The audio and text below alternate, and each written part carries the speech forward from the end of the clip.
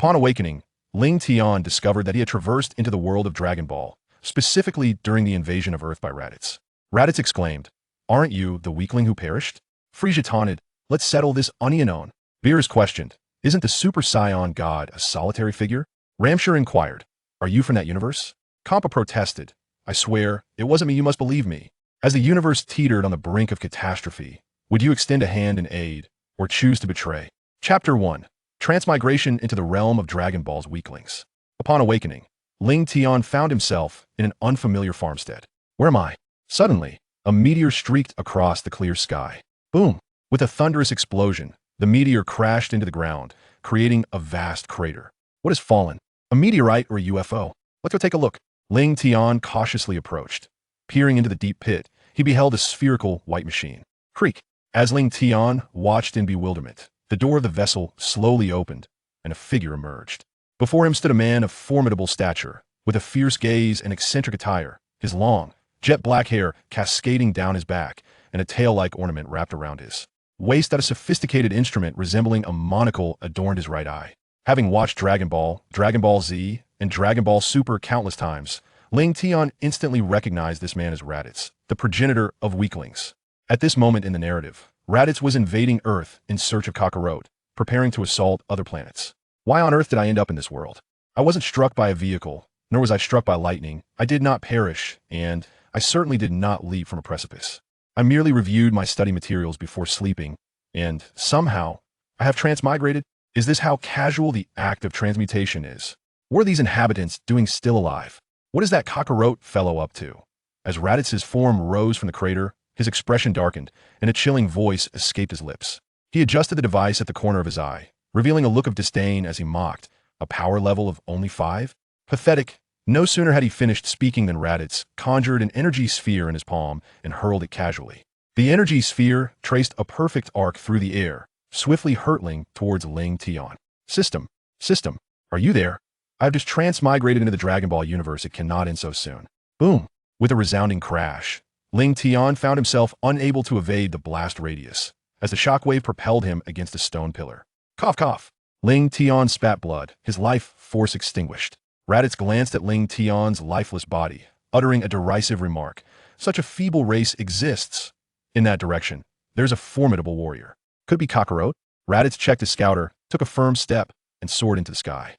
Not long after Raditz departed, the deceased Lingtian was suddenly awakened by a mechanical voice resonating in his mind. Ding! Host has successfully died once, activating the system. Ding! Binding of the divine eternal system in progress. Please hold. Ding! Binding successful. Commencing resurrection of the host. 1 minute later. Wow.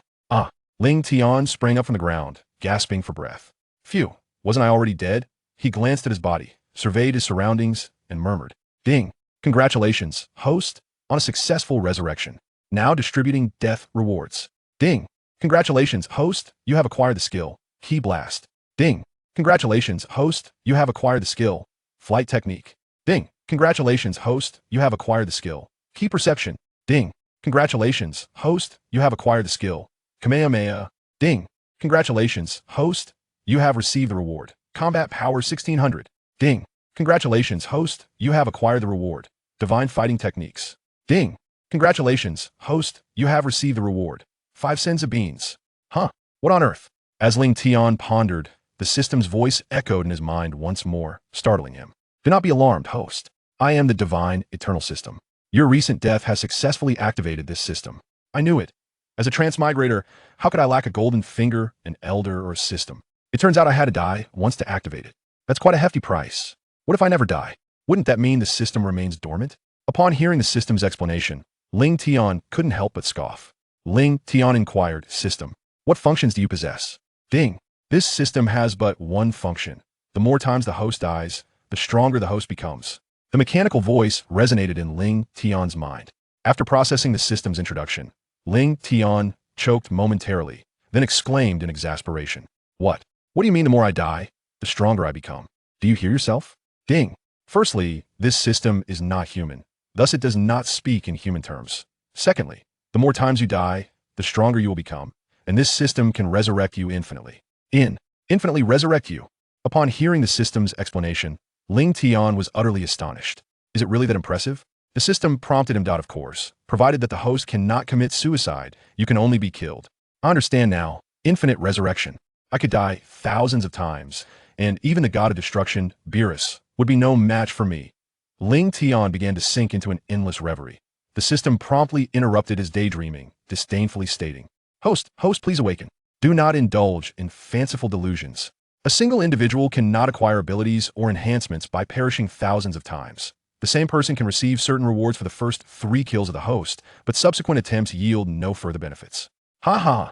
Feeling a bit embarrassed, Lingtian scratched his head and chuckled. I was merely jesting. Your lack of humor is rather disappointing. 3 times is not too shabby. It is certainly better than once. By the way, system, may I access my personal information? Beep. Host, Lingtian. Heritage, Earthling. Age, 22 years. Height, 178 centimeters. Skills, Chi Perception, Sky Dance Technique, Chi Wave, Kamehameha, Divine Combat Skills. Items, Senzabeans 5. Combat Power, 1605. Initially possessed a power level of 5, which increased to 1600 upon being slain by Raditz.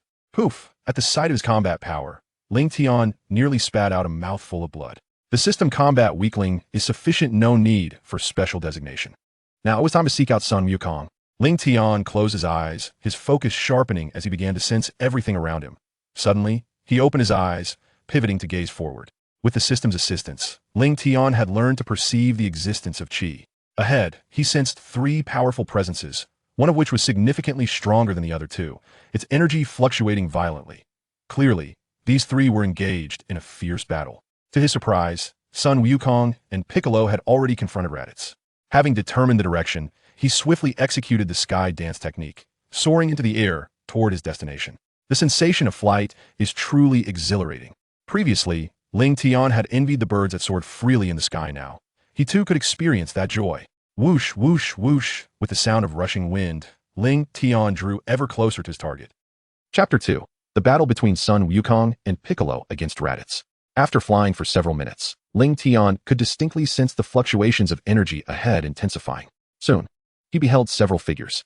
One was tall, with greenish skin and 2 antennae atop his head, none other than the formidable Piccolo. The other, clad in an orange martial arts uniform with a resolute gaze, was undoubtedly Sun Wukong. In an instant, Sun Wukong and Piccolo launched a fierce assault on Raditz. With a resounding crash, both fighters were sent reeling backward but quickly regained their composure and charged once more at Raditz. Raditz ascended into the sky, conjuring 2 powerful energy blasts in his hands. With a swift whoosh, the formidable energy orbs hurtled towards Sun Wukong and Piccolo. Disaster! Sun Wukong gasped in alarm, barely evading the oncoming blasts. However, Piccolo was not so fortunate. Unable to dodge in time, one of his arms was engulfed by the potent energy. My goodness! Lingtian, observing from a distance, was momentarily stunned, astonished at Raditz's overwhelming power. He seemed to toy with them as if they were mere children, and he had yet to unleash his full might. Although he contemplated rushing in to assist Sun Wukong and Piccolo, he knew the moment was not ripe. He intended to strike decisively when despair enveloped everyone, garnering their gratitude in the process. After landing, Sun Wukong looked up into the air. Fool, I'm right behind you. Raditz's icy voice echoed from behind Sun Wukong. Before he could react, Raditz delivered a powerful kick, sending him crashing to the ground. Gritting his teeth against the pain, Sun Wukong rose to his feet. Damn it, that scoundrel. Sun Wukong turned to Piccolo, inquiring, Piccolo, how are you holding up? A bit painful. Piccolo replied with a slight smile, beads of sweat forming on his brow. But do not worry, even with just one arm, I shall continue to fight. Haha. Raditz smirked, taunting them. Cock-a-road, to think that the 2 of you, even when combining your efforts, are this pathetic. Truly the offspring of a worthless warrior with only a power level of 2.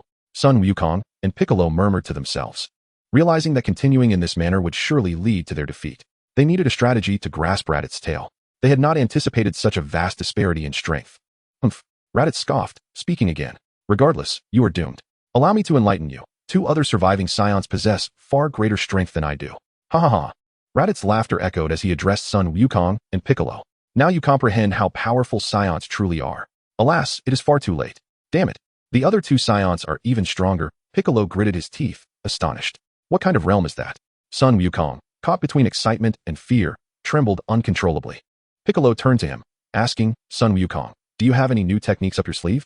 I'm afraid I do not. Sun Wukong shook his head in resignation. For the past few years, I have been solely occupied with raising my children, neglecting my training and lacking the time to explore new techniques. Piccolo smiled faintly. I initially intended to conserve some energy. I have diligently cultivated my abilities and made significant breakthroughs. Raditz bellowed, hey, what are you two conspiring about? No matter. Why should I bother with these insignificant beings? To be frank, your tactics are utterly useless against me. Raditz urged, come now, hasten your demise.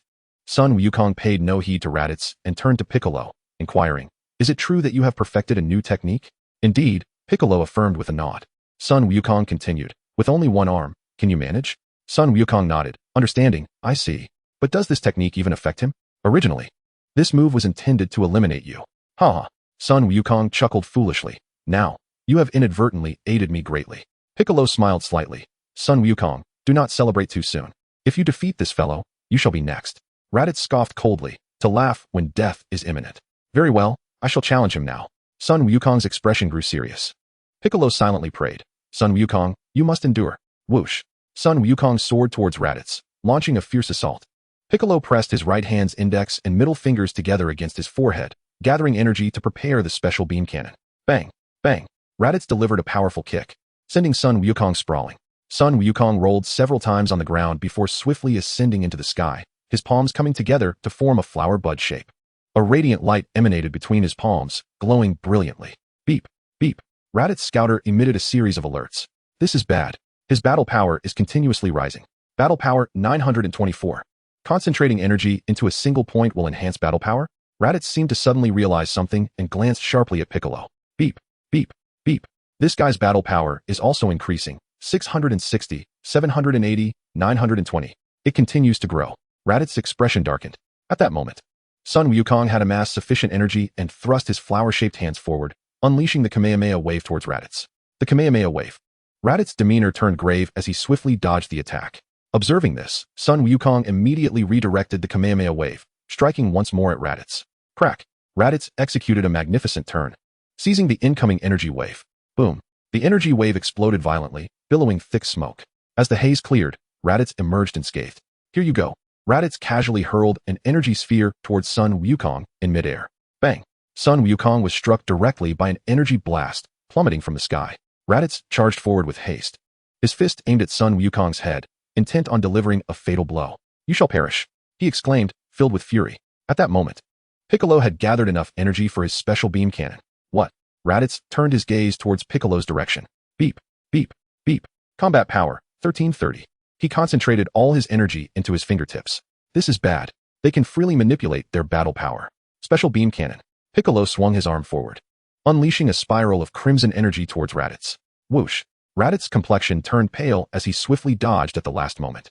Nevertheless, the attack grazed his shoulder, tearing off his armor and causing blood to seep out. Piccolo was utterly astonished. He actually managed to evade it. This fellow is remarkably swift.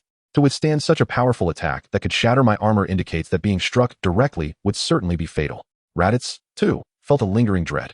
Missing this shot could lead to dire consequences. Piccolo was engulfed in despair. I will not spare you. This game ends here. An overwhelming aura of malice emanated from Raditz's face. Chapter 3. You, a mere weakling, are not dead yet. Initially, Raditz intended to toy with these two as if they were mere mice. Little did he expect that these two would nearly bring him to his demise. A sense of imminent danger suddenly gripped Raditz's heart. If this continued, he might very well be the one to perish. No, I must eliminate them at once to avoid future troubles. With a grim expression, Raditz declared, in an instant, I shall obliterate your existence. As he spoke, he raised his right hand, poised to annihilate Piccolo right then and there. Suddenly, Raditz felt a tight grip around his tail, as if someone had seized it. What? Raditz's face changed dramatically. Piccolo was momentarily stunned, glancing towards Sun Wukong, who had appeared behind Raditz. Heh, you were overly careless. I have caught your tail. Sun Wukong chuckled, gripping Raditz's tail tightly. When did you? Raditz felt a wave of weakness wash over him, collapsing to the ground. Sun Wukong called out loudly to Piccolo in the distance. Piccolo, quickly, use that technique again. All right. Piccolo promptly reacted, aligning his index and middle fingers on his forehead to gather energy once more. Well done, Sun Wukong. You must hold on tight.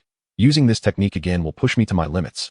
Observing the situation, Raditz felt a surge of panic and hastily pleaded, Kakarot, do you wish to kill your only brother? Sun Wukong paused for a moment before retorting angrily. A villain like you has no right to be my brother. You even sought to harm my child. Raditz feigned a pitiful expression. I shall not bring harm upon him. I have sincerely repented and intend to depart from this planet in all honesty. Do not be deceived. Piccolo urged loudly. Son Goku, do not heed his sweet words. he will undoubtedly not follow through. Raditz once again spoke with feigned sincerity. I implore you, please believe me. Brother, I acknowledge that my previous actions were utterly excessive. I shall certainly honor my promise to leave Earth. For a moment, Son Goku's heart softened. Piccolo shouted, Fool, do not loosen your grip. This is his cunning scheme.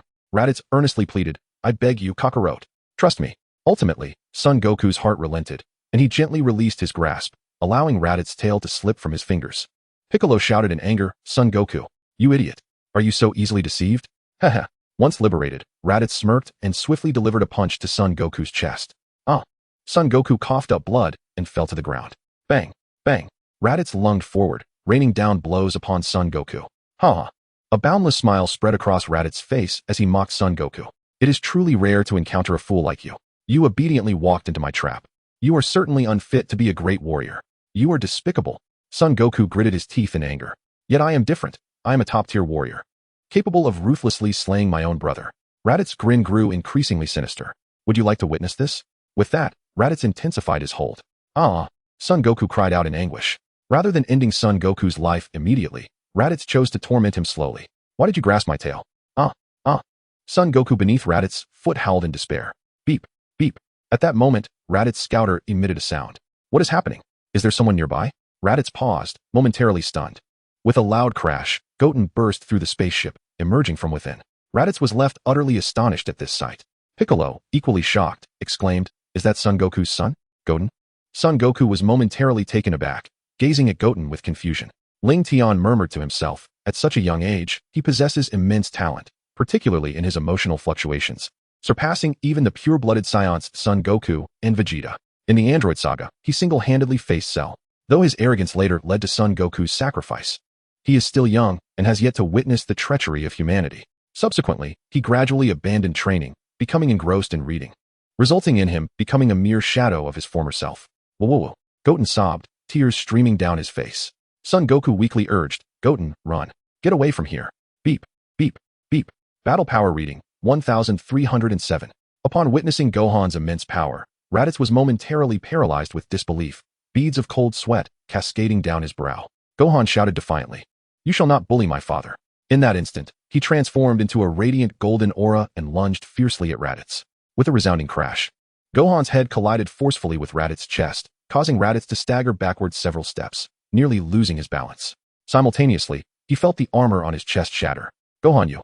Goku was left dumbfounded. He quickly inquired with concern, Gohan, are you alright? Raditz, gripping his fists tightly, seethed with rage. The scouter now indicated that his power level had plummeted to 1. The emotional turmoil had precipitated such a drastic change. With a sharp slap, Raditz struck Gohan, knocking him unconscious. That wretched little brat was quite formidable just now. If he were to land another blow, I might not survive. How could this little child possess such extraordinary strength? I must eliminate him swiftly. If he continues to develop, the consequences would be unfathomable. With this thought, Raditz advanced toward Gohan, intent on extinguishing his life right then and there. Goku shouted fiercely, Hey, what are you doing? Stop. You cannot harm him. Raditz clenched his fists and turned to Goku with a mocking grin. Are you trying to say he is just a child? How laughable. That child possesses far greater combat prowess than you. While he remains unaware of how to harness such power, I must eradicate him. He continued, but fret not. You will soon be reunited, though in another world. Ha ha. Raditz chuckled darkly as he approached Gohan once more, poised to deliver a fatal blow. Suddenly, he heard a gust of wind whistling past his ears, and a shadow darted before his eyes. Bang! Before he could comprehend the situation, Raditz was sent flying by a swift kick from Lingtian. Rising to his feet, Raditz stared in horror at the man who had appeared so unexpectedly. This is impossible. He bellowed. I already killed this weakling human. Raditz seethed, You insolent human. I spared you before, and now you dare to thwart my plans. Prepare to die. With his murderous intent solidified, Raditz lowered himself and charged forward, delivering a powerful punch aimed at this audacious human. However, events unfolded contrary to Raditz's expectations. Bang! Lingtian did not evade. Instead, he extended his left palm and caught Raditz's formidable punch with ease. Raditz's fist was firmly grasped, rendering him immobile. Even with all his might, Raditz could not withdraw his right fist. Chapter 4, Raditz's Despair. Raditz had just arrived on Earth, possessing a power level of 1500. After a prolonged battle with Goku and Piccolo, he was struck head-on by Gohan, reducing his power to around 900. However, now he found himself completely subdued by Lingtian, a formidable opponent with a power level of 1605. Raditz was filled with disbelief. How could this be possible? Wasn't his power only 5? How could this individual effortlessly withstand his full force and immediately counterattack? A profound sense of fear gripped Raditz as he struggled to breathe under Lingtian's pressure. It dawned on him that this person before him was no longer the weakling he had encountered previously. His strength far surpassed Raditz. What is your power level? Raditz could not help but inquire. Lingtian chuckled lightly and replied nonchalantly, why not check the scanner for yourself? 11,605. Raditz stared at the numbers on the device, sinking into shock once more. Had he encountered such a formidable foe when he first arrived on Earth, he might have stood a chance, but now he was utterly outmatched. Raditz finally realized that the warriors on Earth possessed a unique skill, the ability to conceal their true strength. You hit me so effortlessly. Now it's my turn to let you feel the same. With that, Lingtian released his grip, bent down, and landed a powerful punch to Raditz's abdomen. Raditz screamed in agony, his mouth agape as if he might expel his very insides. He could feel every bone in his body threatening to shatter. Lingtian did not relent. He delivered a swift kick to Raditz's midsection, followed by a concentrated energy wave that struck Raditz directly. He was sent flying backward, crashing into a massive mountain, which crumbled under the force, creating a human-shaped indentation. With a thud, Raditz fell from the indentation, crashing heavily onto the ground. His aura significantly weakened and his fighting spirit extinguished.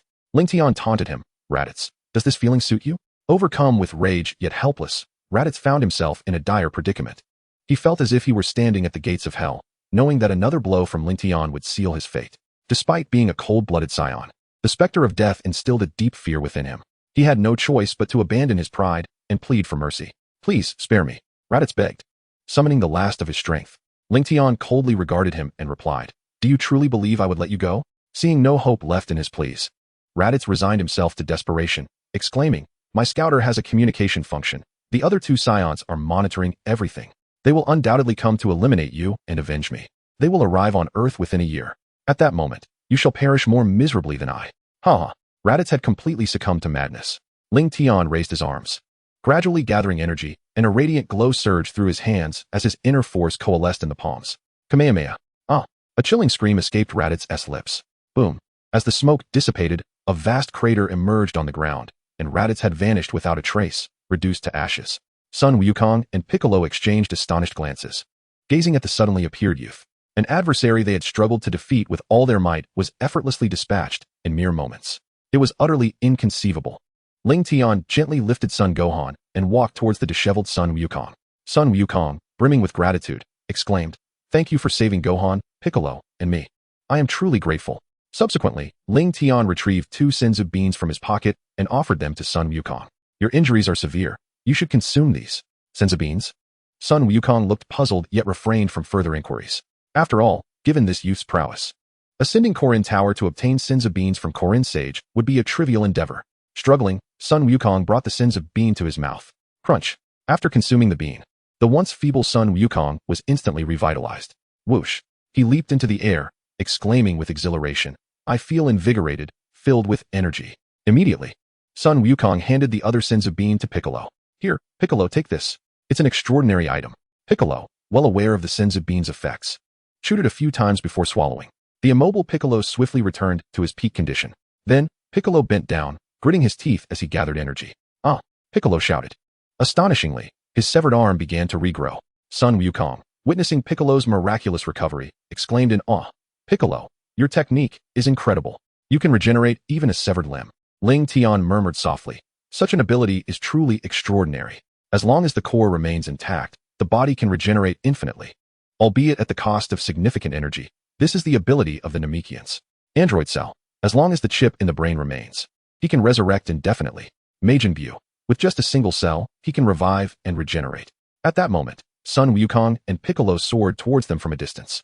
Sun Wukong bowed in gratitude, saying, thank you once more for your assistance. Should you require any help in the future, do not hesitate to reach out.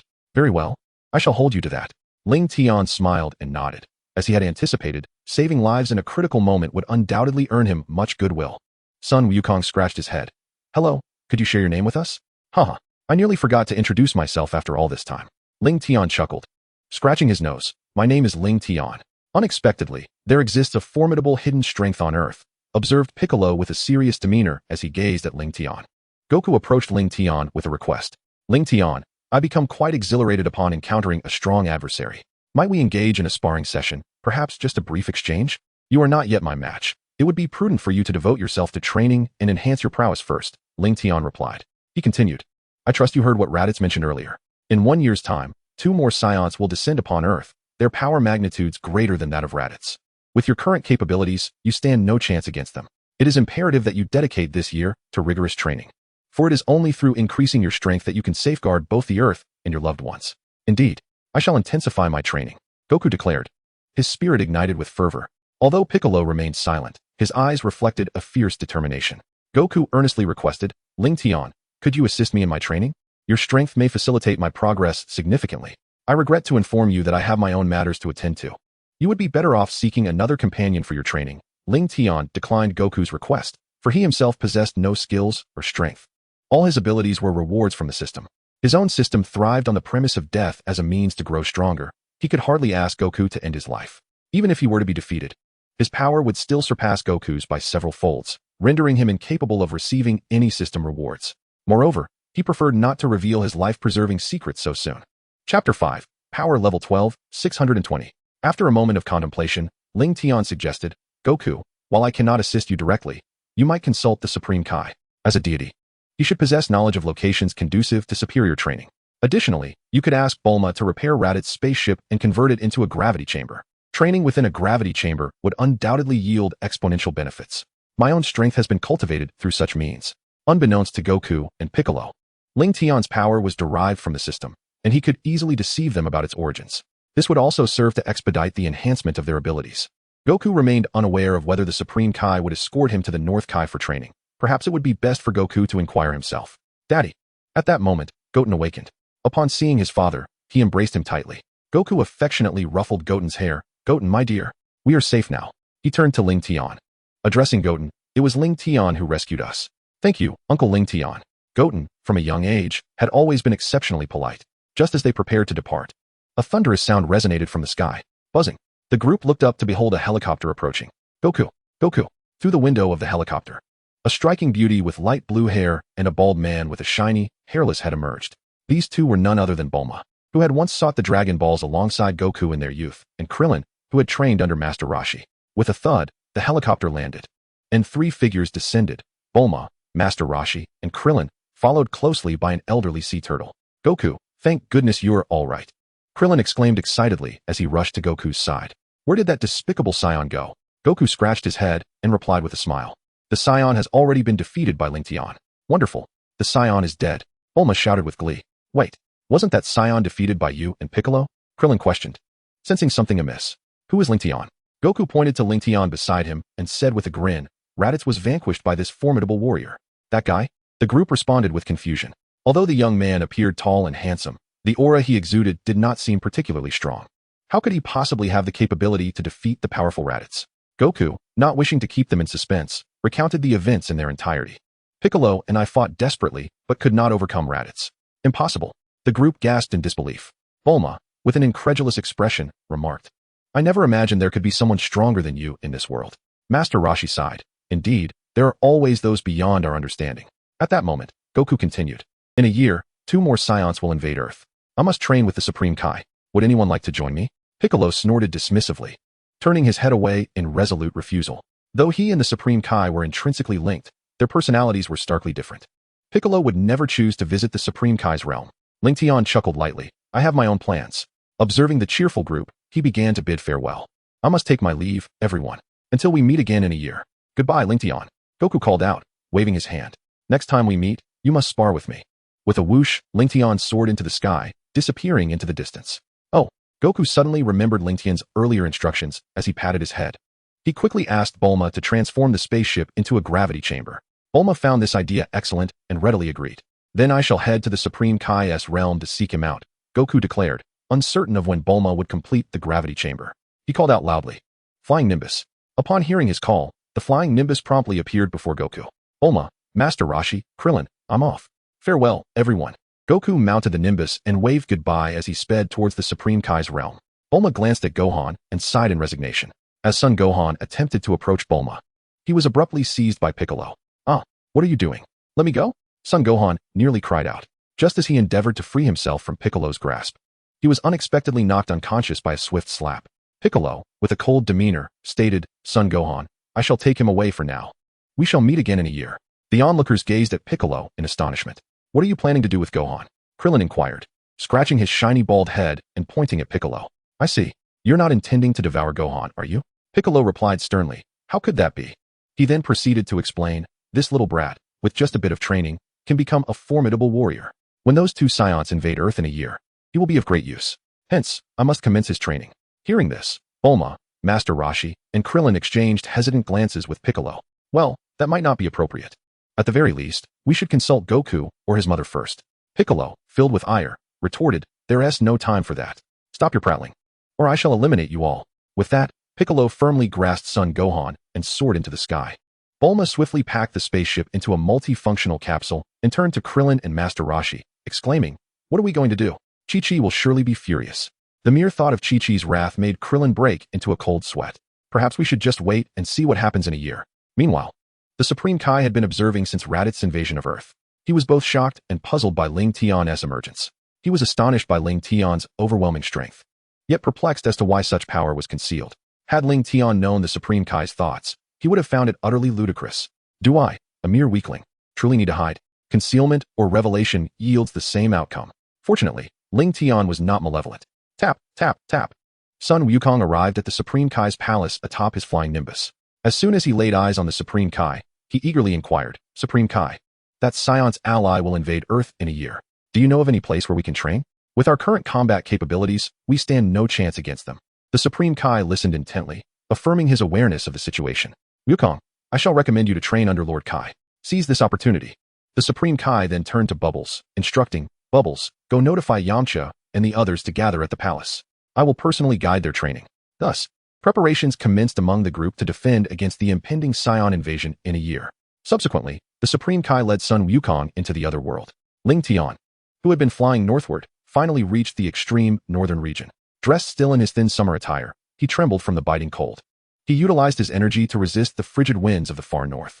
While cultivating his energy, Lingtian also dedicated himself to physical training, diligently engaging in rigorous exercises each day. On the frigid snow-capped mountains, I engaged in arduous running while burdened, pushed icebergs and swimming, and plunged into the depths of the sea to temper my physique. From an initial altitude of 1,200 meters to a staggering 15,000 meters, I faced death several times along the way. The sensation of being crushed by water was indescribable. Fortunately, the system granted me resurrection. After 9 months of relentless training, my physical form attained a considerable strength, and my combat prowess surged dramatically. Lingtian summoned the system within his mind. System, display personal attributes. A mechanical voice resonated in Lingtian's consciousness. Ding. Host, Lingtian. Age, 22 years. Bloodline, Earthling. Skills, Chi Perception, Ki Blast, Flight Technique, Kamehameha, God-tier combat skills. Items, 3 Senzu Beans. Combat Power, 12, 620. Chapter 6, Vegeta, Nappa, Invasion of Earth. Heavenly Temple. Upon Mr. Popo's notification, Yamcha, Krillin, Tien, Kaiatsu, and Yajirobe arrived at the Heavenly Temple one after another. Under the guidance of the Supreme Kai and Mr. Popo, they engaged in fundamental training, resulting in a noticeable enhancement of their combat abilities. 1 month later, Bulma completed the gravity chamber and entrusted it to Krillin, bringing it to the Heavenly Temple for their use, 100x gravity. After fulfilling the Supreme Kai's instructions, everyone trained daily in the gravity chamber, leading to another significant rise in their combat power. In a desolate wilderness, after completing a 6-month survival challenge, Gohan began formal training under Piccolo. Witnessing Lingtian's formidable strength, Piccolo did not go easy on Gohan, subjecting him to intense training from the outset. Piccolo was equally strict with himself, sometimes rising in the middle of the night to train. In the underworld, after enduring numerous trials, Goku successfully reached the North Kai's planet. After sharing a few not-so-funny jokes with the North Kai, he remained on the planet to train. And so, time passed day by day. Soon, a year had elapsed. Everyone's strength had improved remarkably. Now, they awaited the arrival of the Scions on Earth. Through relentless effort, their combat power had significantly increased. Lingtian, 12, 620 combat power. Krillin, 4, 720 combat power. Yamcha, 4, 368 combat power. Tien, 5, 040 combat power. Kaiatsu, 2, 430 combat power. Yajirobe, 2, 789 combat power. Piccolo, 3, 500 combat power. Gohan, 2, 800 combat power. Goku, 8,000 combat power. After completing his training, Lingtian spent several months exploring the city, resulting in no increase in his combat power. Piccolo and Gohan did not train in the gravity chamber like in the original, but their training was more diligent, with Piccolo continually pushing Gohan to his limits. They forged a bond that transcended the typical father-son relationship. One day, two spaceships appeared in outer space, rapidly approaching Earth. From a distance, the two spaceships resembled fiery orbs. Whoosh, whoosh. As the spacecraft of the two Saiyans pierced through the atmosphere, it descended rapidly from the skies. With a resounding crash, the vessel carved two golden arcs through the air before plummeting directly into the heart of a city. As the smoke dissipated, two immense craters were revealed on the ground, leaving the residents of the city in utter astonishment. What had fallen from the heavens? Was it a meteor? It appeared to be a round object. Indeed, there was another one. Suddenly, the hatch of the spacecraft opened, and Vegeta emerged. It's a person. Someone has exited the ship. With a chilling gaze, Vegeta surveyed the surrounding humans. In the next instant, Nappa also stepped out of the spacecraft, soaring to Vegeta's side. Who are they? Are they aliens? Both of them can fly. The onlookers whispered among themselves, speculating on the origins of these two beings. Is this Earth? The environment seems quite pleasant. Vegeta scanned his surroundings, a grin of infinite delight gracing his face. Allow me to greet these fellows. Nappa chuckled softly before abruptly raising his hand skyward. Instantly, a tremendous surge of energy erupted forth. With a thunderous roar, all structures surrounding Nappa were obliterated in an instant. A city had vanished without a trace. Ha ha. Nappa laughed heartily. My greeting seems to have been rather exuberant. Nappa, you have gone too far. Vegeta frowned, expressing his dissatisfaction. If we damage this planet excessively, we won't be able to sell it for a high price. We must first locate the strongest individuals on this planet. That person should be the one who killed Raditz. Vegeta activated his scouter, beginning the search for battle power on this world. Nappa, something feels off. Nappa also activated his scouter, and upon seeing the readings, he was taken aback. There are not just one or two readings with power levels exceeding 1,000. How could such powerful humans exist on this inferior planet? Nappa then pointed in a direction, exclaiming, Vegeta, I found them. These two together exhibit the strongest readings. Without hesitation, Vegeta and Nappa sped off towards the indicated location. Haha. Nappa laughed joyously. This planet's gravity is so minimal, it makes our movements incredibly easy. The corners of Vegeta's mouth also turned up slightly. At the moment Vegeta and Nappa arrived on Earth, Krillin, Tien, Yamcha, and Piccolo immediately sensed their energy. They have arrived. They intend to come here. Piccolo clenched his fists, readying himself for battle. Indeed, Gohan nodded solemnly. In the mountainous region where Piccolo and Gohan resided, Piccolo had already removed his weighted clothing. He smiled at Gohan and said, There is nothing to fear. We have become much stronger than we were a year ago. Yes, Gohan still felt a twinge of anxiety. Something is approaching from that direction. Piccolo suddenly became alert. And over here, someone else is coming as well. Son Gohan was instantly thrown into a state of panic. Is it a Saiyan? Was it not stated that there were only two Saiyans? Whoosh. At that moment, Krillin descended from the sky. Is it a Saiyan? Son Gohan was startled. Krillin greeted Piccolo with a smile. Piccolo, it has been a while. Piccolo, gazing at the little bald head before him, replied with dissatisfaction. So it's you. What brings you here? Do you also wish to challenge the Saiyans? Indeed. Krillin nodded emphatically, grinning. I have been training hard. Piccolo chuckled lightly. So, there are indeed other fools who will come here, right? Krillin responded with a wry smile. Yes, everyone is on their way. I arrived first because I live closest. That damned Piccolo dares to call us fools. I could not defeat you before, but after my diligent training, I have surpassed you. Never mind. Let us deal with the Saiyans first. Suddenly, a flash of inspiration struck Son Gohan, and he said to Krillin, I just remembered, you are from Master Roshi's place. Yes, I am Krillin. Krillin patted Son Gohan on the shoulder, smiling. You look quite robust, just like Goku when he was little. Son Gohan scratched his head, smiling as he replied, Dad often speaks of you, mentioning that you are small in stature but incredibly powerful. Calling me small is quite unfair. He thinks he is so tall. Krillin rubbed his shiny bald head and inquired, Gohan, training with someone like Piccolo must have been quite challenging, right? Piccolo coldly interjected, Enough small talk, they are already here. Krillin and Son Gohan looked up to find two figures hovering in midair. Both had tails wrapped around their waists, and their clothing bore a striking resemblance to Raditz. Above in the sky, Vegeta and Nappa were looking down at Piccolo and the others. Ha! Nappa laughed. Another one has joined, making 3 in total. Where's that cockroach? I wonder what he is up to. Vegeta smirked slightly, indifferent. They seem to have been prepared for this. Perhaps they intend to use Kakarot, that lowly warrior, as their final trump card. Vegeta called to Nappa at his side. Let us descend. The two dropped down, landing opposite Piccolo and the others. Vegeta raised the corner of his mouth, inquiring with a smile, You all seem quite eager. Don't you? Indeed, that is correct. Krillin gazed at the two Saiyans before him, filled with fighting spirit. Before we engage in battle, I would like to ask you, what is your purpose in coming to Earth? Piccolo voiced his concerns. Where is that useless Kakarot, the one who killed Raditz? Piccolo confidently declared. There is no need for them to intervene. I will handle you myself. As Naba furrowed his brow, seemingly having made a discovery, he promptly pointed at Piccolo and said, Vegeta, that individual appears to be a Namekian? Vegeta nodded in agreement. Perhaps. No wonder he exudes such arrogance. I suspect Raditz's demise is also linked to him. Chapter 7. The Moment of Glory for Yamcha. Vegeta gazed coldly at Piccolo, Gohan, and Krillin. You three, quickly divulged the method to control your combat power. Piccolo, Gohan, and Krillin were taken aback. Isn't the ability to conceal one's energy something everyone possesses? Beep, beep. The readings displayed combat powers of 981, 1220, and 1083. Naba sneered contemptuously. You three fools, do you think such meager power can contend with us? Having already assessed their strengths through his scouter, Vegeta unleashed a tirade upon Naba. Naba, are you a fool? We came to Earth precisely to master the art of controlling our combat power. What use is your scouter to determine our levels? Remove it at once. Their combat powers will continuously rise through battle. The values on that scouter are utterly unreliable and can even skew judgment. Vegeta, you are indeed correct. Naba nodded, subsequently removing his scouter. Raditz, that imbecile, was too reliant on the scouter's readings, which led to his downfall. Humph. Vegeta scoffed, turning his gaze back to Piccolo. Gohan and Krillin, you still have no intention of surrendering the method to control your power? Then allow you to witness our might.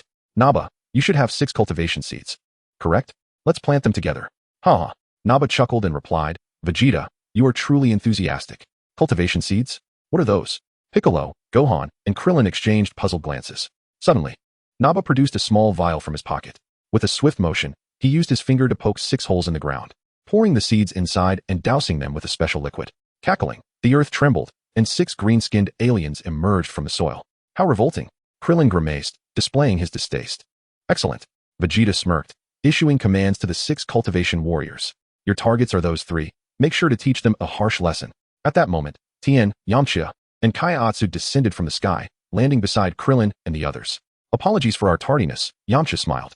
Krillin, brimming with excitement, exclaimed, Yamcha, I didn't expect you to come too. More reinforcements. Naba appeared somewhat astonished. Vegeta sneered, a bunch of useless individuals. 6 of you, how amusing. Equal in number to the cultivation warriors. Let us engage in a game, shall we? Since you are also 6, why not battle my cultivation soldiers? Play a game? Upon hearing this, Piccolo's fury ignited, and he bellowed, You wretches, cease this pretentious dancing around and get serious. Piccolo, please, rein in your anger.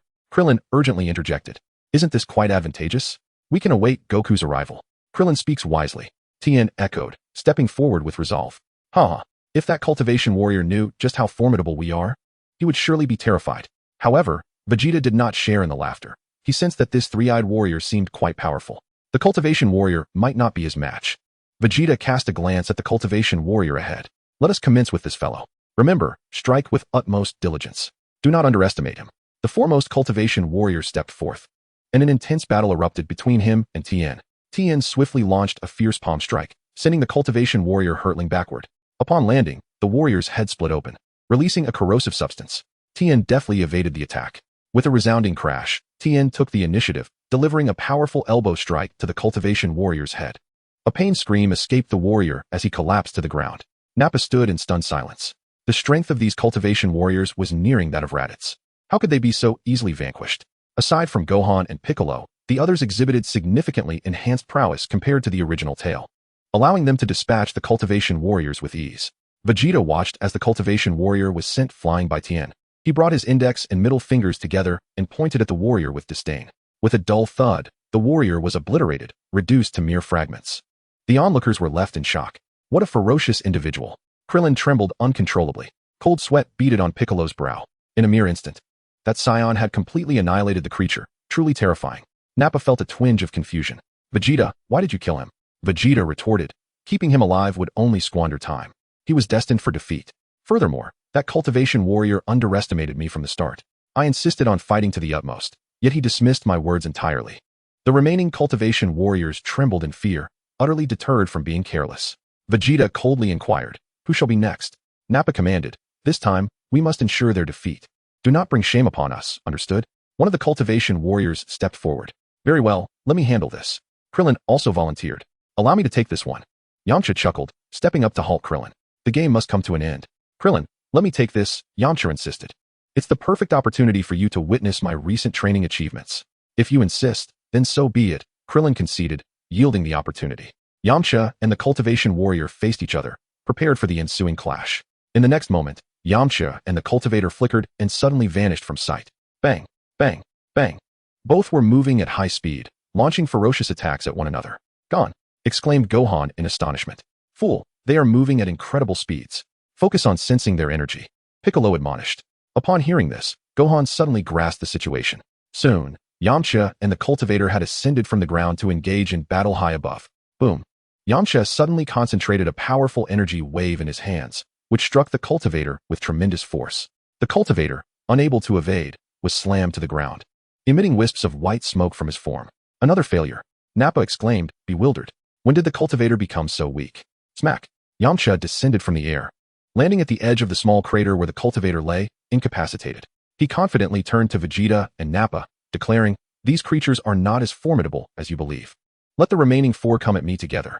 I alone can handle them all. This time, you have underestimated them, Vegeta chuckled. What? Yamcha was momentarily taken aback. Suddenly, the seemingly defeated cultivator sprang back to life, tightly embracing Yamcha. Hee. A broad smile spread across the cultivator's face. Nevertheless, Yamcha effortlessly pulled the cultivator off him. Boom.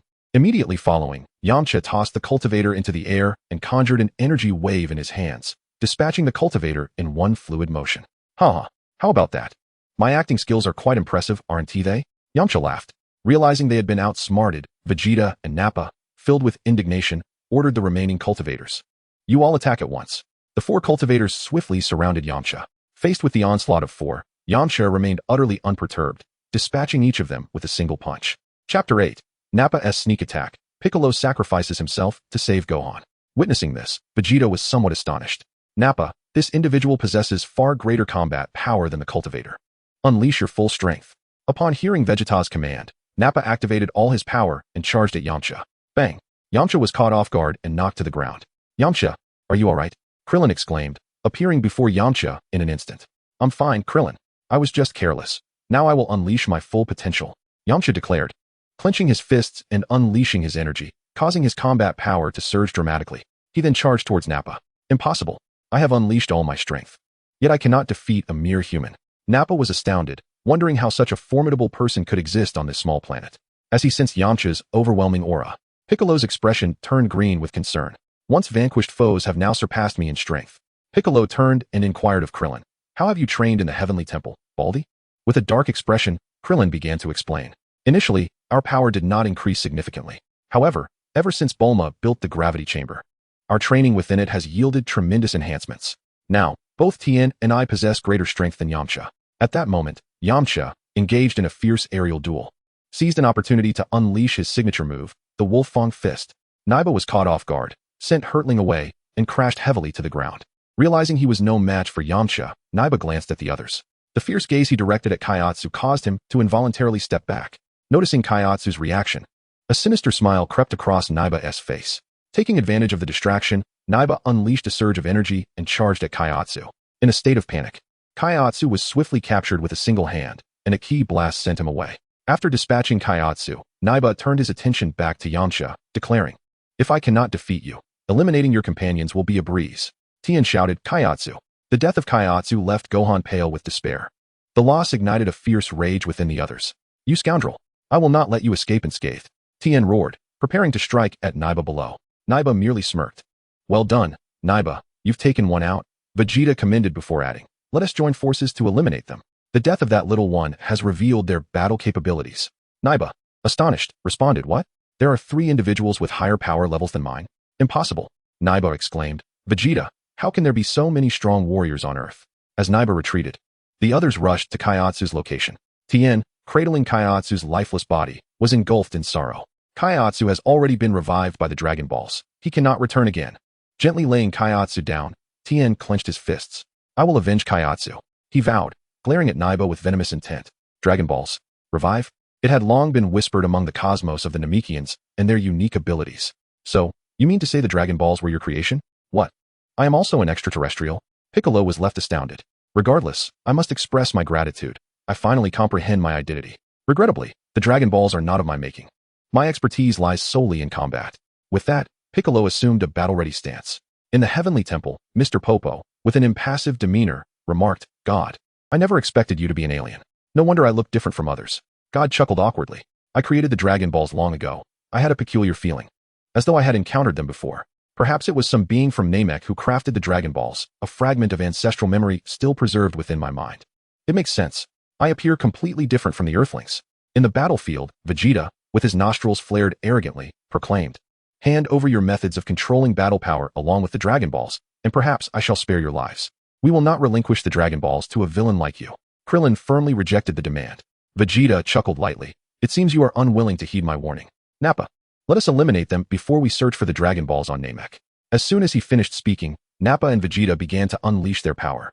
Vegeta's battle power surged to an astonishing 18,000. Krillin and the others were struck with fear by Vegeta's overwhelming aura. After regaining their composure, they prepared for battle. Nappa faced Gohan and Piccolo, while Vegeta engaged Krillin, Tien, and Yamcha alone. In an instant, energy erupted, and explosions rang out incessantly. Wow! Gohan delivered a powerful kick, landing squarely on Nappa's large face. Nappa was sent hurtling backward, crashing into the mountains behind him. With a thunderous roar, the mountain crumbled, burying Nappa beneath the falling debris. This little brat is even stronger than I imagined, Piccolo remarked, incredulous. With a furious roar, Nappa unleashed a formidable force, blowing away the rocks that had pinned him down. How could this little creature have sent me flying? What utter humiliation. This ends now. Nappa seethed with rage. You shall perish. He gathered a ball of electricity in his hand and hurled it toward Gohan. Gohan stood frozen in fear. I'm so scared. He remained motionless, unsure whether to resist or flee. In that critical moment, Piccolo acted without hesitation, positioning himself in front of Gohan, arms outstretched to absorb the incoming energy attack. Gohan stood in shock, and Krillin and the others were equally astonished. Is this truly the Piccolo we know? With a deafening crash, Piccolo braced himself against Nappa's assault. Piccolo! Gohan cried, collapsing to the ground in fear and sorrow. Gohan, run! Piccolo urged, but as he spoke, he coughed up blood and collapsed, unable to rise. Piccolo! Gohan rushed to his side. Why did you save me? With great effort, Piccolo replied, Run, Gohan. Hurry. Piccolo, please don't die. Father will be here soon. I beg you, don't leave us. Gohan wept loudly. Humph. Nappa scoffed coldly. This fool has disrupted my plans. But in the end, it will all be the same. You will all perish at my hands. Piccolo chuckled softly. How tragic. Here I am, the mighty Piccolo, sacrificing myself to protect a child. It is due to the kindness of you and your father that I have been influenced so profoundly. Gohan, you are the only one with whom I can converse now. The months spent in your company have been delightful. After uttering these words, Piccolo closed his eyes. In the Hall of the Gods, the deity panted heavily, beads of sweat forming on his brow. Mr. Popo, my time is drawing to a close. He exclaimed. Goku, in the end, you were unable to arrive in time. With a sigh, he reflected, however, I take solace in the fact that Piccolo surpassed even me, a god. Mr. Popo fell silent. Popo, I entrust this place to you. The deity declared before his form began to shimmer and fade. In the next instant, he vanished entirely. Chapter 9. Lingtian to the rescue. Confrontation with the giant ape Vegeta. In the battle zone, Gohan wept openly. Beep, beep. A new combat power reading appeared on Vegeta's scouter, tears streaming down his face. Gohan glared at the perpetrator across from him, placing his hands atop his head to concentrate his energy. Special beam cannon. He shouted, unleashing the amassed energy towards Nappa. Combat power, 6,700. Their levels are indeed unpredictable. Vegeta exclaimed. Nappa dodged quickly. What? A combat power of 6,700? Nappa was taken aback, hastily evading the incoming energy blast. Bang! The energy projectile veered off course, striking a distant mountain. Boom! A tremendous explosion erupted on the mountaintop, obliterating it. Nappa, filled with dread, thought, I never imagined this little brat could unleash such energy. His combat power began to decline, seemingly due to the complete expenditure of his energy. Vegeta observed the reading on his scouter. Forgive me, Uncle Piccolo. I failed to strike the enemy, and now I lack the strength to even flee. Gohan turned towards Piccolo's lifeless body, offering a foolish grin. With a thud, Gohan fell to his knees, having lost all confidence in battle. Beast. Despicable. Krillin seethed. The situation for Krillin and his companions against Vegeta was grim as they were relentlessly pressured. Yamcha was hurled away, embedding himself in a rock, barely clinging to life. Tianjinhan, consumed by vengeance for Kaiatsu's death, overexerted himself utilizing the Kikaho, ultimately draining his own life force. Vegeta urged Nappa, Nappa, finish off that little brat quickly. With a swift motion, Nappa raised his foot, intending to stomp down on Gohan. Yet, the next moment, he realized he had merely stomped on the ground, causing it to tremble violently. What is happening? Where is he? Vegeta was equally astonished. In the distance, a tall, handsome young man was seen cradling Gohan. Lingtian gently patted Gohan's head, asking, Gohan, are you alright? Uncle Lingtian, I'm fine. Gohan replied. However, Uncle Piccolo sacrificed himself to protect me, falling victim to that bald scion. Although son Gohan ceased his weeping, his spirits remained profoundly low. Lingtian embraced son Gohan and flew towards Krillin. My apologies for my tardiness. Lingtian retrieved the last 3 Senzu beans from his pocket and offered them to Krillin. I have 3 Senzu beans left. You should consume them first. Leave the ensuing battle to me. As he spoke, Lingtian unleashed his energy and charged towards Nappa in the distance. The overwhelming aura he emanated extinguished any desire Nappa had to resist, causing him to retreat while calling out, Vegeta, save me. In an instant, Lingtian stood before Nappa, whose eyes widened in astonishment, and with a swift motion, he delivered a powerful punch that decapitated Nappa. He then turned to face the perennial second, Vegeta. Ding. Battle power at 12, 620. Humph. Even Nappa, that waste, I could defeat with a single hand. After mocking Nappa, Vegeta confidently proclaimed. Surely you do not think I possess such feeble strength? Listen well, my battle power is a full 18,000. 18,000, do you comprehend? Ignoring Vegeta's taunts, Lingtian launched his attack. The sounds of fists and feet colliding echoed loudly. With a swift retreat, Lingtian created distance, placing his hand at his waist to form a blossom shape as energy gathered in his palm.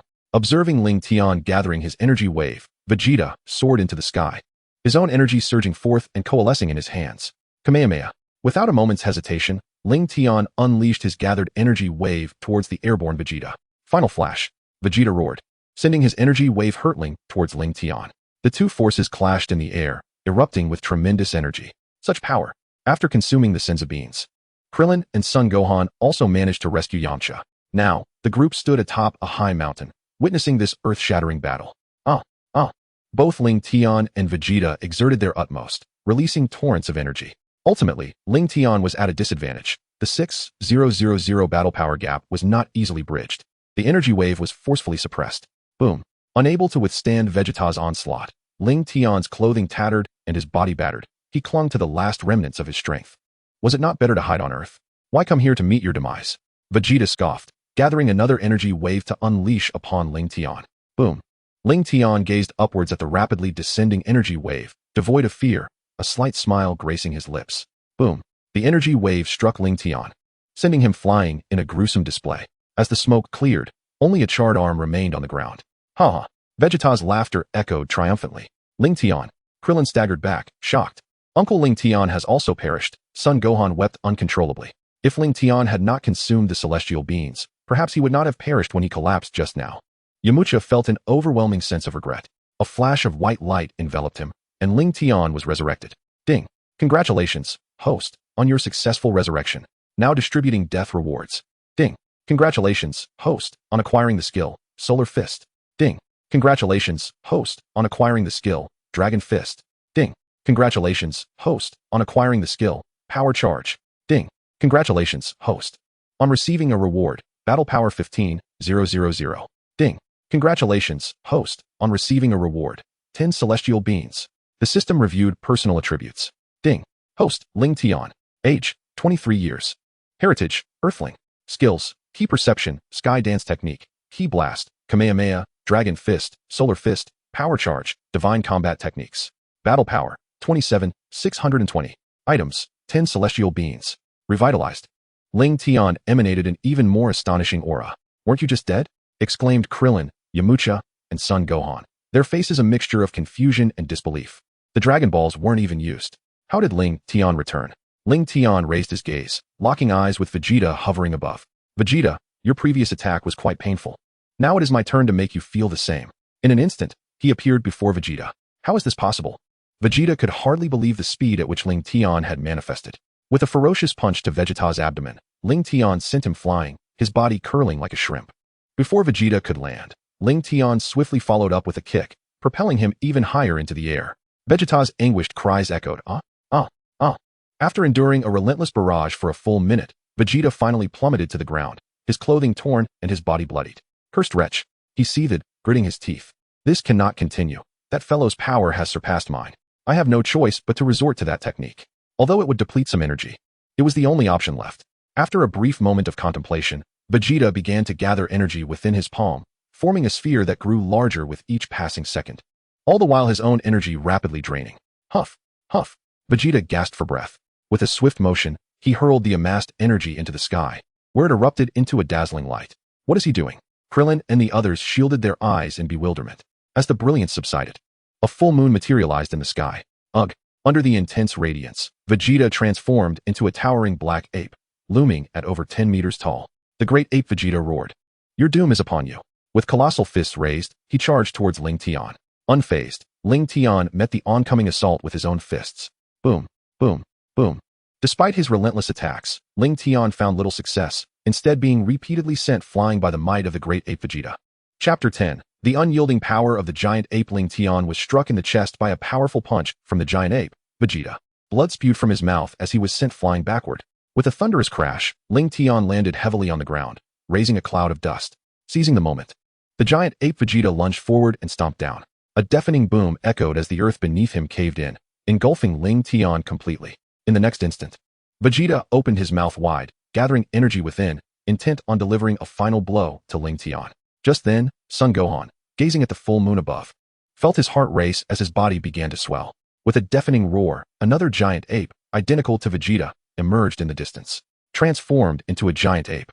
Son Gohan, unable to distinguish friend from foe, charged towards Krillin and Yamcha. Krillin dodged while shouting, Gohan, Vegeta is over there. You need to fight him. Perhaps influenced by his consciousness, the giant ape Son Gohan refrained from attacking Krillin and Yamcha, instead turning toward Vegeta, unleashing a barrage of energy blasts from his mouth. Vegeta, interrupted in his assault on Lingtian, pounded his chest in fury. In the blink of an eye, Son Gohan's massive fist came crashing down, and the two giants engaged in a fierce struggle. The ground trembled beneath them, creating deep craters as they exchanged brutal blows in a primal display of combat. Lingtian, having consumed a senzu bean and fully recovered from his injuries, was soon joined by Yamcha and Krillin, who flew over to confer on their strategy. Bang! Bang! Vegeta, with a swift kick, sent the battered giant ape Son Gohan flying. He then gathered energy in his mouth and unleashed it with a roar. Ah! Boom! Son Gohan was struck by the energy blast, collapsing to the ground, rendered incapable of fighting. Just as Lingtian and the others finalized their plan, Son Goku arrived riding his Nimbus cloud. Goku, you finally made it! Krillin exclaimed, brimming with excitement. Son Goku surveyed the scene. Krillin, where are the Saiyans? Where's everyone else? Krillin, with a hint of distress, replied, Goku, the others have been killed by the Saiyans. Gohan has lost his fighting ability over there. That giant ape is a Saiyan. He has transformed. Understood, Krillin. Leave the battle to me. Son Goku, ablaze with fury, realized he had arrived too late. Piccolo, Tien, and Kaiatsu had already perished. With Piccolo's demise, the Dragon God would also vanish. The disappearance of the Dragon God would mean the end of the Dragon Balls. Piccolo, Tien, Kaiatsu, I will avenge you. Krillin and Yamcha cautioned, Goku, you must be careful. Nodding towards Son Goku, Lingtian smiled, Goku, let me see the fruits of your training over the past year. Kakarot, you have finally arrived. Vegeta regarded the lower-class warrior with an inexplicable sense of familiarity. Gritting his teeth, Son Goku ignited a crimson aura around himself, preparing to unleash the Kaioken technique. Sun Wukong suddenly raised his hand, unleashing a formidable surge of energy directed at the transformed giant ape, Vegeta. Despite his colossal size, the giant ape Vegeta exhibited no reduction in speed. With a mighty swipe of his enormous palm, he effortlessly swatted away the energy blast.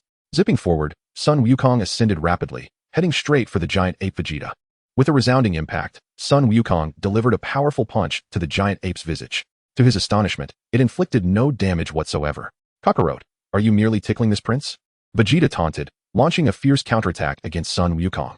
Struggling to fend off the giant ape's relentless assault, Sun Wukong found himself caught off guard. Bang! He was sent flying by the giant ape's strike, blood spilling from his mouth.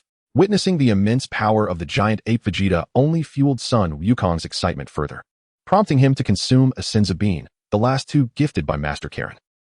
Double Kaioken. The giant ape Vegeta gathered energy in his mouth, preparing to unleash a devastating energy blast towards Sun Wukong. Swish! With great effort, Sun Wukong narrowly evaded the attack. Not bad. You're quite nimble, Vegeta jeered, his strength and speed surpassing even the double Kaioken. Gasping for breath, Sun Wukong's mind raced as he sought a way to counter this overwhelming power. I must unleash the triple Kaioken, even if it shatters my very being, he murmured as he landed, tearing off his shirt in determination. Realizing victory was impossible under these circumstances, he prepared to give it his all. With the last senzu bean clenched between his teeth, he declared, prepare yourself. Triple Kaioken. Meanwhile, King Kai observed the unfolding battle from King Kai's planet. No, Goku, you can't withstand this, he exclaimed, astonished by the strength of the adversary. The outcome of this duel appeared grim. My power has surged. How could a lowly warrior stand against the Saiyan Prince? The giant ape Vegeta bellowed, his aura intensifying. Sun Wukong positioned his hands at his waist, forming a blossom-like shape, gathering energy for the Kamehameha, intent on turning the tide of battle. Seeing this, Vegeta also began to charge an energy blast in his mouth. Kamehameha, Sun Wukong shouted, thrusting his hands forward with determination. In response, Vegeta unleashed his energy blast.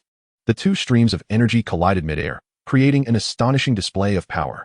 Vegeta chuckled, Kakarot, let us see if you can withstand my assault now. Sun Wukong shouted, his voice growing louder, for in Dragon Ball, the louder the shout, the more powerful the attack. The energy remained locked in a stalemate, gradually pressing down upon Sun Wukong. 4 times Kaioken. 5 times Kaioken.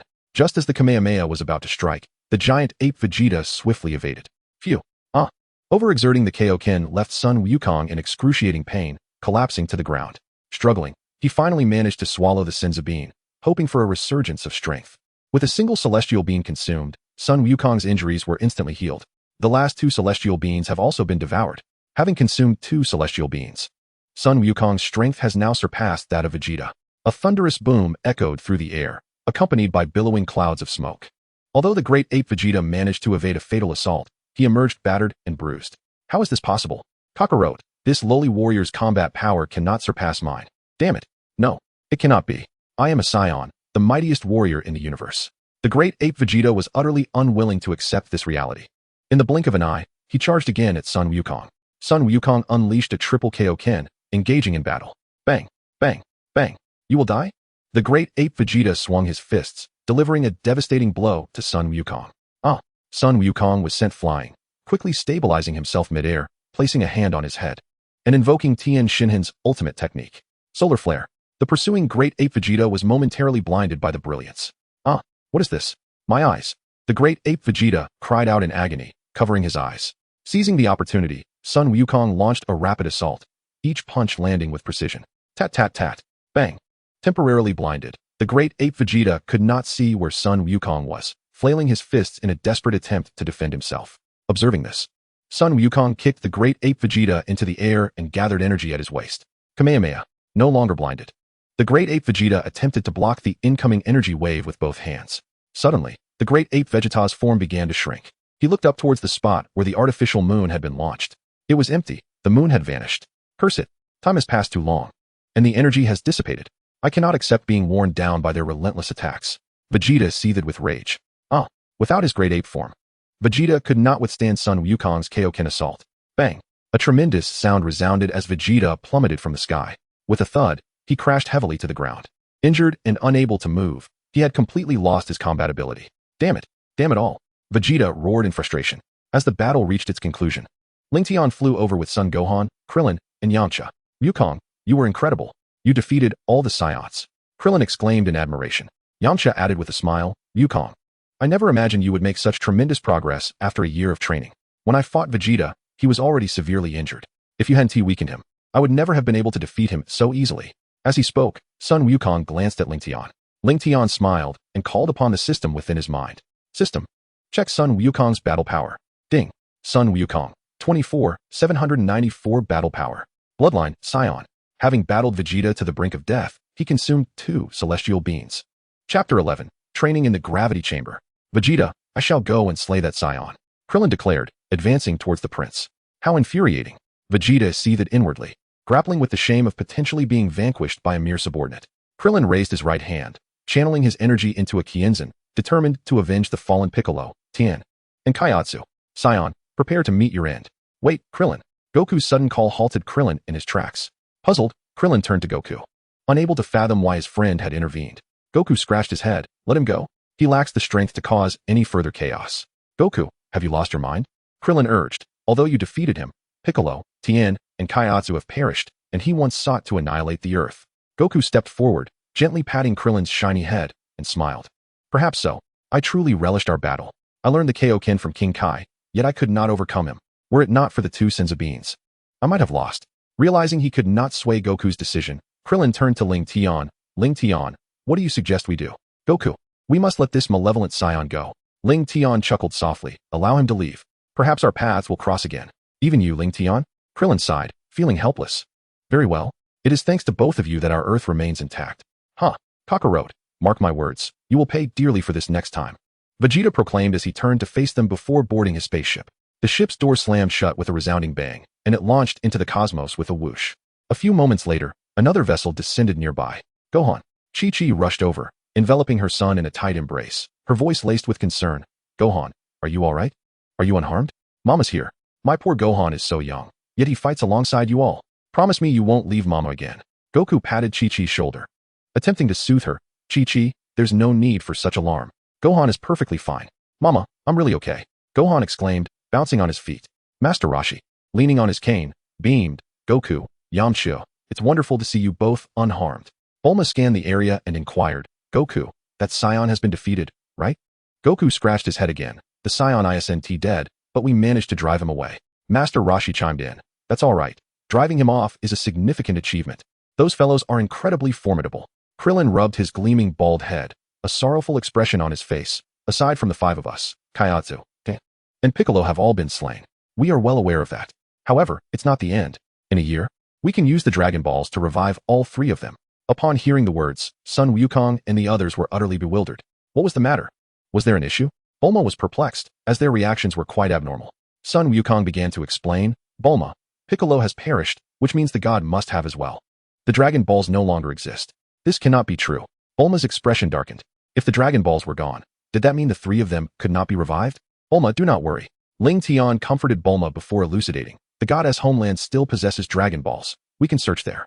Once we locate the Dragon Balls, Piccolo, Tien Shinhan, and Kaiatsu can be revived. Is that true? Lingtian.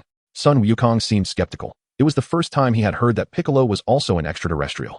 Krillin chimed in, Wukong, it seems to be true. Those two Saiyans mentioned that Piccolo is an alien. That is splendid.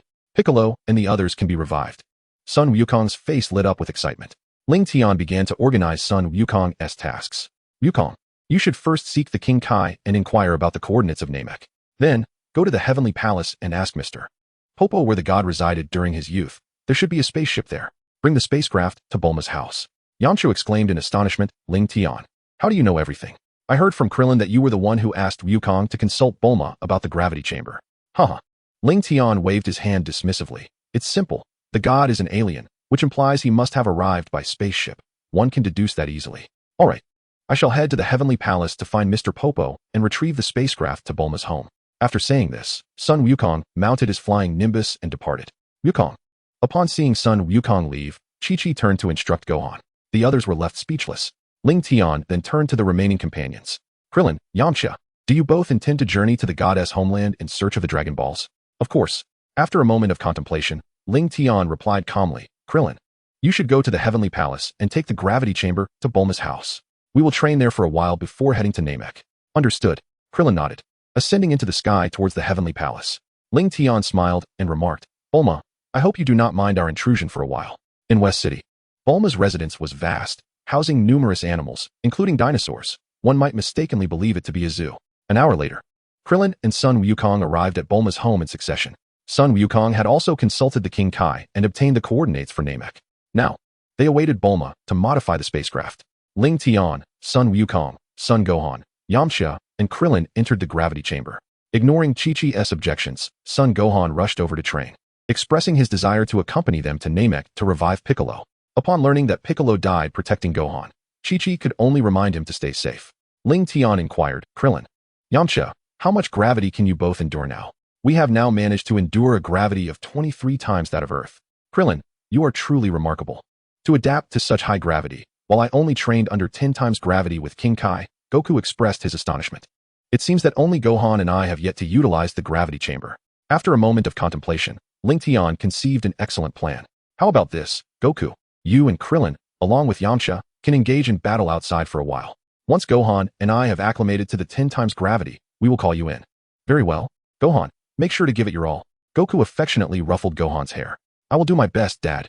Gohan nodded earnestly.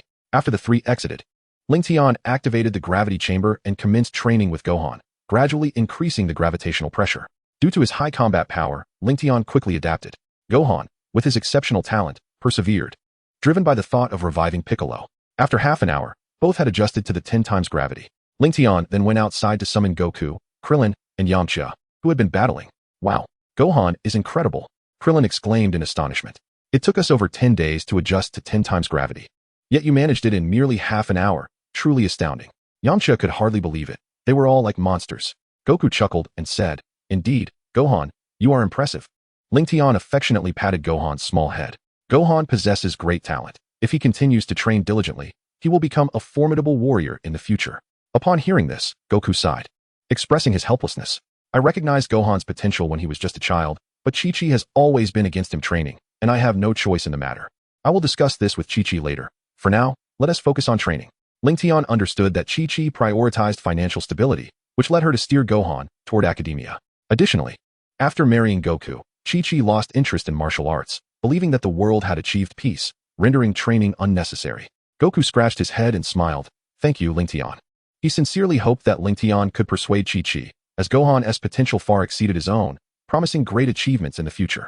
Moreover, he wished for Gohan to become his rival, providing him with a goal to strive for, thus fueling his rigorous training and relentless pursuit of strength. After exchanging a few casual words, they formally entered their training regime, engaging in various physical exercises and occasional sparring. Each day, apart from meals and sleep, was spent in the gravity chamber. Gradually, Gohan, Krillin, and Yamcha found themselves unable to endure higher gravity and opted for battles outside. Meanwhile, Lingtian and Goku continued to increase the gravity, reaching 80 times. Goku gritted his teeth, determined to endure. With a resounding thud, Goku was suddenly overwhelmed and collapsed to the ground. Lingtian quickly deactivated the gravity, retrieving a Senzu bean from his pocket and offering it to Goku, who consumed it. Lingtian shook his head in exasperation before admonishing Goku. Goku, this is exceedingly perilous for you. One must never exceed the limits of their own physical endurance. Had I not been here training with you today, you might have sustained serious injuries once again. After consuming a magical bean and regaining his strength, Sun Wukong scratched his head and grinned foolishly. I simply wish to explore the boundaries of my own capabilities, momentarily forgetting this essential concern. Wukong, let us spar outside. Lingtian wished to ascertain the extent of Sun Wukong's training over the past few days. Splendid. I haven't had the chance to engage you in a proper duel yet. Sun Wukong's face lit up with excitement as he began to prepare for battle. Chapter 12, Arrival at Namek. In a desolate wilderness, Lingtian and Sun Wukong stood facing each other. Lingtian seemed to recall something and spoke up. Wukong, unleash your full strength when we battle, especially against an adversary. Do not adopt the habit of first probing them before revealing your true power. Such a tendency is detrimental. I understand. I shall gradually amend my ways. Sun Wukong nodded earnestly. Let us begin. The two clenched their fists, their energies surging. Kaioken, Sun Wukong shouted, enveloped in a crimson aura. He swiftly launched a barrage of punches and kicks at Lingtian, who defended while counterattacking. Bang, bang, bang. Their strikes collided with thunderous echoes. Afterimage fist. Sun Wukong employed his afterimages to bewilder Lingtian. Caught off guard, Lingtian was sent flying by Wukong's strike. Regaining his composure midair, Lingtian placed his hand beside his head. Solar flare. Upon seeing that gesture, Sun Wukong recognized it as Tien Shinhan's solar flare and promptly closed his eyes, bracing himself for the impending radiance. As the light dissipated, Lingtian surged forward. Bang! Their fists collided, each stepping back a pace. Exchanging knowing glances, Lingtian and Sun Wukong shared a tacit smile. They both placed their hands on their waists, forming a flower-like stance as they gathered energy. Simultaneously, they unleashed their energy waves towards one another. Kamehameha wave. Kamehameha wave. The two streams of energy clashed, creating a stalemate that neither could resolve. Ah! Sun Wukong roared. Triple Kaioken. The energy gradually pushed towards Lingtian. Lingtian, summoning all his strength, called out to Wukong. Wukong, can you utilize an even greater multiplier of the Kaioken? If so, unleash it quickly. Upon hearing this, Sun Wukong erupted with energy once more. Ah! Fivefold Kaioken. Whoosh. As Sun Wukong executed the fivefold Kaioken, the previously evenly matched energy in the sky began to decisively overwhelm Lingtian. With no means of resistance, Lingtian was engulfed by the energy. Sun Wukong, having overexerted himself with the Kaioken, fell to the ground, incapacitated. Boom. Ah! Lingtian screamed as he was completely consumed by the energy wave. Ding. Congratulations, host, on a successful revival. Now distributing death rewards. Ding. Congratulations, host, on acquiring the skill Afterimage Fist. Ding. Congratulations, host, on obtaining the skill Energy Slice. Ding. Congratulations, host, on receiving a combat power reward of 150,000. Ding. Congratulations to the host for obtaining 20 celestial beans. The system checks personal attributes. Ding. Host, Lingtian. Race, Earthling. Age, 23. Skills, Chi Perception, Sky Dance Technique, Qigong Wave, Turtle School Qigong Wave, Dragon Fist, Phantom Fist, Solar Fist, Chi Circular Slash, Power Cannon, God Level Combat Techniques. Battle Power, 376, 986. Items, 29 Celestial Beans. After reviewing his attributes, Lingtian took out a Celestial Bean and fed it to Sun Wukong, the barely conscious Wukong. Upon consuming the Celestial Bean, instantly recovered to his full strength. The system checks Sun Wukong's battle power. Ding. Sun Wukong's battle power, 168, 945. Race, Scion. Upon seeing Sun Wukong's battle power, Lingtian was utterly astonished. Each near-death experience only augmented his battle power. It was as if he were granted a cheat. Now, with the application of the Kaioken technique at double strength, Sun Wukong could contend with me, and at 5 times Kaioken, his power would soar to an astounding 80. Thank you, Lingtian, exclaimed the revitalized Sun Wukong. Lingtian inquired, Wukong, do you feel that your strength has significantly increased? Sun Wukong scratched his head, a puzzled expression crossing his face. During my last battle with Vegeta, consuming a Celestial Bean did enhance my battle power. Without that boost, I might not have been able to defeat him. Lingtian hastily began to explain. Wukong, you are a warrior race, a Scion. Scions grow stronger through battle. And each near-death revival drastically elevates their battle power. Ah, so that is how it works. Sun Wukong nodded in realization. As dusk approached, Lingtian remarked, all right. The two ascended into the air, heading towards Bulma's residence. A week swiftly passed. Lingtian and Sun Wukong had fully acclimatized to the 100 times gravity training, while Sun Gohan had adjusted to 96 times gravity. Krillin and Yamcha managed 81 times gravity. Bulma had also repaired the spaceship, with their belongings packed. They prepared to journey to Namek. Lingtian, Sun Wukong, Sun Gohan, Krillin, Yamcha, and Bulma boarded the spacecraft. Whoosh! The spaceship gradually ascended, departing from Earth and venturing into the depths of space. In the vast expanse of the universe, the spherical spaceship traversed the endless starry sky, progressing through the dark void. This spaceship lacked a gravity chamber, compelling everyone to engage in meditative training. Unable to endure the relentless training zeal of the others, Bulma retreated to her room to read and rest. Unbeknownst to them, a month passed in this manner. The spaceship signaled that they were nearing Namek. After a brief rest, they prepared for landing. Boom. The spaceship carrying Lingtian and the others finally landed on Namek. The fresh air, lush vegetation, and warm sunlight enveloped them, instilling a profound sense of comfort upon stepping onto this planet. Bulma exclaimed, wow, this place is beautiful. Is this the homeland of Uncle Piccolo? Son Gohan looked around in awe. Krillin was astonished. This planet is enormous. It has 3 suns. Lingtian reminded everyone. All right, let's stow away the spaceship for now. Bulma had crafted a universal capsule. Someone is approaching, so be cautious. Krillin scratched his head, perplexed, and inquired, could it be the Namekians? Bulma's voice trembled slightly as she replied, no, it's not the Namekians. As soon as she finished speaking, 2 grotesque aliens armed with weapons approached the group. Lingtian instructed Krillin, hurry, deal with them swiftly. Krillin, let me handle this. Son Goku stepped forward, grasping Krillin's arm. They don't seem to be Namekians. Forget that. Regardless, King Frieza's orders are to eliminate everything on this planet. Beep, beep. The detector emitted persistent sounds. What? Their combat power keeps rising. The 2 aliens displayed expressions of disbelief, suspecting the detector was malfunctioning. Seeing Krillin and Goku dilly-dallying, Lingtian unleashed his full energy, raising his right hand to unleash 2 energy blasts. Boom. The 2 aliens were obliterated before they could even utter a sound. Lingtian cautioned the group. They were equipped with detectors that could reveal our location. We must leave immediately. All right. Son Goku, seeing the foes vanquished, could only anticipate his next opportunity for battle. Lingtian, make sure to leave the next opponent for me. Goku, this planet is teeming with enemies. We must first locate the Dragon Balls. There will be plenty of chances for you to fight in the future. Lingtian shook his head in exasperation. Goku's love for battle remained unwavering. Bulma produced 3 Dragon Ball radars she had prepared in advance and handed them to the group. What? Krillin exclaimed, examining the radar in astonishment. It shows that the Dragon Balls are clustered together, and there are 4 of them. Yamcha articulated his thoughts. They must be accomplices of those 2. Also searching for the Dragon Balls. We need to find one first to prevent them from gathering all of them. This time we face formidable enemies. We may not be their match, so everyone, stay alert. Lingtian distributed the 28 Senzu beans awarded by the system among the group.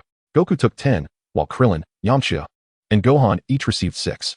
The group flew towards the location of the Dragon Balls, while Bulma found a cave to wait. The power levels were as follows. Lingtian, 567, 954. Son Goku, 339, 566. Son Gohan, 129, 653. Krillin, 86, 789. Yamcha, 79, 358. In the 100x gravity room.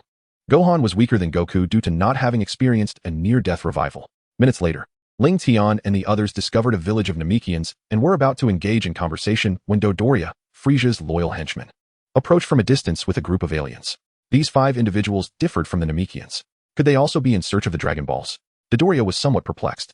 Beep, beep. A combat power of merely 3,000. Dodoria had no desire to engage with such trifles. With a wave of his hand, several henchmen armed themselves and launched an assault on Lingtian and his companions. Observing the opportunity to fight, Sun Wukong charged forward. Huh! Sun Wukong bellowed, enveloped in a luminous white aura. Beep, bang. Impossible. Dodoria's scouter exceeded its limits and exploded.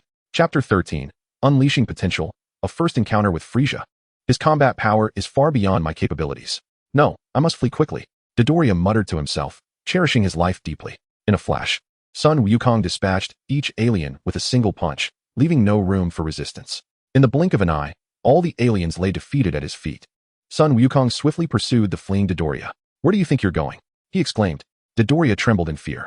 Sun Wukong raised his right hand, conjuring an energy sphere, pressing it against Dodoria's chest before turning away and soaring towards Lingtian and the others. Boom. Moments after Sun Wukong departed, the energy sphere detonated violently. Dodoria did not even have time to scream before vanishing from existence. With a resounding thud, Sun Wukong descended beside Lingtian. Lingtian, these foes are exceedingly weak. They present no challenge whatsoever. Krillin shook his head in resignation, baffled by the thoughts swirling in Wukong's mind. Isn't it better to have weaker enemies? After vanquishing all the adversaries, Lingtian and Yamcha communicated with the village elders to explain the situation. Upon witnessing Sun Wukong's triumph and the salvation of the village, the elder presented a Dragon Ball, as large as a basketball, to Lingtian. What a magnificent Dragon Ball! The crowd gasped. Elder Muley addressed a nearby Namekian, saying, Dandy, please escort them to the Grand Elder. Certainly, Elder Muley. Follow me. Dandy soared into the air, leading the way. Lingtian and his companions followed closely behind. In another village of Namek, dozens of Namekians lay lifeless on the ground. Beside the bodies stood a group of variously featured aliens, all clad in identical, well-crafted battle attire. They gazed with utmost reverence at a diminutive figure seated in a baby carriage. This individual was none other than the universe's most fearsome tyrant, Emperor Frieza. Lord Frieza, we have lost contact with Dodoria. He has likely been slain, reported a handsome, long-haired man. He was none other than Frieza's formidable lieutenant, Zarbon. Frieza smirked coldly, swirling a glass of red wine. Oh, it seems those fellows are not to be trifled with. Could they be after the Dragon Balls as well? Lord Frieza, the scouter indicates that the group is moving in that direction. Sabo gazed at the detector and once again reported to Frieza, with a serene smile. Frieza spoke in a calm tone, declaring that regardless of their intentions, since they had arrived, it was time to send them to their demise. Mr. Sabo, this matter is entrusted to you. Understood. Sabo responded, placing the Dragon Ball he held upon the ground. He then pursued the direction indicated by the detector. Let us proceed to the next village. Frieza commanded, taking flight in his infant carriage, soaring into the distance. His subordinates, not daring to delay, retrieved the Dragon Ball from the ground and followed suit. Meanwhile, on the other side, Lingtian and his companions, under Dandy's guidance, finally arrived at the residence of the Grand Elder. Upon seeing Neru, who bore a striking resemblance to Piccolo, Gohan couldn't help but ask, Are you Uncle Piccolo? Neru appeared bewildered by the question. Dandy explained to Gohan, Gohan, this is Brother Neru. During their flight, Dandy and Gohan had become good friends. The Grand Elder is expecting your arrival. Please follow me, Neru said, leading them towards a small, oval-shaped house. Lingtian and the others hurriedly trailed behind. Upon entering, they gasped in awe at the appearance of the Grand Elder of Namek. Quite impressive. The Grand Elder on the stone chair slowly inquired. May I ask what brings you all to Namek? Krillin explained, Our companion was slain by the Saiyans, and we request your assistance in borrowing the Dragon Balls. However, the Grand Elder did not immediately acquiesce, instead requesting to view Krillin's memories. Child, may I see your memories? Once I have, I will understand everything. Reluctantly, Krillin consented, hoping to revive Tien, Chaozu, and Piccolo with the Dragon Balls. The Grand Elder placed his enormous hand upon Krillin's gleaming bald head. Oh, so that is the case. He exclaimed, I did not expect that Namekians would also be scattered on Earth.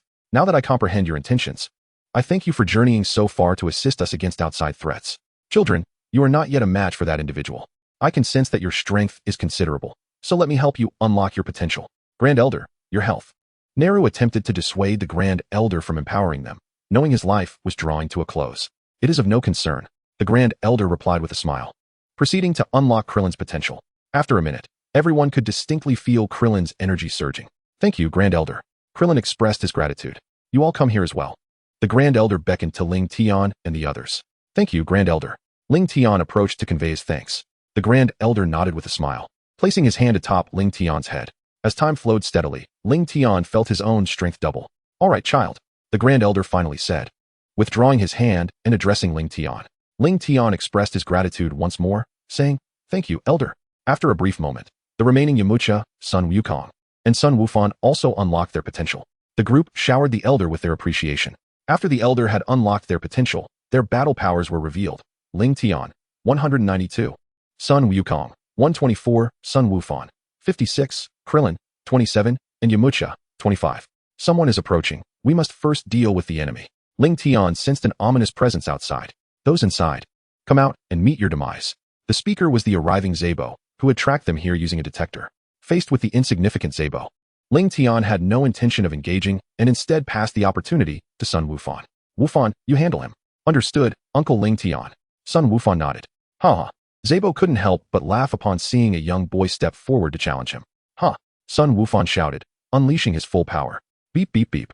Zabo's detector emitted frantic beeps, the numbers fluctuating wildly, and with a resounding bang, the detector exploded. What? How is this possible? Over 10 battle power? Zabo's expression turned incredulous. How could such a small child possess such strength? Before Zabo could recover from his shock, Sun Wufan delivered a powerful punch that obliterated his head. There are still many enemies nearby, including the strongest among them. Let us proceed. With that, Lingtian and the others surged with energy and soared towards the position of the cosmic tyrant, Frieza. Meanwhile, at another village on Namek, Frieza, who was searching for the Dragon Balls, listened with a grim expression to his subordinate's report. Lord Frieza, Mr. Zabo has also gone missing. The detector indicates several individuals are approaching our location. A trembling alien with a crocodile head reported nervously, fearful that Frieza might erupt in fury upon hearing this news. It seems these individuals are not to be trifled with. They have already killed 2 of my commanders and dare to approach. Frieza's wineglass, which had been shaking in his hand, was crushed in his grip. His subordinates trembled in fear. Whoosh, whoosh, whoosh. Lingtian and the others arrived before Frieza and came to a halt. Ha ha ha. So it is you few who killed Dodoria and Zabo? Frieza's eyes gleamed with malice as he scrutinized Lingtian's group. Sun Wukong inquired, Are you Frieza? Ha ha ha. I didn't expect you to know of me. Frieza chuckled lightly before extending an olive branch to Lingtian and the others. Your strength appears quite commendable. How about considering serving under me? Your status would only be beneath mine, and I could even gift you several planets. Don't dream. We will never serve you or partake in your wicked deeds. Sun Wukong declared, his expression resolute. Oh, Frieza let out a cold laugh, declaring, You wish to evade serving me, yet you have slain my 2 most capable subordinates. It appears you are weary of life. He commanded his minions, join forces and eliminate them all. Following his orders, the small soldiers armed themselves with advanced weaponry. Surrounding Lingtian and his companions, energy blasts erupted from their weapons, raining down upon them. The cacophony of explosions resounded, bang, bang, bang. As the smoke cleared, Lingtian and his allies emerged unscathed, merely dusted with a hint of debris. Useless. A pitiful assembly of incompetence. Frieza seethed with fury. The soldiers, fearing his wrath, intensified their assault. Chapter 14, The Assault on Frieza. Lingtian and his companions, unwilling to endure another onslaught, unleashed their ultimate techniques. Kamehameha, Special Beam Cannon, Spirit Bomb, Magic Flash, Ki Blast. The air was filled with vibrant energy attacks, causing the minions to scream in agony as they were consumed by the energy. In an instant, every last soldier was vanquished, leaving only the cosmic tyrant Frieza, seated in his infantile pod. Lingtian smirked. Frieza, you are now the sole survivor. Excellent. You have successfully provoked my wrath. Frieza floated in midair, violently kicking his pod away. He then raised his right hand, coalescing energy at his fingertips, directing it towards the group. Death Beam, rays of energy, akin to lasers, shot forth from Frieza's fingers. Lingtian, Goku, and Gohan effortlessly evaded the attack. However, Krillin and Yamcha, due to their significantly lower power levels, were unable to escape. The beams pierced through their chests, causing them to cough blood and collapse to the ground. Krillin, Yamcha, Goku rushed over to assess their condition. With great difficulty, Krillin and Yamcha retrieved senzu beans from their pockets and consumed them. As soon as the beans were ingested, their injuries healed instantaneously. Lingtian approached, addressing Krillin and Yamcha. Krillin, you 2 should take the Dragon Radar and go find the other Dragon Balls with Dandy. Leave this to the 3 of us. I'm sorry. We can't be of much help, Krillin replied, visibly disheartened. Yamcha added, For now, this is the only option. Remaining here would only hinder Lingtian and the others. Very well. After bidding farewell, Krillin and Goku set off in search of the Dragon Balls. Oh, those two survived? Frieza was taken aback. Goku, infuriated, exclaimed, "How dare you harm Krillin?" He unleashed his full power and charged at Frieza. Lingtian turned to Gohan and said, "Gohan, let us join the fray." "Okay, Uncle Lingtian." Gohan nodded in agreement. Together, Lingtian and Gohan unleashed a formidable aura. What? How can this be? Frieza stared in shock at the trio advancing towards him. The aura that erupted was even more formidable than my first form. When did such a powerful being emerge within my dominion? Frieza stood frozen in place. In an instant, Goku's figure flickered and appeared before Frieza, delivering a powerful punch to his abdomen. Ah! Frieza let out a wretched cry, his body curling into a shrimp-like shape as he was sent flying backward. Observing this, Lingtian swiftly moved in front of Frieza, delivering a kick that sent him crashing next to Gohan. Frieza hurriedly stabilized himself in midair, bracing against Gohan's incoming punches. Bang! Their fists collided, forcing both to stagger back a step. Frieza sought to capitalize on the moment and launched an attack at Gohan, but unexpectedly, Lingtian struck Frieza in the kidneys with a kick. Ah, damn it! Frieza was sent flying once more, utterly unable to fend off the trio's relentless assault. Meanwhile, without Frieza's obstruction, Krillin and the others, equipped with the Dragon Ball radar, searched for the Dragon Balls with ease. Along the way, they encountered devastated villages and the bodies of fallen Namekians. Dandy could not contain his tears. Krillin quickly consoled him, saying, "Dandy, we can use the Dragon Balls to bring them back to life." Dandy shook his head, his voice choked with sorrow. "It's useless. The Eternal Dragon Purunga can only resurrect one person at a time. Even with 3 wishes, that's only 3 lives." Krillin replied, "We have Dragon Balls on Earth too, which can revive everyone at once. Once Piccolo is revived, the Dragon Balls on Earth can be used for you all." "Really? That would be amazing," Dandy exclaimed, filled with excitement at the prospect of resurrecting the fallen Namekians.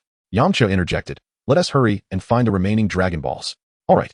Krillin and Dandy nodded in agreement. Whoosh! Whoosh! Yamcha, Krillin, and Dandy accelerated their flight, eventually locating the 3rd Dragon Ball in a village. Beep! Krillin checked the Dragon Ball radar and announced, "The radar indicates that the last 4 Dragon Balls are with Frieza." Suddenly, 2 circular spaceships descended from the sky, crashing heavily onto the ground. More people are coming? The trio wondered, puzzled as to who else could arrive at this time. Click! Click! The 2 spaceships opened their hatches in succession. Vegeta emerged, cursing, "That damn Frieza dares to steal the prince's Dragon Balls." The other figure was Chiu-E, the weakest among Frieza's subordinates. Chiu-E and Vegeta were bitter rivals, often clashing due to their mutual disdain while serving under Frieza. Chiu-E taunted, "Vegeta, did you get foolish while visiting Earth? You still think you can steal Lord Frieza's Dragon Balls? Damn it! Chiu-E, say that again." Vegeta roared in fury. Chiu-E continued his mockery, "What's wrong, Vegeta? I recall your battle power is around 18,000, while mine is 19,000. I surpass you by a full 1,000 in power. I told you. What can you do to me?" Chiu-E declared, firmly grasping Vegeta's shoulder to prevent him from seeking the Dragon Balls. Vegeta, seething with fury, retorted, "Chiu-E, release me this instant." "I will not allow you to disturb Lord Frieza," Chiu-E replied, displaying an air of indifference as he clung tightly to Vegeta. "Chiu-E, you are courting death," Vegeta exclaimed, summoning his rage to break free from Chiu-E's grip. Without hesitation, he launched a fierce assault on Chiu-E. However, Chiu-E effortlessly countered Vegeta's strikes, tauntingly remarking, "Vegeta, you remain as predictable as ever. You cannot defeat me this way, especially without a moon in sight. Ha! Did you think my combat power was so trivial?" With renewed determination, Vegeta elevated his energy, reaching a power level of 24,000. Beep! Beep! The scouter emitted a warning. "What? Your power level has reached 24,000. Chiu-E was momentarily paralyzed with fear. "I've long harbored disdain for Frieza. Vegeta, let us join forces and eliminate him." Faced with this sworn enemy, Vegeta was acutely aware that Chiu-E was attempting to deceive him, and he remained unfazed. Seeing that Vegeta was not falling for his ruse, Chiu-E quickly devised a new tactic. He pointed in a direction, feigning shock. "Lord Frieza, is that you?" "What? Frieza?" Vegeta exclaimed, a wicked grin forming. "Huh, Chiu-E, you shall perish." Chiu-E concentrated energy and hurled it at Vegeta. "Do you dare deceive me?" Vegeta countered, swatting the energy blast aside before swiftly retaliating and incapacitating Chiu-E with a few decisive blows. Then, Vegeta gathered energy in his hands, directing it at Chiu-E. Final flash. Boom. Chiu-E was obliterated by the overwhelming energy. Just as Vegeta intended to depart in search of the Dragon Balls, he sensed a disturbance in nearby energy. Vegeta had made a trip to Earth, where he honed his ability to sense energy, allowing him to conceal his own presence. Vegeta turned his gaze toward the source of the energy fluctuations. On a barren island not far away, 3 figures were observing him. Vegeta ascended into the air, flying toward the island. One of the individuals, Dandy, trembled slightly, recognizing the deadly aura of the approaching figure. Yamcha placed a reassuring hand on Dandy's shoulder. Dandy, do not be afraid. Krillin and I have surpassed that individual in power. Let us first ascertain his purpose for coming to Namek. How did these Earthlings end up on Namek? Vegeta pondered, noticing the 3 spherical objects in their possession. What do you have there, Earthlings? He inquired. Krillin whispered to Yamcha. It seems that Saiyan is unaware that these are the Dragon Balls. Dragon Balls? Vegeta overheard Krillin's faint words. So, those golden orbs adorned with stars are indeed the Dragon Balls. They possess 3, and now they belong to me. With an arrogant smirk, Vegeta declared, hurry and hand over the Dragon Balls you possess. Dandy trembled in fear. Krillin, what shall we do now? He exclaimed. I can't hold back any longer. I must teach him a lesson and avenge Tianjin's defeat. Yamcha declared, his anger surging as he prepared to charge at Vegeta. You, a mere defeated foe, dare to challenge me? Who has granted you such audacity? Vegeta dismissed Yamcha's fury, convinced that his strength remained unchanged. Chapter 15. Frieza, how about a one-on-one? Just as Yamcha was about to launch his attack on Vegeta, a violent tremor erupted from Namek. Simultaneously, a formidable and sinister energy surged from the distance. Yamcha, puzzled, exchanged glances with Krillin, who sensed the aura and remarked, it's coming from Goku and the others. We must hurry. Reluctantly, Yamcha abandoned his plans to confront Vegeta.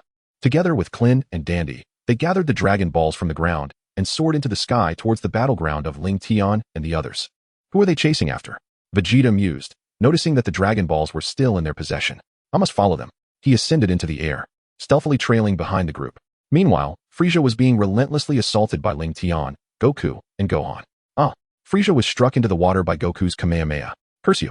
Lingtian couldn't help but chuckle at Frieza's disheveled state. Goku, why don't we let Gohan finish him off? He suggested casually. Sure, Goku replied, though Lingtian felt compelled to offer a word of caution. Gohan, be careful, he might transform. Understood, Uncle Lingtian, Gohan nodded. Oh, they actually took my advice? Frieza laughed and promptly began to transform. Clenching his fists, Frieza let out a low growl as a massive surge of white energy coalesced around him. The ground beneath him began to crack and splinter. Golden light enveloped Frieza completely, and his body began to swell, limbs stretching outward, while his horns twisted and sharpened. With this transformation, his aura intensified. Frieza spoke with an air of gentlemanly confidence. Is that all? I feel we are quite evenly matched. Goku did not sense any significant increase in Frieza's power. Lingtian chuckled wryly, knowing that once Frieza unleashed his full might, the true extent of his strength would become apparent. Frieza laughed heartily. Open your eyes and behold. Soon you will comprehend just how insignificant you are before me. In a flash, Gohan appeared before Frieza, his fists crackling with energy as he aimed a powerful strike at Frieza's forehead. Bang! Their collision produced a thunderous sound. Yet Frieza stood unyielding, absorbing the blow. Little brat, is that the extent of your attack? Frieza shook his head, declaring, now it's my turn. Immediately, Frieza launched a fierce assault on Gohan. His fists rained down relentlessly, leaving Gohan to cry out in anguish. This is what you get for ganging up on me, Frieza declared, extending his palms as energy surged forth. Death Beam.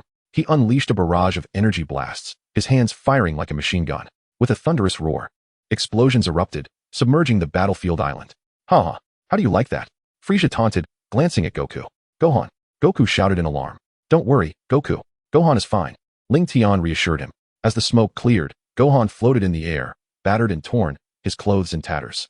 Fortunately, the Senzu beans remain intact, Gohan said, retrieving one and consuming it.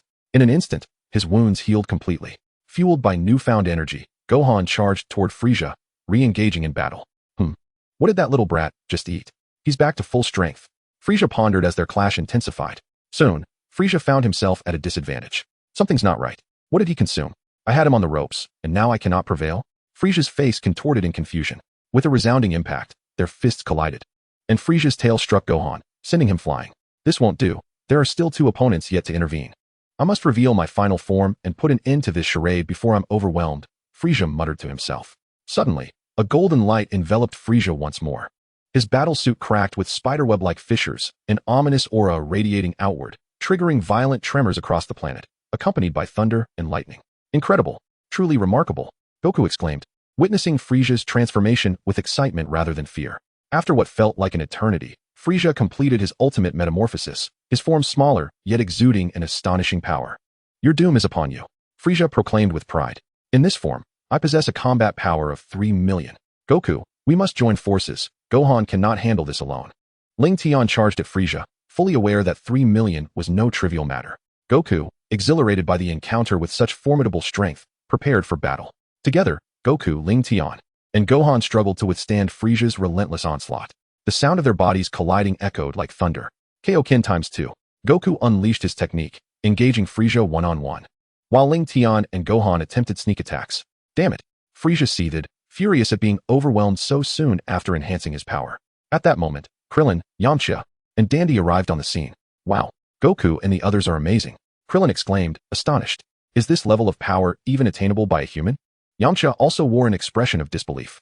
Upon noticing Yamcha, Krillin, and Dandy approaching, Lingtian promptly withdrew from his battle with Frieza and soared towards them. With a resounding thud, Lingtian descended from the heavens and landed beside his companions, speaking forth.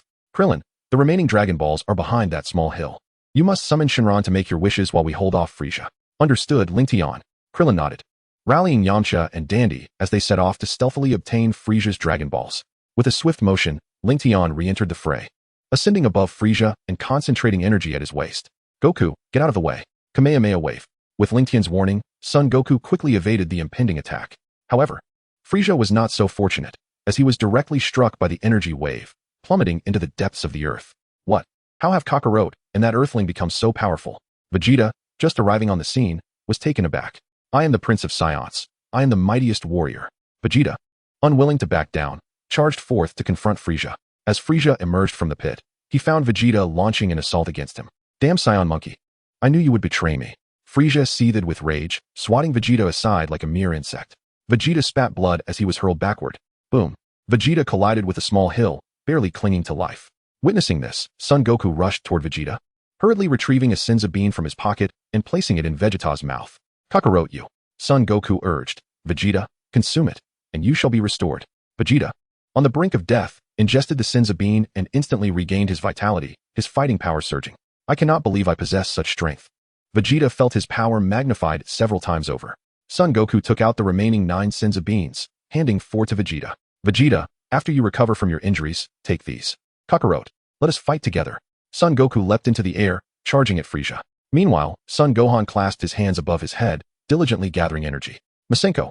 Son Gohan shouted, unleashing a fierce attack towards Frieza. Boom. Frieza, caught off guard, was struck directly. You wretched little brat. Frieza seethed, glaring at his singed form. Fury igniting within him. Flame burst. Frieza raised his right hand, shooting fireballs towards Son Gohan. Ah! Ah! Son Gohan was engulfed by the flames, his cries of anguish echoing. Gohan! Son Goku called out. Frieza, intent on pursuing further, was suddenly met with Lingtian, who interposed his hands at his temples. Solar flare. Ah! My eyes! Frieza bellowed, blinded momentarily by the brilliant light. Now's our chance. Lingtian and Son Goku simultaneously positioned their hands at their waists, accumulating energy. Observing this, Vegeta too took to the skies, gathering energy in his hands. Chapter 16, Summoning Shenron. Lingtian, Sun Wukong, and Vegeta simultaneously unleashed their meticulously gathered energy towards Frieza. Kamehameha. Kamehameha. Final flash.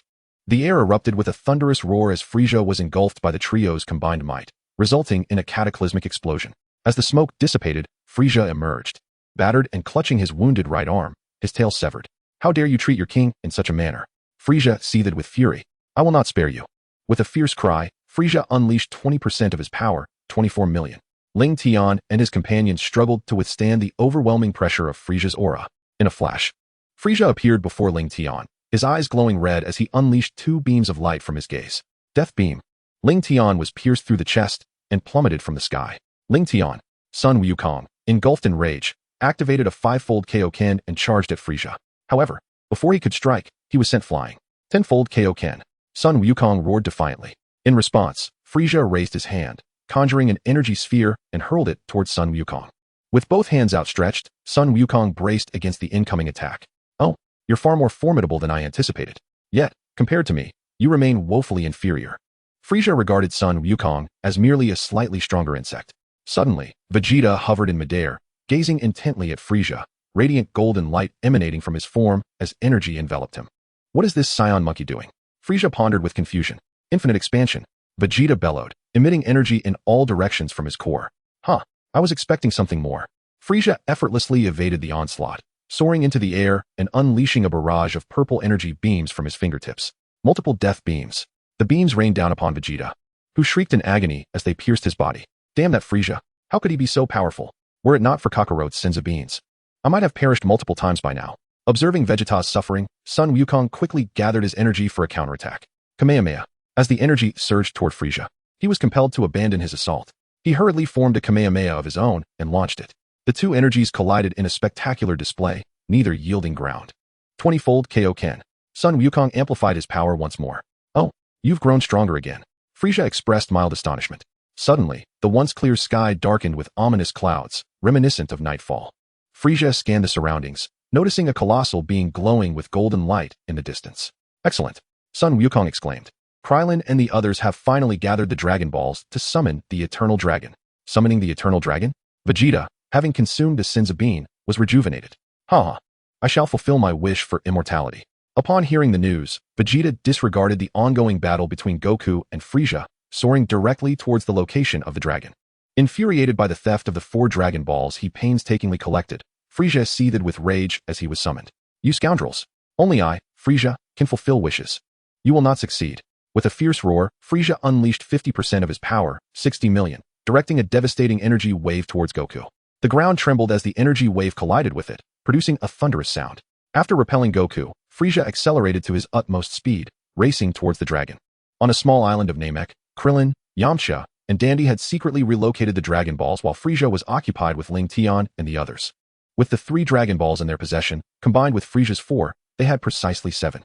Yamcha immediately summoned the dragon. Come forth, Shenron. Grant my wish. What's happening? Why isn't Shenron appearing? Krillin questioned, bewildered. Dandy quickly explained, Krillin, Shenron Purunga can only be summoned using the Namekian language, and wishes must be articulated in the same. Yamcha exclaimed, so that's it. Thank goodness we have you, Dandy. Otherwise, Krillin and I would be at a loss. Krillin urged, let us summon Shenron right away. It's up to you, Dandy. All right, Dandy declared, come forth, Dream God Purunga. Grant my wish. The 7 Dragon Balls, each the size of a soccer ball, emitted a radiant golden light, resonating harmoniously. As the golden glow dissipated, a muscular dragon with 2 horns manifested in the sky. Krillin could not help but remark, Dandy, your Namekian Shenron looks quite fearsome. Purunga, with glowing red eyes, intoned, to the one who has gathered the 7 Dragon Balls. Speak your wish. Whatever it may be, I shall grant it. Congratulations, host. Resurrection successful. Now distributing death rewards. Congratulations, host. You have acquired the skill, Cutting Disc. Congratulations, host. You have acquired the skill, Death Beam. Congratulations, host. You have acquired the skill, Death Energy Ball. Congratulations, host. You have acquired the skill, Telepathy. Congratulations, host. You have received a reward, Battle Power 3000. Congratulations, host. You have received a reward, 100 Sins of Beans. The system reviewed personal attributes. Host, Lingtian. Bloodline, Earthling. Age, 23. Skills, Key Perception, Flight Technique, Energy Wave, Kamehameha Wave. Death Beam, Cutting Disc, Death Energy Ball, Telepathy, Divine Combat Skills. Battle Power, 33. 29 million. Items, 100 Sins of Beans. After his resurrection, Lingtian located the incapacitated Goku and the unconscious Gohan on the shore. Goku consumed a Sins of Bean to recover from his injuries. Then awakened Gohan by feeding him a Sins of Bean. The 3 soared into the air, employing the flight technique, racing towards the dragon. Purunga urged, to the one who has gathered the 7 Dragon Balls, please articulate your wish. No matter the wish, I shall fulfill it. Dandy inquired, Krillin, what is your first wish? After a moment of contemplation, Krillin replied, I wish for Piccolo to be revived here with us. Dandy proclaimed loudly, Purunga, please bring the Earth's Piccolo back to life before us. This wish was rather straightforward. The eyes of the dragon Purunga gleamed with brilliance. Suddenly, the resurrected Piccolo appeared before Krillin and the others. Your wish has been granted. Please state your next wish. Dandy asked, Krillin, what shall we wish for next? After pondering for a moment, Yamcha remarked, we are at a loss. Lingtian and Goku are not here either. Should we revive Kaiatsu and Tien first? Piccolo, clearly displeased with this suggestion, quickly interjected, reviving them now would be pointless. The enemies are still unresolved. We wouldn't want them to die again right after coming back. Then what wish shall we make? Krillin looked towards Piccolo. The dragon Purunga urged, please state your wishes. I shall grant any wish. Krillin, have you made your wishes? Lingtian's voice suddenly reached Krillin's ears. Lingtian, is that you? Krillin replied, somewhat puzzled. We used 1 wish to revive Piccolo, and now we have 2 wishes left. But we are unsure what to wish for. Krillin, have Purunga strengthen Namek to the best of his ability. Lingtian declared a wish. The dragon Purunga, somewhat impatient, urged, please state your wishes. I shall fulfill any wish. Krillin, Lingtian wants to strengthen Namek. Krillin communicated. Thank you, everyone. Dandy expressed his gratitude. Dandy then exclaimed, Porunga, please use your utmost power to fortify Namek. This wish was quite simple. The dragon Porunga's eyes sparkled with brilliance once more. Chapter 17, Super Saiyan. After a minute of anticipation, the red glow in Porunga's eyes gradually faded. Your wish has been granted. Please state your final wish. Whoosh, whoosh. At that moment, Vegeta and Frieza arrived in succession. Vegeta, in a state of urgency, shouted, Earthlings, do you have any wishes left? Hurry up and wish for me to have immortality. Vegeta, do you intend to steal my wish? Frieza unleashed a ki blast, sending Vegeta flying to the other side of the planet. Frieza then boomed, Dragon, grant me a height increase of 20 centimeters. Krillin and the others were bewildered. What kind of wish was that? However, Porunga, unfazed by Frieza's request, continued. Please state your final wish. What is happening? Did you not hear my request, Dragon? Frieza seethed with rage, turning to Krillin and the others, threatening. You lot better help me fulfill my wish, or I will kill you. Dandy flatly rejected Frieza. I will not assist a villain like you in making wishes. Despicable. You are courting death. Frieza's explosive aura sent everyone tumbling. At that moment, Lingtian, Goku, and Gohan arrived just in time to rescue the group. The Grand Elder's life has reached its conclusion, and the mighty dragon Porunga has transformed into 7 stones, crashing heavily to the ground. The Grand Elder. Dandy could no longer contain his tears. The dragon is gone? It is all your fault that I could not fulfill my wish. You all deserve to perish. Frieza unleashed his full power, releasing a staggering combat strength of 120 million. Lingtian and Sun Wukong, fueled by rage, charged forward to confront Frieza. 20 times KO Ken. Sun Wukong, having faced death multiple times, achieved a combat power of 372 million. Yamcha murmured to himself, this formidable foe makes my legs tremble. How infuriating. Piccolo's face turned a deep shade of green. Bang, bang, bang. The disparity in strength among the fighters rendered the battle scene indistinguishable. All that could be heard were the resounding booms echoing through the air. Lingtian and Sun Wukong executed their afterimage fist technique in combat against Frieza. Initially unable to discern their true forms, Frieza took a few hits, but soon began to dominate the two fighters. You shall perish. Frieza bellowed as energy surged from his right hand. Fiery wave. Countless flames erupted, hurtling towards Lingtian. Lingtian was unable to evade and was struck directly, emitting cries of agony. Energy disc, similar to Krillin's ki sphere, but with greater power. Frieza conjured a circular energy disc from his other hand and hurled it at Sun Wukong. Sun Wukong struggled to evade. Seeing Sun Wukong momentarily obstructed, Frieza swiftly turned his attention back to Lingtian. Crack! Frieza extended his massive hand and seized Lingtian from the smoke. Bang! Bang! Bang! Frieza's knee collided forcefully with Lingtian's abdomen. Lingtian endured relentless blows from Frieza, unsure how many ribs had been shattered, only able to emit cries of despair. Bang! Frieza delivered another kick, sending Lingtian crashing to the ground. Immediately, Frieza gathered energy into a massive blade and struck down upon Lingtian. Earth Splitter. A fissure appeared on Namek. Without fortification, the planet could have been cleaved in two. Lingtian was engulfed by the energy, vanishing from sight. Krillin shouted loudly, Lingtian. The call caught Frieza's attention. Is that the bald-headed thief who stole my Dragon Balls and thwarted my wish? Frieza fixed a piercing gaze upon Krillin. Realizing Frieza's unwavering stare, Krillin instinctively began to retreat. Little bald head, prepare to die. Frieza opened his palm and clenched it, using his telekinetic powers to immobilize Krillin. Krillin's body floated helplessly in midair. Panic-stricken, he cried out, Wukong, save me. Sun Wukong's expression darkened. Frieza, release Krillin at once. Ha ha ha. Frieza completely disregarded Sun Wukong and detonated the energy instead. Boom. Krillin's body began to swell, resembling a balloon. Unable to withstand the immense energy, Krillin exploded. Sun Wukong shouted, Krillin, Krillin. Memories of their time together flooded Sun Wukong's mind. Upon the first encounter with Krillin, during his initial training and participation in the prestigious martial arts tournament, Son Goku's fists clenched tightly, releasing a thunderous roar that echoed through the heavens. As this continuous bellow emanated from him, the energy within Son Goku surged, overflowing with intensity. The planet Namek trembled violently, and even the previously clear skies turned ominous. Cloaked in dark clouds illuminated by flashes of lightning, the energy unleashed by Son Goku caused countless fragments of stone and earth to levitate in the air. Suddenly, bolts of lightning cascaded from the heavens, striking all around him. As the roar subsided, Frieza stood paralyzed, awestruck by the transformation that had overtaken Son Goku. His entire being was enveloped in a golden aura, his once black hair now transformed to radiant gold, standing upright in defiance. Son Goku had successfully ascended to the legendary Super Saiyan form, a transformation that amplified his power by 50 times. With a baseline power level of 372 million. His Super Saiyan strength soared to an astonishing 18.6 million. How could this be? Yellow hair? Frieza was taken aback, recalling the warnings of his ancestors to beware the golden-haired Saiyans. Having dismissed the legend as mere folly, he now found himself grappling with disbelief. I am the Prince of the Saiyans. I am the strongest in the universe. Why? How could Kakarot, a lowly warrior, achieve the Super Saiyan transformation while I cannot? Why? Ding. Congratulations to the host for a successful resurrection. Now, the death rewards will be issued. Ding. Congratulations to the host for acquiring the skill, Demon Convergence Energy Cannon. Ding. Congratulations to the host for acquiring the skill, Four-Body Fist. Ding. Congratulations to the host for acquiring the skill, Telekinetic Manipulation. Ding. Congratulations to the host for receiving a power boost of 100 million. Ding. Congratulations to the host for receiving 200 Senza beans. The system reviewed the personal attributes. Ding. Host, Lingtian. Bloodline, Earthling. Age, 23. Skills, Chi Perception, Flight Technique, Ki Blast, Kamehameha, Dragon Fist, Four-Body Fist, Telekinetic Manipulation, Telepathy, Divine Combat Techniques. Items, 298 Senza beans. Power level, 132 million. Lingtian, newly resurrected, was equally astonished. Son Goku had transformed into a Super Saiyan. It seemed that Krillin had indeed made a significant sacrifice. Frieza, I shall not spare you. Son Goku charged towards Frieza with fierce determination. Frieza scoffed, even if you are a Super Saiyan, it changes nothing. You cannot surpass me.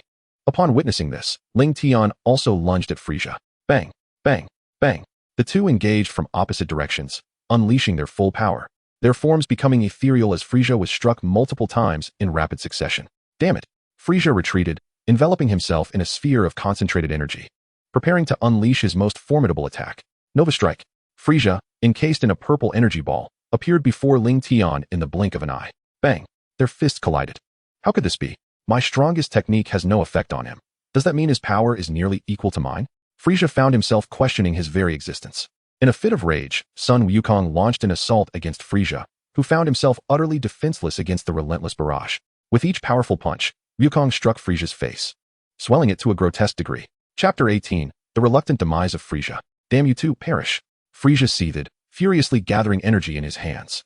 A barrage of purple energy blasts erupted from him, striking the ground with thunderous force, obliterating mountains and lakes alike. Yet, both Lingtian and Sun Wukong remained unscathed. Is this truly all you are capable of, Frieza? Wukong lamented, shaking his head in disappointment. After transforming into a Super Saiyan, Frieza had lost any semblance of challenge. Curse you. You shall be destroyed along with this planet. Frieza declared, conjuring an ever-growing energy blast at his fingertips. Planet Destroyer. Observing the unfolding scene, Wukong swiftly placed his hand at his waist, gathering his own energy, while Lingtian raised his right hand, forming a circular disc of light. Kamehameha. Cutting disc. As the two energies collided, Lingtian deftly maneuvered the disc, severing one of Frieza's legs. How is this possible? Frieza roared in disbelief. How could you replicate my technique? Lingtian chuckled, shaking his head. There's no need for you to comprehend this. Allow me to send you on your way. Frieza muttered to himself. One opponent I might manage, but with two, I surely face death here. Resolving to unleash his final move, Frieza suppressed the pain from his severed leg and raised his hands high above his head, channeling energy. A colossal energy orb materialized in his grasp and crashed down into the earth. Planet Penetrator. A sinister grin spread across Frieza's face. You are doomed. This planet will soon explode. You lack the means to survive in the cosmos. Await your demise here. Damn it. Vegeta gritted his teeth. Am I, the proud prince of the Saiyans, to meet my end in such a manner? With a deafening roar, the energy orb emitted a tremendous sound from beneath the ground. Yet there was no subsequent reaction. Frieza, your plan has failed. Lingtian remarked with a light chuckle. I had long wished for Shinran Purunga to reinforce Namek. Now, no matter your assault, you cannot destroy this planet. Lingtian, you truly are remarkable. Were it not for your wish to Krillin and the others, I would be at a loss for what to do. Wukong praised Lingtian with a thumbs up. Damn it, how can this be? Frieza unleashed an array of devastating techniques upon the ground. With each impact, the earth responded with thunderous echoes, showing no signs of damage. It is time for you to meet your end, Frieza. Lingtian and Sun Wukong placed their hands at their waists, gathering energy to unleash upon Frieza. Kamehameha. Kamehameha. No. Frieza was hurled away from Namek by a powerful energy wave, soaring into the cosmos. A tremendous explosion erupted in the depths of space. At last, it was over. Piccolo, Yamcha, Gohan, Dandy, and Vegeta arrived one after another. Dad, Uncle Lingtian, you are amazing, Gohan exclaimed, his face radiating admiration. Indeed. Absolutely. Yamcha concurred enthusiastically. Dandy bowed in gratitude, saying, thank you both for saving Namek. Humph. Piccolo crossed his arms defiantly, grunting, "Son Goku, I will surpass you one day." Everyone was unharmed, which brought great relief to Goku, who brushed off Piccolo's remarks and checked on the others for injuries. Kakarot, is this transformation your Super Saiyan form? How did you achieve it? Vegeta recalled the legends whispered on Planet Vegeta. Honestly, I'm not quite sure myself. I only remember feeling an intense rage when Frieza killed Krillin, and then I transformed. Goku scratched his head, uncertain of his current state. Lingtian smiled calmly, explaining, Vegeta, to transform into a Super Saiyan, one must possess a base combat power of at least 3 million. Ultimately, it requires an immense surge of anger. The Super Saiyan transformation grants a power level 50 times that of the norm. 3 million combat power. 50 times. Does that mean Goku possesses over 100 million combat power now? Yamcha was utterly astonished, as he barely reached several hundred thousand. Lingtian elaborated further. Goku currently wields a staggering 18,600,000 combat power. I have 13,200,000. The Frieza we just battled had a combat power of 12 million. Damn it, I will become a Super Saiyan. Vegeta clenched his fists, his gaze resolutely fixed on Goku. I will first contact the Earth's god to wish for the revival of those who perished on Namek. Lingtian communicated telepathically with the god, articulating his wish and urging him to seek the Dragon Balls. Thank you, Lingtian. Dandy expressed his gratitude. Thanks. Even the typically cold-hearted Piccolo added. In the Earth's heavenly palace, the god proclaimed, Come forth, Shenron. Grant my wish. The 7 Dragon Balls glimmered, resonating with one another. As the brilliance dimmed, Shenron was summoned. With glowing red eyes, Shenron addressed the summoner. You who have gathered the Dragon Balls, speak your wish. Whatever it may be, I shall fulfill it. Please resurrect all the Namekians who were killed. The god declared. That wish is quite simple. Shenron's eyes sparkled. After a prolonged wait of 3 minutes, he announced, Your wish has been granted. Farewell. Shenron transformed into 7 stones, scattering across the earth. On Namek, the resurrected Namekians looked around in confusion. Wasn't I just in the afterlife? Alright, Dandy has fulfilled the wish. Let us head to the Grand Elder. We still have 3 companions to revive, and we must use your Dragon Balls once more. Lingtian stated. The group located the stone Dragon Balls, each taking one and following Dandy as they flew onward. After flying for more than 10 minutes, they finally arrived at the residence of the Grand Elder. Most of the Namekians had gathered there, expressing their gratitude to Lingtian and his companions. Elder Muley had also been appointed as the new Grand Elder of Namek. After expressing his appreciation to everyone, Grand Elder Muley utilized the unique abilities of Namek to restore the Dragon Balls, which had turned to stone, back to their original form. With a new creator, the Dragon Balls were once again functional, granting 3 wishes. The Eternal Dragon Purunga was summoned once more. Those who have gathered the 7 Dragon Balls, please state your wishes. No matter what your wish may be, I shall fulfill it. Grand Elder Muley inquired. Lingtian, what are your wishes? Alright. Grand Elder Muley nodded and spoke. Purunga, please resurrect Tenshinhan, Chaozu, and Krillin here on Earth. This wish was rather straightforward. Purunga's eyes sparkled as Tenshinhan, Chaozu, and Krillin were resurrected in succession. Your wish has been granted. Farewell. Purunga transformed into 7 stones and fell heavily to the ground. Krillin, Tenshinhan, Chaozu, you have finally returned. Sun Wukong exclaimed with delight. Wukong, did you defeat Frieza? Krillin asked, sounding distressed. Lingtian reassured him. Frieza has been eliminated by us. You need not worry any longer.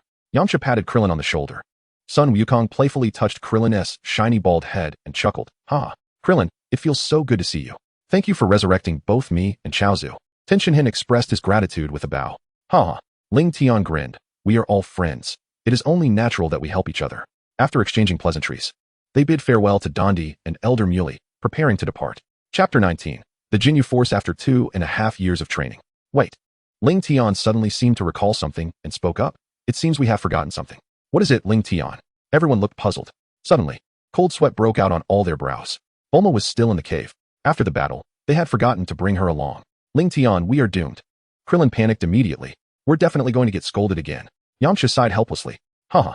Sun Wukong scratched his head, laughing. Krillin, you and Yamcha are still so afraid of Bulma. Sun Gohan suggested. We should hurry and find Aunt Bulma. Meanwhile, Bulma was furiously surveying her surroundings atop the mountain. Whoosh, whoosh. Before they even landed, Sun Wukong shouted loudly. Bulma pointed at Sun Wukong and unleashed a torrent of scolding. You actually left a weak woman like me in this place. This planet has been shaking from time to time, nearly scaring me to death. Lingtian laughed and reassured her. Bulma, it's all right. Frieza has been dealt with. And Tenshinhan and the others have been resurrected. Yamcha added, yes. We are about to leave now. Upon hearing this, Bulma became even more furious. You're preparing to leave? Is it because you lack a spaceship that you think it's in my possession? You truly infuriate me. The women of this earth are quite troublesome. Vegeta scoffed. Scions, how could this Scion be in your company? Bulma swiftly concealed herself behind Goku and urged, Goku, hurry and drive him away. Goku gazed at the arrogant Vegeta, arms crossed, and replied, Bulma, he won't cause any trouble anymore. From their recent joint battle, Goku had sensed Vegeta's immense potential. If he were to assume Vegeta's role, perhaps he too could become extraordinarily powerful under the right training, even surpassing himself. With Frieza's demise, Vegeta had severed ties with Frieza's army. If he refrained from wrongdoing, they could strive together and progress collectively. It wasn't that he looked down upon Piccolo, Krillin, Yamcha, Tien, and Kairatsu. Rather, the moment he transformed into a Super Saiyan, he comprehended a realm beyond. Restricting his power to train with Piccolo and the others would only lead to stagnation. He required an opponent of equal caliber. And Vegeta was the ideal choice. He was not only a Saiyan, but also a prince among them, undoubtedly possessing exceptional talent. Bulma, let's depart from Namek, he urged. You must ensure my safety. With a thud, Bulma produced a universal capsule, tossing it to the ground to reveal a spaceship. Lingtian, Goku, Gohan, Yamcha, Vegeta, Tien, Kairatsu, Krillin, Piccolo, and Bulma boarded the vessel. In the original story, after Goku defeated Frieza, he inadvertently arrived at Yardrat, where he learned instant transmission. However, they were unaware of Yardrat's coordinates. Lingtian appeared to have an epiphany and promptly suggested, Goku, inquire with King Kai about the location of Yardrat. We should visit there first. Yardrat is an exceptionally mysterious planet, home to coveted miraculous techniques. The Yardratians are a peace-loving race, hospitable and averse to conflict. Yet they have developed numerous astonishing abilities. Are those techniques formidable? Goku turned to Lingtian. Yardrat possesses many powerful techniques. It depends on whether you can master them. Lingtian replied with a mysterious smile. I want to learn. I will contact King Kai right now. Goku activated the special ability taught to him by King Kai. King Kai, can you hear me? It's Goku. The North Kai responded with excitement. I witnessed your battle on Namek. I never expected you to transform into the legendary Super Saiyan and defeat Frieza. You were magnificent. Goku inquired, King Kai, could you tell me the location of Yardrat? Let me check. Yardrat is located at coordinates 94, position 8760. Thank you, King Kai. Goku concluded the communication with the North Kai. Lingtian, I have inquired about the location. Wukong, please convey this information to Bulma. Lingtian chuckled. The spaceship sped towards the planet Yardrat. A week later, the vessel descended upon Yardrat. The inhabitants of Yardrat constructed their homes atop towering stone pillars, resembling colossal lollipops from a distance. As the group ventured forth, they were soon encircled by thousands of Adratans, who exhibited a friendly demeanor and listened attentively to Lingtian's explanations. The multitude of Adratans suddenly coalesced into a singular figure before the group. Where had the others vanished? Why was there only one? Krillin scratched his bald head in confusion. Peeper clarified, this is a secret technique of our Yardrat people, employed to confuse and deter external foes. Such an impressive skill. Those unaware might assume they were facing an army. After his initial shock, Yamcha gazed on with envy. At that moment, 5 circular spacecraft descended onto Yardrat. With a thunderous crash, the vessel struck the ground, leaving behind several massive craters. The hatches creaked open, revealing 5 individuals clad in matching combat attire. As they emerged, the performance commenced. Lingtian swiftly positioned himself behind Gohan, covering his eyes. Uncle Lingtian, what are you up to? Gohan inquired, puzzled. The others shared his bewilderment. Lingtian thought to himself, this is for Gohan's benefit. He is destined to become the man of God Gohan. Such shameful antics are unacceptable. Vegeta recognized Jinyu and his comrades, aware of their peculiar habits, and promptly turned his gaze aside. Lingtian and that Scion seemed rather off. Bulma pondered in confusion. The group was nearly exasperated. Lingtian, Vegeta, why didn't you inform us? Had we known, we would have averted our gaze. Captain, they mock us. Kuririn turned to face Jinyu. They simply lack an appreciation for art. Bart remarked, pointing towards Vegeta in the distance. Jaisis proposed, Captain, Vegeta is over there. Allow me to deal with him. After a moment's contemplation, Jinyu replied nonchalantly, you 4 should go together. First, eliminate that group, and then we shall assault this planet. As Guldo approached Vegeta, he attempted to assert dominance. Vegeta, why do you not greet your superior, Guldo? You seek death, four-eyed toad. Vegeta retorted, effortlessly dispatching Guldo with a burst of energy. That scoundrel Vegeta. He has slain Guldo. Our carefully rehearsed entrance is ruined. Kuririn seethed with fury. Gohan fidgeted, striving to pry Lingtian's hand from his eyes, desperate to uncover the mystery. Krillin, Yamcha, hurry and deal with them. Are we to wait for them to dance? Oh. The two concentrated their energies and launched an assault on the remaining 4 adversaries. Energy Sphere. Ki Blast. Bart and Jaisis were cleaved in 2 by Krillin's controlled energy sphere. Cullum was struck by an energy bomb, vanishing in an instant. Vegeta and King Frieza will not spare you. Seeing the tragic demise of his 4 comrades, Jinyu hastily threatened everyone. Vegeta let out a light chuckle, saying, Frieza is already dead. Yet here you are, foolishly carrying out orders. Now you shall meet your end. With a surge of energy coalescing in his hand, Vegeta struck down Jinyu, who, even in death, could not comprehend why Vegeta had grown so formidable. Gohan, having freed himself from Lingtian's constraints, surveyed the area, puzzled by the recent skirmish. Yamcha remarked, Gohan, a child need not concern himself with such matters. Gohan nodded in understanding. Oh. Lingtian smiled, relieved that Gohan had not witnessed Jinyu's actions, ensuring he would not transform into a Saiyan superhero. What a relief. Thank you for aiding us in fending off our adversaries. Please follow me. I shall guide you to the Grand Elder's residence. The group followed Beerus, arriving at a grand palace, distinct from the surrounding structures. Beerus gestured towards the palace, announcing, the Grand Elder is within. Do enter. A voice resonated from within the room, as if already aware of Lingtian and his companion's arrival. Lingtian paused for a moment but soon recalled the inhabitants of the Adretel star, skilled in mysterious arts, capable of foreseeing their coming. Thus, it was not surprising. Let us proceed. Lingtian smiled and stepped into the palace first. Inside, a middle-aged man clad in Adretel attire reclined against a stone chair. Upon seeing Lingtian and the others, his voice resonated with surprise. Who would have thought that after the destruction of planet Vegeta, the Saiyans would still be present? The Grand Elder, astonished, continued, I thank you for assisting us in repelling our enemies and vanquishing the nefarious cosmic tyrant Frieza. Lingtian chuckled lightly, responding nonchalantly. It is said that the Adretel possess wondrous arts, and your reputation indeed precedes you. Since you are aware of our identities, you must also comprehend the purpose of our visit. The Grand Elder nodded. I can grant you the opportunity to learn the mystical arts here on Adretel. However, success lies not with me, but with you. I hope you can master the techniques you seek. Lingtian nodded in agreement, resolute in his determination to learn instant transmission, regardless of the challenges it may present. The Grand Elder turned to Beerus, instructing, Beerus, lead these individuals. Yes, Grand Elder. Beerus replied. Now please follow me. Beerus beckoned to Lingtian and his companions, leading them outside. The group trailed behind Beerus, navigating the terrain of Adretel for several minutes until they halted before a granite gateway at the edge of a cliff. This is the place. Beerus patiently began to explain to Lingtian and the others. Upon the stone walls within, the myriad esoteric arts of our planet Yadrith are meticulously inscribed, from which you may select a few for your study. However, the ability to grasp these teachings will ultimately depend on your capacity for comprehension. Lingtian nodded and earnestly requested, Bulma, I would greatly appreciate your assistance in overseeing this task. You may take some alien technology for her to research. She is exceptionally intelligent. Bulma cast a glance at Beerus and called out loudly to Lingtian and the others, hurry up and come out. Except for Bulma. The others entered the secret chamber. They pushed open the stone door and were greeted by a long, winding staircase descending before them. As they continued down the corridor, the space opened up to reveal a grand palace, its stone walls adorned with an array of mystical inscriptions. Lingtian began to explain to the group, pay attention to the symbols etched upon these walls. The secrets of Yadrith are concealed within. If you focus your minds, the names and capabilities of the arts will manifest before you. Now, go forth and seek the techniques that resonate with you. The group dispersed, diligently searching the stone walls for suitable arts. Lingtian circled the palace, absorbing the myriad energies of the mystical practices, persistently searching for the technique of instant teleportation. Lingtian, come here. Sun Wukong shouted excitedly, as if he had stumbled upon something significant. I found one. A technique that allows instant teleportation to any location. It must be the instant teleportation. Lingtian hurried over, focusing intently on the stone wall, and indeed confirmed the presence of the teleportation technique. It must be fate. He mused.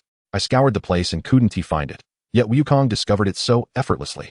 Lingtian smiled and turned to Sun Wukong. I have been searching for this technique, and I never expected you to find it first. Sun Wukong chuckled, scratching his head. I sensed something special about this place, so I thought I would take a look. Lingtian inquired, Wukong, do you wish to learn this together? Hearing their discussion, the others approached. Kakarot. If you're going to learn it, then I shall learn it too. Vegeta declared, unwilling to be outdone. Humph. I will learn it as well, Piccolo snorted. Tien Shinhan focused intently, attempting to absorb the knowledge, but his progress was painfully slow. This is too difficult. If I am to learn this, it would take years. He lamented. Yajirobe, let us seek other techniques.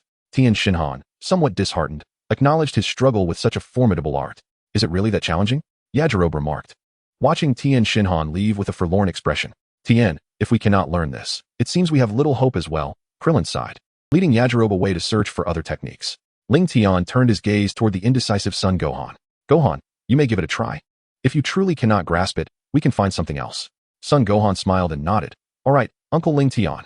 Thus, Lingtian, Sun Wukong, Son Gohan, Vegeta, and Piccolo sat down together, embarking on their journey to comprehend the art of instant teleportation. Unbeknownst to them, the group had spent half a year within the palace. Whenever hunger struck, they feasted on the celestial beans. Lingtian had distributed 30 beans to each individual upon their arrival, retaining 58 for himself after allocating a total of 240 from the system's reward stash of 298. One fateful noon, Lingtian finally mastered the art of instant transmission. Shortly thereafter, he discovered a secret technique for nurturing plants inscribed upon the stone wall and began his studies. 2 months passed, and Son Wukong, Son Gohan, Piccolo, and Vegeta also acquired the skill of instant transmission. Krillin, Yamcha, Tien, and Kaiatsu focused on enhancing their existing techniques through secret methods. Lingtian had successfully learned instant transmission and plant nurturing. Wukong, it is time for us to depart. Bulma has been waiting for us outside for over half a year. With that, the group exited the palace, making their way outside. Upon sensing the aura of Pibara, they swiftly employed their flight techniques to seek out Bulma. During this time, Bulma had diligently researched various extraterrestrial technologies. After bidding farewell to the Elder and Pibara, the group utilized instant transmission to leave the planet Yardrat. On Earth, they joined hands and materialized at Kame House. Their sudden appearance startled Master Roshi, who had been engrossed in a magazine. After exchanging pleasantries, they dispersed. With no place to stay, Vegeta was accommodated at Bulma's residence, while Lingtian and Son Wukong ventured to the West Mountain. Lingtian affectionately ruffled Son Gohan's hair. "All right, Uncle Lingtian, what are we doing at the back mountain?"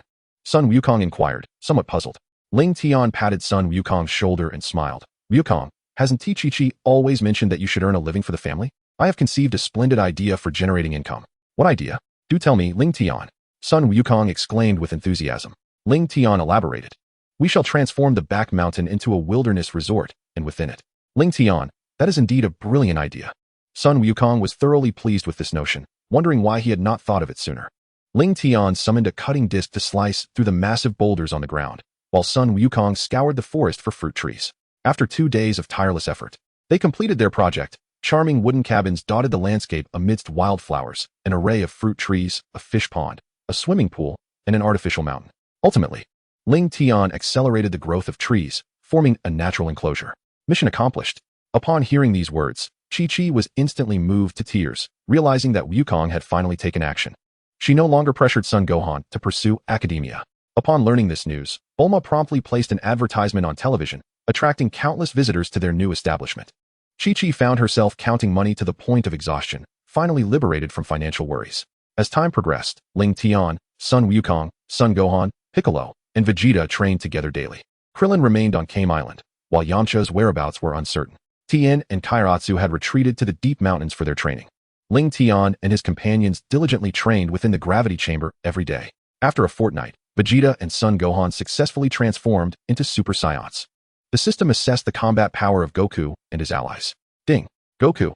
Combat power 8, 270, 000, Heritage, Saiyan. Vegeta. Combat power 5, 260, 000, Heritage, Saiyan. Gohan. Combat power 4, 690, 000, Heritage, half Saiyan. Piccolo. Combat power 36, 270, 000, Heritage, Namekian. The system reviewed individual attributes. Ding. Host, Lingtian. Heritage, Earthling. Age, 23 years. Skills, Aura Perception, Flight Technique, Ki Blast, Kamehameha, Dragon Fist, Solar Fist, For Body Fist, Afterimage Technique, Ki Slice, Energy Cannon, Death Beam, Cutting Disc, Death Energy Sphere, Telekinesis, Telepathy. Plant Growth, Instant Transmission, Divine Combat Techniques. Items, 24 Sins of Beans. Combat Power, 274, 000. Chapter 21, Dares, Mecha Troops. One day, Lingtian summoned everyone to Bulma's home using telepathy, informing them of his impending departure from Earth for cosmic training. He warned them that even stronger foes would emerge. Goku, you must train diligently. After imparting his advice, Lingtian executed instant transmission and departed. Goodbye, Lingtian. The others waved, bidding him farewell. With a whoosh, Lingtian utilized instant transmission to traverse from one planet to another, relishing his interstellar journey. One day, Lingtian found himself on a desolate planet, enveloped in yellow sand with no trace of greenery. What is the nature of this planet? Lingtian pondered. The ground was covered in quicksand. Should one tread upon it, they would likely sink halfway into the earth. Detecting an aura nearby, he decided to investigate further. Upon sensing the energy, Lingtian soared into the sky, heading eastward. The entire planet appeared lifeless, littered with the carcasses of animals and desiccated trees. After a few minutes of flight, a colossal tree came into view, its trunk piercing through the clouds and extending into outer space. Lingtian mused, such a massive tree. Could it be that Beerus has planted it on this planet? The spirit tree, a tree that can only thrive in the divine realm, once planted on a lower realm planet. It rapidly absorbs the life force of the entire planet to grow and bear spirit fruits. These fruits contain immense energy, and consuming them can enhance combat power and slightly extend lifespan. A planet that nurtures a spirit tree will be devastated as the tree matures. Devastated planets may take centuries to recover. Amidst the countless celestial bodies in the universe, to encounter such a spirit tree is indeed a stroke of fortune for me. Lingtian chuckled softly. On another front, Beerus and his cohort gathered beneath the spirit fruit tree, eagerly awaiting the ripening of the fruits. Excellent. The maturation of the fruit is occurring even faster than I anticipated, Beerus exclaimed, his face brimming with excitement as he gazed at the fruits adorning the spirit tree. Boss, the life force of this planet is far more potent than that of previous ones. The prospect of acquiring more planets like these has us believing that our combat power could soon surpass 1,000,000. Ha! Beerus and his subordinates erupted into hearty laughter. Beep, beep, beep. The scanners emitted a series of alerts. Someone is approaching. Beerus instructed his companions, you must deal with him, but ensure the spirit tree remains unharmed. Lingtian hovered in midair, meticulously observing Beerus. It was undeniable. Beerus bore a striking resemblance to Sun Wukong. Whoosh, whoosh. Beerus's four subordinates ascended and surrounded Lingtian. Noticing his stillness, they began to voice their thoughts.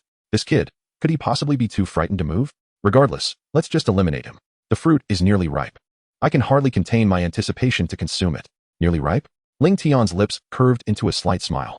There's no need for a battle. I shall simply pass the time. What in the world is he talking about? The four extraterrestrials looked utterly bewildered.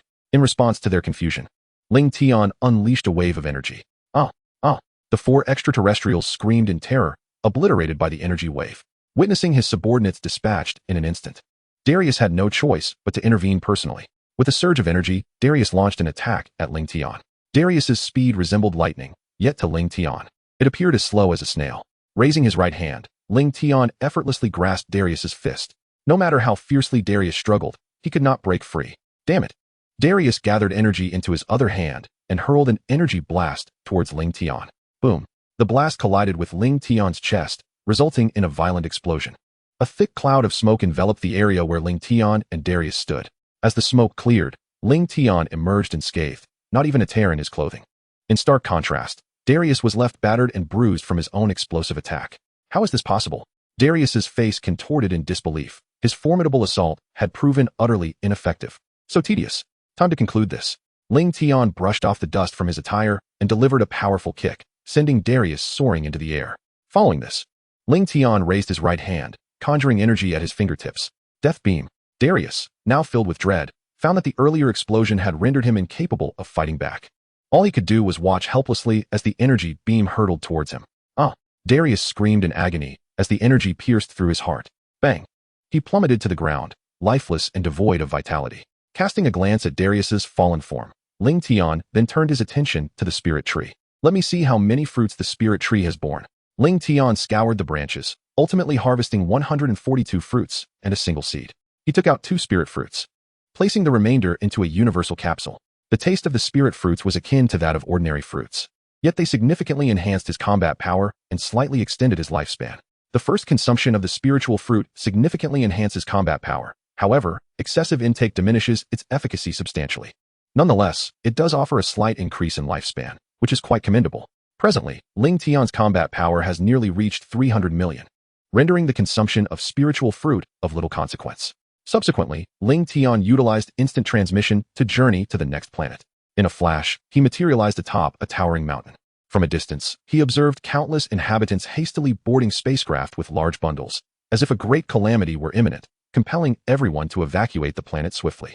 Lingtian intercepted an elderly man passing by to inquire about the situation on this planet. After a detailed explanation, Lingtian learned that this celestial body was known as Selgi Star. The residents had once enjoyed a peaceful and stable existence. However, recently, a band of malevolent individuals had been scourging the neighboring star systems in search of something. The planets they visited were typically left in ruins, their inhabitants either annihilated or sold off.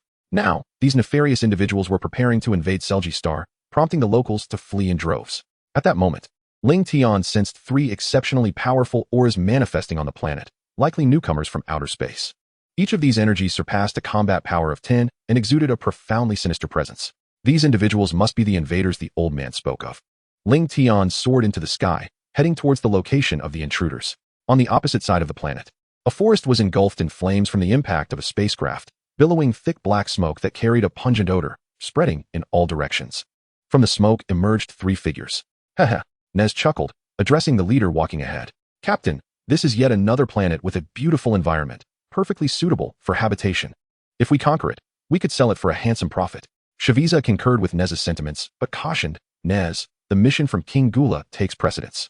This insignificant planet can be entrusted to others. Indeed, Dre nodded, grinning as he added, Captain, if we can locate the spiritual fruit tree, its value to King Gula would far exceed that of selling thousands of planets. These 3 were the elite mechanized squad of Gula. Nez activated his scanner and remarked, Captain, the inhabitants of this planet are evacuating in large numbers. It seems they are aware of our impending arrival. Frieza sneered, they dare to flee. I shall eliminate them all. Dre, filled with rage, ascended into the air. Dre, hold on. Frieza intervened, preventing Dre from slaughtering the indigenous people. Let us first seek the spiritual tree. Understood, Captain. Dre, unwilling to defy Frieza's orders, descended from the sky. Nez scratched his head, perplexed, and inquired further. Captain, is it truly possible for a planet like this to harbor a spirit tree? I have heard that cultivating a spirit tree would drain the entire planet of its energy. Yet this place appears quite the opposite. Frieza, Dre, and Nez surveyed their surroundings, where vibrant spring life flourished. Frieza shook his head. Perhaps the rumors were erroneous. Beep, beep, beep. Dre glanced at the detector, panic etched on his face. A being of immense power is approaching us. Dre, your detector must be malfunctioning. Nez sighed, for they had arrived on a low-tier planet. How could such a lowly planet harbor a formidable being? It's already here. Frieza pointed towards the distance, where a shadow suddenly materialized. In the blink of an eye, Lingtian appeared before the trio. Nez inquired, young man, are you from this planet? Are you not part of the Gulamech Brigade? What brings you here? Ha! Dre burst into laughter. It appears our mech brigade's reputation has spread throughout the cosmos, such that even a random passerby recognizes us. Frieza admonished, young man, what we seek is none of your concern. Depart at once. You little brat, hurry and leave. Nez raised his fist, threateningly declaring, otherwise, you shall experience the force of my punches. Oh, Lingtian chuckled lightly, beckoning Nez with his fingers.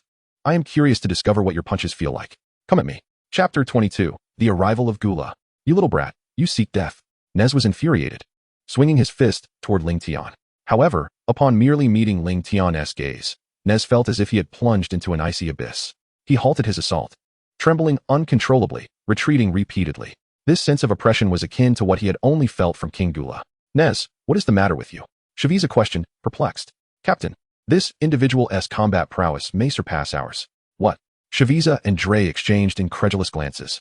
Just moments ago, they had suspected the detector was faulty, never imagining that this individual's strength could be so formidable. After years of interstellar travel, encountering someone like him was rare.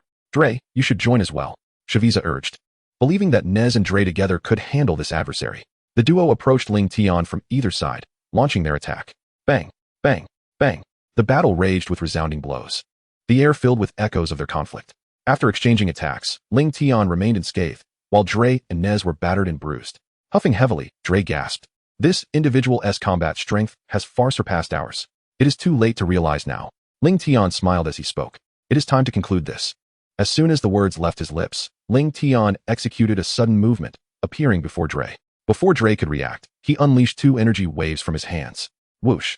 In such close proximity, the sudden strike was devastating. Alas, Dre was sent flying by Lingtian's 2 energy blasts. Bang. Dre crashed heavily to the ground. How could I, Dre, of the formidable Mecha Brigade, be defeated? Groaning in despair upon the ground, Dre's consciousness gradually faded, and he soon succumbed to death. Cursed be it. Nez glared furiously at Lingtian. Dre. Frieza, witnessing the demise of his comrade, began to gather energy fervently in his hands. Finger beams. A barrage of light surged forth from Frieza's fingertips, hurtling towards Lingtian. Without flinching, Lingtian braced himself against the onslaught of beams and charged toward Frieza, delivering a powerful punch to his head. Boom.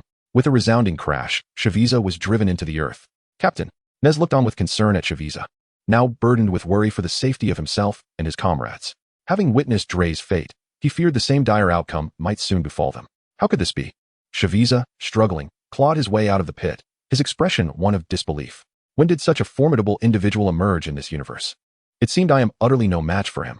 Grinding his teeth in frustration, Frieza urged, Nez, quickly contact King Gula, or else both of us may perish here. Beep, beep. Nez hastily transmitted information to the spaceship where King Gula resided. In the cosmos, a colossal donut-shaped spacecraft glided through the void. Inside, a figure strikingly similar to Frieza sat sipping red wine, gazing into the starry expanse. King Gula, trouble is afoot. A soldier burst into the chamber, breathless.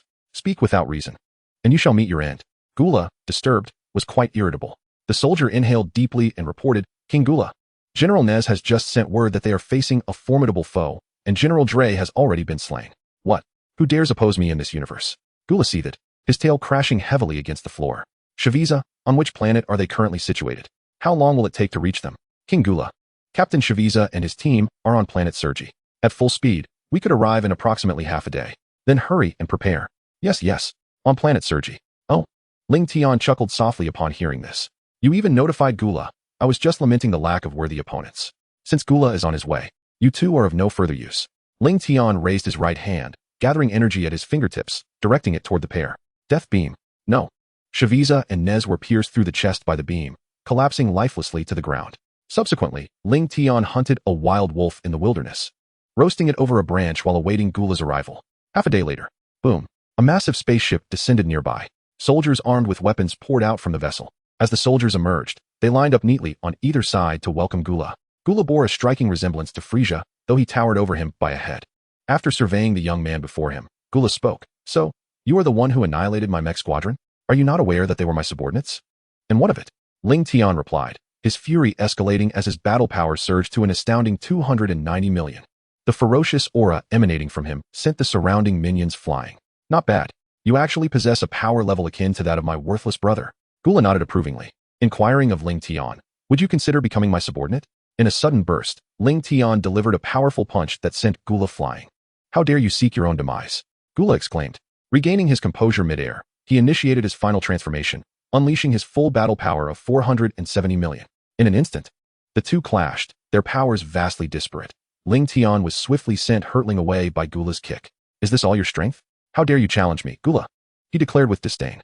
Gula's eyes quickly focused, conjuring two beams of crimson light.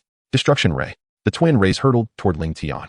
Placing his hand on his forehead to sense Gula's energy, Lingtian executed a swift teleportation, reappearing behind Gula. What? Where did he go? No, he's behind me. Solar fist. Ah, my eyes. Gula cried out in agony, clutching his face. Lingtian raised his right hand, forming a circular energy disc, and hurled it at Gula. Cutting disc. Though briefly blinded, Gula sensed the impending danger and swiftly dodged. Observing Gula evade his attack, Lingtian deftly maneuvered the disc. Gula narrowly escaped, but not before losing a portion of his tail. Once his sight was restored, Gula seethed with rage, raising his right hand overhead to concentrate a colossal energy sphere. Prepare to be obliterated along with this planet.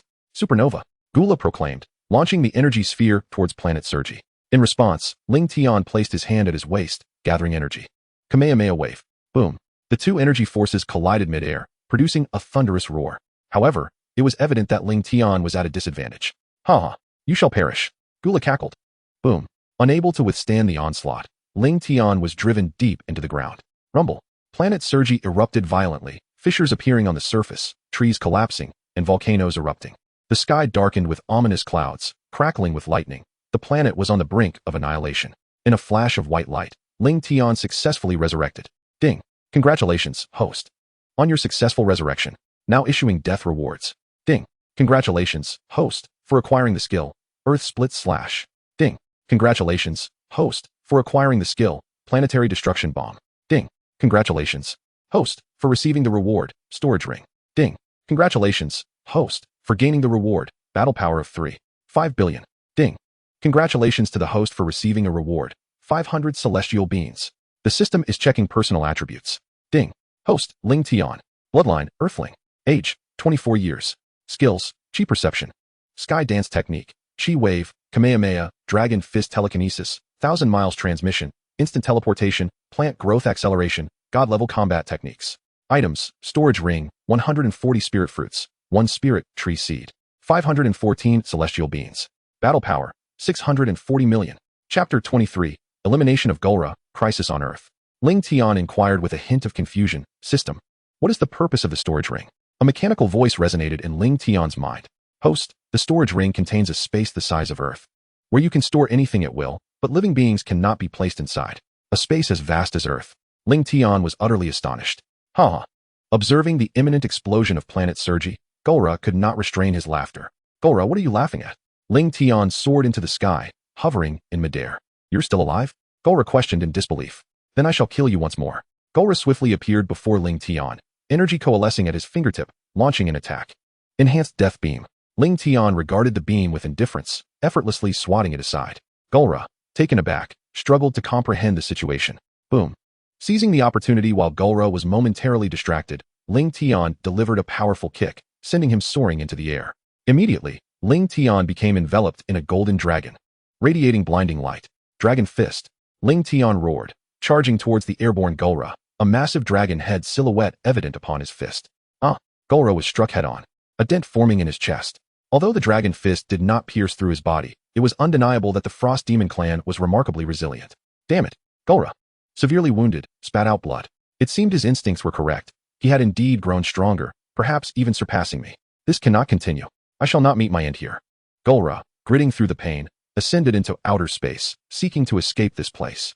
Golra, where do you think you're going? Lingtian instantly appeared before Golra, blocking his path. Get out of my way. Golra shouted, unleashing a barrage of energy blasts from his hands, striking Lingtian. Bang, bang, bang. Explosions erupted. Thick smoke billowing from Lingtian's location. As the smoke dissipated, Lingtian emerged unscathed before Golra. How is this possible? Golra exclaimed in disbelief. In mere minutes, this individual had surpassed him. Now, his attacks could not even breach the opponent's defenses. Lingtian chuckled softly, placing his hands on his hips, gathering energy. Kamehameha. With a forceful thrust of his hands forward, a blue wave of light surged towards Golra. No, Lingtian did not cast a glance, instantly employing teleportation to depart from Selgi Star. A thunderous roar resounded. Barely moments after his departure, Selgi Star erupted in a cataclysmic explosion, vanishing entirely from the cosmos. On Earth, while cultivating, Sun Wukong, Sun Gohan, Vegeta, and Piccolo sensed two formidable and malevolent auras rapidly approaching their planet. Sun Gohan scratched his head. Father, one of these auras bears a striking resemblance to Frieza. Old son, wasn't Frieza already vanquished by you and Lingtian? Piccolo inquired, his face etched with confusion. Humph. Vegeta snorted disdainfully, declaring indifferently, Kakarot, allow this prince to handle our foes this time. Now, Vegeta. It's been ages since I've fought. Let us divide the task evenly. Sun Wukong countered, dismissing Vegeta's suggestion. Piccolo proposed, let us first investigate. They are nearing Earth. The group utilized their flight techniques to soar toward the location where the spacecraft was descending. Krillin, Tien, Yamcha, and Kaiatsu, having sensed the dark energy, promptly abandoned their activities and hurriedly converged. In the vastness of space, Frieza's spaceship sped toward Earth. Father, there lies Earth. Frieza had been partially transformed into a cyborg. The areas previously severed by Lingtian now meticulously repaired with advanced machinery. Those accursed Super Saiyans and Earthlings nearly succeeded in eliminating me, Frieza seethed, clenching his fists. Frieza, this planet is not large. It's sufficient to obliterate it without landing, King Cold remarked, feeling that Frieza was overreacting. Currently in his second form, King Cold towered impressively, while Frieza appeared diminutive in comparison. That would be too merciful. I wish for them to witness my true power, Frieza proclaimed with unwavering confidence, having greatly enhanced his strength through rigorous training alongside King Cold. Meanwhile, Sun Wukong and his companions arrived in a desolate wilderness. It seemed they would soon land in this vicinity. Vegeta glanced upward at the sky. With a whoosh, Krillin and Yamcha descended nearby. Wukong, I knew you would come. Krillin exclaimed, brimming with excitement. Krillin, Yamcha, you've arrived too. Sun Wukong greeted them with a smile. Whoosh, whoosh, accompanied by the sound of rushing wind. Tien and Kairatsu also soared in from the distance. Everyone is here, Vegeta declared. Leave this to this prince. He regarded the Earthlings with contempt, viewing them as weaklings who merely sought to join the fray. That Vegeta, Krillin, and the others were left speechless. Piccolo pointed ahead, stating, they are coming. No sooner had he spoken than a massive spaceship emerged into view. Krillin, Yamcha, Tien, and Kaiatsu were filled with dread, while Sun Wukong and his companions remained remarkably composed. Untouched by fear, buzzing filled the air. The spacecraft descended slowly from a distance. Indeed, Sun Gohan exclaimed in astonishment, this aura belongs to Frieza. I can't believe he is still alive. Alongside Frieza, another presence exuded a similarly formidable energy. Krillin's voice trembled, haunted by the traumatic memory of being slain by Frieza on Namek. If you're so afraid of death, you shouldn't have come, Vegeta declared, propelling himself forward. Don't mind him, Krillin. That's just how Vegeta is, Son Goku reassured Krillin. Let's move on. Tien Shinhan inquired, Goku, were you battling that guy before? Previously, Tien had only heard of Frieza's formidable nature from King Kai, but lacked any true comprehension of his strength. Now, sensing Frieza's energy, Tien finally grasped the terror of his opponent. Don't worry, Tien. Son Goku comforted, patting Tien's shoulder. I defeated Frieza once before, and I've grown even stronger since. You need not fear. The group flew to a high mountain, surveying their surroundings. Frieza's spaceship loomed nearby. Is this Earth? Frieza smirked. The environment seems quite agreeable. King Cold examined the scanner, a look of confusion crossing his face. Frieza, is that Super Saiyan truly on this planet? The scanner revealed no powerful signatures in the vicinity. Frieza patiently elucidated, Father, they possess a technique to conceal their energy. Once engaged in combat, their power surges significantly. Is that so? King Cold expressed surprise, astonished that such a small planet harbored such unique abilities. Shouldn't we search for them? They must be nearby. Watch as I draw them out. Frieza's lips curled into a slight smirk. You all disperse and eliminate every inhabitant on this planet. Frieza commanded his soldiers. Yes, the extraterrestrial warriors, armed with advanced weaponry, prepared to take flight in various directions. Suddenly, a figure materialized at the scene. Frieza paused, turning to face the newcomer. The youth donned a Capsule Corp uniform, boasting blue hair and wielding a long sword upon his back. Who is this person? What an absurd intrusion. Frieza pondered, momentarily perplexed. This unexpected arrival disrupted his plans to lure out Son Goku and the others. With a cold chuckle, Frieza addressed the Earthling, what business do you have here? I've come specifically to kill you. Frieza was taken aback. King Cold's eyes widened in disbelief as he regarded the boy as if he were a fool. What did you say? You intend to kill us? You truly have no grasp of your own insignificance. The boy replied calmly, I know who you are. You are Frieza, correct? Chapter 24, The Future Boy. What an honor. I never imagined that on such a lowly planet, someone would recognize my name.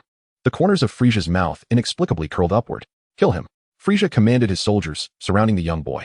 Others, swiftly eradicate the inhabitants of this planet. Yes, Lord Frieza. The soldiers readied their energy guns, aiming them at the boy across from them. Oomph. A soldier scoffed before pulling the trigger. With a battle power of merely 5, perish. A beam of energy hurtled towards the boy. Huh. The boy released a fraction of his aura, effortlessly deflecting the energy beam. What? What is happening? The soldier who had fired stood in utter disbelief. Bang. The boy struck swiftly, delivering a fatal blow to the soldier. The other soldiers, witnessing this spectacle, were left in shock. This person is not a weakling. Bastard. Attack together. The soldiers encircled the boy. Swish. The boy drew a long sword from his back. With a swift flourish, he slashed through the soldiers with remarkable speed. On the mountains, Sun Wukong and his companions were equally astonished. This suddenly appearing youth possessed such formidable strength. Earthling, you are quite impressive. Frieza observed the scene, clapping his hands with a smile. Do you know where the Super Saiyans are? How astonishing. Frieza covered his mouth, feigning surprise. You are also a Super Saiyan. You certainly do not appear to be one. Next, it will be your turn. As he spoke, an aura of boundless killing intent emanated from the boy. Frieza, do you hear that? King Cold chuckled. Does he still wish to kill us? Father, this arrogant fool is courting death. Allow me to teach him a lesson. Frieza stepped forward, standing face to face with the boy. Everyone's battle power. Bulma had developed a gravity chamber with a weight 1,000 times that of Earth. After Lingtian's departure, Sun Wukong and the others entered the hyperbolic time chamber, training for a year. After being restored as Mecha Frieza, he also trained with King Cold. Sun Wukong, 20,720. 000 battle power. Vegeta, 19, 460, 000 battle power. Gohan, 17, 280, 000 battle power. Piccolo, 190, 000 battle power. Trunks, 4, 200, 000 battle power. Frieza, 920, 000 battle power. King Cold, 740, 000 battle power. I can eliminate you in the blink of an eye. You two should tread carefully. The boy smiled, appearing utterly confident of his victory. Ha. Frieza chuckled derisively, his expression one of disdain. Be careful? Boy, are you jesting? Who gave you the audacity to speak to me in such a manner? From the very beginning, I shall exert my full strength. I will not be lenient like Mr. Sun Wukong. The boy's expression was resolute as he locked his gaze onto Frieza. Sun Wukong. So you do know him. Then you shall perish. Frieza's fury ignited as he heard those 3 words. Huh. With a fierce roar, the young warrior's aura surged, emanating a radiant golden glow. As the brilliance faded, it revealed the boy engulfed in golden flames, his blue hair transforming into a striking golden hue, standing on end. The youth had ascended to the form of a Super Saiyan. You too are a Saiyan. I find your kind utterly vexing. Frieza seethed, his fury igniting as he unleashed his full combat power. How is it possible? How could Frieza be this formidable? The boy pondered. a sense of bewilderment washing over him. Had he truly arrived in the wrong place? To his astonishment, another individual could also transform into a Super Saiyan. Vegeta, taken aback, soon found himself engulfed in rage, insisting that Frieza was his adversary to confront. With a resounding shout, Vegeta transformed into a Super Saiyan, swiftly teleporting before Frieza. Frieza, regarding the somewhat familiar visage, inquired, "Are you Vegeta?" On a distant mountain, Piccolo urged, "Gohan, let us proceed as well." He initiated his instant transmission. Gohan, following suit, quickly utilized the same technique to catch up. Goku scratched his head and called out to Krillin and the others, "Hurry up and grab hold of me. We must go too, or Frieza will leave the battle to Vegeta alone." "All right, Goku." Krillin and the others, albeit reluctantly, placed their hands on Goku's shoulders as he activated instant transmission. In the conflict zone, an abrupt flash heralded the arrival of Piccolo, Gohan, Goku, Krillin, Yamcha, Tien, and Kaiatsu, appearing alongside the young warrior and Frieza. "At last, Goku, you've finally arrived." Vegeta exclaimed, "I can't believe you've also transformed into a Super Saiyan." Frieza wore a sinister grin, relishing the arrival of these Saiyans, as it provided the perfect opportunity to ensnare them all at once. The boy's expression reflected incredulity. Frieza's newfound strength was one thing, but why could Mr. Vegeta also become a Super Saiyan? Vegeta stepped forward, positioning himself between the two combatants. "Step aside, kid. I shall handle Frieza," he asserted confidently. "Mr. Vegeta, Frieza's power is formidable. We should confront him together," the young warrior suggested. "Umph. Kakarot, leave Frieza to me. The rest are yours to deal with." Vegeta snorted disdainfully, disregarding the boy's words as he charged towards Frieza. Frieza chuckled lightly, beginning to recount Vegeta's past exploits. "Vegeta, you've become quite arrogant in just a year. I still recall how you cried out for mercy on Namek. You're courting death." Vegeta roared. His anger ignited as he swung his fist towards Frieza's head. The two fists collided with a thunderous crash, sending shockwaves that pushed Krillin, Yamcha, Tien, and Kaiatsu backward. Goku warned, "Krillin, you must get away from here." "All right, Goku. How is this possible?" Frieza's expression mirrored disbelief. How could this Saiyan, this monkey, have grown so powerful? The battle raged on with relentless intensity. In the blink of an eye, the two combatants clashed once more, their speed rendering them nearly invisible, save for the resounding booms echoing through the air. Sun Wukong pointed towards the distant King Cold and declared, "Gohan, you and Piccolo should engage that individual." With the formidable Frieza already bested by Vegeta, Wukong found the prospect of battling King Cold lacking in challenge. Thus he passed the opportunity to his son. "Understood, father." Gohan nodded, beckoning to Piccolo beside him. "Uncle Piccolo, let us join forces." With a mighty shout, Gohan's energy surged, his raven hair gradually transforming into a lustrous golden hue. Standing on end, Gohan had ascended to Super Saiyan, while Piccolo unleashed his full power. In an instant, the duo materialized before King Cold. Before King Cold could react, Gohan delivered a powerful punch that sent him hurtling away. "You two are courting death." King Cold roared in fury, enveloped in a blazing white aura as he unleashed his full might. Boom, boom, boom. The air was filled with explosive sounds as all engaged in fierce combat. "Mr. Wukong, aren't you going to assist them?" a young boy inquired, puzzled by Wukong's apparent reluctance to join the fray, given his affinity for battle. "Gohan and the others can handle it. There's no need for concern," Wukong replied with a smile. "I should lend a hand," the boy exclaimed, rushing towards King Cold. Gohan, Piccolo, and the young boy united their efforts to launch a relentless assault against King Cold. The tyrant's strength paled in comparison to Gohan's, and with the added support of Piccolo and the boy, King Cold found himself on the defensive. King Cold's anguished cries echoed as he shouted, "Frieza, come to my aid. Curse you, Saiyan monkeys." Frieza, having repelled Vegeta, sought to assist his ally, but was intercepted by the sudden appearance of Sun Wukong, forcing him into combat. "Kakarot, step aside. Frieza is my opponent." Vegeta protested, displeased that Wukong had claimed his adversary.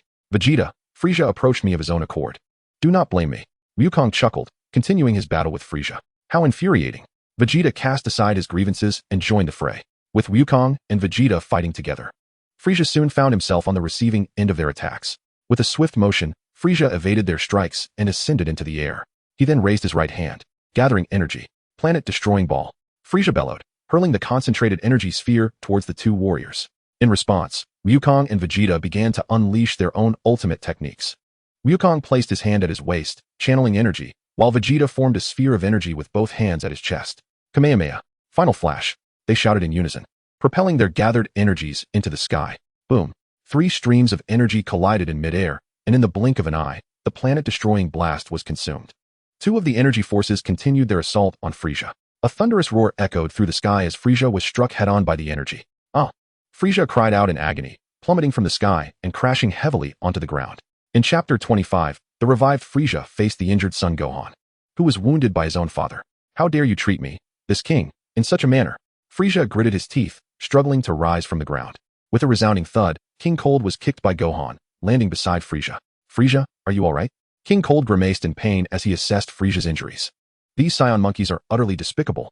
This was the first time I've trained so hard since birth, only to end up like this. No. Frieza roared defiantly. As his furious cry echoed, it seemed as though he shattered some restraints, and his power began to gradually ascend. Frieza, you. King Cold was taken aback by the scene before him. Mr. Goku, it seems Frieza is growing stronger. We must resolve this quickly. You brat, don't meddle. This is not your concern. Vegeta warned the youth. By the way, Vegeta appeared to have a sudden realization and continued. Where did you come from? I recall that after planet Vegeta was destroyed, few Saiyans survived. Indeed. Goku turned to the youth as well. We still do not know your identity. What is your name? This. I cannot say. The boy replied, visibly troubled. You can't even say your name? Goku asked, puzzled. I'm sorry, Mr. Goku. I will explain everything to you later. The boy stubbornly refused to disclose his origin. Oomph. Piccolo snorted. This boy was indeed suspicious. Frieza's aura finally ceased to grow. Current battle power of Frieza, 1, 25 billion. King Cold inquired, Frieza, how are you? Father, I'm fine. My power has received a new boost. Dealing with them should be a piece of cake. They will pay dearly. Frieza, are you ready yet? Vegeta asked impatiently. Ha ha ha. Frieza chuckled. Vegeta, I didn't expect you to be so eager for death. Allow me to fulfill that wish. With a sudden surge of power, Frieza's battle strength soared above that of everyone present. What? Vegeta found it hard to believe that Frieza's unleashed aura seemed to surpass his own. Taking a deep breath, Vegeta steadied himself and charged at Frieza with clenched fists. Bang! Frieza let out a soft laugh and slowly raised his right hand, effortlessly catching Vegeta's powerful punch. Immediately after, Frieza's tail swung viciously, striking Vegeta across the face. Ah! Vegeta screamed in agony as he was sent flying by Frieza's blow. Mr. Vegeta, are you alright? The boy expressed concern. Damn it! It is utterly unforgivable to have me, a prince, publicly humiliated. With a furious cry, Vegeta ascended into the sky, his hands pulsating with energy as he unleashed a barrage of energy blasts directed at Frieza. Continuous energy blasts. The sound of explosions echoed around them, the surroundings ravaged.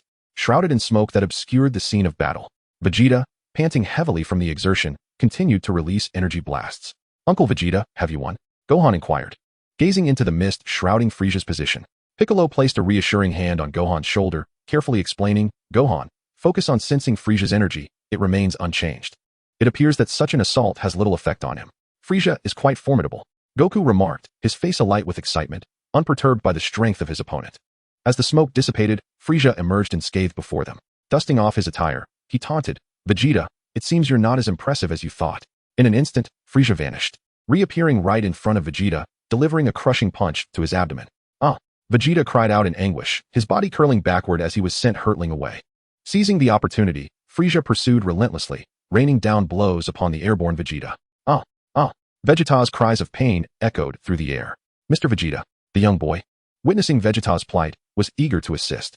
However, he was promptly intercepted by King Cold, and the two soon engaged in a fierce skirmish. King Cold smirked, amused by the boy's audacity. Ah! The young boy was struck by an energy blast, sent tumbling towards Goku and the others.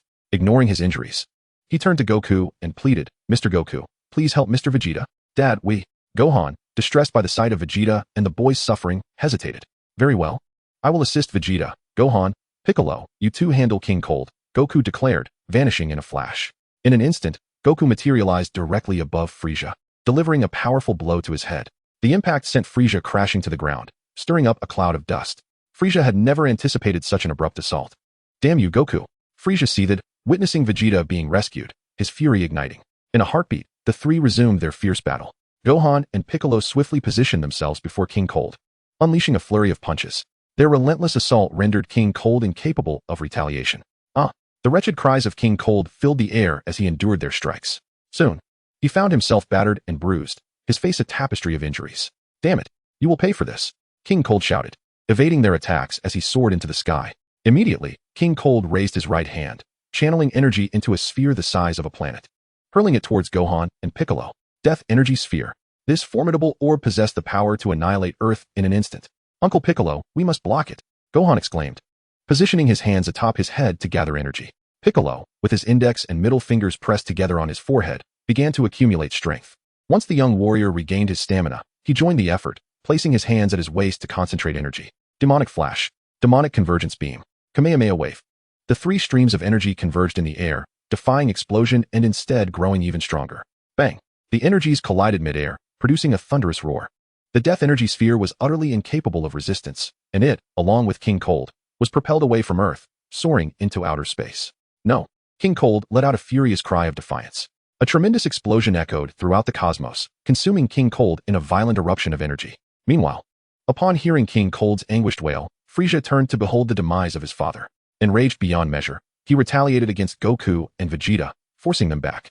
Raising his right hand, he concentrated energy into his index finger and unleashed it towards Gohan.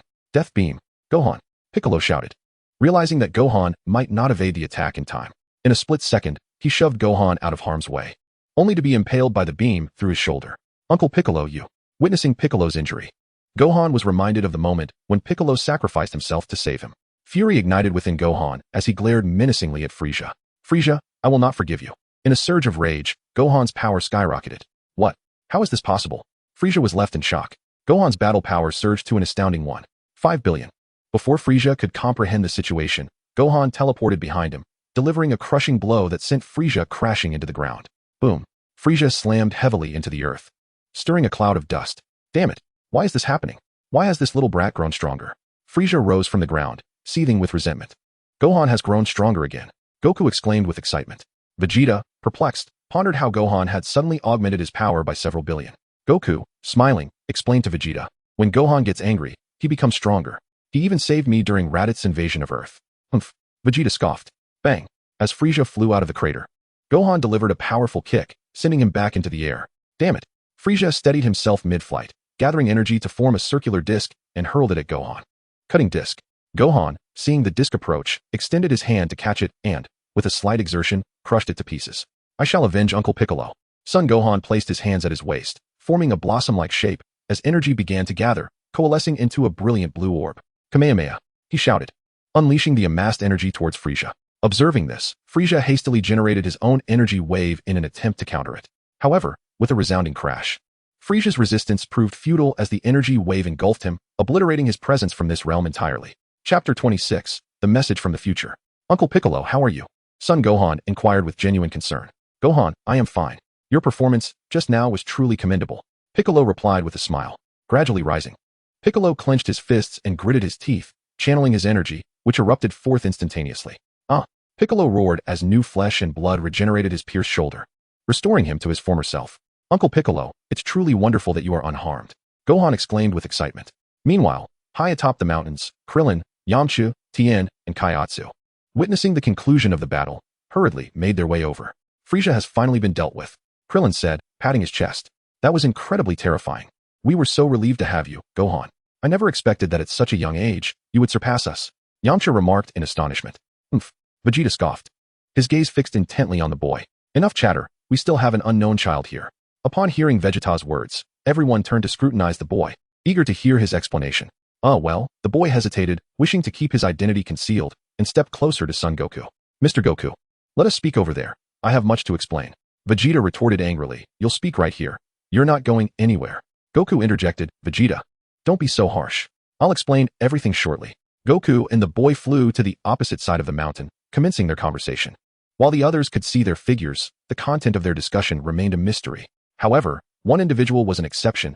Piccolo, due to his unique ear structure, could hear every word exchanged between Goku and the boy. Why run so far and act so secretively? What could he be plotting? Yamcha pondered. Exactly. Why speak only to Goku? Krillin scratched his shiny head in confusion. After witnessing the recent battle and understanding the power of Goku and his companions, the boy no longer felt the need to test Goku's strength. Instead, he directly revealed the events that would transpire in the future. He also disclosed his identity, stating that he was the child of Vegeta and Bulma, named Trunks. Goku was taken aback, astonished by the myriad occurrences that awaited them in the future and the revelation of Bulma and Vegeta having a child. Trunks produced a small vial from his pocket and handed it to Goku. Uncle Goku, this is a special medicine. It will cure you when your heart condition relapses. Goku expressed his gratitude. Thank you, Trunks. Trunks then voiced the questions that lingered in his mind. Uncle Wukong, why have you all become so powerful? Son Wukong replied with a smile. Lingtian mentioned that formidable foes will soon emerge, hence we dedicate ourselves to rigorous training every day. Who is Lingtian? Did he not come today? Trunks inquired, his expression one of perplexity. Trunks, does your timeline lack Lingtian? Sun Wukong asked, astonished, before continuing. He departed Earth several months ago to pursue training in the universe. Uncle Wukong, there is no such person in my timeline. Trunks shook his head.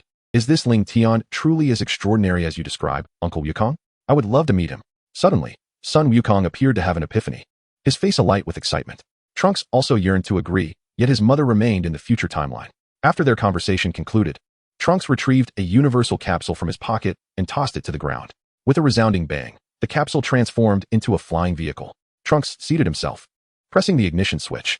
In a flash of white light, he and the vehicle vanished from sight. Kakarot, what did that person say to you? Why did he leave? Vegeta inquired. Sun Wukong was about to explain, but found himself at a loss for words. Observing Sun Wukong's demeanor, Piccolo shook his head in resignation. Let me take over, he said. Piccolo, when did you become aware of this? Sun Wukong exclaimed in astonishment. Piccolo chuckled. My ears are uniquely structured, allowing me to hear distant sounds. Rest assured, I shall not speak out of turn. Sun Wukong nodded. Then please, Piccolo, go ahead. Piccolo recounted the crisis that Trunks had disclosed, skillfully omitting Trunks' identity. A chorus of gasps erupted from the group. What? We are all to be killed by androids. Piccolo nodded. That is indeed the situation. Everyone, let us train diligently. Krillin, would you care to join us in our training? Sun Wukong turned to Krillin. No, Wukong. Your intense training regimen is ill-suited for us. Krillin shook his head. Very well. Until we meet again in 3 years. Sun Wukong, Gohan, Vegeta, and Piccolo soared into the sky, heading towards their training grounds. Each individual engaged in their own training, preparing for the impending android crisis 3 years hence. In the cosmos, Lingtian employed instantaneous movement, traversing from one planet to another, gathering useful materials, technology, and delicacies. His storage ring was filled with a variety of items. Suddenly, Lingtian appeared before a group of fearsome extraterrestrials, who paid no heed to his sudden arrival. Brandishing their weapons, they charged forward. Lingtian looked up to see they were pursuing an alien resembling Ultraman and a young, beautiful girl. Why do they seem so familiar? Lingtian pondered. It dawned on him. These were Gak and Tais. Tais is Bulma's sister. Gak is a galactic patrolman, carrying out missions throughout the universe daily. Tais harbored dreams of becoming an exceptional novelist, wandering through the cosmos in search of captivating material. Jack, aren't you a super elite? Hurry and protect me. Taisi's expression reflected her anxiety. Though I am indeed a super elite, there are simply too many of them. We should flee at once. Jack dared not confront the multitude of extraterrestrials. In a moment of misstep, Taisi stumbled over a stone. Jack quickly helped her up, urging her to escape. However, they were soon encircled by the pursuing aliens. Jack, are we going to perish here?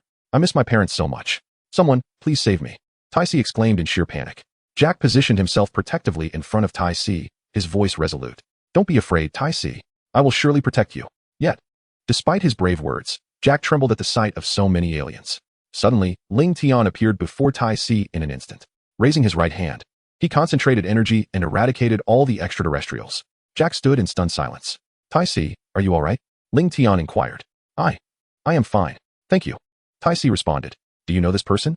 Jack asked, eyeing Lingtian with suspicion. I don't know him. Why do you ask, Jack? Taisi replied, puzzled. Then how does he know your name? Jack glared at Lingtian. Lingtian chuckled softly and began to reveal his identity. Taisi, I am a friend of Bulma. It is far too dangerous for you to be alone in the cosmos. With unwavering confidence, Jack declared, it's all right. I will protect Taisi. Lingtian shook his head, asserting, Jack, your abilities are far too insufficient to protect Taisi. What do you know? I am a super elite in the Galactic Patrol. Jack retorted, striking a pose he believed to be impressive. Lingtian ignored Jack's antics and focused on Taisi. After a moment of contemplation, Taisi asked, is it really possible? Fuming, Jack pointed at Lingtian and exclaimed, hey, do you have any idea how far we are from Earth? A spaceship would take months to reach. Be quiet, Lingtian replied, delivering a swift slap that knocked Jack unconscious. Taisi nodded in agreement. With one hand lifting Jack, Lingtian took Taisi and activated his instant transmission. Chapter 27. Unexpected arrival at Wampa, transcending bloodlines. On Earth, within the Hall of the Gods, Lingtian used instant transmission to appear before the deity with Taisi and Jack in tow. God, it has been a long time. Lingtian, it's you. The deity nodded and inquired. Goku mentioned you went to train in the universe. Have you completed your training? Not yet, Lingtian replied, shaking his head. Please contact Goku and have him send her to Bulma's home. No problem, the deity affirmed. Goodbye, God. Taisi, farewell. Lingtian, goodbye. Taisi waved her hand, bidding farewell to Lingtian. He activated instant transmission once more and departed from Earth. Departing from Earth, Lingtian utilized instantaneous movement to arrive at an unfamiliar planet. Upon his arrival, a colossal beast, with a gaping maw, lunged at him in an attempt to bite. Lingtian retaliated with a ki blast, sending the creature hurtling away. The resounding crash attracted the attention of surrounding monsters. Lingtian ascended into the air, surveying his surroundings. The environment of this planet was exceedingly harsh, with swirling yellow sands, devoid of vegetation and populated by gigantic beasts. Meanwhile, within a cave on this planet, two individuals sat around a fire, roasting a creature resembling a scorpion. Why are the monsters outside becoming agitated again? The middle-aged man pondered, confusion etched on his face. Suddenly, a flash of insight struck him. Perhaps newcomers had arrived on this planet. Having lived here for over a decade, they had long yearned for escape. He called to the young man beside him, and they soared towards the source of the commotion. Just as Lingtian contemplated whether to leave this planet, he noticed two figures approaching from a distance. He turned to regard them. The young man appeared expressionless, his upper body bare, showcasing a muscular physique towering over 2 meters. The middle-aged man, on the other hand, wore an expression of exhilaration as he gazed at Lingtian, akin to a man who had wandered the desert for 3 months and finally spotted water. Lingtian instinctively covered his rear and took a step back. "Hello," the middle-aged man greeted. "I am Paragus, and this is my son, Broly." Paragus? Broly?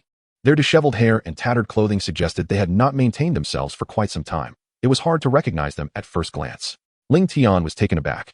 Having casually sensed their energy and teleported, he hadn't anticipated arriving on planet Vampa. "Who are you?" Broly asked, eyeing Lingtian warily.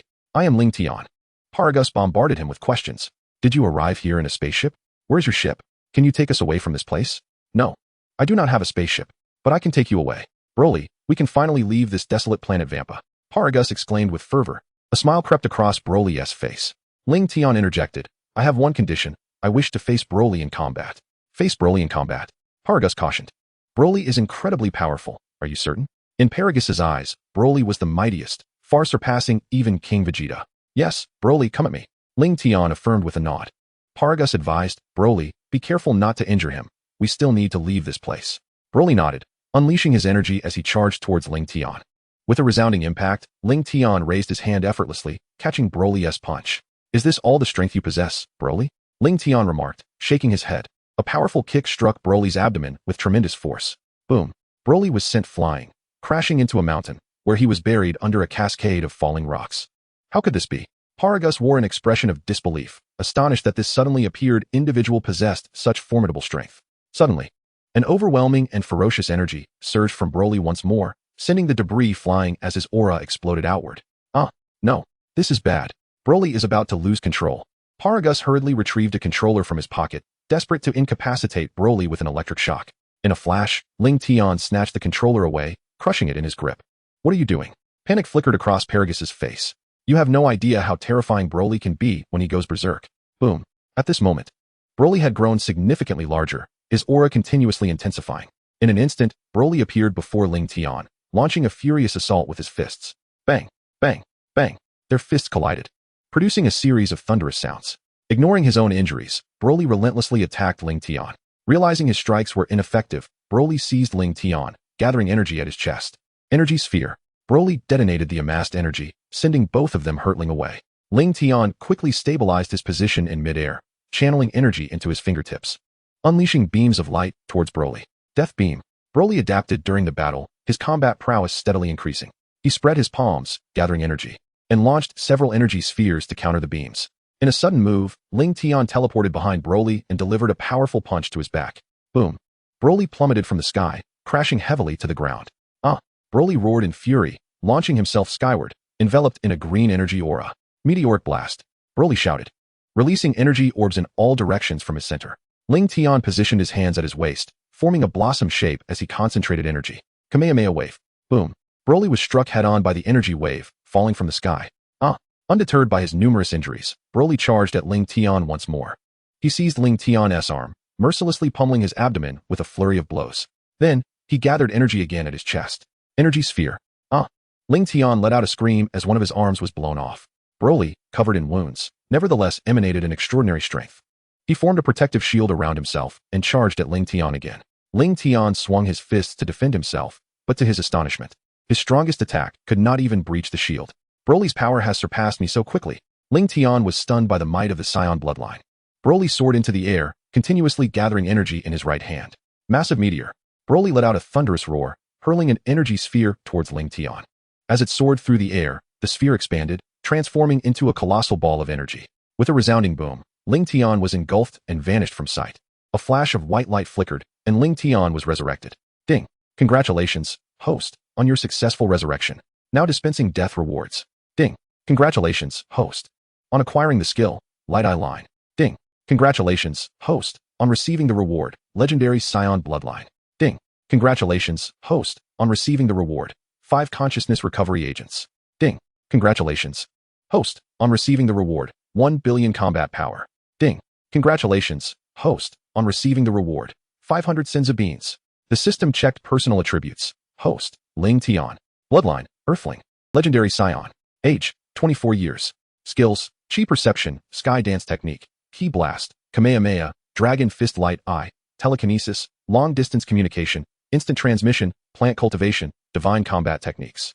Items, Storage Ring, Consciousness Recovery Agents X5, Spirit Fruits X140, Spirit Tree Seed X1, Senza Beans X987. Combat Power, 1, 72 billion. Lingtian inquired, System. What is the Consciousness Recovery Agent? A mechanical voice resonated in Lingtian's mind. Host. The agent can be used in conjunction with the legendary Saiyan bloodline to regain control over one's consciousness if it has been compromised. Chapter 28, Fierce Battle with Broly. Upon hearing this, Lingtian took out a vial and drank it, unaware of the potential loss of control due to his newfound legendary Saiyan bloodline. He clenched his fists, unleashing all his energy as the ferocious power of the bloodline surged through his body. Despite the violent energy emanating from him, his consciousness remained unaffected. Sensing Lingtian's aura, Broly charged towards him with great speed. Broly, perhaps I once feared you, but now, we both bear the legendary Saiyan bloodline. It is a test of endurance. And I possess Senza Beans. Lingtian chuckled lightly and dashed forward to confront Broly. Bang, bang, bang. The two stood face to face, exchanging blows, their fists relentlessly striking one another. Lingtian, even while sustaining injuries, felt his combat power steadily increasing, truly a testament to the legendary Saiyan bloodline. Suddenly, caught off guard, Lingtian found himself seized by Broly's enormous hand, pressed down towards the ground. Broly sprinted across the planet, dragging Lingtian with him. In no time, they had circled the planet. Lingtian, dazed, had not anticipated this maneuver from Broly. With a mighty shout, Lingtian broke free from Broly's grasp and executed the 4-body fist technique, multiplying himself into 4 identical figures that surrounded Broly. Each Lingtian condensed energy in their hands, unleashing a barrage of unique techniques upon Broly. Magic Cannon, Kamehameha, Death Beam, Power Cannon.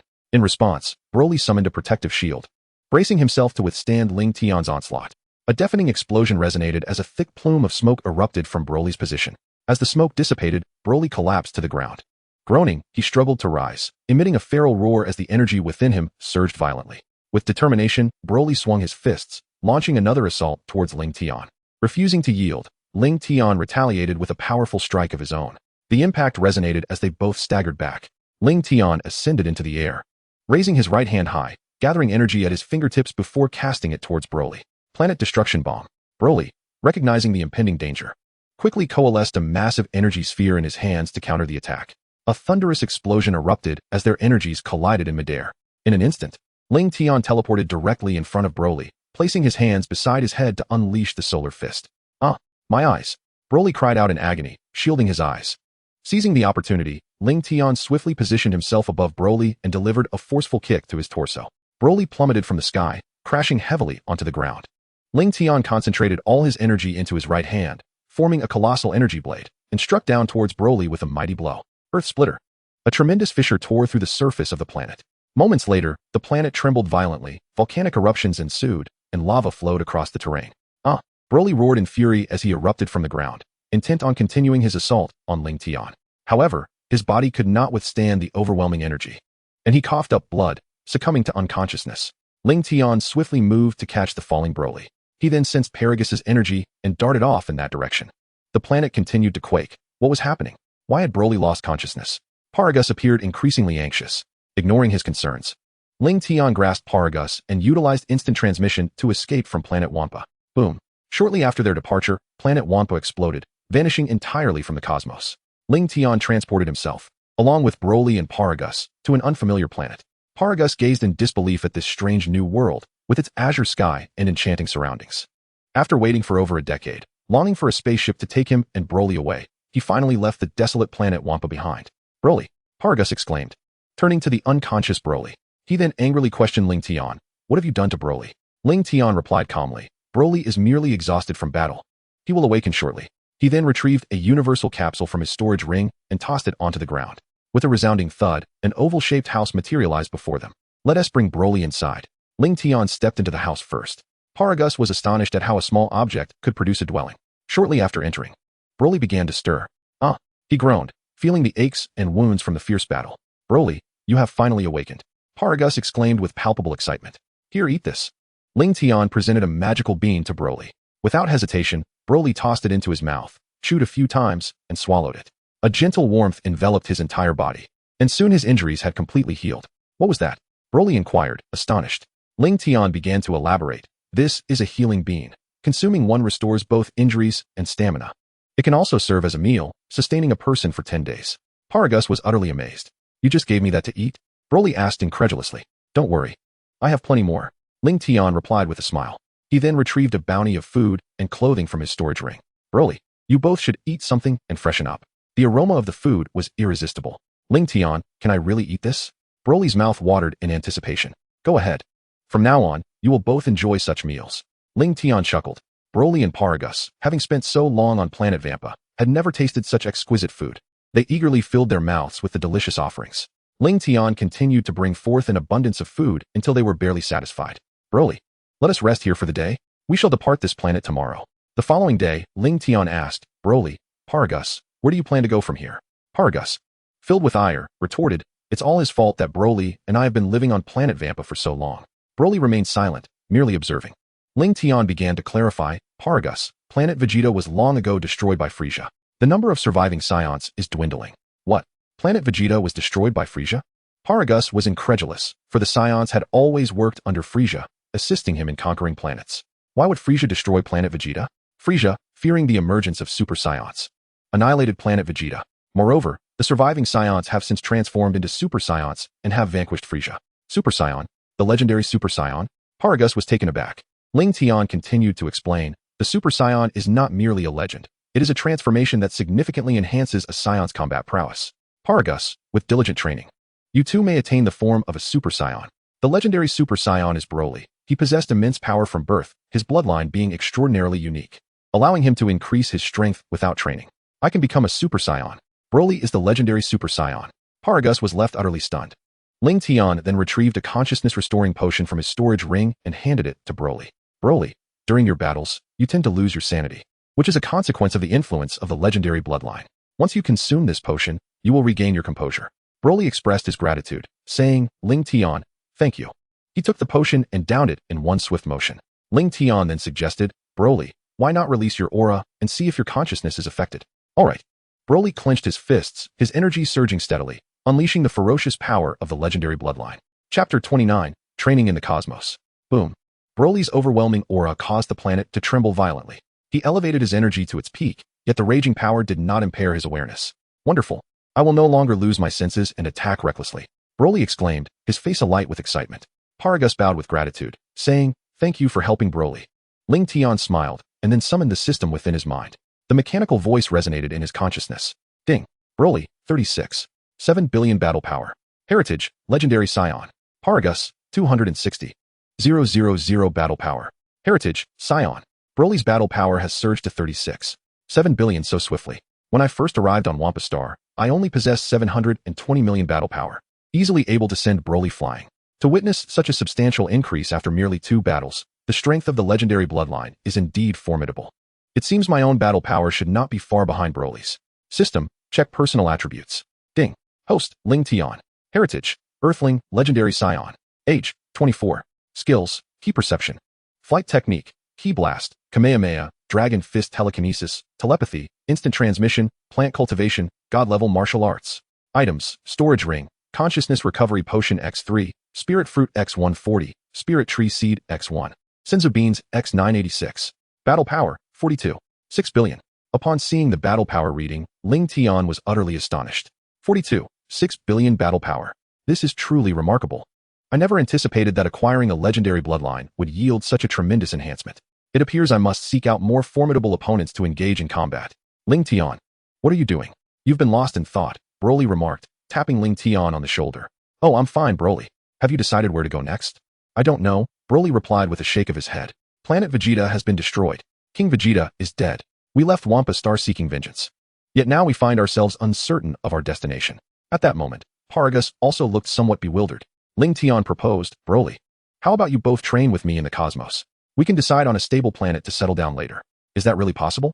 Broly asked, a hint of excitement in his voice. Paragus interjected, Lingtian, we appreciate your assistance. Broly, Paragus, hold on to my shoulders. We shall proceed to the next planet. Upon hearing this, Broly and Paragus placed their hands on Lingtian's shoulders. Lingtian, along with Broly and Paragus, diligently trained on various celestial bodies scattered throughout the cosmos. Occasionally, he would engage in combat with Broly, imparting the nuances of energy perception and some easily grasped techniques to both of them. Unbeknownst to them, 2 years swiftly elapsed. One day, the trio found themselves on a new planet. They circled the surface, yet found no signs of human habitation.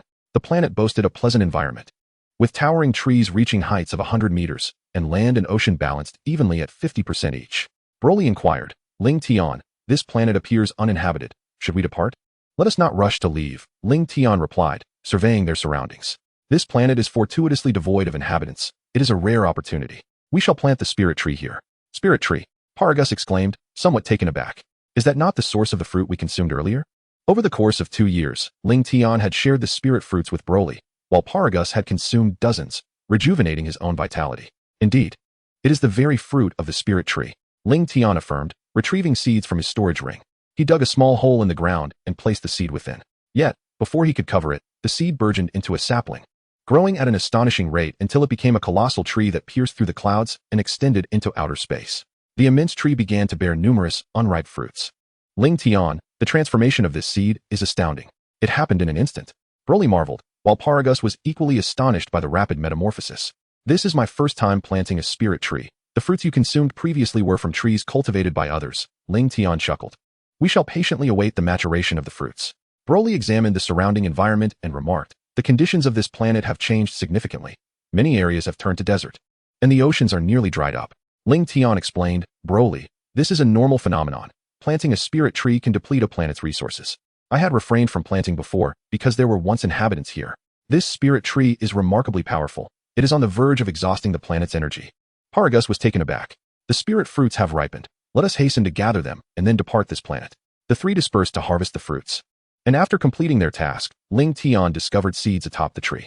Upon returning to the ground, he began to tally the harvested fruits. There were a total of 367. I did not anticipate such an abundant yield. It seems the quantity of fruits is contingent upon the size and environment of the planet, Lingtian mused. He distributed the fruits, allotting Broly and Paragus 100 each, while he retained the remaining 167 in his storage ring. Lingtian, this is far too generous. Broly was momentarily at a loss for words. Lingtian chuckled, Broly, you can store them in the universal capsules. Should we encounter another uninhabited planet, we can continue our cultivation. Paragus expressed his gratitude. Very well. Thank you, Lingtian. Let us take our leave. Lingtian executed a technique of instantaneous movement, transporting Broly and Paragus away from the planet.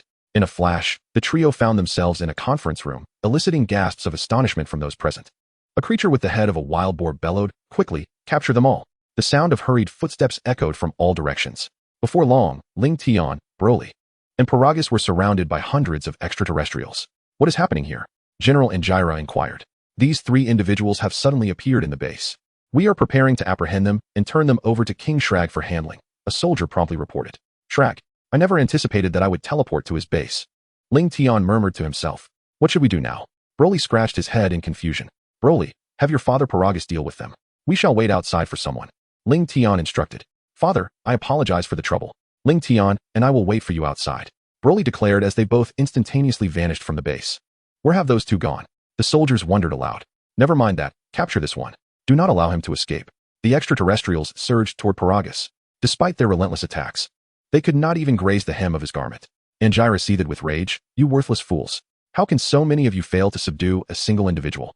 Without hesitation, Angira charged at Paragus, intent on launching an assault, only to be sent flying by a single strike from Paragus. This is dreadfully tedious. I shall take my leave, Paragus proclaimed, delivering a powerful punch to the roof of the base. He then ascended into the sky, gathering energy in his hands. Kamehameha! Paragus shouted, directing the amassed energy toward the base below. With a thunderous explosion, both the soldiers and the base vanished without a trace. Who did this? A furious roar echoed from a distance. In the air, a towering Namekian appeared, his tattered clothing revealing he had sustained considerable damage from the blast. Shrag, still roused from his slumber by the explosive energy wave, glared at Lingtian and his companions. Did you three destroy my base? Lingtian pointed at Paragus, stating, It was not us. It was he who annihilated your base. Paragus was momentarily taken aback. Didn't you instruct me to deal with them?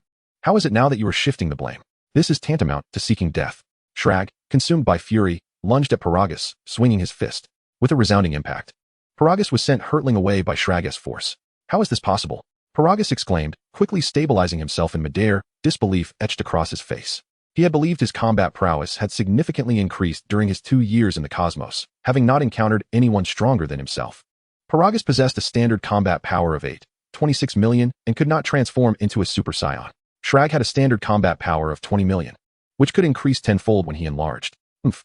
Shrag let out a cold snort. I expected something formidable. Yet this is the extent of your power? You dare to attempt the destruction of my base? You shall perish. With relentless fury, Shrag unleashed a barrage of punches upon Paragus. Paragus could offer no resistance, only emitting cries of anguish. Something feels amiss, thought Lingtian, puzzled.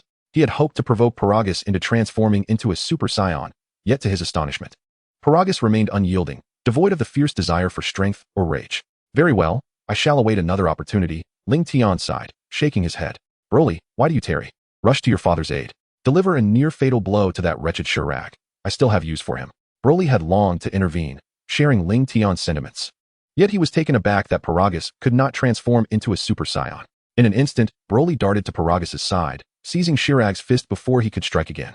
With a swift motion, Broly slapped Shrag across the face. Shrag shrieked, propelled backward. Boom. Shrag collided with a towering mountain, becoming buried beneath the tumbling rocks. Shrag bellowed, channeling all his energy to commence his transformation. His form expanded, assuming the stature of a colossal giant, akin to a small mountain, with a battle power of 200 million. You shall all perish, Shrag declared, gathering energy in his hands, unleashing a barrage of energy blasts towards Broly and Paragus. Observing this, Broly quickly conjured a protective shield of energy around Paragus. Bang! Boom! The air erupted with explosions, enveloping Broly and Paragus in thick smoke.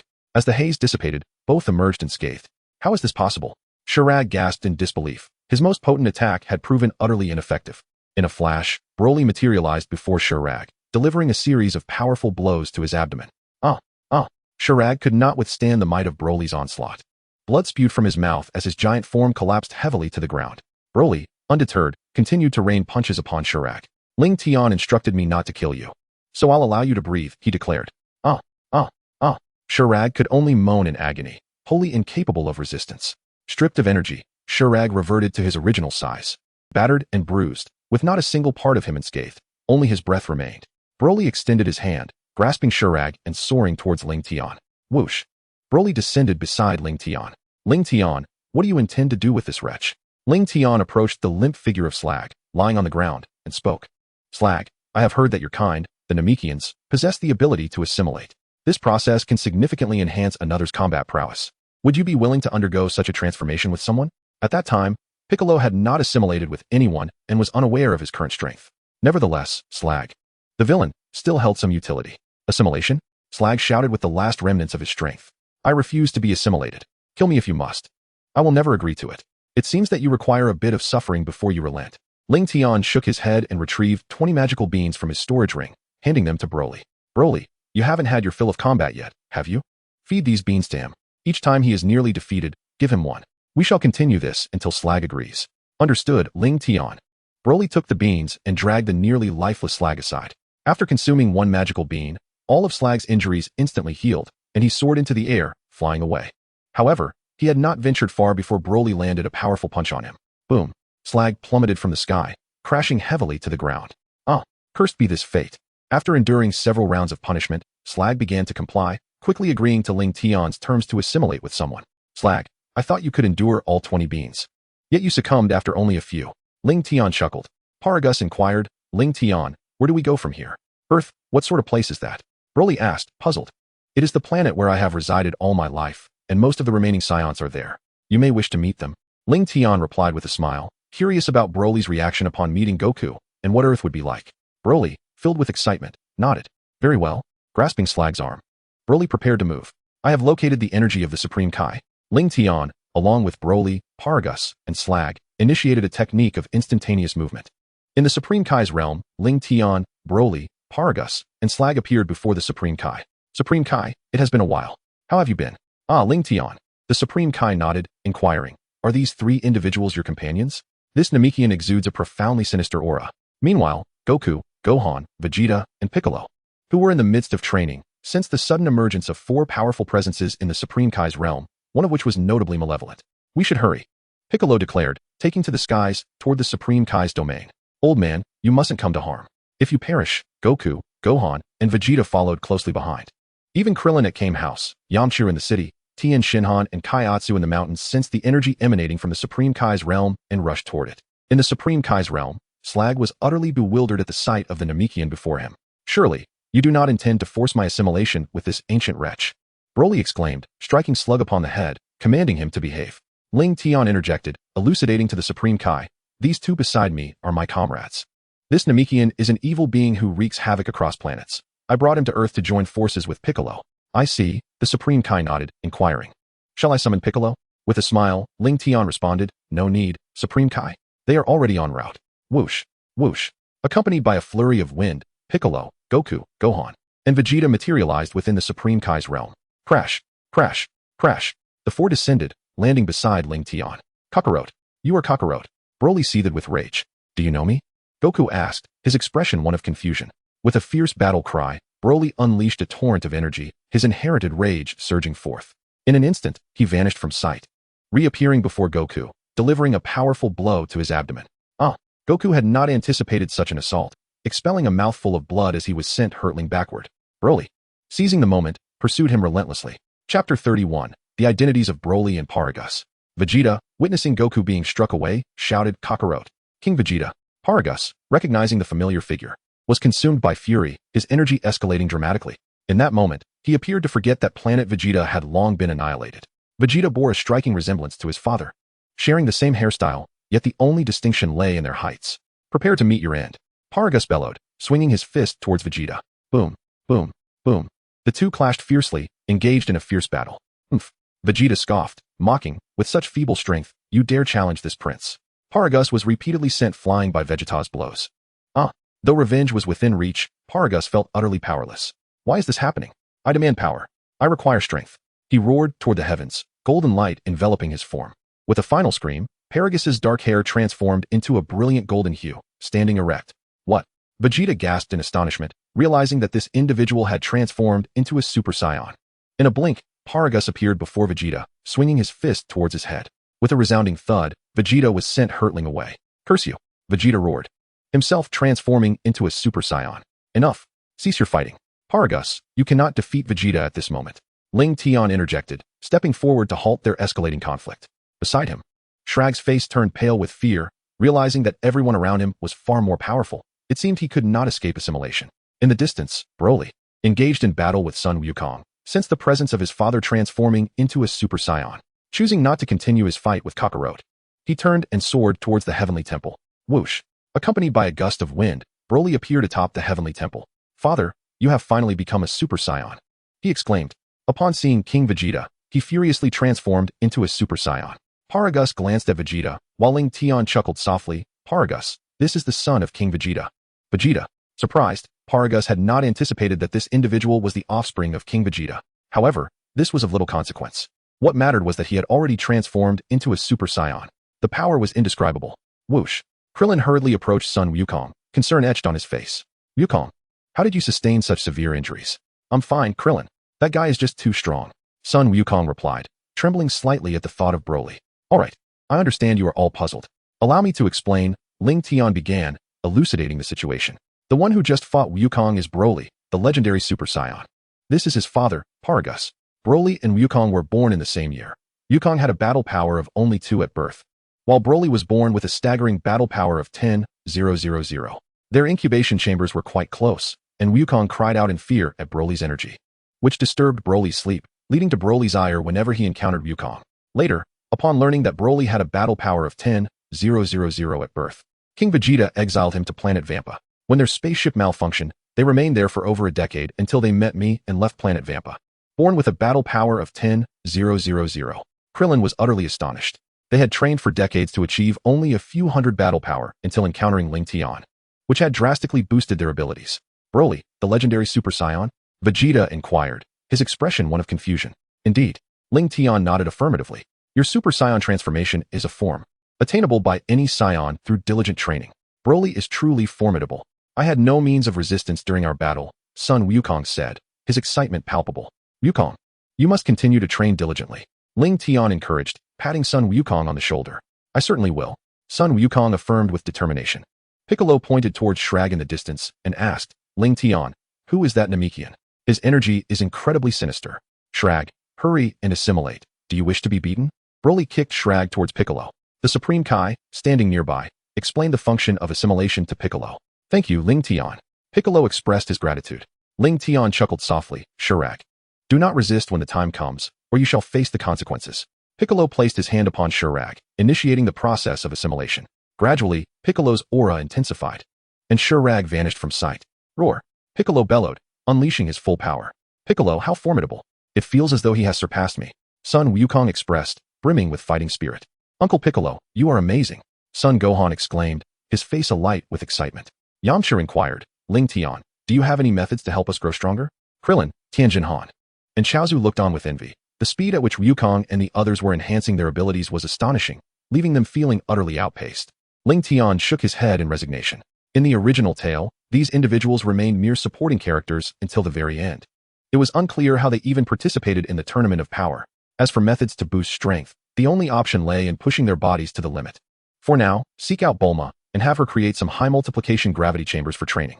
Once I find a solution, I will share it with you. Yamcha, Tianjin Han, Krillin, and Chaozu nodded in agreement. Lingtian then called upon the system in his mind. System, assess the battle power of everyone. All were in the hyperbolic time chamber, having trained for a year under a gravity of 1,000 times. Ding! A mechanical voice echoed in Lingtian's mind. Sun Wukong, 46. 67 million battle power. Sun Gohan, 40. 77 million battle power. Vegeta, 45. 98 million battle power. Piccolo, 4. 25 billion battle power. Broly, 195. 6 billion battle power. Paragus, 9. 2 million battle power. It seemed that Wukong and his companions had indeed dedicated themselves to rigorous training over the past 2 years. Piccolo's 4. 25 billion battle power indicated that this assimilation had amplified his strength tenfold. Now, let me check personal attributes. Ding. Host, Lingtian. Lineage, Earthling, Legendary Scion. Age, 26. Skills, Key Perception, Flight, Kamehameha, Remote Telekinesis, Telepathy, Instant Transmission, Plant Stimulation, and Godly Martial Arts Techniques. Items, Storage Ring, 3 Mind Recovery Potions, 167 Spirit Fruits, 1 Spirit Tree Seed, 947 Senza Beans. Battle Power, 216. 2 billion. The legendary Scion bloodline proved to be immensely powerful, far surpassing that of an ordinary Scion. Gurgle. At that moment, Sun Wukong's stomach growled. Ha. He chuckled, scratching his head. I got hungry after that fight. Indeed. It has been ages since we all gathered, Krillin said, his face alight with enthusiasm. The group soared into the sky, heading towards Bulma's residence. The Supreme Kai smiled, pleased. The stronger they became, the more secure Earth would be. Behind him, Mr. Popo observed the scene with an impassive expression. Whoosh, whoosh, whoosh. Bulma. Sun Wukong called out from afar. Reclining in a chair, Bulma appeared quite irate. Wukong, is that you? It's been so long since you all visited me, she exclaimed, laughter breaking through her annoyance. Sun Wukong chuckled, scratching his head. Bulma, we have been so engrossed in our training that we scarcely found the time to visit you. By the way, is there no room in my yard? Bulma appeared somewhat perplexed. Lingtian surveyed the surroundings and remarked, it seems there might not be enough space. I have brought an abundance of items, including a spaceship. After a moment of contemplation, Bulma suggested, let us head to the farm to the east. That belongs to my family. Under Bulma's guidance, they arrived at a vast farm. Within the farm, Lingtian demonstrated his aerial prowess, soaring through the air while continuously retrieving items from his storage ring. With a resounding thud, various objects cascaded to the ground. Minutes later, the items Lingtian had produced filled the entire farm, with some even precariously stacked atop one another. Wow, so many items. Thank you.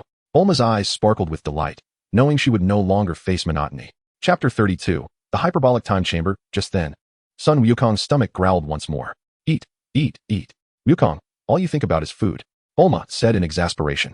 At Bulma's home, the sound of clanging dishes resonated as Wukong and his fellow Scions devoured their meals with fervor. Fortunately, they were at Bulma's residence. Otherwise, the pace of service at a restaurant would have been outmatched by their appetites. Lingtian shook his head, relieved that his Scion lineage had not significantly increased his appetite. Otherwise, he would be consuming insatiable amounts of food. After multiple servings from the robot, Wukong and his companions finally felt satiated. Ah, I am so full. Sun Wukong exclaimed contentedly. Lingtian, is the universe enjoyable? Are there formidable opponents? Wukong, the universe is vast. I have only traversed a small portion of it. I have yet to encounter other powerful adversaries. By the way, Wukong, I have a splendid gift for you all. Lingtian produced spirit fruits from his storage ring, distributing 5 to each person while bestowing 20 upon Bulma. Bulma, consuming this fruit can rejuvenate you and extend your lifespan. You can give some to your parents shortly. Is that true? Thank you so much, Lingtian. Bulma exclaimed excitedly as she began to eat. This fruit is remarkable. After consuming it, I feel as though my strength has increased a bit. Krillin looked astonished. Lingtian took the opportunity to explain, these spirit fruits enhance combat prowess and slightly prolong life. However, the more one consumes, the less effective it becomes. Lingtian inquired, Wukong, have any significant events transpired recently? Lingtian, after your departure, Frieza and his father visited Earth. Frieza has grown immensely powerful, but fortunately, he was defeated by Gohan. Moreover, a boy from the future arrived, claiming that androids would soon appear. Piccolo interjected coolly, those androids are set to emerge in a month. If Frieza has grown stronger, the androids are likely to follow suit. It was unexpected that, despite Wukong and the others' diligent training, the course of events remained unchanged. Lingtian shook his head and stated, Wukong, Vegeta, the androids are your responsibility. Broly and I shall visit the hyperbolic time chamber. All right. Sun Wukong nodded in agreement. Lingtian, you must engage in a duel with me next time. I sense that you have grown significantly stronger. Humph. Leave those puppet dolls to me, Vegeta declared with arrogance. Lingtian shook his head helplessly. Vegeta had retained this habit for years. Subsequently, Lingtian retrieved 5 spirit fruits and 2 universal capsules from his storage ring and handed them to Son Gohan. Thank you, Uncle Lingtian. Son Gohan bowed in gratitude. Farewell, everyone. Lingtian, Broly, and Paragus soared towards the Supreme Kai's temple. Upon arriving before the Supreme Kai, Lingtian spoke. Supreme Kai, Broly and I wish to utilize the hyperbolic time chamber. Certainly. The Supreme Kai nodded and instructed his attendant, Bibidi, please escort them. Lingtian presented 10 spirit fruits to the Supreme Kai and Bibidi. Supreme Kai, these can extend one's lifespan. Furthermore, I kindly ask for your assistance in taking care of Paragus. Understood. The Supreme Kai nodded. Following Mr. Bibidi, Lingtian and Broly wandered through the Supreme Kai's temple for a brief minute before reaching the hyperbolic time chamber. Mr. Bibidi, maintaining a stoic expression, announced, Lingtian, you may enter. There is food inside. However, you must exit before the hourglass runs out. Otherwise, the door will close automatically, leaving you trapped inside forever. Possessing immense power allows one to break through dimensional barriers and escape from the hyperbolic time chamber. Lingtian and Broly stepped into the chamber, which was fully stocked with food, water, and other amenities. The air was thin, stifling, with temperatures fluctuating between 50 degrees Celsius and -40 degrees. And gravity was 10 times that of Earth. Broly, let us commence our training. Boom. The two unleashed their full energy and clashed. Lingtian executed a technique to create 4 clones, encircling Broly. Broly, summoning energy, formed a protective barrier to withstand the attacks, sending Lingtian's clones flying. Subsequently, Broly conjured a massive energy sphere in his hands and hurled it at Lingtian. Vast Omega. As the energy sphere left Broly's grasp, it split into numerous energy blasts, all targeting Lingtian. Bang, bang, bang. Explosions erupted, and Lingtian's clones were knocked to the ground, vanishing from existence. In an instant, Lingtian teleported behind Broly and swung his fist towards him. Ah! Broly let out a cry as he was sent flying. Lingtian then placed his right index and middle fingers on his forehead, gathering energy. Magic converging light cannon. Boom. Broly was caught off guard and struck directly by the energy. However, he sustained minimal damage. Swish, swish. Both Lingtian and Broly erupted with energy and charged at each other. Bang, bang, bang. The two exchanged relentless punches, evading none. The transcendent bloodline proved immensely beneficial at this moment, continuously enhancing their combat power. Suddenly, Broly seized Lingtian's fist and began to gather energy at his chest. Chest energy blast. Broly let out a thunderous roar, igniting the amassed energy. Boom. A violent explosion echoed, sending Lingtian hurtling through the air, regaining his composure mid-flight. Lingtian placed his hand on his waist, channeling energy towards Broly. The Kamehameha wave surged forth. Observing this, Broly quickly unleashed a ki blast to counter. Bang! The two energies collided in midair, locked in a fierce standoff. Both Lingtian and Broly emitted furious roars as their energies intensified. Boom! The energies erupted, propelling both Lingtian and Broly away. As the smoke cleared, both were left tattered and bruised. Lingtian retrieved 2 Senzu beans from his storage ring, consuming one before offering the other to Broly. Aside from eating and sleeping, the two had been engaged in combat, and before they knew it, 2 years had elapsed within the hyperbolic time chamber. As the hourglass neared its end, Lingtian called upon Broly, and together they exited the chamber. Broly, why are you out after just 2 days? Paragus inquired, perplexed. Have you completed your training so swiftly? Broly explained, Father, time inside the hyperbolic time chamber flows differently. 2 days outside equates to 2 years inside. Is that so? What a remarkable place. Paragus exclaimed, astonished. The Supreme Kai then inquired, Lingtian, how was your training? With a subtle smirk, Lingtian replied, it went quite well, my strength has significantly increased. Both Lingtian and Broly had attained the legendary Super Saiyan form. In this transformation, their hair took on a greenish hue, glowing golden during the power-up. Muscles swelled dramatically, and their height surged. In this state, their power and speed escalated significantly without burdening their bodies, ensuring stamina did not deplete rapidly, all while boasting exceptional defense. From now on, when Lingtian and Broly transform into the legendary Super Saiyan, we shall simply refer to them as Super Saiyans, akin to ordinary Saiyans. I find it cumbersome to differentiate, so I hope you do not mind this simplification. Supreme Kai, we shall take our leave now, Lingtian announced, leading Broly and Paragus towards the sea, intending to find an island to build a home. Thus, the trio spent a leisurely month fishing and enjoying the scenery. One day, Lingtian summoned Broly and Paragus, utilizing instant transmission to appear beside Son Goku. At that moment, they were atop a high mountain, patiently awaiting the arrival of the androids. Goku, how long have you been here? Lingtian asked. Son Goku checked the watch on Gohan's wrist. Almost an hour, and the androids have yet to appear. Oomph. Vegeta scoffed, visibly dissatisfied. Kakarot, has that boy deceived us? Lingtian chose to ignore the impending quarrel between the two and turned towards Bulma. Bulma, why have you brought Trunks to such a perilous place? It is far too dangerous. I merely wanted to see what the androids look like, she replied. Bulma was momentarily taken aback, then exclaimed in astonishment, Lingtian, how do you know his name is Trunks? I haven't even told you yet. Haha. Lingtian chuckled and began to explain to everyone, Goku and Piccolo know too. In fact, that boy from the future is none other than the grown-up Trunks. Vegeta stepped forward, grabbing Goku by the collar. Kakarot, why didn't you inform me about this earlier? Goku brushed Vegeta's hand away with a laugh. This was Trunks' request. You should ask him. It seems that the androids would not make an appearance, so let me take you to find them. As Lingtian spoke, he soared into the sky, heading towards North City. Chapter 33, The Android Base. Seeing this, the others followed Lingtian, flying towards North City. Whoosh, whoosh, whoosh. Goku had already taken the medication for his heart condition and would not suffer an episode. Soon, they arrived at a mountain range in North City. Lingtian addressed the group. The android's base should be located in a nearby cave. Let us pair up and search. Once you find it, raise your energy levels, and we will come to you. All right. Goku and the others nodded, pairing off and flying in different directions.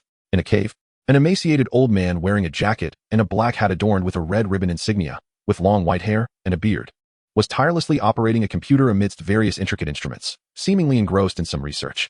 Android 20 is the modified drive gyro. 20, I sense someone approaching. A portly figure remarked. I can detect numerous powerful energy signatures nearby. We have never ventured out. How could our base be discovered? Android 20 pondered, then instructed the stout figure beside him. 19, go outside and see who has arrived. Understood, 20. Android 19 nodded and stepped out of the cave. My ultimate weapon, Cell, is nearly complete. Soon, I will have my vengeance against Goku and the others. Why must someone disrupt me now? Android 20 fretted, hastily inputting commands into the computer to hasten the progress of his plans. Meanwhile, during the battle at the Sacred Realm, cells from Broly, Paragus, and Shrag were collected. With the cells of these three individuals, Cell's evolution accelerated significantly. On the other side, Android 19, having just exited the cave, encountered two individuals. According to the information, these two were likely Yamcha and Krillin. Their energy levels were not particularly high. I suppose I shall absorb them. Krillin, we've been searching for so long, yet we still haven't found a cave. How about we take a break? Yamcha suggested as he descended, looking for a large tree to rest beneath. Yamcha, that might not be wise. Lingtian and the others should still be searching for the android's base. Klein descended from the skies, attempting to dissuade Yamcha. In a flash, Android 19 appeared behind Yamcha and Klein, delivering a swift blow to the back of Yamcha's head, rendering him unconscious before he could react. Immediately, Android 19 advanced, covering Klein's mouth to stifle his cries. Muffled sounds escaped Klein as he struggled, throwing punches and kicking in a desperate bid to break free from his restraint. Cease your resistance and become my energy, Android 19 declared, as the energy absorption device on his palm continuously siphoned Klein's vitality. Haha, little bald one. Your energy is quite impressive. I can feel my power surging. Meanwhile, Lingtian, Broly, and Paragus were in pursuit of the android's base. Lingtian sensed Klein's energy waning rapidly and, with a surge of power, propelled himself toward Klein's location, followed closely by Broly and Paragus. They were astonished that the two had fallen victim to the android's energy absorption. In various locations, Goku and others searching for the androids sensed Lingtian's explosive energy and quickly surged towards him. In an instant, they converged at Klein's side. Lingtian delivered a powerful kick that sent Android 19, who had been draining Klein's energy, flying. From his storage ring, he retrieved a Senza bean and offered it to Klein. "Klein, how are you?" Goku asked, concern etched on his face. "I'm fine, Goku," Klein replied. Having regained his peak condition after consuming the bean, he explained to the group that Android possesses a device that can absorb energy. "I nearly got drained completely. You must be cautious." Vegeta stepped forward, scrutinizing the rotund figure of Android 19. "So this is the android? It doesn't look particularly formidable. You can absorb energy, can you? Watch as this prince reduces you to dust with my fists." With a fierce shout, Vegeta's energy surged, enveloped in a golden aura as his dark hair transformed into a golden spike. Without hesitation, he launched himself at Android 19 after transforming into Super Saiyan 1. With a resounding impact, Vegeta's fist struck Android 19's abdomen. "Ah!" The android cried out, contorting in pain as he was propelled backward. "Impossible!" Android 19 exclaimed, stabilizing himself midair, his expression one of disbelief. This Vegeta was even stronger than the data collected during their previous encounter at the sacred world of the Kais. "No, they have too many." Realizing his predicament, Android 19 unleashed a barrage of energy blasts toward the ground. Boom, boom. Thunderous explosions erupted, sending clouds of dust and smoke billowing into the air. Seizing the opportunity amidst the chaos, Android 19 made his escape. As the smoke dissipated, the presence of Android 19 vanished without a trace, leaving everyone in a state of frustration. Damn it, how could he escape? Vegeta seethed with rage. "Lingtian, why am I unable to sense his energy?" Goku asked. Confusion etched on his face. Lingtian explained to the group, "They are androids. When they do not release energy, they emit no aura. That is why we could not detect them. Otherwise, Krillin and Yamcha would not have been ambushed." Suddenly, with a whoosh of wind, a young boy with blue hair and a long sword strapped to his back appeared before them. This was future Trunks. "Uncle Goku, have you dealt with the androids?" he inquired. Vegeta, still seething, pointed an accusatory finger at Trunks and shouted, "Trunks, why did you not tell me earlier that you were my son?" Goku looked at Vegeta with a smile. Just now, Vegeta had a brief skirmish with the androids, but he let one slip away. "Kakarot, what do you mean?" Vegeta roared in fury. Lingtian, shaking his head in exasperation, turned to Broly and Paragus, saying, "Let them argue here. We should continue our search." Broly and Paragus followed Lingtian as they flew off into the distance. "Uncle Goku, who are those three?" Trunks asked, perplexed. Having never encountered any of them in his future timeline, Goku began to explain, "The one flying ahead is Lingtian, whom I mentioned to you before. That tall Saiyan is even stronger than both me and Vegeta. Humph, I will surpass them eventually." Vegeta scoffed. "Stronger than Uncle Goku and Dad?" Trunks exclaimed in shock. "We should hurry and locate the android's base," Piccolo declared, soaring ahead. The others promptly followed suit. In a cavern, Android 19 rushed breathlessly to the side of Android 20, who was engrossed in research. Android 20, visibly displeased, remarked, "19, what are you doing? You're exhausted just from a simple reconnaissance?" Panting heavily, Android 19 replied, 20. The ones outside are Goku and his friends. I was no match for them. If I hadn't T-fled quickly, I would have been defeated." "Goku, that insufferable Goku." Android 20 seethed, recalling how Goku had obliterated the Red Ribbon Army when he was just a child, and now he had discovered their base. Gazing at the nearly completed Ultimate Cell, Android 20 handed a remote control to Android 19. 19, go release Android 16, 17, and 18 to confront Goku and his friends. They won't go out of control, will they? A look of fear crossed Android 19's face. "You have the remote. What are you worried about?" Android 20 urged. "Hurry. Once Ultimate Cell is complete, we will eliminate Goku and seize control of the world." The android number 19, upon receiving the command, complied without hesitation. Clutching the remote tightly as it ventured outside, it sought out several experimental pods, methodically opening each one. Android number 16, a towering figure clad in green armor and a black bodysuit, donned green boots. Android number 17, a dashing youth adorned with a red scarf, was a human-based modification with a perpetual energy core, granting him limitless power and a remarkably slow aging process. Similarly, android number 18, a striking beauty with golden hair and blue eyes, was also a human-derived android, sharing the same attributes as her brother number 17. After stretching his limbs, android No.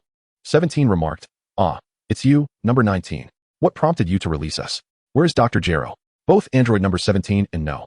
18 harbored a singular desire to eliminate Dr. Gero, holding little animosity towards the other androids. Number 19 tightened its grip on the remote and replied coolly, "Dr.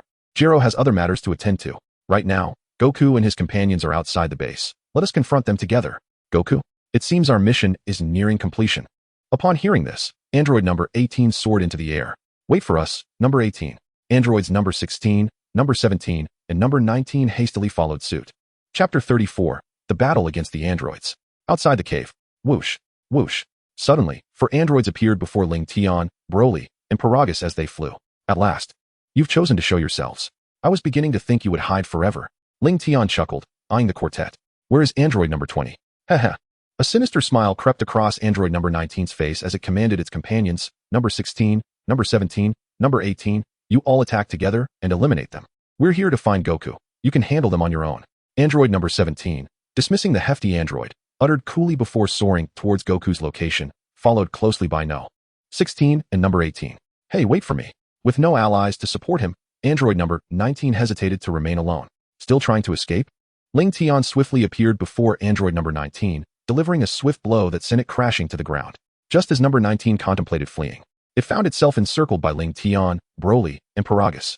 With an indifferent tone, Lingtian stated, Number 19, take us to android number 20 without delay. I shall not lead you there. Android number 19 declared with a resolute demeanor. Very well then. Lingtian responded, unleashing a surge of energy as he raised his right hand, condensing a circular disc of light, which he hurled at android number 19. Cutting disc. Android 19 emitted a shriek as he attempted to absorb the energy from the disc directly. However, his hands were swiftly severed. How are you now? Lingtian chuckled lightly. Next time, it won't just be a hand. Android 19 trembled at the sight of the hovering cutting disc. I'll take you to find android 20. He surrendered. Not wishing to meet his end, Lingtian, Broly, and Paragus followed android 19, and after a few minutes of traversing, they finally arrived at a concealed cave. The base was well hidden, surrounded by towering trees, making it nearly invisible from above. Android 19 pointed to the cave, stating, Android 20 is inside. You may enter. Broly growled. Aren't you coming with us? Where do you think you're going? Faced with Broly's fierce gaze, Android 19 complied and led the way. Upon entering the cave, they wandered for a minute before reaching the underground level, where they finally laid eyes on Android 20. At that moment, he was engrossed in his computer work. Hearing the commotion, Android 20 assumed that Android 19 had returned victoriously and turned to look, nearly frightened to death. 19. How did you bring Lingtian and the others to the base? This is infuriating. Android 20 shouted in frustration.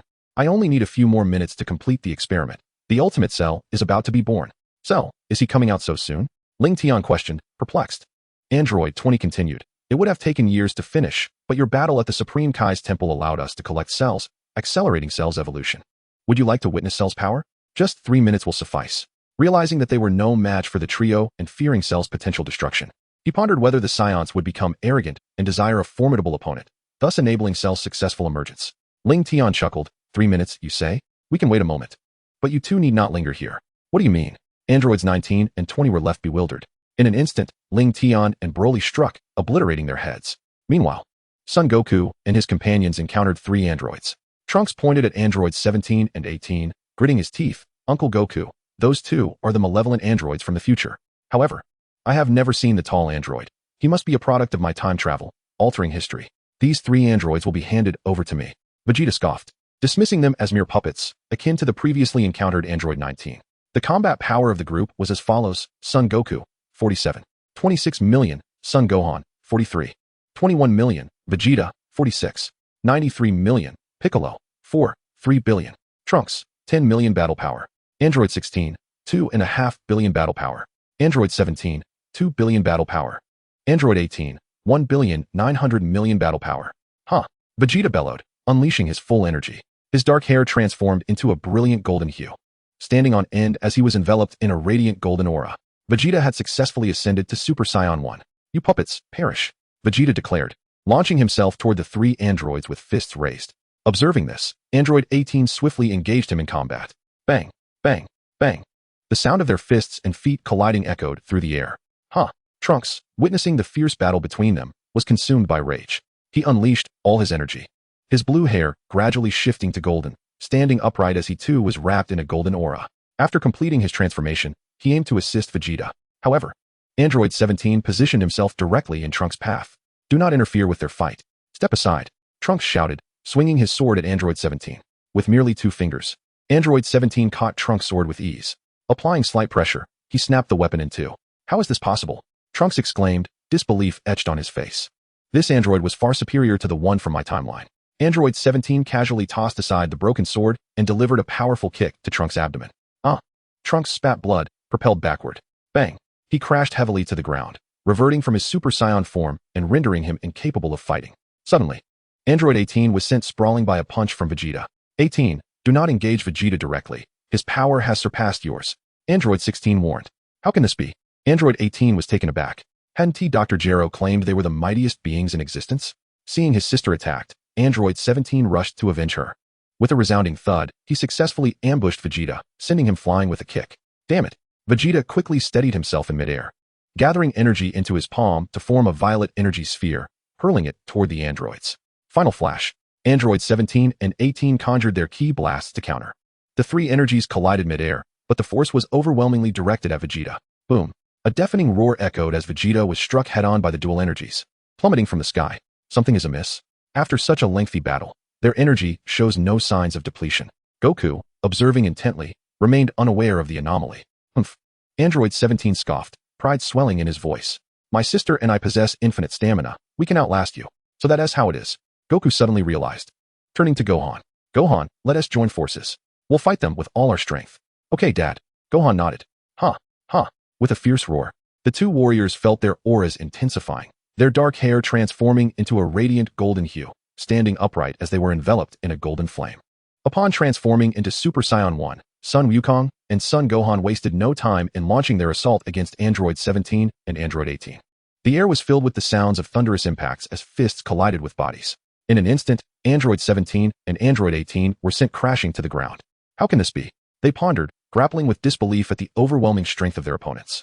Son Wukong and Son Gohan placed their hands at their waists, gathering energy. Kamehameha.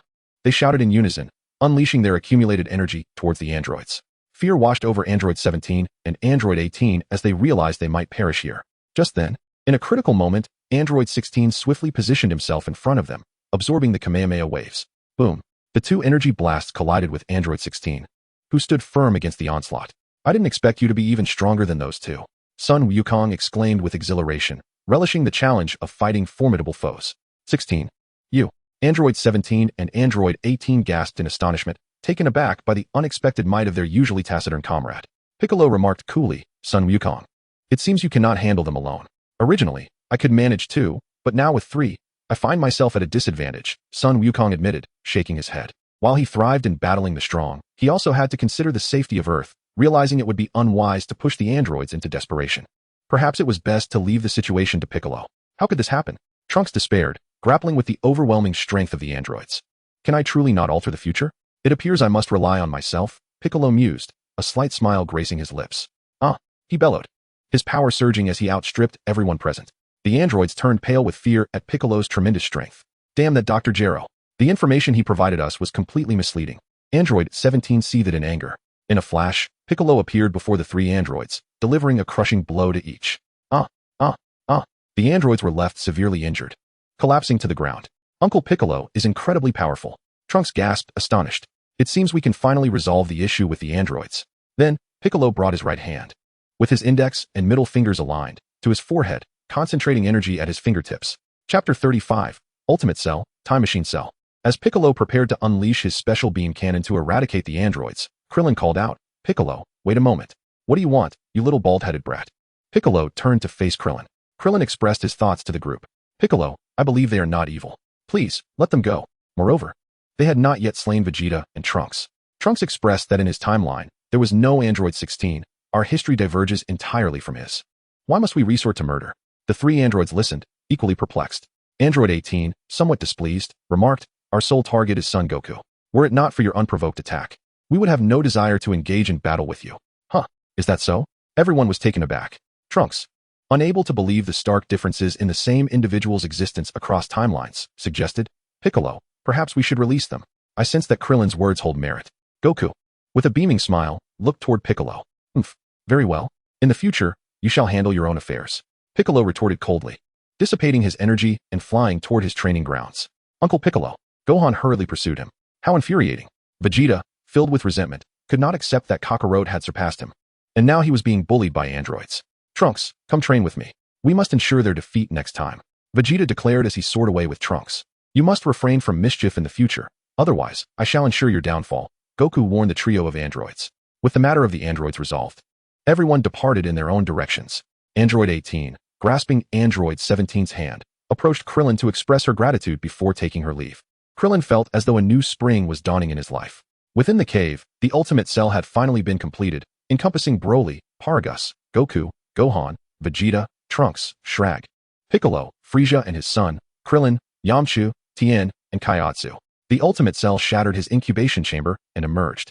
As he walked, a creaking sound echoed. This cell, upon his birth, was in his complete form. He possessed 2 pairs of wings, his tail tucked away within them. His body was predominantly green, adorned with small spots. His feet resembling those of a human, and his visage more human-like than ever. Lingtian, Broly, Paragus, how did you come to be here? Where has Dr. Gero gone? The ultimate cell inquired, astonished. Lingtian coolly replied, Dr. Gero is over there on the ground. Do you intend to exact vengeance for him? Haha. The ultimate cell burst into laughter before shaking his head. Of course not. I merely wish to express my gratitude for granting me the might of the universe. Cell, it seems you possess great confidence in your strength. Lingtian stepped forward, seizing Cell. What are you doing? Release me at once. The ultimate cell struggled with all his might, but could not break free from Lingtian's grasp. Lingtian, accompanied by Broly and the ultimate cell, activated instantaneous movement. In the cosmos, with a whoosh, Lingtian, Broly, and the ultimate cell materialized on an unknown planet. Where's this place? The ultimate cell surveyed the unfamiliar surroundings and turned to leave. Come, Cell. I have heard that you possess Broly's cells. Show me your prowess in battle. Will you continue to grow stronger? With a mighty roar, Lingtian unleashed all his energy, his form flickering as he instantaneously appeared before ultimate cell, delivering a swift kick to the fleeing creature, sending it soaring into the air. Without hesitation, Lingtian placed his hand upon his waist, gathering energy to unleash upon the airborne ultimate cell. Kamehameha. A piercing scream erupted from ultimate cell as the energy wave consumed his lower half, obliterating it completely. Lingtian, growing increasingly impatient, urged, Cell, cease your dawdling. Regenerate quickly. I am aware that you possess the cells of Shrek and Piccolo. How dare you? You seek your own demise. Ultimate cell roared, his fury igniting as he restored his destroyed lower half, his power noticeably augmented. It seemed the Saiyan cells within him were indeed having a significant effect. Lingtian mused with a smile. Huh. Ultimate cell unleashed his full energy, rapidly charging at Lingtian with ferocious intent. Bang, bang, bang. His fists rained down upon Lingtian, yet astonishingly, such formidable strikes failed to inflict any harm. Realizing that his standard attacks were ineffectual, Ultimate Cell concentrated energy in his hands, releasing a barrage of energy blasts towards Lingtian. Boom. The air erupted with explosions, engulfing Lingtian in thick clouds of smoke. As the haze dissipated, he emerged unscathed. Impossible. Ultimate Cell exclaimed in shock. You cannot possess such incredible power. In an instant, Lingtian vanished, reappearing before Ultimate Cell and delivering a powerful punch to his abdomen. Ultimate Cell cried out, spitting forth a mouthful of bile, astonishingly remaining grounded despite the blow. It appeared he had grown more resilient. Lingtian, slightly taken aback, prepared for his next move. Suddenly, a golden light emanated from Lingtian's eyes. 2 beams of energy shooting forth towards Cell. Eye laser. Before Ultimate Cell could react, the beams pierced through his chest. Lingtian followed up with a swift kick, sending him crashing to the ground. Boom. Ultimate Cell fell heavily into a vast pit, raising a cloud of dust. As the dust settled, he lay defeated at the bottom of the crater.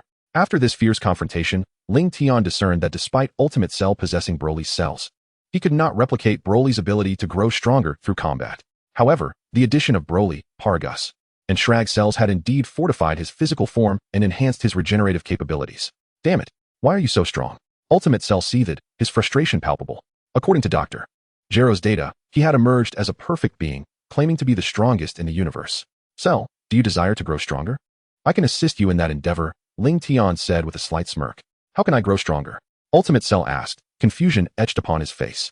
Lingtian raised his right hand, conjuring a circular energy disc and hurling it towards Cell. Cutting disc. Ultimate Cell screamed as the disc sliced him cleanly in half. Lingtian, you promised to help me grow stronger. What are you doing? Ultimate Cell questioned, bewildered. Lingtian smiled and said, Sheru, do not rush. Regenerate your body. Ultimate Sheru, following Lingtian's command, unleashed a surge of energy, and his lower half reformed. How does it feel? Lingtian chuckled lightly. Do you not sense a significant increase in your strength? Ultimate Sheru nodded. It seems to have enhanced considerably. Lingtian beckoned, and a disc of energy flew toward Sheru. Seeing this, Ultimate Sheru swiftly evaded the oncoming attack. Sheru, do you not wish to grow stronger? Lingtian inquired, somewhat puzzled. No, not at all. Ultimate Sheru quickly shook his head. You should handle it yourself. With that, Lingtian, accompanied by Broly, utilized instantaneous movement to depart. In recent days, the television had been broadcasting bizarre reports of individuals mysteriously vanishing from the city, leaving only piles of clothing behind. It seems that the Sheru from the time machine has taken action, Lingtian muttered to himself.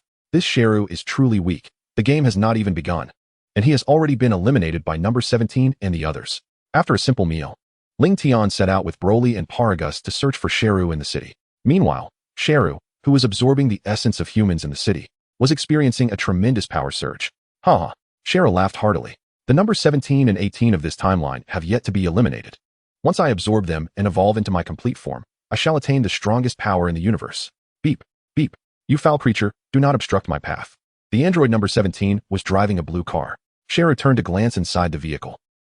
Just as I was contemplating my evolution, you have conveniently presented yourselves. Sheru gathered an energy sphere in his hand and hurled it at the car. Androids 16, 17, and 18 promptly leapt from the vehicle. Boom. A violent explosion erupted, and the car vanished without a trace. Foul beast, do you comprehend what you have done? Android 17 seethed with rage as he watched his beloved car disappear. Haha. Sheru paid no heed to Android 17's outburst and continued to speak to himself. Today is a momentous occasion. Number 17, number 18. Hasten to merge with me into my complete form. Chapter 36. Time Machine Sheru transforms into complete form. The three androids were utterly bewildered, failing to grasp the absurdity of the creature before them. It appears you are still unaware of your mission. Allow me to enlighten you. A smirk graced Sheru's lips as he began to unveil his grand plan. I am Dr. Gero, the creator of the artificial being Sheru, crafted from the cells of Son Goku and others through years of research. If you too allow me to absorb you and become part of my body, we shall become an invincible force. Android 17 retorted loudly. Allow myself to be absorbed by you, you hideous creature? That is utterly ludicrous. Sheru chuckled softly. Whether you wish it or not, you are destined to become a part of me. With a thunderous roar, Cell unleashed his full power and charged towards Android 17. At that moment, visions of his perfect form danced in his mind. However, before he could mount an attack, Android 17 swiftly delivered a powerful kick that sent Cell hurtling away. Humph! Android 17 scoffed, beginning to mock Cell. With such feeble strength, you dare to absorb us? Regaining his composure midair, Cell aligned his index and middle fingers against his forehead, energy gathering towards his fingertips. Special beam cannon, he bellowed, unleashing a golden spiral beam towards Android 17, reminiscent of the technique previously utilized by Piccolo, which had nearly cost him his life. Furious, Android 17 swatted the energy away with a swift motion and charged at Cell, delivering a crushing blow that sent him crashing to the ground. The impact reverberated through the air as Cell plummeted, raising a cloud of dust. Immediately, Android 17 began to concentrate energy in his hands, launching a barrage of energy blasts at Cell. Bang! Boom! Before Cell could rise, he was engulfed by a relentless storm of energy blasts. The area where Cell had fallen was shrouded in thick smoke, punctuated by anguished cries. As the smoke cleared, only Cell's head remained unscathed, his body a gruesome sight. With one arm shattered. How is this possible? Why is Android 17 so overwhelmingly powerful? Cell found himself utterly exhausted, sprawled on the ground, grappling with the disbelief of what had just transpired. You ugly monster, perish. Android 17 declared, gathering energy in his palm and forming a luminous sphere aimed at Cell. No. Cell protested, filled with despair. Where had the time machine brought him? Why was this happening? As the energy wave approached, three figures suddenly appeared before Cell. One of them, with a casual flick of his hand, redirected the energy blast skyward. Fortunately, they had arrived just in time. The newcomers were none other than Lingtian, Broly, and Paragus. Sensing a battle in the distance, Lingtian had swiftly utilized instant transmission to reach the scene. Cell was bewildered. Were these three here to rescue him? Had Dr. Gero not studied any other androids? Enraged, Android 17 roared at the trio, Lingtian, get out of my way. Lingtian chuckled lightly, standing firm in front of Cell without yielding. Cell is still of use to me. You cannot destroy him yet. Android 17, seething with rage, pointed at Cell. This ugly creature wishes to absorb me and Android 18. If you don't move, I shall strike you down as well. Lingtian turned to Broly. Broly. It seems he still intends to confront us. Why not engage him for a moment? With a fierce roar, Broly unleashed his full power, beckoning Android 17 with a motion of his hand. Come at me. Android 17's face turned pale with fear, struggling to withstand the overwhelming aura unleashed by Broly, devoid of any capacity for resistance. In the distance, Son Goku and his companions, engrossed in their training, were taken aback by this formidable presence.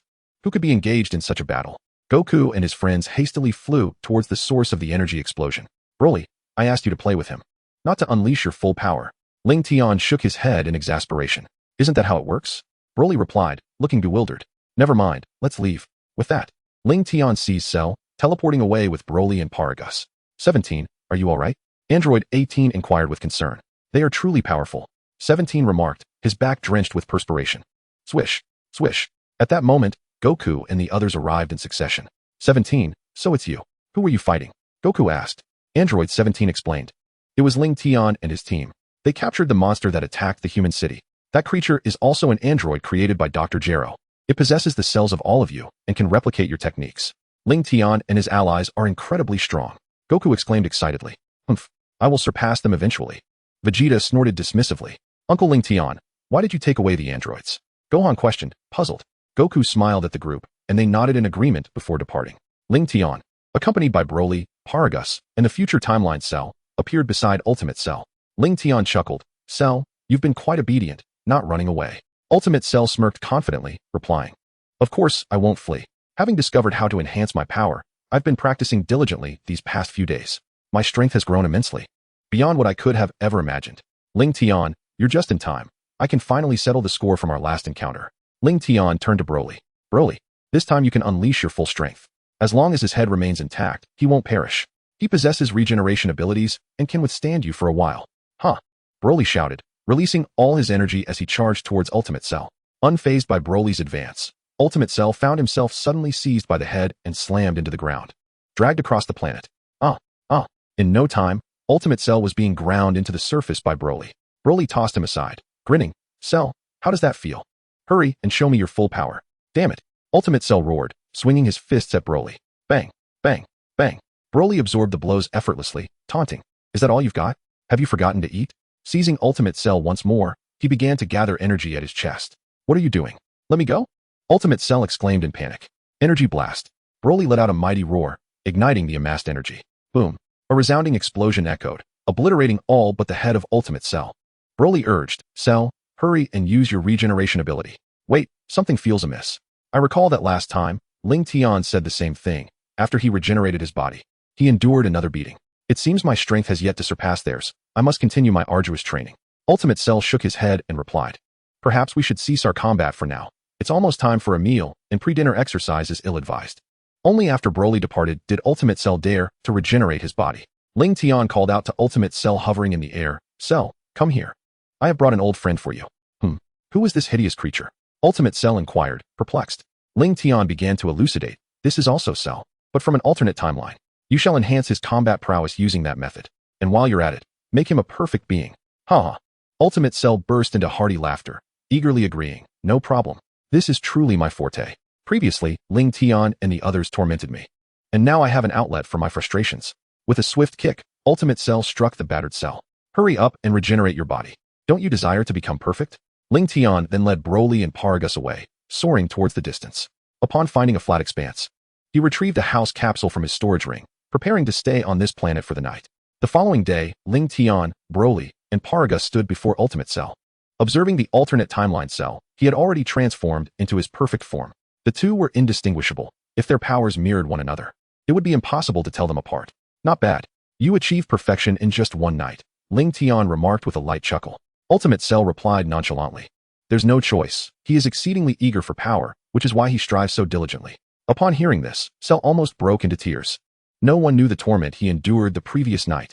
Chapter 37. Lingtian manipulates the Cell game. Swish. Lingtian began orchestrating the actions of the future timeline Cell.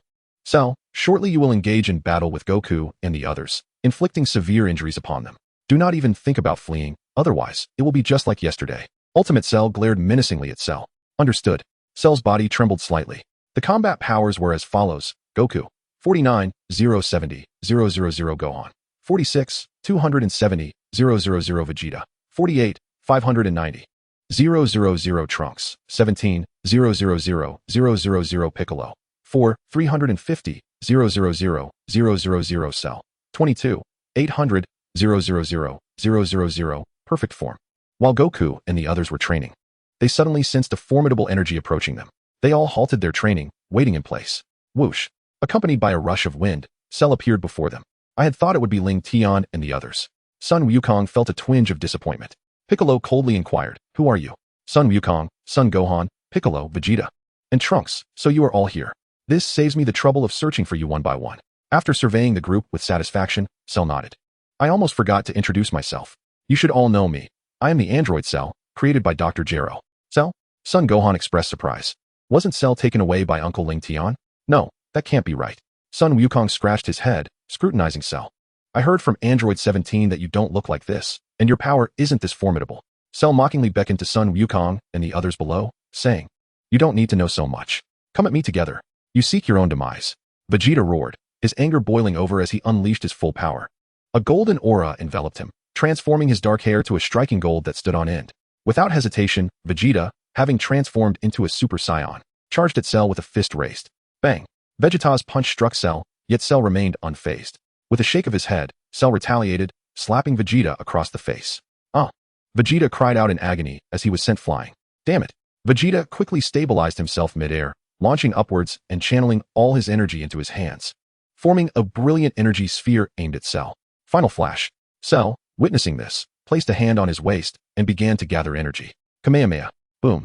The two energy blasts collided in mid-air, and it was evident that Cell's power overwhelmingly dominated, forcing Vegeta back. With a resounding crash, Vegeta plummeted to the ground, completely incapacitated. Dad! Trunks exclaimed, worry etched across his face. Since you are not going to make a move, don't blame me for being ruthless. Cell sneered. Huh. With a surge of energy, Cell charged towards Sun Wukong and the others. Sun Wukong, Sun Gohan, and Trunks shouted in unison, unleashing their full power. Their hair transforming to gold and surrounded by a golden aura. After completing their transformations, they all rushed towards Cell. Piccolo unleashed his full energy, placing his right hand's index and middle fingers on his forehead, beginning to concentrate energy. Bang! Cell sent Trunks flying with a single punch. Sun Wukong and Sun Gohan struck Cell from opposite sides with powerful kicks. Yet, Cell remained unscathed by their fierce attacks. If this is all the strength you possess, then your time is up. Old Sun, Gohan, move aside. Piccolo shouted, unleashing a golden spiral beam towards Cell in the air. A trivial technique. Cell scoffed, raising his right hand to effortlessly deflect the energy. How is this possible? Piccolo was taken aback. His most formidable attack had seemingly borne no fruit. In an instant, Cell darted forward, appearing before Gohan and delivering a powerful blow to his abdomen. Gohan expelled a copious amount of blood and was sent hurtling backward. Gohan. Piccolo's fury ignited as he glared fiercely at Cell. It's your turn. Cell unleashed his four-armed assault, targeting both Goku and Piccolo. Goku and Piccolo, lacking any means of resistance, were mercilessly pummeled by the four cells, their cries echoing in despair. With a resounding thud, Goku and Piccolo plummeted from the sky, crashing heavily to the ground, utterly incapacitated. With the task accomplished, Cell soared towards the island where Lingtian awaited. On the island, a gust of wind heralded Cell's arrival from afar. Lingtian turned to behold Cell approaching with remarkable speed. With a thud, Cell descended beside him. Cell, have you completed the task? Lingtian inquired. Goku and the others are gravely injured and have lost their fighting capabilities. Excellent. Lingtian nodded with satisfaction, beginning to assign Cell his next mission. Cell, I have another task for you. Go to the city and locate a television station. Announce live that you will host the world's martial arts tournament in South City. If no one can defeat you, you will annihilate the earth. Once the tournament is concluded, you shall be free. Understood. I will see to it. Cell responded, ascending into the sky and heading towards the city. Minutes later, Cell stormed into the television station in West City, declaring his intentions. He conjured a sphere of energy in his hand and hurled it towards a distant mountain, creating a fearsome display. Inside the turtle hermit's abode, Krillin, upon seeing the broadcast, quickly contacted Yamcha, Tien, and Kaiatsu, urging them to gather at Goku's training location to discuss their course of action. As Krillin, Yamcha, Tien, and Kaiatsu arrived, they were incredulous at the state of Goku and the others. Goku, are you alright? Krillin rushed to Goku's side, concern etched on his face. Who did this? Tien asked. Goku struggled to respond. Tien, it was that fiend Cell. He is far too powerful. We stand no chance. Goku, wait here. I'll go fetch some sins of beans from Korin. Yamcha declared, taking flight. Meanwhile, Krillin and Tien carefully moved everyone into a room. Goku, what shall we do now? Cell has already breached the television station and announced to all humanity that in 7 days, he will host the world's martial arts tournament in South City. If no one can defeat him, he will destroy the earth. Krillin's face was filled with dread. They might truly face their demise this time. 7 days. Time is of the essence. Goku pondered for a moment before declaring, it seems we have no choice but to train in the hyperbolic time chamber. Piccolo chimed in. We still have a year to cultivate within the room of spirit and time. Goku, the sins of beans are here. Master Karen mentioned there were only 10, and I have brought them all. Yamcha hurriedly rushed into the house. Son Goku expressed his gratitude, saying, thank you, Yamcha. After Yamcha fed the sins of beans to several individuals, their injuries were instantly healed. This time, I shall enter the room of spirit and time to train first. Trunks, come with me.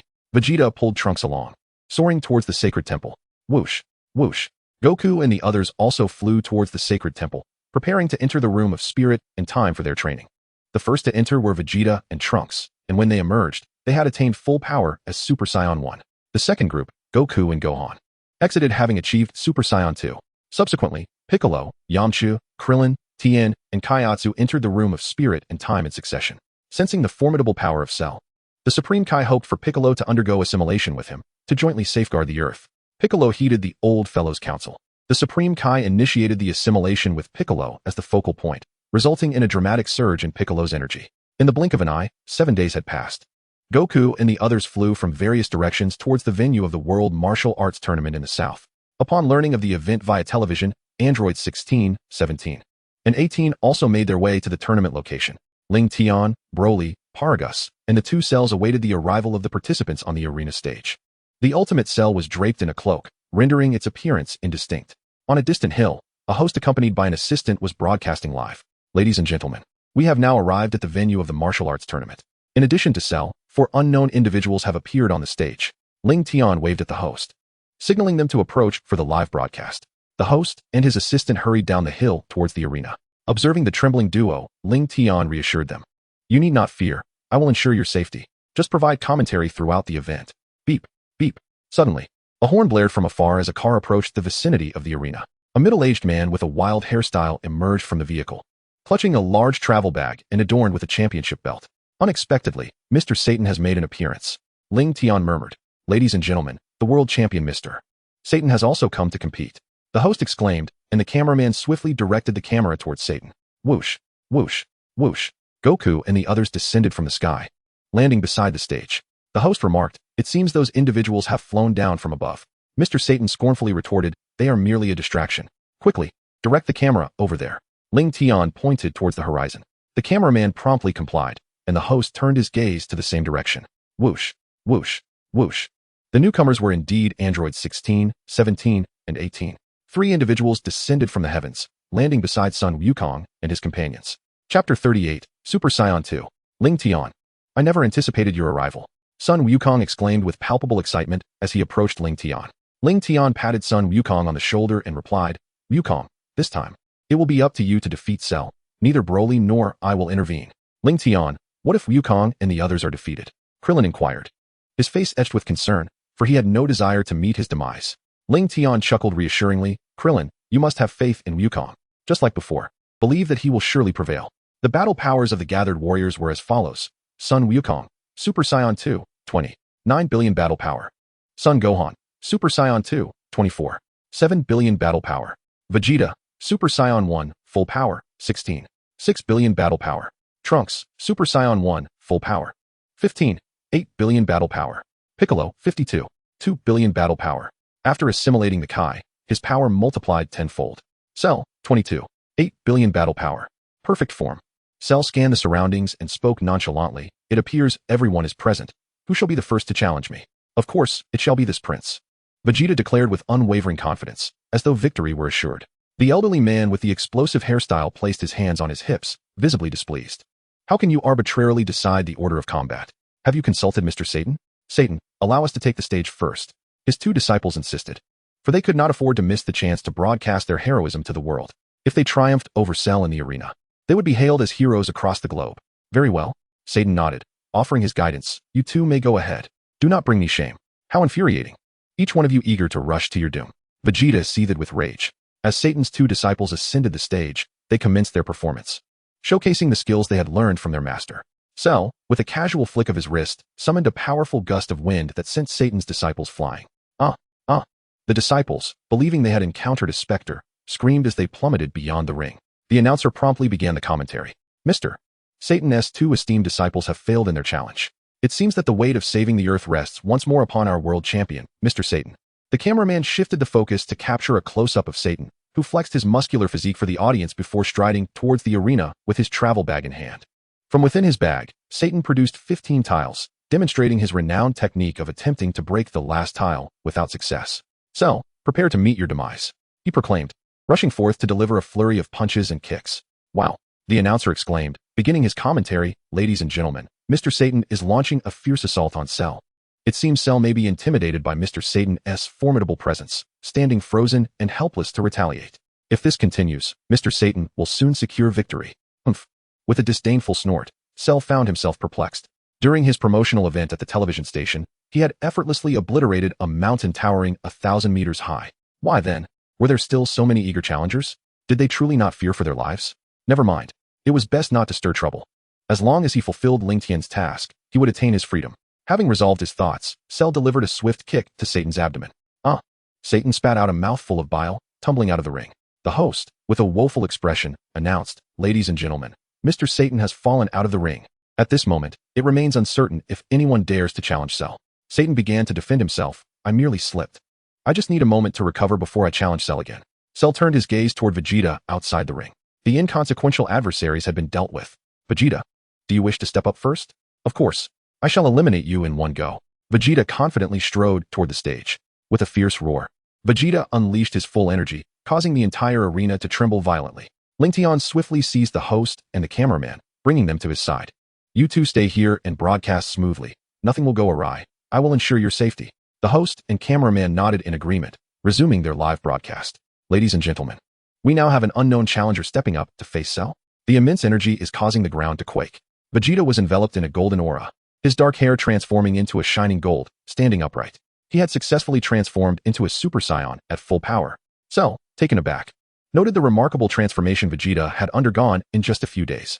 Thankfully, he had set a 7-day limit. Had they continued to train, they might have turned the tables on him. Damn it.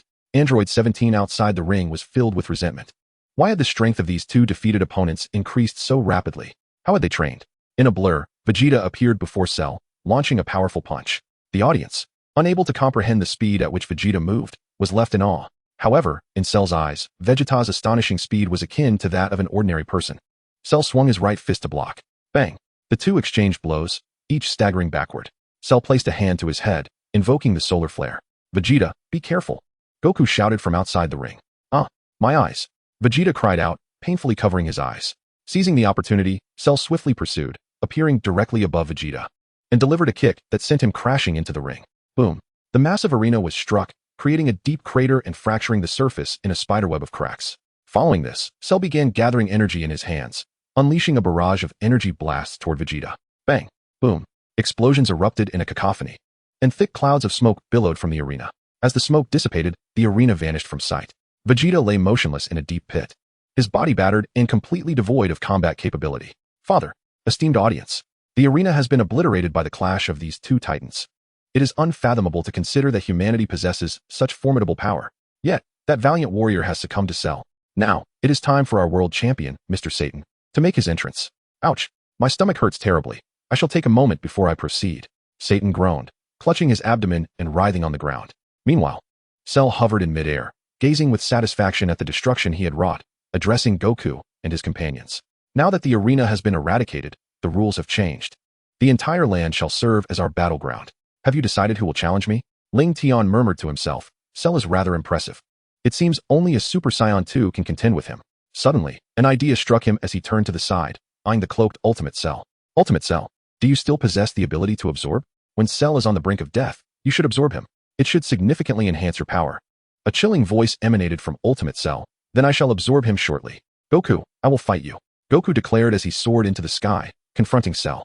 With a mighty shout, Goku unleashed his full energy, his raven locks transforming into a brilliant golden hue, standing upright, with a few bangs framing his forehead.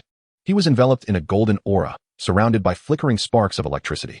Goku had successfully transformed into Super Saiyan 2. A terrifying aura radiated outward, leaving the onlookers in awe. "Damn it!" Vegeta seethed, filled with resentment. "We trained together, yet Kakarot always seems to get ahead of me. Come on, Goku." Cell beckoned with a wave of his hand. Goku, without hesitation, launched himself at Cell. Bang, bang, bang. The two engaged in a fierce exchange, their speed increasing dramatically. Those of lesser strength could see nothing, only hearing thunderous sounds reverberate through the air. Goku retreated a step, gathering a powerful energy wave in his hands, and unleashed it towards Cell. Bang! Cell countered with a swift slap, sending the energy wave careening away. In a flash, Goku teleported behind Cell and delivered a devastating punch, propelling him through the air. Cell quickly regained his balance and unleashed the four bodies fist, creating four duplicates of himself that surrounded Goku. Then, the four cells aligned their right hands, bringing their index and middle fingers to their foreheads, concentrating their energy. Demon Flash Cannon. They shouted in unison, unleashing spirals of golden energy beams towards Goku. Boom. As the smoke cleared, Goku emerged unscathed. He shook his head and began to instruct Cell. Cell, by dividing yourself into 4, your combat power diminishes as well. Humph. Cell scoffed, a smile creeping onto his face. I have known this all along. I merely wished to test your endurance. Sun Wukong, take a look at this. 4 Cell beings raised their right hands, conjuring a circular disc of light, and hurled it towards Sun Wukong. Cutting disc. Cell placed his hand at his waist, continuously gathering energy, and an energy sphere appeared in his palm. Kamehameha. Just as Sun Wukong evaded the disc's attack, the energy wave surged forth. If he were to dodge, the earth would undoubtedly be obliterated. Realizing this, Sun Wukong could only gather his own Kamehameha to counter it. Bang! 2 formidable energy waves collided midair, rendering the outcome indecisive for the moment. The host inquired, Sir, is it true that they can emit laser-like projectiles from their hands? The host hesitated. This is quite hard to believe. Oomph. Satan scoffed disdainfully and commenced his performance. Those are mere parlor tricks, undoubtedly rigged with explosives. Lingtian expressed his dissatisfaction with this buffoon. Yes, you're absolutely correct. Just a trick. Soon, you'll challenge Cell. Ouch, my stomach hurts so much. I'm going to die from the pain. Satan clutched his abdomen, rolling on the ground. What an ignorant human. Paragus shook his head helplessly. Suddenly, a thunderous sound reverberated through the sky. The Kamehameha from Sun Wukong and Cell continued to clash, resulting in a violent explosion. Ha! Sun Wukong. Even if you exert every ounce of strength to protect the earth, it is futile. You are utterly devoid of any combat capability now. You have lost. Cell laughed heartily. Having fulfilled Lingtian's task, he was free at last. Cell, I have indeed lost. Sun Wukong acknowledged his defeat, then spoke. However, there will still be someone who will challenge you, and he will surely defeat you. Chapter 39. Ultimate Cell absorbs the time machine. Ha! Sun Wukong, are you jesting? How could there possibly be anyone stronger than you or Vegeta? You don't mean to imply that Lingtian and the others will intervene, do you? Cell now believed Sun Wukong had been utterly dazed by his blows. Unfazed by Cell, Sun Wukong turned to his son. Gohan, it's your turn. You must believe in yourself. Gohan. Cell was momentarily stunned. Piccolo asked, Gohan, do you have confidence in defeating Cell? What? Vegeta displayed an expression of disbelief. This young boy had surpassed Kakarot. Gohan, give it your all. Krillin, Yamchu, Tien, and Kaiatsu cheered for Gohan. Whoosh. Gohan soared into the air, charging towards Cell. How can you allow a mere child to battle Cell? Mr. Satan expressed his discontent with Sun Wukong and his companion's actions. Host, make sure to capture every moment. It must all be recorded. Lingtian exclaimed excitedly. All right, good. The host remained fixated on Gohan in midair, while the cameraman zoomed in on him. Huh. With a fierce roar, Son Gohan's dark hair transformed into a brilliant golden hue, standing upright with a few strands falling across his forehead. As arcs of lightning crackled around him, he had successfully ascended to Super Saiyan 2, his power surpassing that of Cell. How is this possible? Cell's expression turned to one of disbelief. How could this boy possess such formidable strength? Moments ago, he had thought Goku was jesting, never anticipating that Son Gohan would take advantage of Cell's momentary distraction, appearing before him in an instant and delivering a powerful punch to his abdomen. Ah! Cell cried out in agony, curling into a shrimp-like shape as he was propelled backward. Damn it! Cell quickly stabilized himself in midair, concentrating energy into his fingertip, unleashing a rapid beam of light aimed directly at Son Gohan. Death Beam. Upon witnessing this, Son Gohan raised his hands above his head, overlapping them to gather energy, and retaliated with a counterattack. Magic Flash. The two energy blasts collided, with the Death Beam being swiftly consumed by the Magic Flash, continuing its trajectory toward Cell's position. No. Cell bellowed in defiance as half of his body was engulfed by the energy. The announcer was in a frenzy, exclaiming, "Ladies and gentlemen, it appears that Cell has been vanquished by that young boy." Krillin inquired, "Goku, has Cell been destroyed?"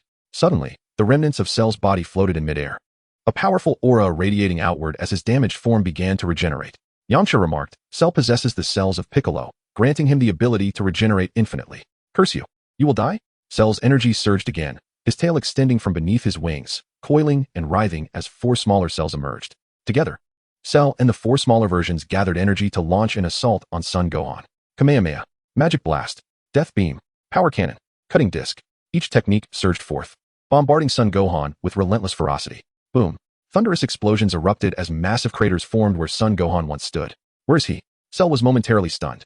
Such an onslaught should not have been enough to eliminate Son Gohan. No. Suddenly sensing a tremendous energy approaching from behind, Cell swiftly turned his head. Just as Cell's attack was about to land, Son Gohan executed instant transmission, appearing behind Cell and gathering energy at his waist. Kamehameha. Block it. Cell and the four smaller cells conjured their own Kamehameha waves to counter. No. Cell watched in horror as the energy advanced, the smaller cells being sacrificed one by one. Ultimate Cell, it's your turn. Lingtian glanced at the cloaked figure beside him. Otherwise, Cell may perish. After you save him, take him elsewhere to absorb his power. Heeding Lingtian's command, Ultimate Cell swiftly appeared before Cell, bracing against the Kamehameha wave's assault. Boom. In that instant of explosion, Ultimate Cell whisked Cell away from the scene at an astonishing speed. The disparity in strength between Sun Wukong and the Ultimate Cell was immense, rendering the latter's movements nearly imperceptible. Thank you for saving me, exclaimed Cell, his face awash with gratitude. You express your thanks too soon. With a flick of his cloak, the Ultimate Cell revealed his tail and completely absorbed Cell. No, Cell screamed in agony. Wukong, Gohan has already vanquished Cell. Krillin exclaimed, excitement etched on his face. Something feels amiss, remarked Piccolo. Sun Wukong scratched his head. It does feel a bit off, but Cell's presence has vanished now. Lingtian called to the host. Come on. We must ascend for an interview. All right. Right away. The host and the cameraman hastily followed Lingtian's lead. Ladies and gentlemen, Cell has been defeated by that young boy. He is our Earth's hero. Let us ascend to interview him. Mr. Satan was left alone, bewildered in the wind. Sun Wukong affectionately ruffled Gohan's hair, smiling. Gohan, I knew you could do it. Wukong, why has Lingtian brought the host here? Krillin inquired, puzzled. The crowd was baffled as to why Lingtian was accompanied by a host. Gohan, come over and let the host interview you. You'll be a great hero. Okay, Uncle Lingtian. Gohan nodded and made his way to Lingtian. After the cameraman focused on Gohan, the host began the interview. I am astonished that at such a young age, you possess such formidable strength, defeating Cell and saving the Earth. Strength? My abilities are quite ordinary. There are others far more powerful than I. Where do you reside? How is it that you all transform into golden-haired warriors? Ah, I live on Bun Mountain. And this is my father. Gohan answered during the interview.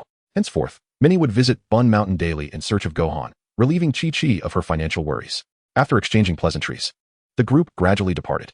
A week later, Lingtian reached out telepathically. Wukong, what are you up to? I invite you all to my island. Broly and I will train you. That sounds splendid. I will inform Vegeta and Piccolo. Sun Wukong replied, brimming with excitement. In no time, Sun Wukong, Vegeta, and Piccolo appeared on the island via instant transmission. Lingtian, we're here. Sun Wukong greeted him with a smile. Wukong, where's Gohan? Lingtian inquired.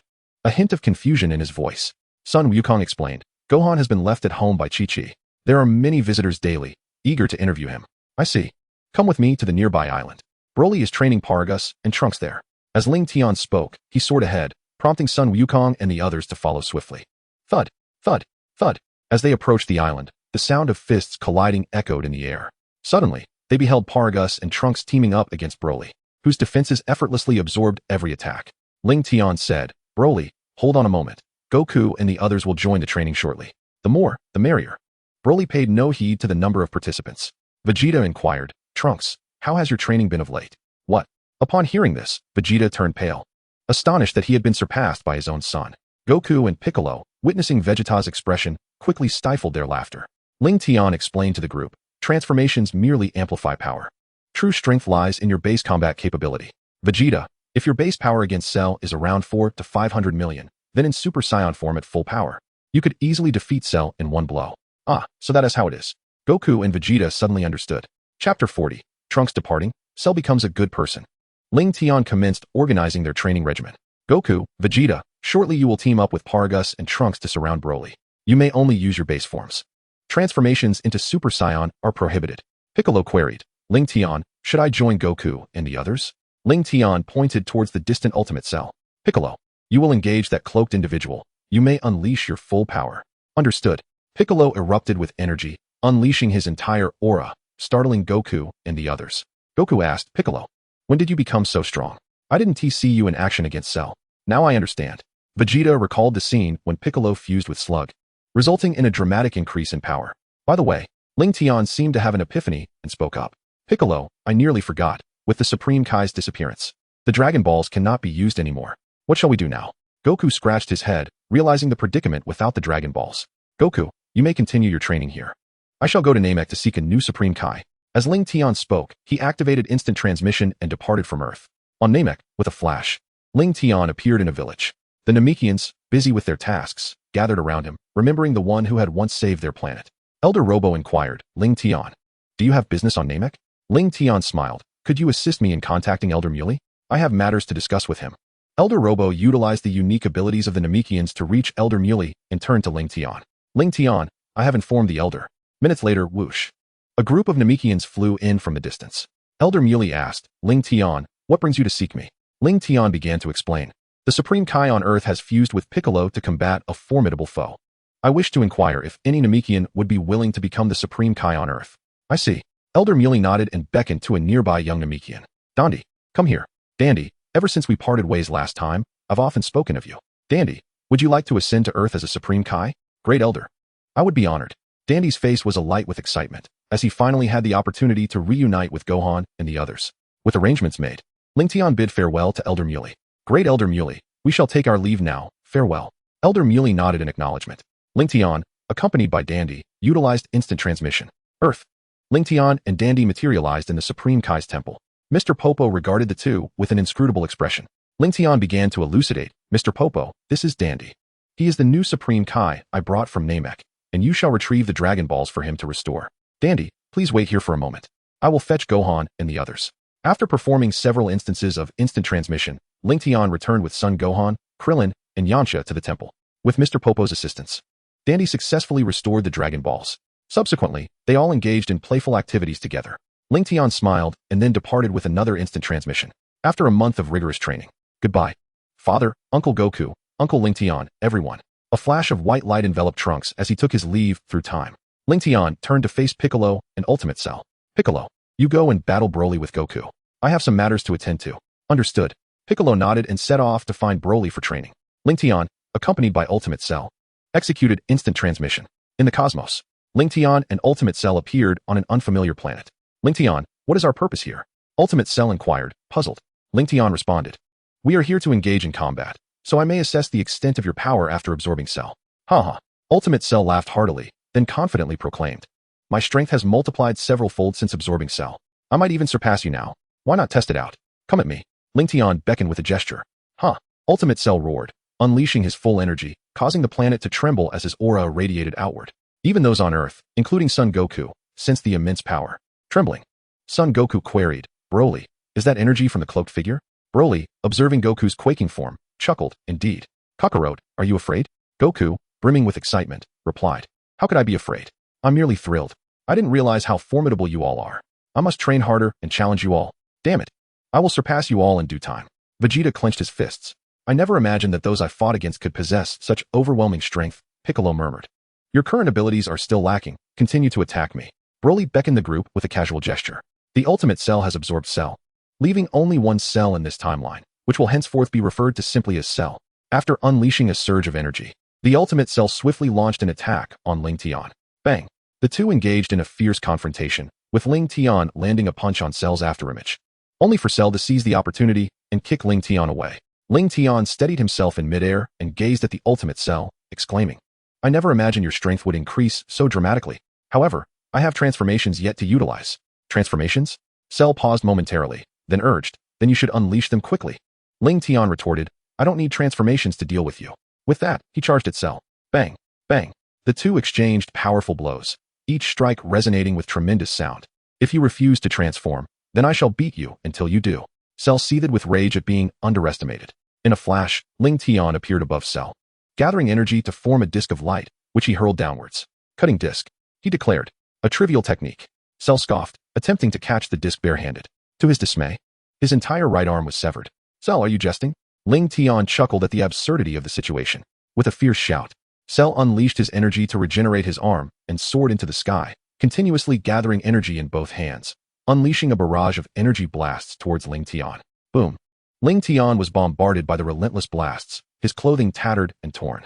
In the midst of the smoke, he executed a technique of instant movement, appearing behind Cell, and kicked him into the ground. Immediately, Lingtian concentrated energy into his right hand, forming a colossal energy blade, and struck down at Cell. Earth-shattering slash. Bang. Boom. Cell was cleaved in two, and a massive fissure appeared on the planet. Damn, how can you be so powerful? It seems I have no choice but to resort to that technique. Cell muttered to himself. Cell, it appears you possess a secret move. Hurry and unleash it. Lingtian exclaimed with excitement. If I employ that technique, you may very well perish. Are you not afraid? Cell chuckled lightly. Show me your ultimate move. Lingtian urged. Very well. Cell regenerated his form and instantly appeared before Lingtian. embracing him and triggering the explosive energy within. Cell, you wouldn't dare bang. Boom. With a deafening explosion, Lingtian, Cell, and an entire planet vanished without a trace. In the vastness of space, a chip-like entity writhed and gradually expanded, marking Cell's successful regeneration. He looked towards the location where the planet once existed. It had completely vanished, and Lingtian was nowhere to be found. Alas, Cell sighed, murmuring to himself, if only I had refrained from using that technique. I shall seek the Dragon Balls on Earth to resurrect you. Suddenly, a brilliant white light appeared in the distance. Ding. Congratulations, host, resurrection successful. Now granting death rewards. Ding. Congratulations, host, you have acquired the skill, Energy Shield. Ding. Congratulations, host, you have acquired the skill, Instant Movement, Kaishin version. Ding. Congratulations, host, you have acquired the skill, Time-Space Traversal. Ding. Congratulations, host, on receiving a reward, Combat Power of 500 billion. Ding. Congratulations, host, on receiving a reward, 1,000 Senza Beans. Chapter 41, Journey to the Future Trunks Timeline. System, View Personal Attributes. Ding. Host, Lingtian. Bloodline, Earthling, Legendary Scion. Skills, Chi Perception, Flight Technique, Kamehameha. Energy Shield, Instant Transmission, Kaishin version. Plant Cultivation, Telekinesis, Distant Communication, Time-Space Travel, God-Level Combat Skills. Combat Power, 16,894 billion. Items, Storage Ring, 3 Consciousness Recovery Potions. 12 Spirit Fruits, 1 Spirit Tree Seed, 24 Senza Beans. System, can time-space travel traverse any location? A mechanical voice resonated in Lingtian's mind. Yes, host. Time-space travel allows you to envision any place or time in your mind. With a mere wave of your hand, a dimensional wall will appear, and upon entering, you shall arrive at your desired destination.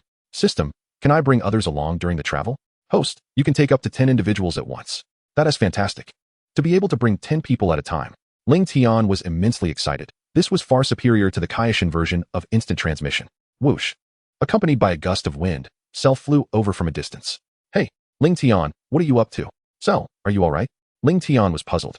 He had been obliterated, yet Cell seemed unscathed. Of course, I'm fine. Cell chuckled as he explained. I must say, Dr. Gero is indeed a genius. Even if I self-destruct now, it would be quite difficult to destroy my chip.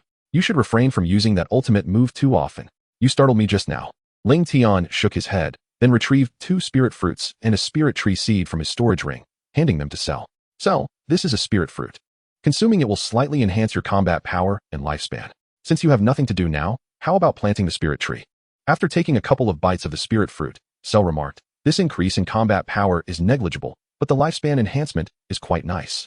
So, how do I plant this spirit tree? It's very simple. Lingtian smiled as he explained.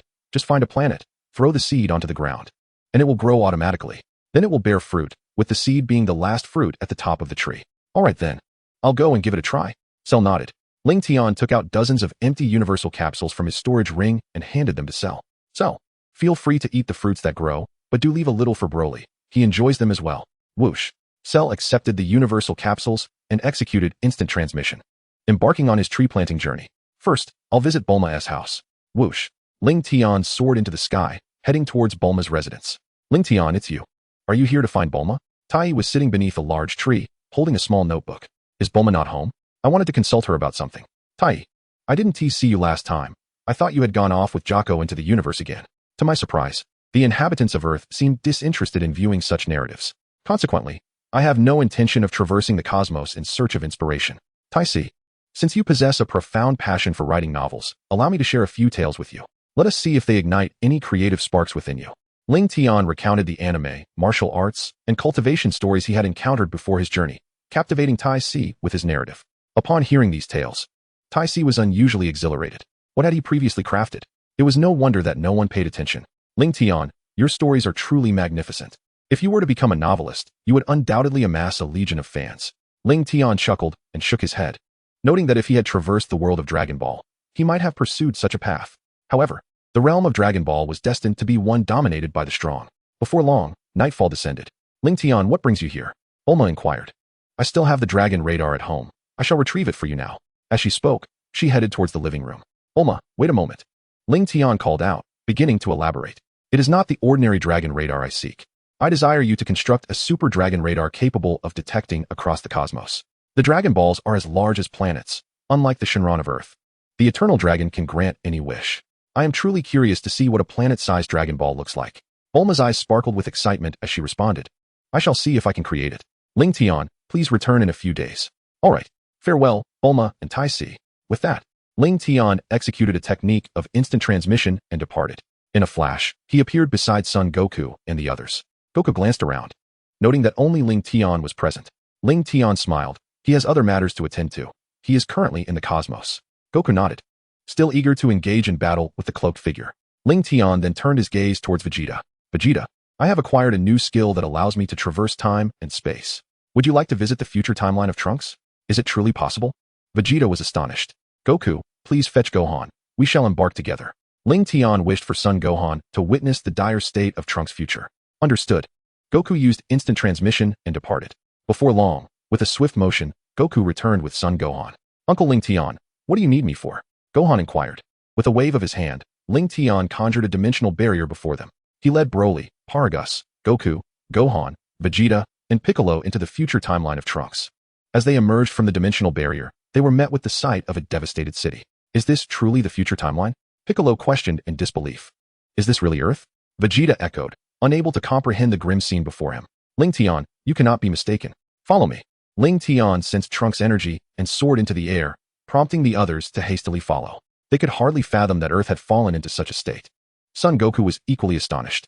Broly remarked, Kakarot, it is precisely because you and your companions in this timeline lack strength that the androids were able to devastate Earth. Meanwhile, Trunks was enjoying lunch with Bulma when he suddenly sensed a multitude of powerful and familiar energies approaching his location. Bulma set down her utensils and gazed at her astonished son. Trunks, what's wrong? Mom, someone is coming. I'll go check, Trunks replied, striding toward the exit. Be careful. As Trunks emerged from the basement, he was greeted by a gust of wind. Whoosh, whoosh. Lingtian and the others soared in from the distance. Dad, Uncle Lingtian, Uncle Goku, why are you all here? Trunks exclaimed with great excitement. Trunks, where's Bulma? Vegeta scanned the surroundings, but could not find the familiar figure. Mom is in the basement. Everyone, follow me. Trunks led the group through a winding path into a well-hidden basement. Bulma's voice echoed from afar. Goku, Vegeta, have you been resurrected? Bulma rushed to embrace Vegeta, tears of joy streaming down her face. Trunks began to explain, Mom. This is my dad and Uncle Goku from the timeline I traversed. I'm sorry. It's all right, Bulma. Vegeta replied nonchalantly. Bulma invited everyone to sit in the living room. Lingtian inquired, Trunks, have you dealt with the androids in Cell? However, I don't know where Cell is hiding. Trunks replied, I see. Broly, come with me. We shall seek out Cell. Lingtian declared, leading Broly out of the basement. Is that Lingtian? Bulma wondered, slightly puzzled. Yes, Mom, that is Uncle Lingtian. The Earth will soon be at peace again. Chapter 42, Successfully Reviving Future Goku and Others. Lingtian and Broly unleashed their full energy, tirelessly searching for Cell's location on Earth. Who are these individuals? Their energy is terrifying. Cell darted through the city, seeking a suitable hiding place. Still trying to hide. Broly concentrated an energy sphere in his hand and hurled it at a dilapidated building. Just as the energy sphere was about to strike, Cell leaped through a window. In an instant, Lingtian appeared before Cell and delivered a powerful punch, obliterating him and ensuring his complete disappearance from this world. After vanquishing Cell, Lingtian utilized instant transmission, bringing Broly to Trunks' side. Uncle Lingtian, has Cell been dealt with? Trunks inquired. Indeed. Lingtian nodded, then stated, Trunks, let us restore Earth now. Hold on to me. I will take you to Namek. Trunks, brimming with excitement, quickly placed his hand on Lingtian's shoulder. Sun Wukong and his companions placed their hands upon Lingtian's shoulders. In a flash, they arrived on Namek, accompanied by Trunks, Broly, Sun Wukong, Son Gohan, Vegeta, Piccolo, and Paragus. After explaining the situation to the elder, he communicated with the other elders to summon the Dragon Balls. One by one, the elders from each village soared in with the Dragon Balls. Soon, the 7 Dragon Balls, each the size of a soccer ball, were gathered. The elder proclaimed, Come forth, Divine Dragon Purunga. Please grant my wish. The 7 Dragon Balls resonated, and golden light enveloped the sky as Purunga appeared before them. With eyes glowing red, Purunga declared, The one who has gathered the 7 Dragon Balls, speak your wish. I shall grant any wish you desire. The elder inquired, Wukong, what wish do you wish to fulfill? After a moment of contemplation, Son Wukong replied, Elder, please revive Piccolo from Earth before us. The elder then addressed Purunga, Purunga, please resurrect Piccolo from Earth. This wish was indeed straightforward. Purunga's eyes gleamed, and in a flash of golden light, Piccolo materialized before them. Am I not already dead? Who has revived me? Why do you resemble me? Future Piccolo was bewildered. Your wish has been granted. Please state your next wish. Lingtian then said, Elder, let Purunga reinforce Namek and Earth to the best of his abilities. The elder asked, Are you certain you wish to fulfill this wish? Indeed. Lingtian affirmed with a nod. Lingtian, thank you. The elder bowed in gratitude. The Namekians do not use the Dragon Balls for their own wishes. The elder continued, Purunga, please exert your utmost strength to reinforce Namek and Earth. These two wishes are indeed simple. Purunga's eyes sparkled. 3 minutes later, your wish has been fulfilled. Farewell. Purunga transformed into 7 stones, crashing heavily to the ground.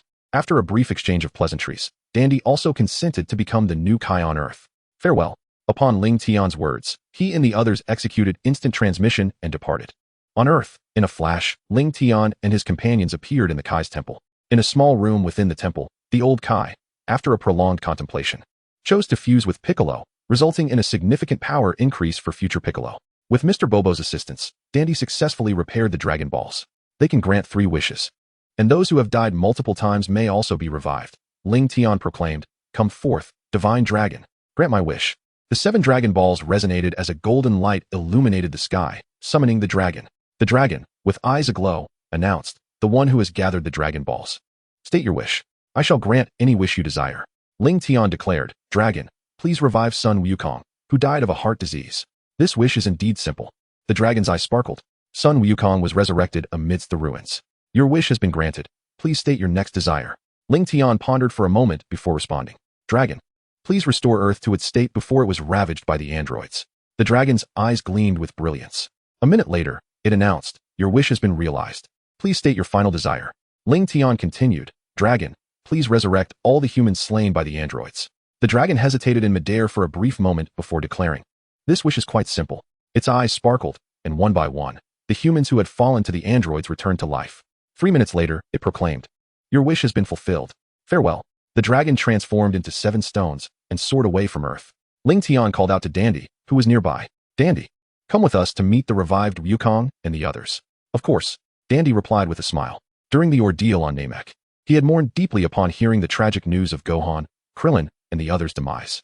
Lingtian, accompanied by Broly and Paragus, utilized instant transmission to depart from the sacred temple. Sun Wukong and the others similarly employed instant transmission to follow Lingtian. In a flash, they appeared before Bulma. Trunks, you truly did it. Bulma exclaimed, brimming with excitement. Her decades of effort had not been in vain. She had indeed altered the future. Lingtian patted Trunks on the shoulder and instructed, Trunks, unleash your energy. Draw your father and Sun Wukong here. Yes, Uncle Lingtian. Trunks nodded in agreement. With a mighty shout, Trunks transformed into Super Saiyan 2, releasing a formidable aura that radiated across the earth. In an instant, future Sun Wukong materialized beside Trunks. Who resurrected us? Krillin inquired, his face marked with confusion. Yamcha pointed towards Trunks, saying, There is a powerful aura over there. Let us hasten to investigate.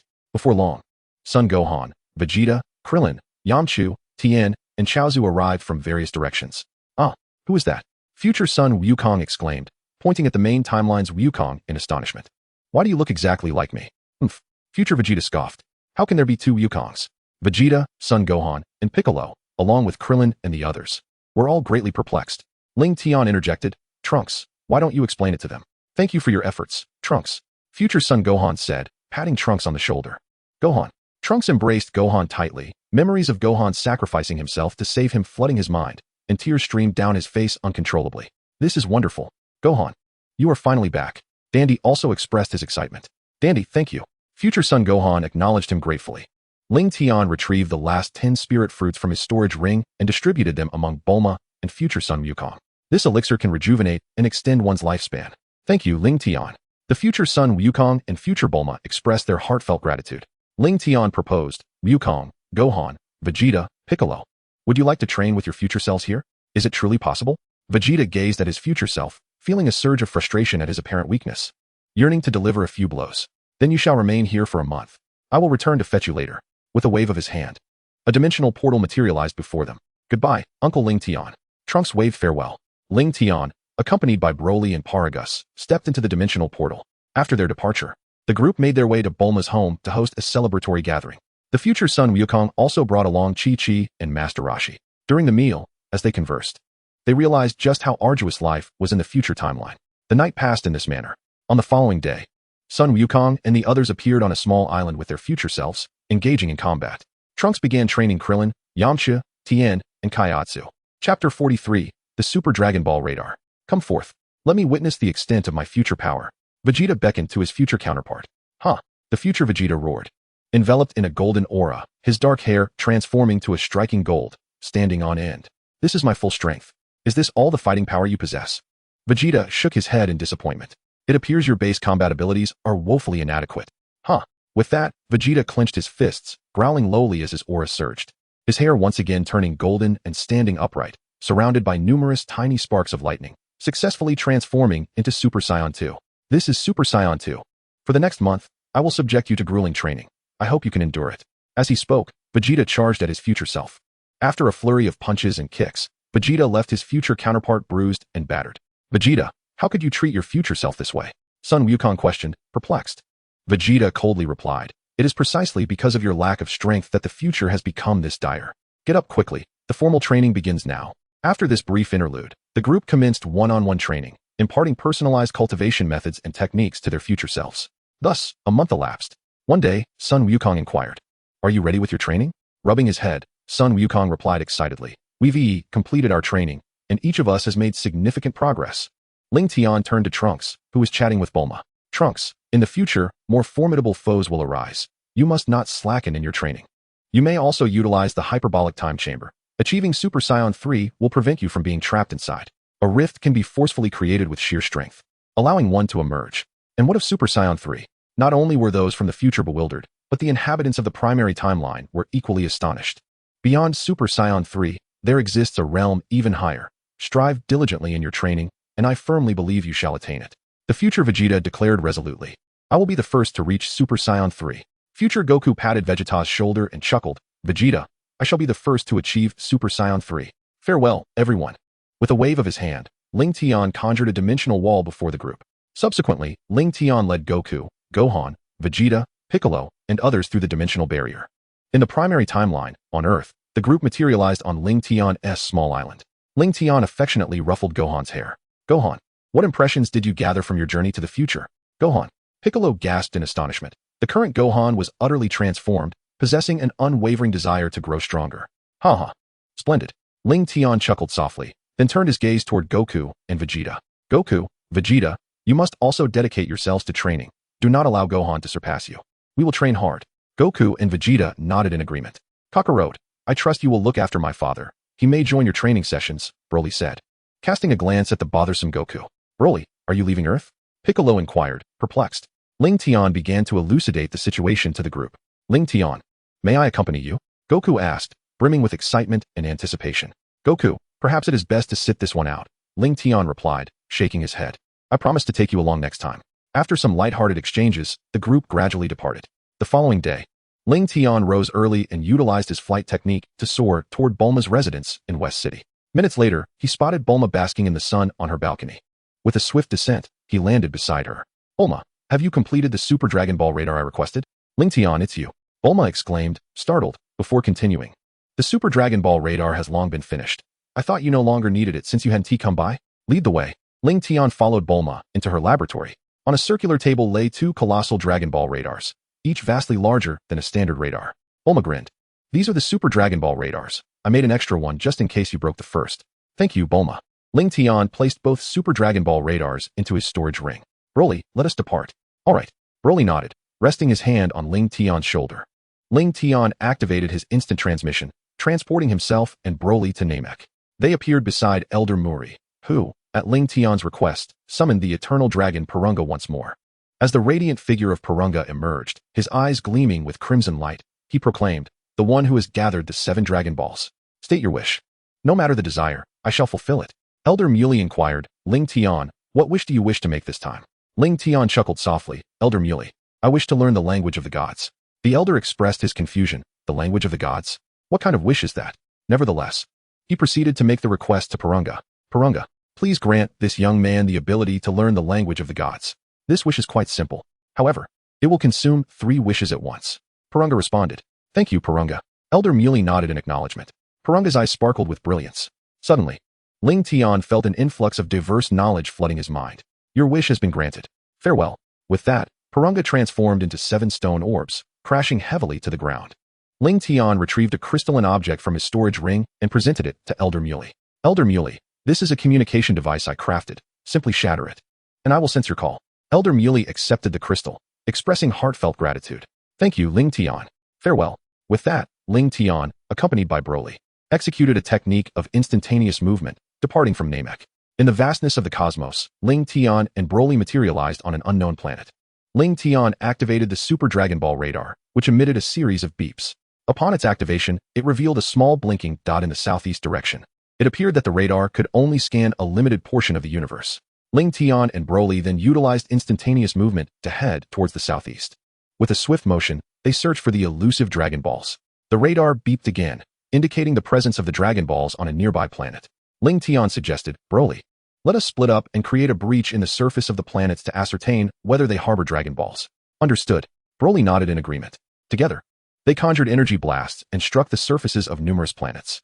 After searching several planets without success, Lingtian urgently communicated with Broly using a telepathic method. Broly, have you found anything? Broly responded with excitement. Lingtian, I found something. Hurry over. Lingtian instantly teleported to Broly's side. Gazing at the planet before them, he gathered an immense amount of energy and unleashed a barrage of energy blasts upon it. With a thunderous crash, the smoke cleared, revealing a Super Dragon Ball. Its earthen cover now dissipated.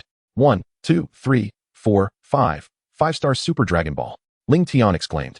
Broly, astonished, remarked, this Super Dragon Ball is enormous. How shall we carry it away? Lingtian replied, let me attempt to use instantaneous movement to transport it. He concentrated his energy, enveloping the entire Dragon Ball, and then executed the technique. To his surprise, he succeeded in lifting the Dragon Ball. Broly, hold on to me. Let us seek the next Dragon Ball. In the vast expanse of the universe, two individuals traversed, seeking the elusive traces of the next Dragon Ball. Chapter 44, Champa and Vados. A week later, with a sudden flash, Lingtian and Broly materialized in the western cosmos, clutching the Super Dragon Balls. This Dragon Ball is exceedingly difficult to locate, Broly exclaimed, exhibiting a hint of impatience. He had presumed that the quest for the Super Dragon Balls would be akin to the search for Dragon Balls on Earth. Broly, the universe is simply immense. We must rely on the Dragon Ball radar to detect the signals of the Dragon Balls, Lingtian replied, his tone tinged with resignation. He too had believed that with the Kaioshin's instant transmission and the Super Dragon Ball radar, the search would proceed seamlessly. Beep, beep. Suddenly, the Super Dragon Ball radar emitted a series of alerts. A dot was swiftly moving in the northwest direction, while another dot in the southwest flickered incessantly. The Dragon Balls are on the move. Could it be that others are also searching for them? Lingtian murmured. Broly, we've spotted the Dragon Balls. Let us head over there, he declared, utilizing instant transmission to whisk himself and Broly toward the southwest. With a flash, they appeared on an unfamiliar planet. Broly pointed excitedly to the south, exclaiming, Lingtian, look over there. Lingtian turned his gaze and noticed that the Dragon Balls were not obscured by debris from meteor impacts. From a distance, the Super Dragon Balls radiated a brilliant glow. 1, 2, 3, 3 Super Dragon Balls, Lingtian thought, preparing to harness his energy to envelop the Dragon Balls and carry them away. Beep, beep. Suddenly, the Super Dragon Ball radar erupted with a cacophony of alerts. Why is the speed of the Super Dragon Balls so rapid? Before Lingtian could fully comprehend the situation, a colossal Dragon Ball appeared before him. The 3 Dragon Balls resonated with one another, emitting a dazzling brilliance. Vados, are these 2 humans attempting to seize my Dragon Balls? A corpulent, purple feline, standing with a straight tail, yawned lazily, addressing the stunning woman beside him. This cat was bare from the waist up, adorned only with a black and white sash around his neck, golden armbands on his arms, golden rings on his hands, and loose fabric pants below. The beautiful Vados remained unfazed. Lord Champa, there are only these 2 in the vicinity. The entity known as Vados possessed an air of noble elegance. Her figure tall and curvaceous, her skin a striking teal, with long flowing white hair tied into a high ponytail. She wore a large blue halo around her neck and wielded a lengthy staff. Why have these 2 come to seek the Dragon Balls? Lingtian pondered. Confusion etched on his face. Humans, you may leave. These 2 Dragon Balls belong to me, Champa proclaimed arrogantly, his nostrils flaring with disdain. Broly, seething with rage, retorted. On what grounds should we depart? These Dragon Balls were arduous to find. Since you refuse to leave, I shall have no choice but to obliterate you, Champa declared, casually unleashing 2 energy blasts toward Lingtian and Broly. What? Lingtian was taken aback, not expecting Champa to initiate an attack so abruptly. Lingtian struggled to withstand the onslaught, while Broly was hurled onto a nearby planet. Ha ha ha. Beerus chuckled, covering his mouth. Lord Champa, it seems these 2 humans possess a modicum of strength. How infuriating. They failed to eliminate those humans, causing me to lose face before Beerus. Champa, filled with indignation, gathered a colossal energy sphere in his hand and hurled it towards Lingtian. With a fierce roar, Broly unleashed his full power, his turbulent energy surging forth. Transforming his dark hair into a vibrant green, standing erect, his physique towering, muscles rippling, and a long black tail trailing behind him. Upon transforming into Super Saiyan 1, Broly burst forth from the planet, positioning himself directly in front of Lingtian. He then enveloped himself in an energy shield, successfully blocking Champa's energy sphere. How infuriating. Continuously thwarted by humans, if other gods of destruction were to learn of this, they would surely laugh uncontrollably. Champa swiftly teleported before Broly, delivering a powerful kick that sent Broly reeling backward, blood spewing from his mouth. How is it that he remains alive? Champa was momentarily astonished. When did this frail universe give rise to such formidable humans? Seeing Broly struck, Lingtian's fury ignited. He unleashed his full energy, his dark hair shifting to a vibrant green, his physique growing grander, muscles bulging, and a long black tail swaying behind him, transforming into Super Saiyan 1 without hesitation. He charged at Champa. Overestimating oneself. Champa scoffed, seizing Lingtian's incoming fist and delivering a brutal knee strike to his abdomen. Lingtian coughed blood, incredulous that a god of destruction could wield such power. Vanish. Champa raised his right hand, conjuring a purple energy sphere aimed at Lingtian. Bang! The energy release was abruptly interrupted as Champa was kicked away. He quickly regained his balance in midair, seething with rage. How dare you! Both of you humans shall perish. Champa unleashed his entire energy, instantly reappearing before Lingtian. Destruction. As Lingtian's body made contact with the purple energy sphere, he began to fade away. Lingtian. Broly bellowed. Has he grown stronger again? Champa found it hard to believe. This individual was rather peculiar. Beerus interjected, Lord Champa, if you continue to unleash such energy, you will attract Whis. We must depart swiftly. Champa nodded, his figure flickering as he appeared before Broly, raising his right hand to gather another purple energy sphere. Though you have grown stronger, you remain but an insect. Perish. Destruction. Broly's body met the energy, vanishing completely. Beerus. We must go. He did not wish for the frail universe to discover his presence in their realm. Very well, Lord Champa. With a gentle flick of her staff, Beerus vanished in a cascade of vibrant light, accompanied by the 3 Super Dragon Balls. A flash of white light surged forth, and Lingtian was resurrected anew. Ding. Congratulations, host, on your successful resurrection. Now, we shall distribute the rewards for your death. Ding. Congratulations, host, on acquiring the skill Chi Scythe. Ding. Congratulations, host, on acquiring the skill Time Flash. Ding. Congratulations, host, on receiving the reward Map of the 12 Universes. Ding. Congratulations, host, on receiving the reward 10 trillion battle power. Ding. Congratulations, host, on receiving the reward 1,000 Senza beans. The system reviewed personal attributes. Ding. Host, Lingtian. Bloodline, Earthling, Legendary Scion. Skills, Chi Perception, Flight Technique, Ki Blast. Kamehameha, Chi Scythe, Time Flash, Instant Transmission, Kaioshin Version, Plant Growth, Telekinesis, Telepathy, Time-Space Travel, Divine Combat Techniques. Battle Power, 27, 894 billion. Items, Storage Ring. Map of the 12 Universes, Consciousness Recovery Potion X3, Senza Beans X 1986. As Lingtian materialized, the figures of Beerus and the Dragon Balls had vanished, presumably taking the Dragon Balls with them. Broly. Lingtian searched tirelessly across the surrounding planets. Suddenly, a man strikingly similar to Beerus appeared before him. With turquoise skin and long white curls, his purple eyes and lips complemented a large light blue halo around his neck as he wielded an elongated staff. Whis. Do you recognize me? Whis, surprised, covered his mouth. Angels seldom appear in the universe under normal circumstances, leading to few being aware of them. Lingtian revealed Whis' identity and implored him for assistance. I know you. You are the Angel of Universe 7. Please help me locate Broly. Whis shook his head and replied, Your companion has vanished. Lingtian pleaded, Whis, is there any way you could assist me? Those annihilated by a god of destruction can only be revived by the Super Dragon, as neither the Earth Dragon nor Purunga dare to revive them. Well, Whis hesitated. Chapter 45, A Return to 1,000 Years Ago. Lingtian once again beseeched Whis. If you help me just this once, I can treat you to the finest delicacies in the universe. Delicacies? Whis' eyes sparkled with interest, yet he still shook his head. Curse that Beerus. Lingtian seethed with rage. Whis inquired, What caused your conflict earlier? Seeking the Super Dragon Balls is not prohibited. Sharing with me is not a burden. After a moment of contemplation, Lingtian recounted, Broly and I were gathering the Super Dragon Balls, and Beerus was also in pursuit. We crossed paths, and he attempted to seize the Dragon Balls from us. And then, the wish orbs? Whis pondered, curious as to why someone like Beerus would seek such items when he had everything he desired. After scrutinizing Lingtian for a moment, he asked, Your strength appears commendable. Would you care to train with me in the realm of the gods of destruction? Thank you for your kind offer. Lingtian bowed in gratitude but replied, However, I must find a way to resurrect my companion. Shortly thereafter, Lingtian retrieved several food capsules and a variety of delicacies from other planets from his storage ring and presented them to Whis. These culinary delights have been collected from various worlds. A gift for you. Farewell, Weiss. With that, Lingtian executed an instantaneous movement and vanished. What an amusing little fellow. Weiss chuckled softly, waving his staff to store the items, transforming them into a streak of light that darted toward the realm of destruction. On Earth, Lingtian materialized in the Hall of the Gods. Sharu, are you there? He called out using his long-distance communication ability. At that moment, Sharu was busy harvesting the ripe spirit fruits. Lingtian, is there something you require? He replied. Swiftly, Sharu collected the spirit fruits and seeds, attuning himself to Lingtian's aura and employing instantaneous movement. In an instant, Sharu appeared beside Lingtian. Lingtian, you look unwell. Has something happened? Has Broly been killed? Sharu's expression was one of disbelief. The power of Broly far surpassed his own. We can discuss that later. First, we must resurrect Broly. With a wave of his hand, Lingtian conjured a dimensional wall before them. Subsequently, he and Sharu stepped through it. They traversed the dimensional barrier and arrived in the main timeline from 1,000 years ago. Lingtian produced 12 cosmic information maps and began to examine them, determining the location of the realm of destruction and the distances to avoid. With a swift motion, Lingtian and Sharu utilized instantaneous movement to appear in the 6th universe.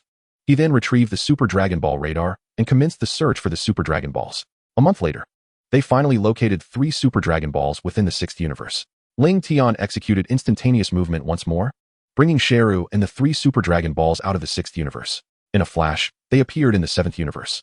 Lingtian then took out the Super Dragon Ball radar again to seek the 4 Super Dragon Balls of the 7th universe. 2 months passed, and at the edge of the universe, they discovered the final Super Dragon Ball. Gazing at the 7 Dragon Balls, each the size of a planet, Lingtian's excitement was palpable. At last, Broly can be resurrected. Sharu urged. Lingtian, summon the Eternal Dragon swiftly. Nodding in agreement, Lingtian began the summoning ritual. Arise, Eternal Dragon, grant my wish.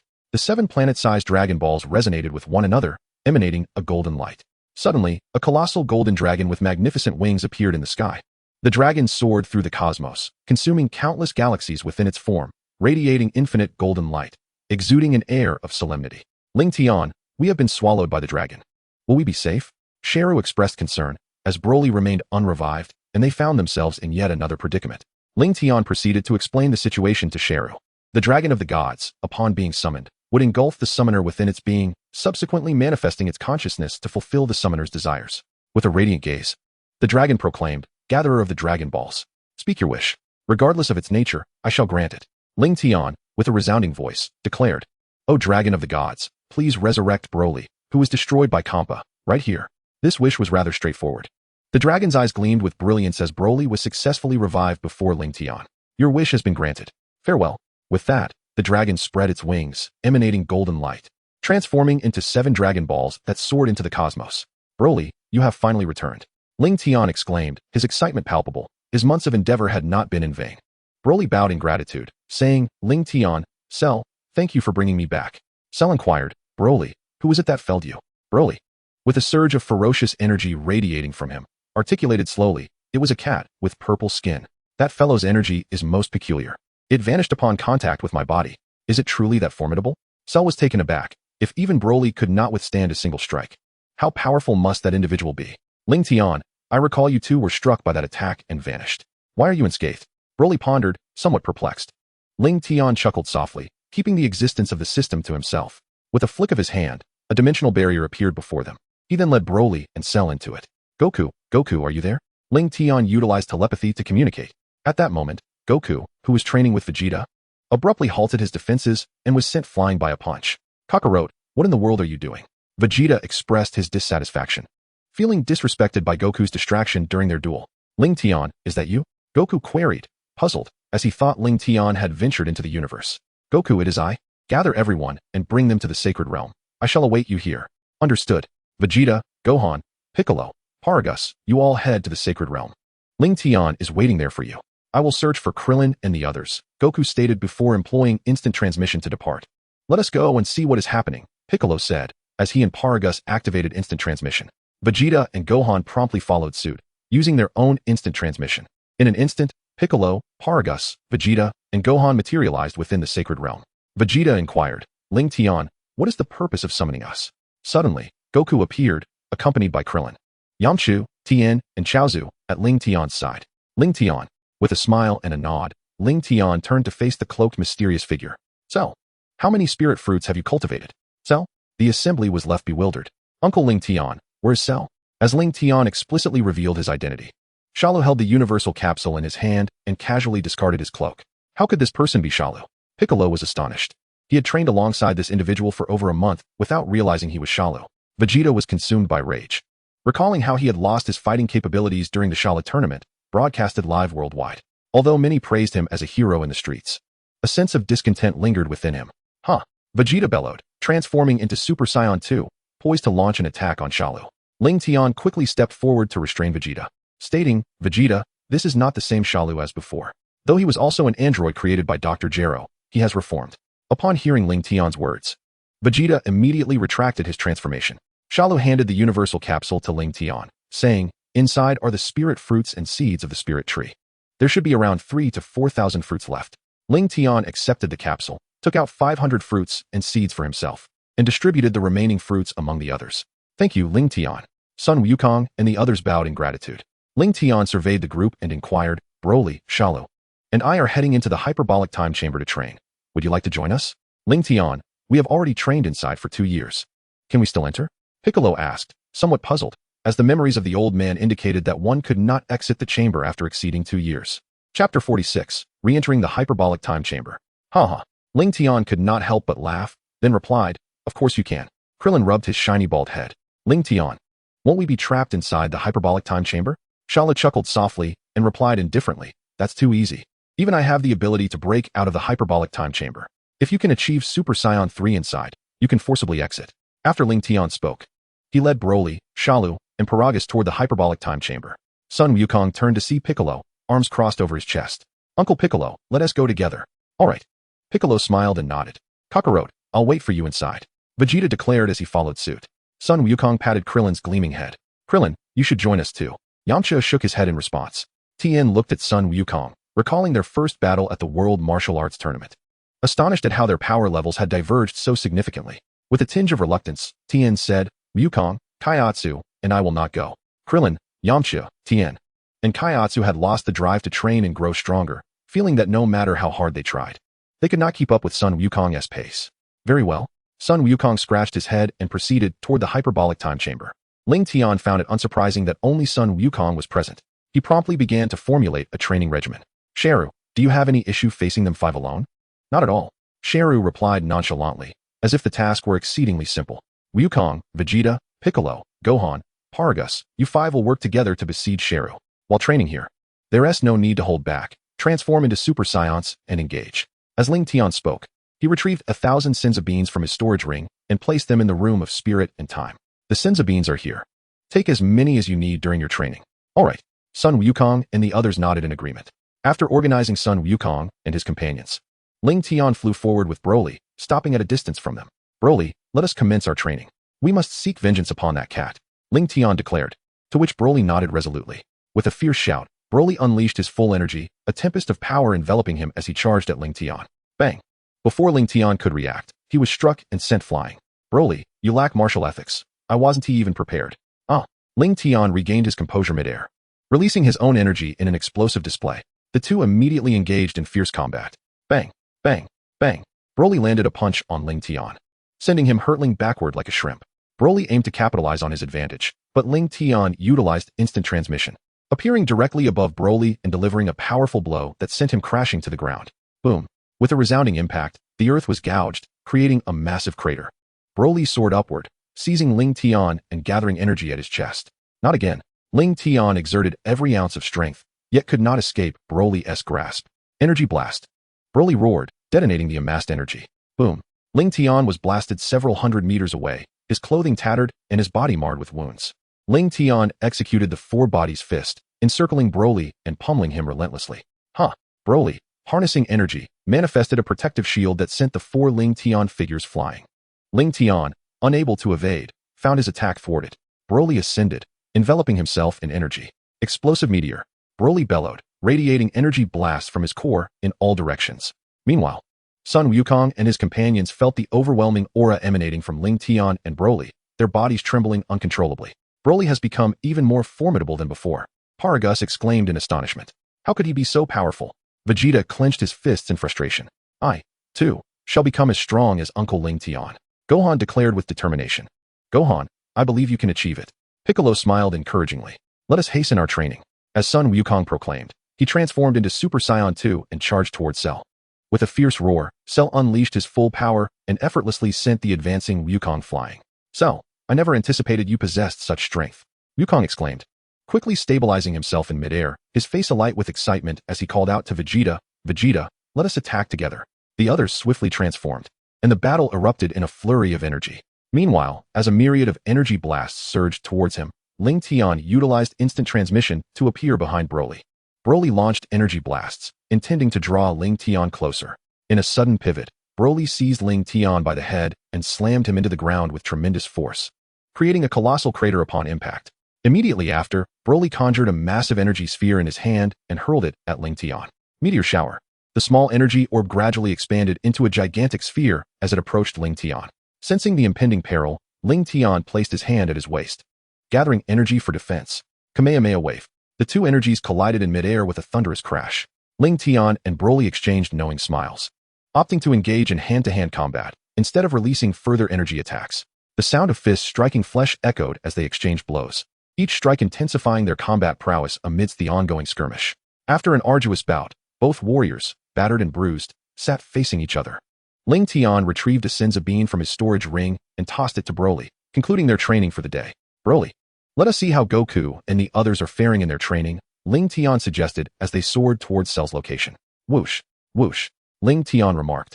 I am astonished that your father has also attained Super Saiyan 2. A cacophony of various techniques struck Cell, yet none inflicted significant damage. Upon noticing Lingtian and Broly's arrival, the others ceased their training. Lingtian, Cell is truly formidable, Goku declared. Let us all strive to improve.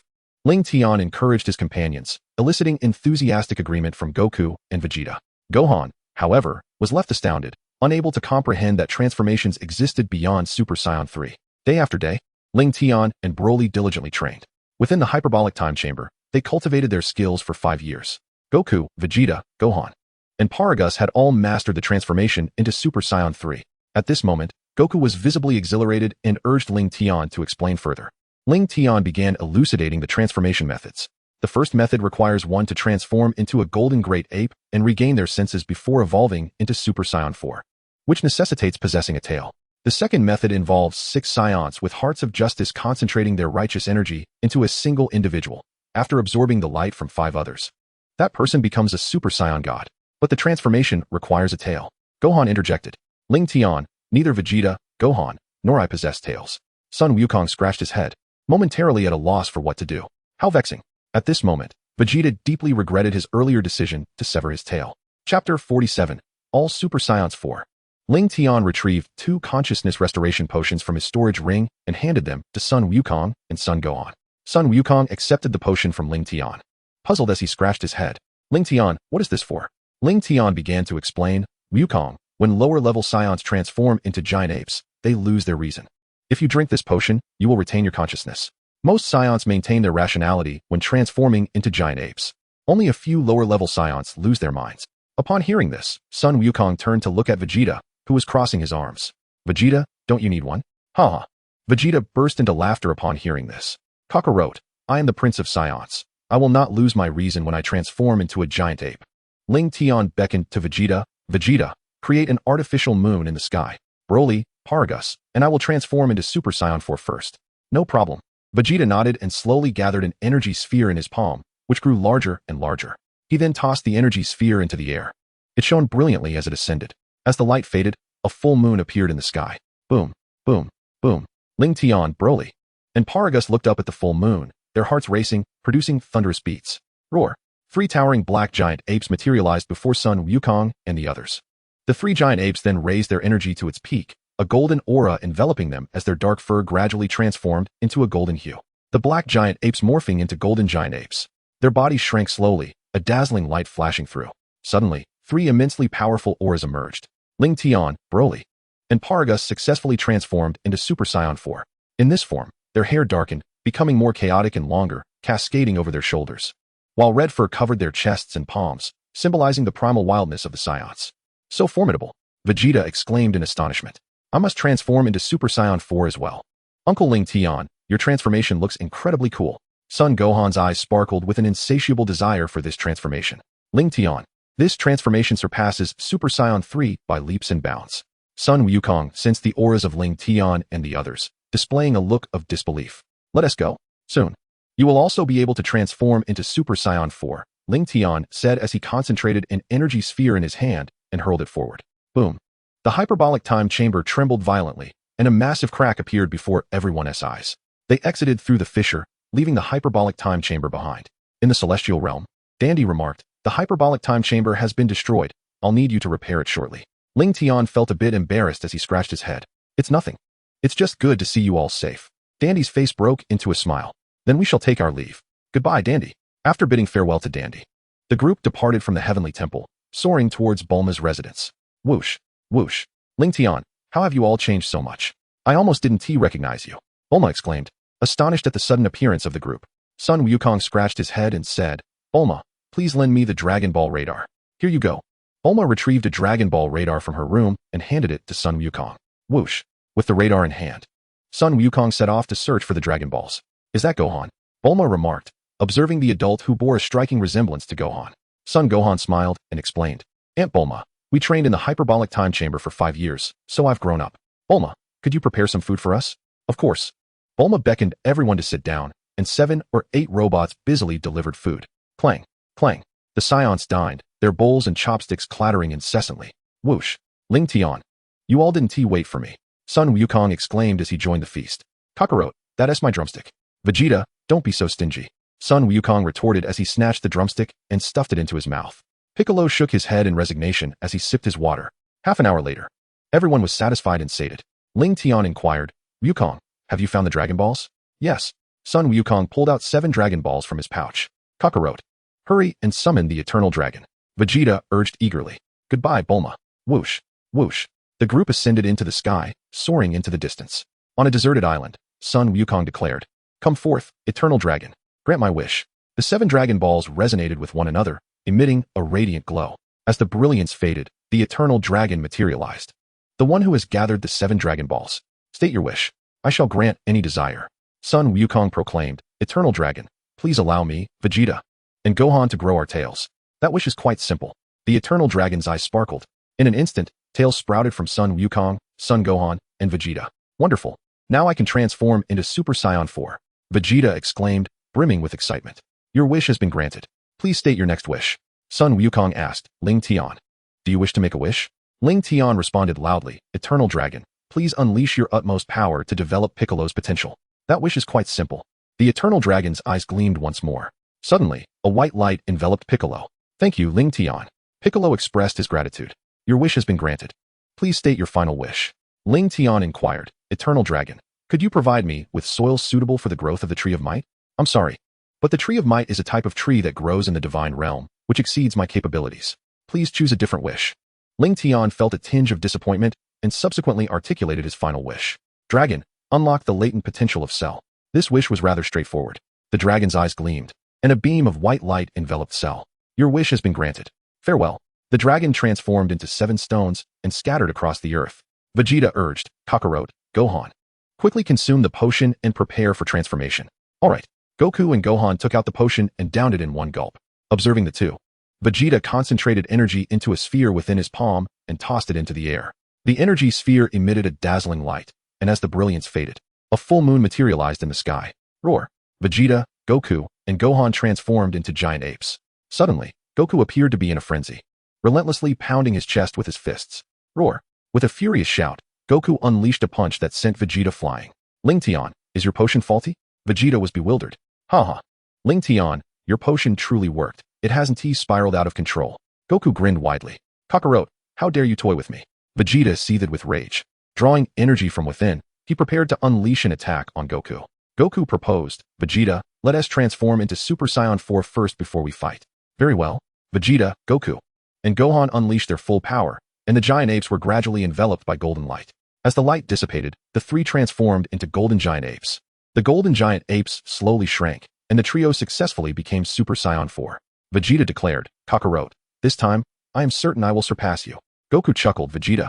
That remains to be seen. The two soared into the air and instantly engaged in battle. Bang, bang, bang, bang. The sheer force is overwhelming. I cannot fully control it. Goku was astonished. Seizing the moment of Goku's distraction, Vegeta swiftly attacked. Goku, caught off guard, was kicked away by Vegeta. Boom. Goku crashed into a mountain, buried beneath the tumbling rocks. Chapter 48, Journey Through Time and Space. Kakarot, unleash your full strength and fight me. Vegeta was exceedingly displeased with Goku's habit of hesitating during battles and occasionally concealing his true power. In response, Goku released a surge of energy, blowing away all the rocks that had buried him. With a swift movement, he appeared before Vegeta. Bang, bang, bang, bang. The two continued to unleash fierce attacks on one another. Goku delivered a powerful kick directly to Vegeta's face. Vegeta, enduring the excruciating pain, retaliated with a punch to Goku's abdomen. Goku staggered back, placing his hands beside his head. Observing this, Vegeta promptly shut his eyes. Having fought Kakarot numerous times, he had familiarized himself with all of Kakarot's techniques. Unexpectedly, Goku abandoned the solar flare, swiftly appearing above Vegeta and delivering a heavy punch that sent him crashing into the ground. Boom. With a resounding boom, the ground was struck, creating a vast, deep pit. Suddenly, Vegeta soared into the sky, enveloped in a radiant golden energy. An endless expansion, an infinite barrage of energy blasts erupted in all directions. Uncle Vegeta. Gohan's figure flickered as he intercepted the energy blasts aimed at the city. This Vegeta, Piccolo sighed, shaking his head in resignation. Observing the situation, Goku quickly placed his hand on his waist, gathering energy. Kamehameha. A powerful blue energy wave surged forth from Goku's hand, hurtling towards Vegeta in midair. Boom. The energy wave struck Vegeta, producing a deafening sound. Ignoring his injuries, Vegeta gritted his teeth and executed instant transmission, appearing behind Goku. He concentrated all his energy into his hands and launched an attack at Goku. Final flash. Goku was unable to evade and was hit directly. Bang. Goku was sent flying, countless mountains vanishing behind him. Vegeta laughed as he watched Goku being blasted away. Gohan, give them some Senzu beans. Lingtian retrieved 2 Senzu beans from his storage ring and handed them to Gohan. Alright, Uncle Lingtian. Gohan accepted the Senzu beans and rushed to Goku and Vegeta, feeding them to both warriors. With a Senzu bean consumed, Goku and Vegeta's injuries healed instantaneously. Piccolo, standing nearby, clenched his fists slightly. He had thought that by unlocking his potential, he could stand on equal footing with them. Yet, he realized he had overestimated himself. The Super Saiyan transformations of Goku and Vegeta were simply too formidable. In battle against them, he saw no glimmer of hope for victory. It seemed he must double his training in the future. Gohan descended from the sky and landed beside Lingtian. Uncle Lingtian, can we transform into the second form now? Yes, you can, Lingtian nodded, smiling. However, it would be best to wait until you master Super Saiyan 4 first. Goku replied with determination, Lingtian, I will master it quickly. Vegeta snorted, Kakarot, I will be the first. Lingtian chose to ignore the bickering between the two and turned to Gohan. Gohan, do you still attend school? Gohan scratched his head and grinned, Uncle Lingtian, I don't go to school. Now, I have a tutor teaching me. Uncle Lingtian, many people want to learn martial arts from me. What should I do? Teach them if you wish. You could also ask Krillin and Yamcha if they want to open a dojo. I will go find Uncle Krillin right now. With that, Gohan used instant transmission and vanished. After a brief exchange of pleasantries, the others also departed. Lingtian, along with Broly, Cell, and Paragus, executed instant transmission. Whoosh. Lingtian, Broly, Cell, and Paragus appeared on a small island. Something feels off, Broly remarked, puzzled. Father, what's the matter? Paragus cast a glance around, his brow furrowing at the unfamiliar surroundings illuminated by the bright lights within the dwelling. Sharu, filled with fury, strode forward, followed closely by Lingtian, Broly, and Paragus. Before they could approach the wooden cabin, a cacophony of cheers and noise erupted from within. Sharu kicked the door open, revealing a throng of youths and maidens, along with an array of filming equipment scattered throughout the room. A middle-aged man patted Sharu on the shoulder and remarked, Brother, why are you still dressed like that? Everyone else has already clocked out. Just as Sharu was about to retaliate, Paragus intervened, asking, Who are you? Why have you entered my home? His voice resonated in the ears of all present. The crowd turned to see 4 unfamiliar faces in the room. You claim this is your home, yet it has remained unoccupied, Paragus retorted angrily. What business is it of yours whether I reside here or not? A stout, balding man stepped forward, scrutinizing Paragus. My friend, you say it's your home? How about I buy it from you? Name your price. The surrounding women gazed at him with admiration. Lingtian, however, felt a surge of displeasure. He had discerned that these individuals had come to his island to film Sharu's grand movie. Although he had not purchased the island, he had painstakingly constructed these houses. It was utterly vexing to witness a group of strangers tarnishing his hard work. Broly, Paragus, Sharu, let us leave. He commanded. Are we just going to let this slide? Sharu asked, bewildered, as this was uncharacteristic of Lingtian. Yet Lingtian had no intention of letting it go. He stepped outside and soared into the air, conjuring a circular energy disc in his palm. Cutting disc. Lingtian manipulated the disc, systematically segmenting the island. In no time, the expansive landmass vanished, leaving only a few solitary wooden cabins. Anyone who ventured outside would plummet directly into the sea. Following this, Lingtian summoned energy to seal off the area. Since you seem to enjoy your stay, you can remain here for a month. Shara chuckled, knowing the island now bore nothing, especially food.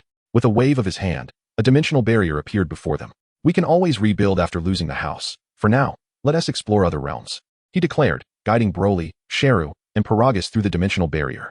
As they emerged, they were immediately struck by two overwhelmingly powerful auras. Lingtian and the others looked up, and their eyes fell upon a colossal planet. The two auras emanated from that very sphere.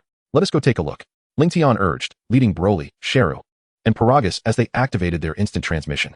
In an instant, they arrived and witnessed a golden giant ape wreaking havoc upon the city. Lingtian, shall we halt the rampaging giant ape? Broly harbored a persistent sense of familiarity with this colossal creature. Lingtian chuckled and shook his head, stating, there is no need. He shall soon transform into Super Saiyan 4. Suddenly, a little girl dashed toward the golden giant ape, incessantly babbling. Was the child reckless? Paragus was taken aback. He was acutely aware of the immense power the giant ape possessed during its transformation. Grandpa, it's me, Xiaofang. Grandpa, wake up. Look, this is you. And this is Grandma Chi-Chi. The little girl held up a photograph, desperately showing it to the golden giant ape. The giant ape, drawn by her voice, ceased its rampage and turned its aggression toward her. The girl narrowly evaded the assault, yet the photograph in her hand was torn to shreds, falling into the grasp of the giant ape. Upon seeing the photograph and the tearful girl, the giant ape's memories were stirred, gradually restoring its consciousness. With a mighty roar, the golden giant ape reached towards the heavens, unleashing a tremendous cry, its body radiating a powerful aura. Crackling lightning descended, and the giant ape's form began to shrink, enveloped in a brilliant light. Before long, the transformation into Super Saiyan 4 was complete. It's Kakarot. Broly smiled knowingly, finally understanding the source of his familiarity. Cell turned to Lingtian. Did you know this all along? Lingtian smiled and began to elucidate. This timeline is quite similar to ours. It features Goku, Gohan, and Vegeta as well. Alright, let us proceed. The group ascended into the air, flying towards Goku's location. Xiaofang, stay behind me. Someone is approaching. Goku warned, his demeanor vigilant. Grandpa. Xiaofang nodded in compliance. With a rush of wind, Lingtian, Broly, Cell, and Paragus materialized before Goku.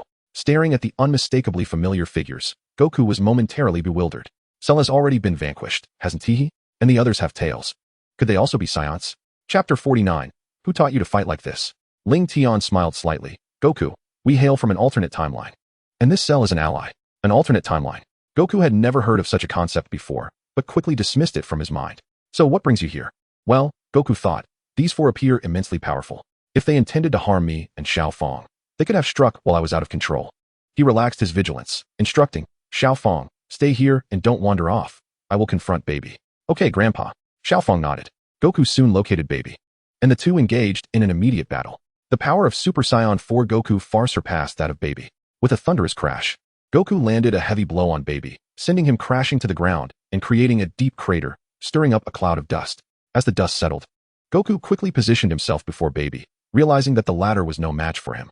Bulma arrived, having prepared the pulse light device, and aimed the launch target at Baby. Lord Baby, I am here to assist you, she exclaimed. No, don't, Bulma. Baby responded instinctively, but before he could intervene, Bulma had already pressed the launch button. A brilliant beam of light erupted from the pulse light device, illuminating Baby. The radiance enveloped Baby, transforming him into a golden giant ape. Roar. Baby let out a furious roar, commencing the destruction of the city around him. Goku hurriedly stepped forward to halt the rampaging golden giant ape, but Baby unleashed an energy blast from his mouth, hurling it at Goku. Bang! The energy blast sent Goku flying. You haven't lost your consciousness at all.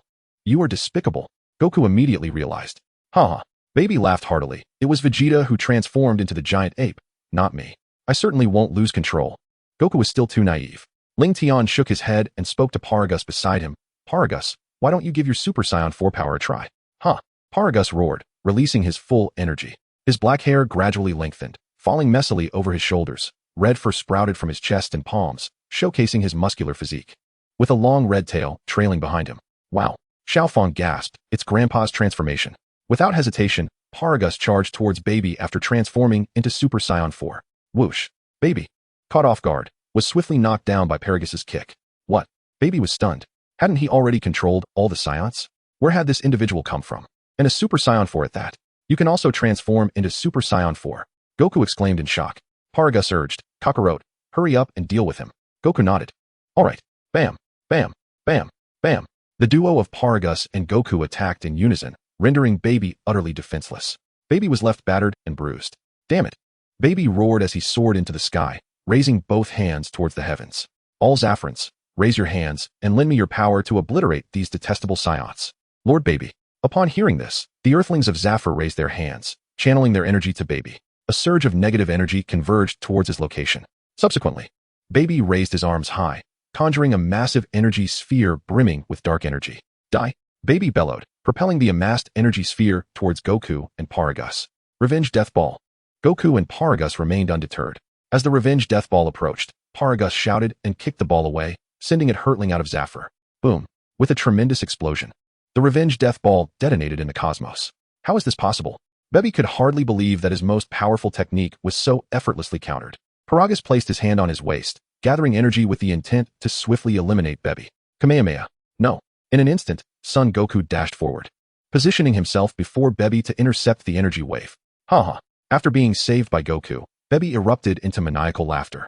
Kakarot, what nonsense are you up to? Paragus was utterly bewildered. Who taught you to shield your adversaries from attacks during battle? Goku sighed in exasperation. If you attack like this, Vegeta will also perish. Suddenly, Baby appeared to have an epiphany, turning to face the earth. He clasped his hands together behind him, channeling energy into a violet sphere, which he hurled towards the planet. Super Gallic Gun. Haha. Earth, vanish before me. Baby cackled. How despicable. By the time Goku realized what was happening, the energy blast had already been unleashed from Baby's hands, leaving him no time to intervene. Lingtian shook his head, employing instant transmission to appear on Earth. He concentrated a colossal energy sphere at his fingertip and launched it forward. Death Energy Bomb. Boom. The two forces collided, resulting in a violent explosion. Noticing that Lingtian had taken action, Cell would not remain idle.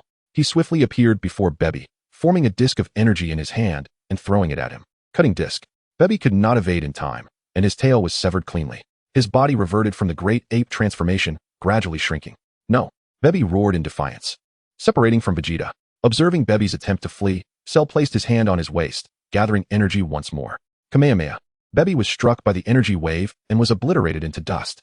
With a swift motion, Lingtian utilized instant transmission to appear before the others. You all are incredible. Xiao Fong exclaimed, her eyes sparkling with excitement. Thank you for blocking Baby's energy blast and saving the Earth. Goku bowed in gratitude. It was but a trivial effort. Lingtian assisted Goku to his feet. Suddenly, Lingtian recalled that in the main timeline, Goku had not perished fighting Cell, nor had he participated in the Otherworld martial arts tournament, missing out on the fusion technique. No wonder he felt something was amiss during their time in the hyperbolic time chamber. As he spoke, he waved his hand, and a dimensional wall appeared before them. Without hesitation, Lingtian stepped through it. As he entered, the dimensional wall sealed behind him. How marvelous! Goku and Xiao Fong stood in stunned amazement, as they could no longer sense Lingtian's presence. Shortly after Lingtian's departure, Jebat God arrived, accompanied by the timeline's son Gohan and others, flying in from the distance. Lord Kaishin. Goku greeted. Jebat God nodded and said, Goku, I have acquired the super divine water from the heavenly temple, reviving these individuals. I see. Uncle Wukong, where has my father gone? Trunks inquired. Over there, Vegeta is. Son Wukong pointed into the distance. Trunks hurriedly flew over, calling out for Vegeta. Father. Upon hearing Trunks' voice, Vegeta instantly awakened. Trunks. Father, are you alright? Trunks asked with evident concern. I'm fine. Vegeta, suppressing his excruciating pain, asked, Baby, where's that despicable fiend? I must personally eliminate the wretch who has usurped my body. Trunks shook his head. Father, when I arrived, the battle had already concluded. Uncle Wukong should be aware. Vegeta and Trunks then soared towards Son Wukong's location. Chapter 50, the Metamoran Fusion Technique. Whoosh. Vegeta and Trunks approached from afar. Kakarot, has Baby been eliminated? Vegeta glanced around, failing to spot the detestable foe. It's resolved. Son Wukong scratched his head, but it wasn't me. It was Cell who dispatched him. Cell? Isn't Cell dead? Vegeta turned in disbelief. Son Wukong clarified. It was a version from another timeline. This Cell is actually a good person. After the Supreme Kai used the super divine water, all the Earthlings on planet Zafur regained consciousness. Subsequently, Cell gathered the Kamehameha wave and obliterated planet Zafur. He then utilized instant transmission to arrive at the training location of Son Wukong and the others. Bang, bang, bang, bang. There, Son Wukong, Son Gohan, Vegeta, and Piccolo were engaged in a fierce brawl. Wukong, cease your fighting for now. I shall take you to a place to learn a remarkably powerful technique. Lingtian directly called for a halt. The group paused their combat. What formidable technique? Where are we going to learn it? Upon hearing of a potent technique, Sun Wukong became exceedingly excited. Lingtian smiled mysteriously. You will find out once you arrive. With a wave of his hand, a dimensional barrier appeared before them. Lingtian led Sun Wukong, Vegeta, Son Gohan, and Piccolo through the dimensional barrier. Time and space. The group celebrating at Bulma's home suddenly witnessed a dimensional barrier appearing before them. Lingtian and the others emerged from within. Lingtian, is this the timeline of future Trunks? Vegeta gazed at the familiar figures before him. This is not future Trunks' timeline. But there are indeed versions of you here, Lingtian chuckled lightly. How can there be two grandfathers? Xiaofang exclaimed, astonished at the sight of the older and younger Sun Wukong. The others were drawn by Xiaofang's voice, turning to witness the shocking scene. How can you look so much like me? Sun Wukong pointed at Sun Wukong. Lingtian had no choice but to step forward and explain. These individuals are from the same timeline as me. So that is how it is. The group quickly comprehended. What? You all can transform into Super Saiyan 4. Vegeta instantly lost his composure. I never expected that the other timeline's Gohan is as formidable as father and Uncle Wukong. Trunks exclaimed in astonishment. Upon hearing those words, Sun Wukong could only lower his head and continue eating. The main timeline's Sun Wukong and others joined the gathering, instantly transforming it into a lively affair. The following day, Lingtian led the group to a deserted island. Wukong, teach Sun Wukong and Vegeta the fusion technique, he suggested. Vegeta, let us fuse once, so they can witness it. Sun Wukong turned to Vegeta. Impossible. Kakarot, I refuse to perform such a shameful act with you. Vegeta resolutely declined. The Metamorph fusion technique requires two individuals of similar power, height, and build to execute corresponding dance steps for fusion. Vegeta, don't you want to test the strength of your counterpart from another timeline? Lingtian sought to incite a rivalry among them. Believing that once Sun Wukong and Vegeta experienced the might of the fused warrior Gogeta, they would certainly wish to learn the fusion technique. Vegeta, without fusion, we stand no chance against them. Just this once, I implore you. Sun Wukong persistently pleaded with Vegeta. Fine, this is the last time. Relenting to Sun Wukong's incessant requests, Vegeta reluctantly agreed. The two stood side by side, engaging in a peculiar, symmetrical dance, extending their hands until their fingertips touched. At the moment their fingers made contact, a brilliant light erupted. As the radiance dissipated, Super Saiyan 3 Gogeta emerged. Vegeta, still unable to transform into Super Saiyan 4, could not achieve Super Saiyan 4 Gogeta. Lingtian, this technique is indeed formidable. However, the movements are quite difficult for me to accept, Vegeta admitted. Lingtian urged, Wukong, Vegeta, hurry up and test Gogeta's strength. Eagerly, Sun Wukong and Vegeta fused, instantly becoming an immensely powerful warrior. They unleashed their full energy. Their dark hair gradually transforming into a wild mane cascading over their shoulders, red fur sprouting from their chests and palms, and a long red tail sprouting behind them. After transforming into Super Saiyan 4, they swiftly charged at Gogeta. So my opponents are you two? Gogeta mused to himself. Sun Wukong and Vegeta attacked Gogeta from either side. The three engaged in a fierce battle. Gogeta effortlessly countered their assaults, landing a punch to Vegeta's abdomen and a kick to Sun Wukong's waist, sending them both flying. How is this possible? Vegeta and Sun Wukong were incredulous. The power of Super Saiyan 3 Gogeta was astonishing. It seems you two are not as impressive as I thought, Gogeta remarked, casually touching his nose with an air of arrogance. Damn it! Vegeta seethed with fury upon hearing this. He shot into the sky, his hands overflowing with energy, unleashing a barrage of energy blasts toward Gogeta. Continuous energy blasts. Prince's combat style. Boom. As the smoke dissipated, Gogeta emerged unscathed. In a swift motion, Gogeta appeared above Vegeta, delivering a powerful punch that sent him crashing into the ground. Eager to capitalize on his advantage, Gogeta prepared to strike again. However, lying on the ground, Vegeta executed instant transmission, reappearing beside Goku. Vegeta, are you alright? Goku inquired, noticing Vegeta's labored breathing, his concern evident. Seeing this, Goku placed his hands at his temples, unleashing his ultimate technique. Solar Flare. A brilliant light radiated from Goku, momentarily blinding all. Seizing this opportunity, Vegeta kicked Gogeta into the air, channeling his energy into his hands to form an energy sphere that he hurled at Gogeta. Final Flash. Goku, with energy coalescing at his waist, launched his own attack. Kamehameha. As two beams of energy surged towards Gogeta, he swiftly conjured his own Kamehameha to counter. The three energies collided, resulting in a stalemate. Suddenly, Gogeta shouted, amplifying his Kamehameha's power. The wave of energy pressed down on Goku and Vegeta. Observing the fierce battle, the onlookers believed Gogeta would triumph over the two Super Saiyan 4s.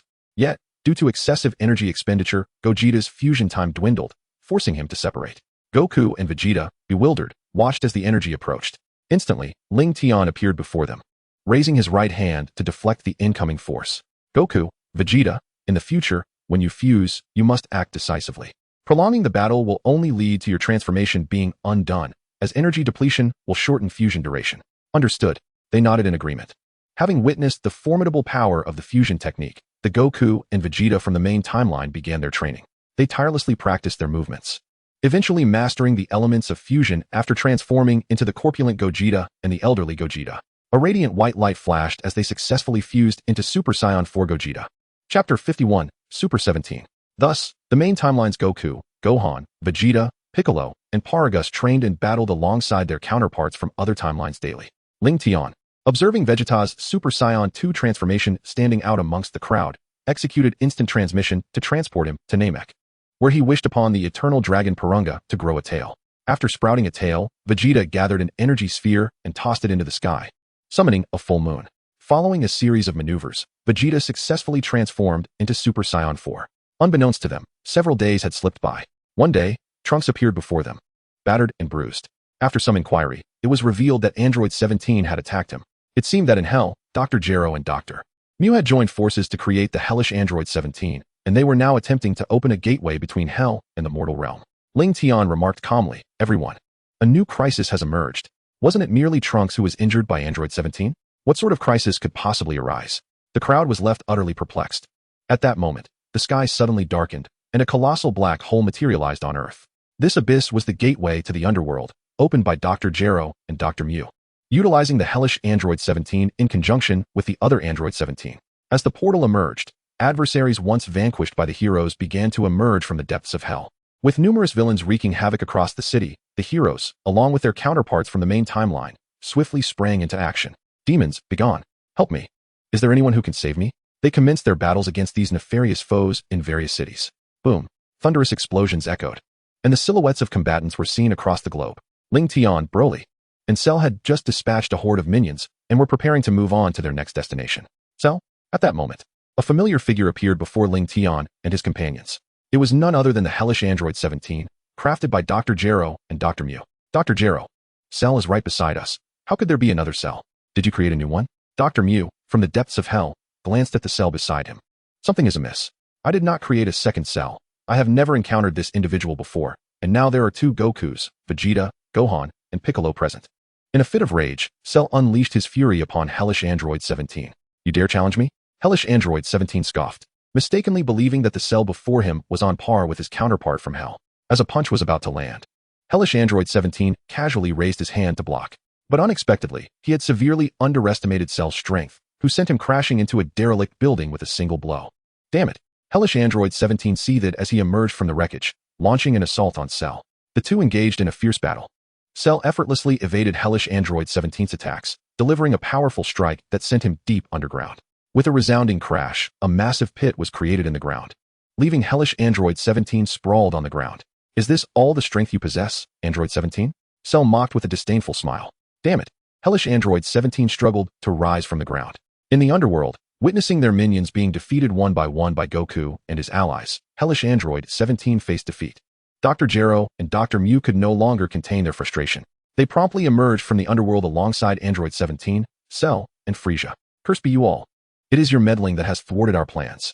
Dr. Gero glared at Lingtian and his companions, gritting his teeth. "Do not worry, Dr. Gero," Dr. Mew reassured him, patting his shoulder firmly. "I believe that when the two Android 17s merge, they will surely defeat them and eliminate Goku." Two Android 17s. Cell gazed at the identical figures, equally astonished. Upon hearing Dr. Mew's words, hellish Android 17 regained his confidence instantly. "Cell, do not become too complacent. Soon you shall witness our true might," declared Hell's Android 17, as he made contact with Android 17, initiating their fusion. In a brief moment, the two successfully merged, resulting in the formidable Super Android 17, whose physique was both towering and muscular. "Prepare to face my wrath, Cell. Is this truly your fusion?" "It seems rather unimpressive," Cell retorted, clenching his fists and unleashing his full power, causing the very earth to tremble beneath him. "How is this possible?" Dr. Gero gazed in disbelief at the unfolding scene, astonished at Cell's superiority over his own creation. "Broly, let us first eliminate these insignificant pests," Lingtian stated, charging towards Dr. Gero and Frieza. Broly hastily followed suit. Super 17, save us. Dr. Gero and Dr. Mew cried out, retreating in desperation. Frieza and Cell attempted to retaliate, but Lingtian and Broly effortlessly neutralized their attacks. Gathering energy, Lingtian and Broly unleashed their might upon Frieza and Cell. With a resounding explosion, both Frieza and Cell were obliterated. Witnessing the absence of Super 17's intervention and the demise of their formidable allies, Dr. Gero and Dr. Mew could only flee in terror. Flee. Where do you think you can escape to? Lingtian instantaneously appeared before them, delivering a devastating blow that shattered them. In an instant, the battlefield was left with only Super Android 17 standing. Observing the annihilation of Dr. Gero and his companion, Super 17 remained unfazed, fixated instead on Cell. In a flash, Cell materialized before Super 17, and the two faced each other, launching simultaneous attacks. Bang, bang, bang. Their fists collided with thunderous roars. Super 17 staggered back, relentlessly firing energy blasts at Cell, who braved the onslaught, charging towards Super 17. What? Super 17 was momentarily taken aback, despite being battered by the energy blasts. Cell pressed on defiantly. Seizing the opportunity during Super 17's moment of hesitation, Cell lunged forward, grasping Super 17 and delivering a relentless barrage of knee strikes to his abdomen. Curse you. Cell, you seek your own demise. Super 17 retaliated by channeling energy into his palm, unleashing a colossal energy sphere that struck Cell directly. Boom. A deafening explosion resonated as both warriors were hurled away. Super 17's attire lay in tatters, while Cell had lost an arm in the clash. Huh. Cell growled softly, a fierce determination igniting within him as his severed arm regenerated. Concentrating energy at his waist, he unleashed a Kamehameha wave towards Super 17. Observing the oncoming attack, Super 17 stood resolutely, a faint smirk playing upon his lips. The Kamehameha wave struck Super 17 but did not detonate. Instead, Super 17's muscles swelled, as he absorbed the energy, converting it into his own formidable power. As Sharu gazed upon the energy wave he had unleashed, he was filled with unbridled fury when he witnessed it being absorbed. In a flash, he teleported behind Super 17 and delivered a powerful kick that sent the latter flying. At that moment, the heroes from various timelines, who had come to vanquish all villains, soared towards them from a distance. In Chapter 52, titled The Black Smoke Shenron, Sun Wukong inquired, Lingtian, is that individual Android 17? The onlookers turned their attention to Lingtian, who shook his head and began to elucidate. He is not Android 17. Rather, he is the fusion of Hell's Android 17 and the earthly Android 17, also known as Super Android 17. The crowd gasped in astonishment. Indeed, and this entire scheme was orchestrated by Dr. Gero. However, Dr. Gero has already been eliminated, leaving only Super 17 behind. Damn that Dr. Gero, even in hell. He cannot find peace. Piccolo clenched his fists in anger. Boom, boom, boom. Sharu and Super 17 engaged in a fierce close-quarters battle. Sharu landed a punch squarely on Super 17's face, who, despite the excruciating pain, retaliated with a kick that bent Sharu's form like a shrimp. Their combat was intensely exhilarating. I wish I could join in the fray. Both Wukongs exclaimed simultaneously.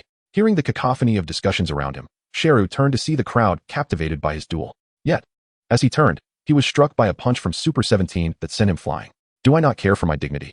Sharu quickly stabilized himself in midair, regaining his composure to launch another assault on Super 17. Boom. The two warriors collided with a force that sent them both reeling backward. Sharu conjured a circular energy disc in his hand and hurled it at Super 17.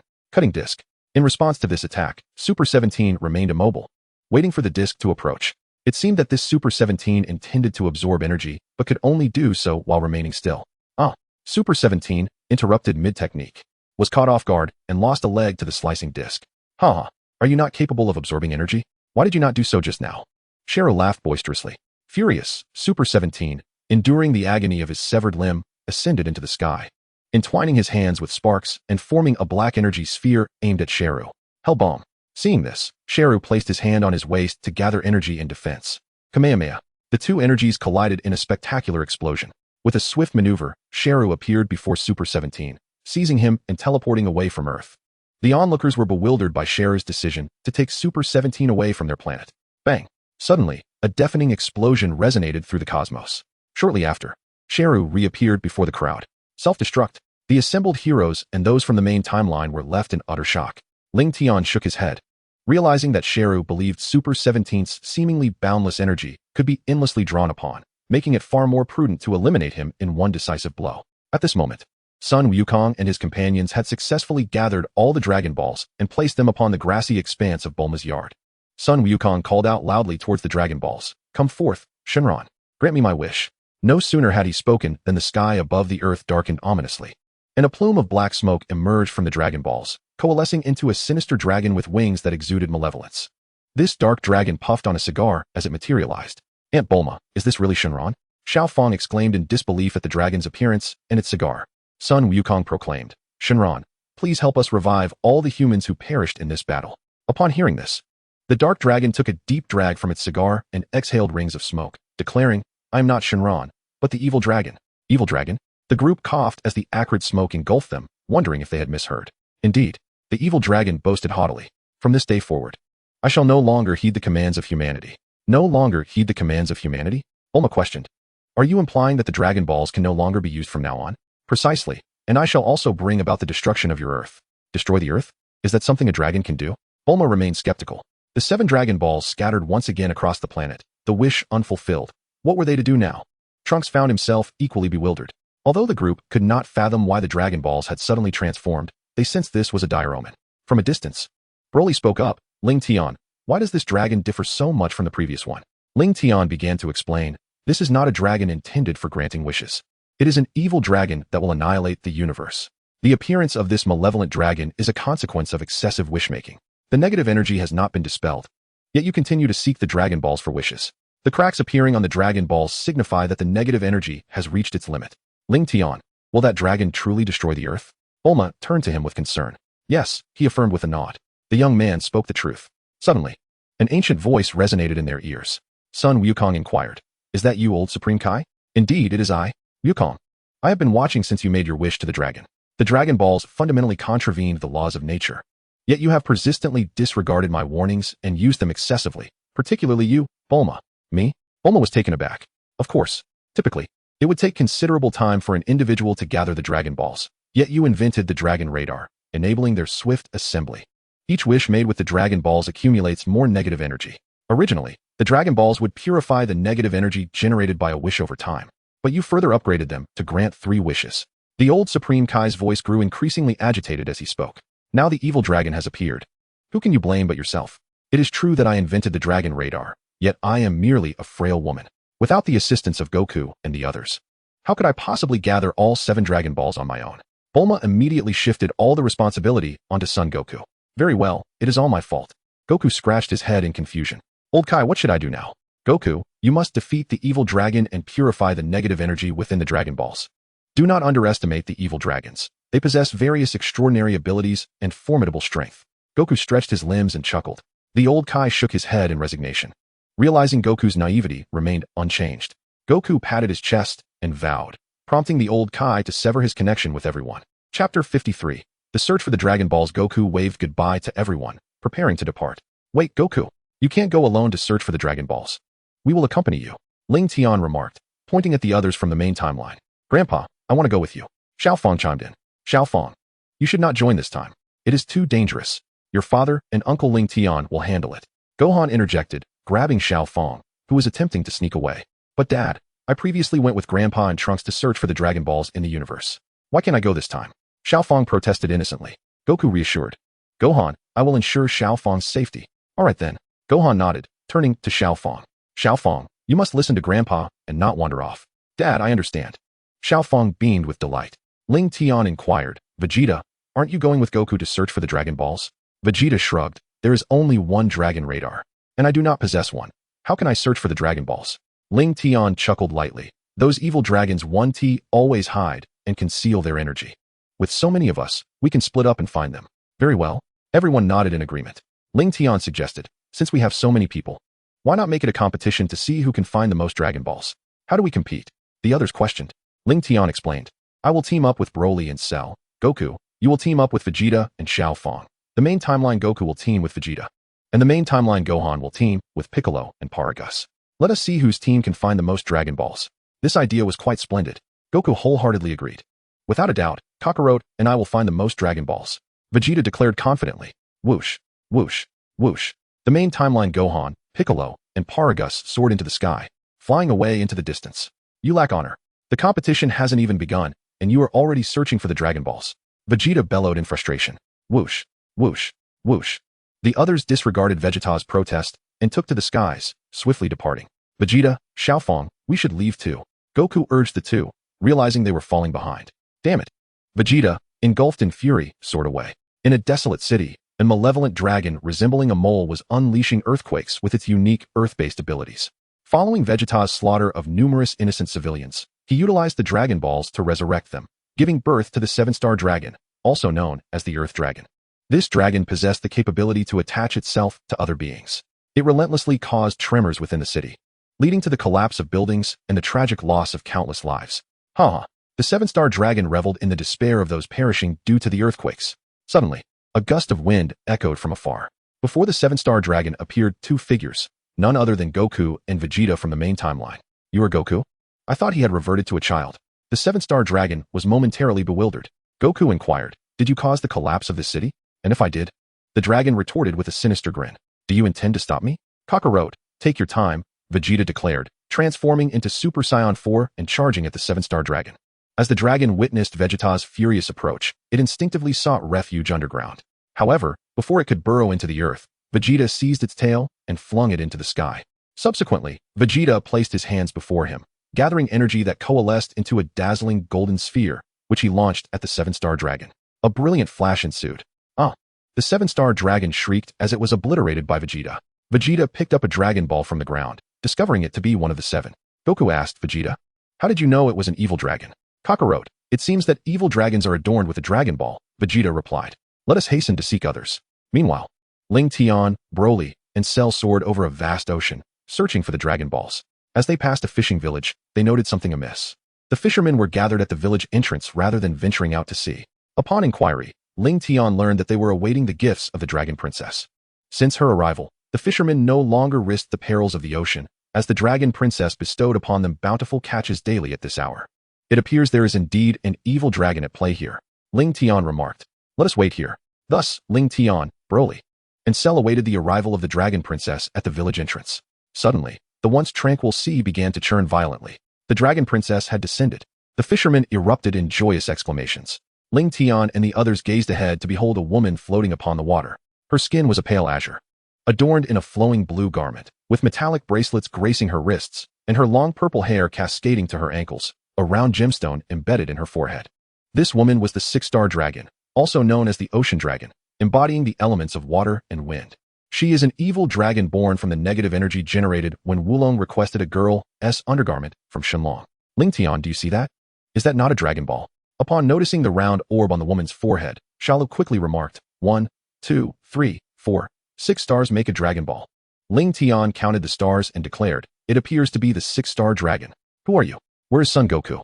The six-star dragon scanned her surroundings, but could not locate Son Goku. Lingtian grinned and replied, who we are is of little consequence. What matters is that you shall not await his arrival. Such arrogance. The six-star dragon exclaimed, gathering a massive amount of air bubbles around her body. Air burst, she shouted, as the bubbles shot forth like marbles, targeting Lingtian, Broly, and Xiaolu. The trio concentrated their energy, enveloping themselves in a protective shield. Boom, boom, bang. The air bubbles collided with the shield, producing a series of tremendous explosions. The blasts unleashed a tempest, scattering the houses and trees of the fishing village in disarray. How is this possible? The six-star dragon gasped in astonishment, witnessing the trio emerge unscathed. It is time to conclude this, Lingtian declared, clasping his hands in the void. Conjuring a purplish-red energy scythe. In an instant, he appeared before the six-star dragon, swinging the scythe relentlessly. Before she could react, the dragon was sliced into countless pieces. Having vanquished the six-star dragon, Lingtian successfully obtained the six-star Dragon Ball. Broly, Xiaolu, let us proceed to the next destination. Lingtian called to his companions watching from afar. The three ascended into the air, employing their flight technique to soar eastward. Chapter 54, The Search for Dragon Balls 2. In a forsaken city on Earth, an evil dragon, resembling a green-skinned frog, was generating a noxious mist that spread across the planet. Anyone who came into contact with the toxic fog would have their strength and energy siphoned away. This malevolent dragon, known as the two-star dragon, also referred to as the mist dragon, is the dragon of pollution. Jiru, I have detected the presence of a Dragon Ball ahead. Xiaofeng exclaimed. Jiru, quickly take us there. With a swift leap, Jiru soared towards the location of the Dragon Ball. Xiaofeng, Son Goku, and Vegeta promptly followed suit. As the two-star dragon continued to pollute the environment around him, three figures and a robot suddenly descended from the sky. The two-star dragon turned to face this familiar silhouette. Son Goku, so it is you. He snarled. It is your wishes that brought us evil dragons into existence. Son Goku inquired. Are you the evil dragon born from those wishes? The two-star dragon, lost in his own thoughts, replied, You may have forgotten, but allow me to remind you. Son Goku, when you were a child, you used a Dragon Ball to resurrect a boy's father. I am the result of that wish. You mean UPA's father?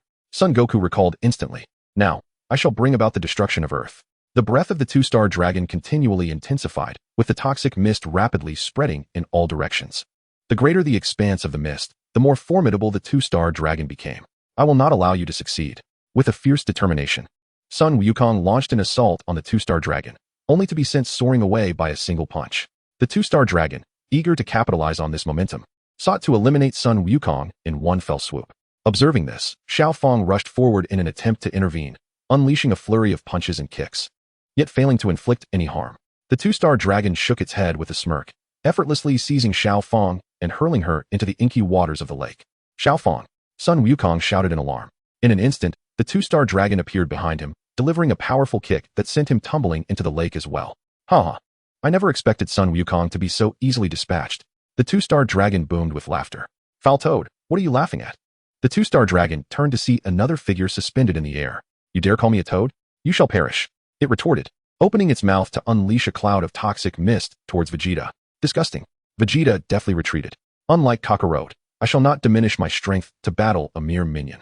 With a fierce roar, Vegeta transformed into Super Saiyan 4 and charged at the two-star dragon. How can you be so powerful? The two-star dragon exclaimed in shock. Ignoring its astonishment, Vegeta swiftly appeared behind the two-star dragon and delivered a staggering blow that sent it hurtling away. Before the dragon could regain its balance in midair, Vegeta struck again, sending it crashing into the ground. Boom.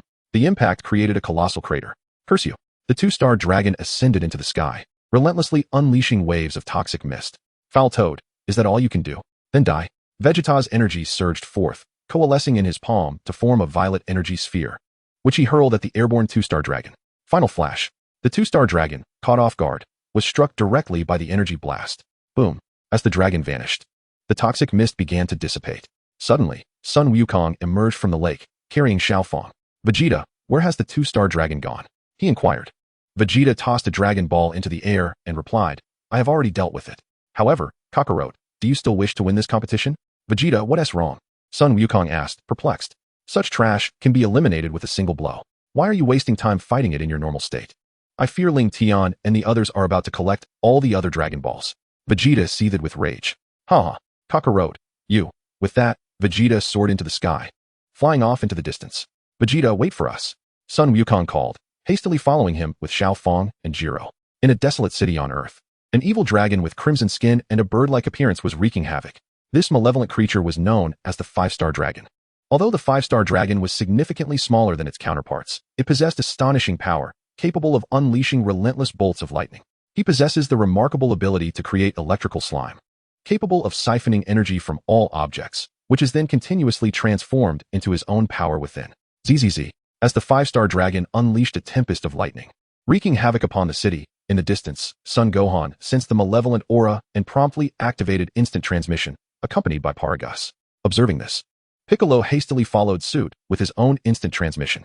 Whoosh, whoosh, whoosh. The Son Gohan of the primary timeline, along with Paragus and Piccolo, materialized before the five-star dragon. Son Gohan, Piccolo. The five-star dragon paused momentarily before inquiring, where is Son Goku? Why have only the two of you arrived? Son Gohan responded. Father is engaged in battle elsewhere with another evil dragon. Is that so? The five-star dragon's expression darkened. In that case, I shall deal with you first before confronting Son Goku. Let us see if you possess the strength to withstand me. With that, the Son Gohan and Paragus of the primary timeline transformed into Super Saiyan 4. Piccolo unleashed his full energy, charging toward the five-star dragon. What? So powerful. The five-star dragon, taken aback, swiftly concentrated lightning energy into a massive lightning sphere and hurled it towards the trio. Dragon Ball Lightning. Paragus deflected the lightning sphere into the sky with a single slap. Simultaneously, Piccolo placed his finger to his forehead, gathering energy at his fingertip, and aimed it at the five-star dragon. Special Beam Cannon. The five-star dragon, startled, hurriedly manipulated the electrical slime on the ground to form a protective wall around itself. Boom. The Special Beam Cannon collided with the protective barrier, causing it to tremble violently, as if on the verge of shattering. Yet, against all odds, it ultimately withstood Piccolo's assault. The 5-star dragon's electrical slime could absorb energy from its surroundings. It barely managed to resist Piccolo's attack with the energy of an entire city. Huff, huff. The 5-star dragon gasped for breath, narrowly escaping death at Piccolo's hands. This shield is quite intriguing, Paragus remarked with growing interest. Humph. Piccolo scoffed. This won't do. At this rate, I will perish. I must retreat and absorb the energy of several cities to ensure my victory. With that, the 5-star dragon turned to flee. Thinking of escaping? Son Gohan instantly transported himself in front of the 5-star dragon, delivering a powerful kick that sent it hurtling toward Paragus. Paragus retaliated with a punch, launching the creature skyward. In quick succession, the three began to gather energy, preparing to unleash their ultimate techniques. Kamehameha Wave. Special Beam Cannon. Special Beam Cannon. The 5-star dragon, now airborne and devoid of any protection, was struck head-on by the trio's combined energies. Boom. The 5-star dragon did not even have time to scream before it was obliterated.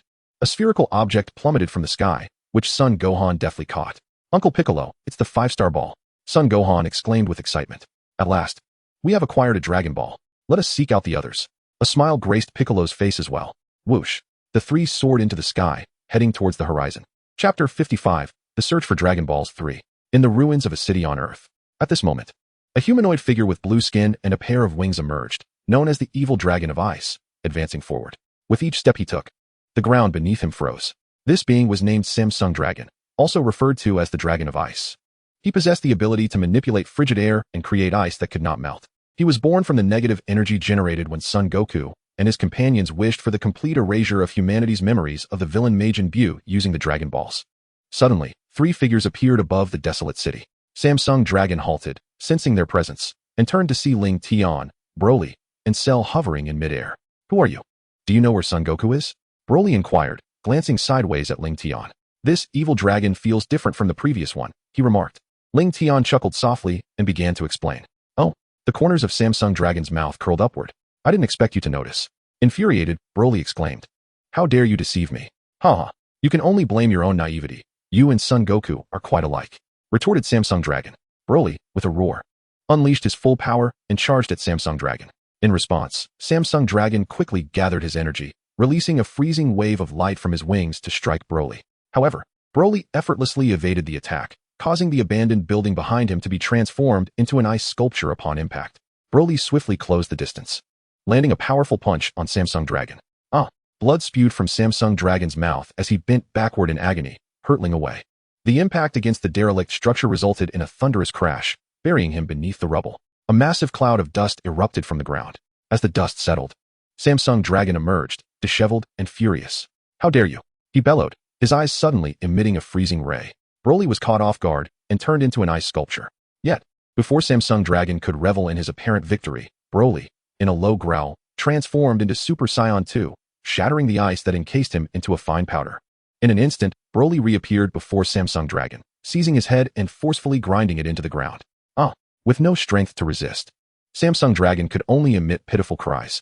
After enduring a brutal beating from Broly, he lay limp on the ground, motionless. It's time to end this, Broly proclaimed, hurling Samsung Dragon into the air. He concentrated an energy sphere in his palm and launched it toward the airborne foe. The ordinary energy ball expanded into a colossal sphere as it was thrown. How can he be so powerful? Samsung Dragon gasped weakly. Just as he braced for the inevitable impact of the energy sphere, a sudden blast of energy propelled him away, narrowly avoiding the attack. Broly looked up, eager to discover who had intervened.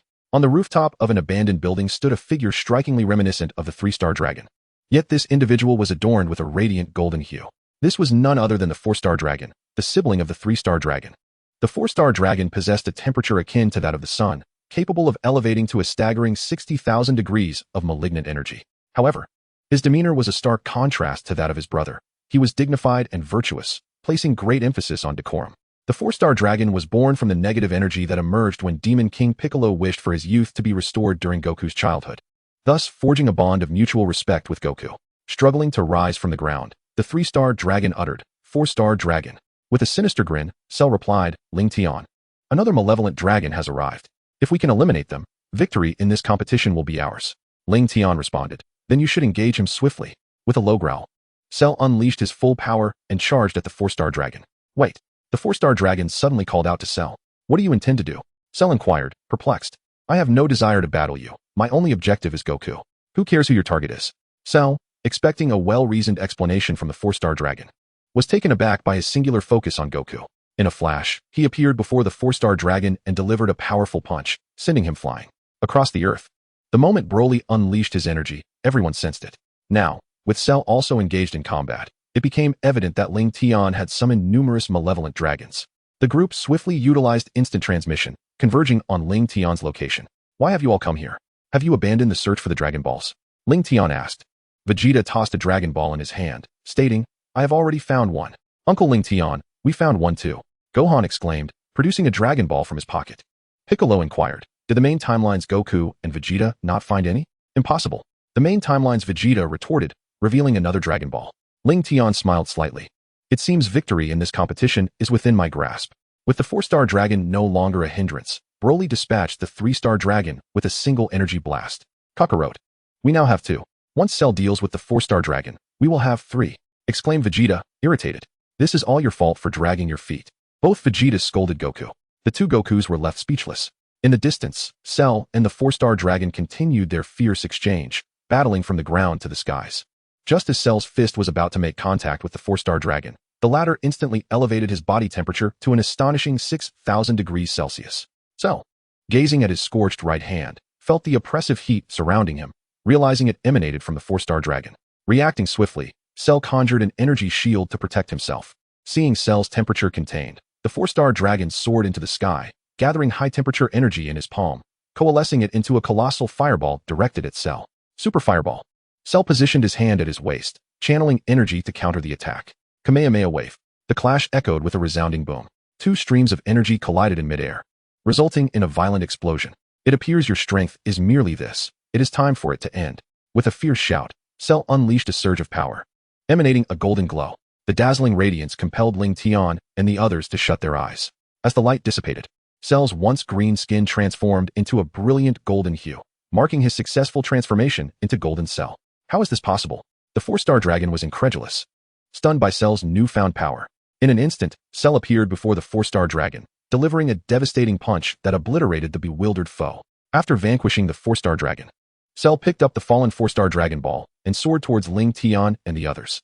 Chapter 56, Super 1-Star Dragon Whoosh. Cell, your transformation is astonishing. How come I've never seen you use it before?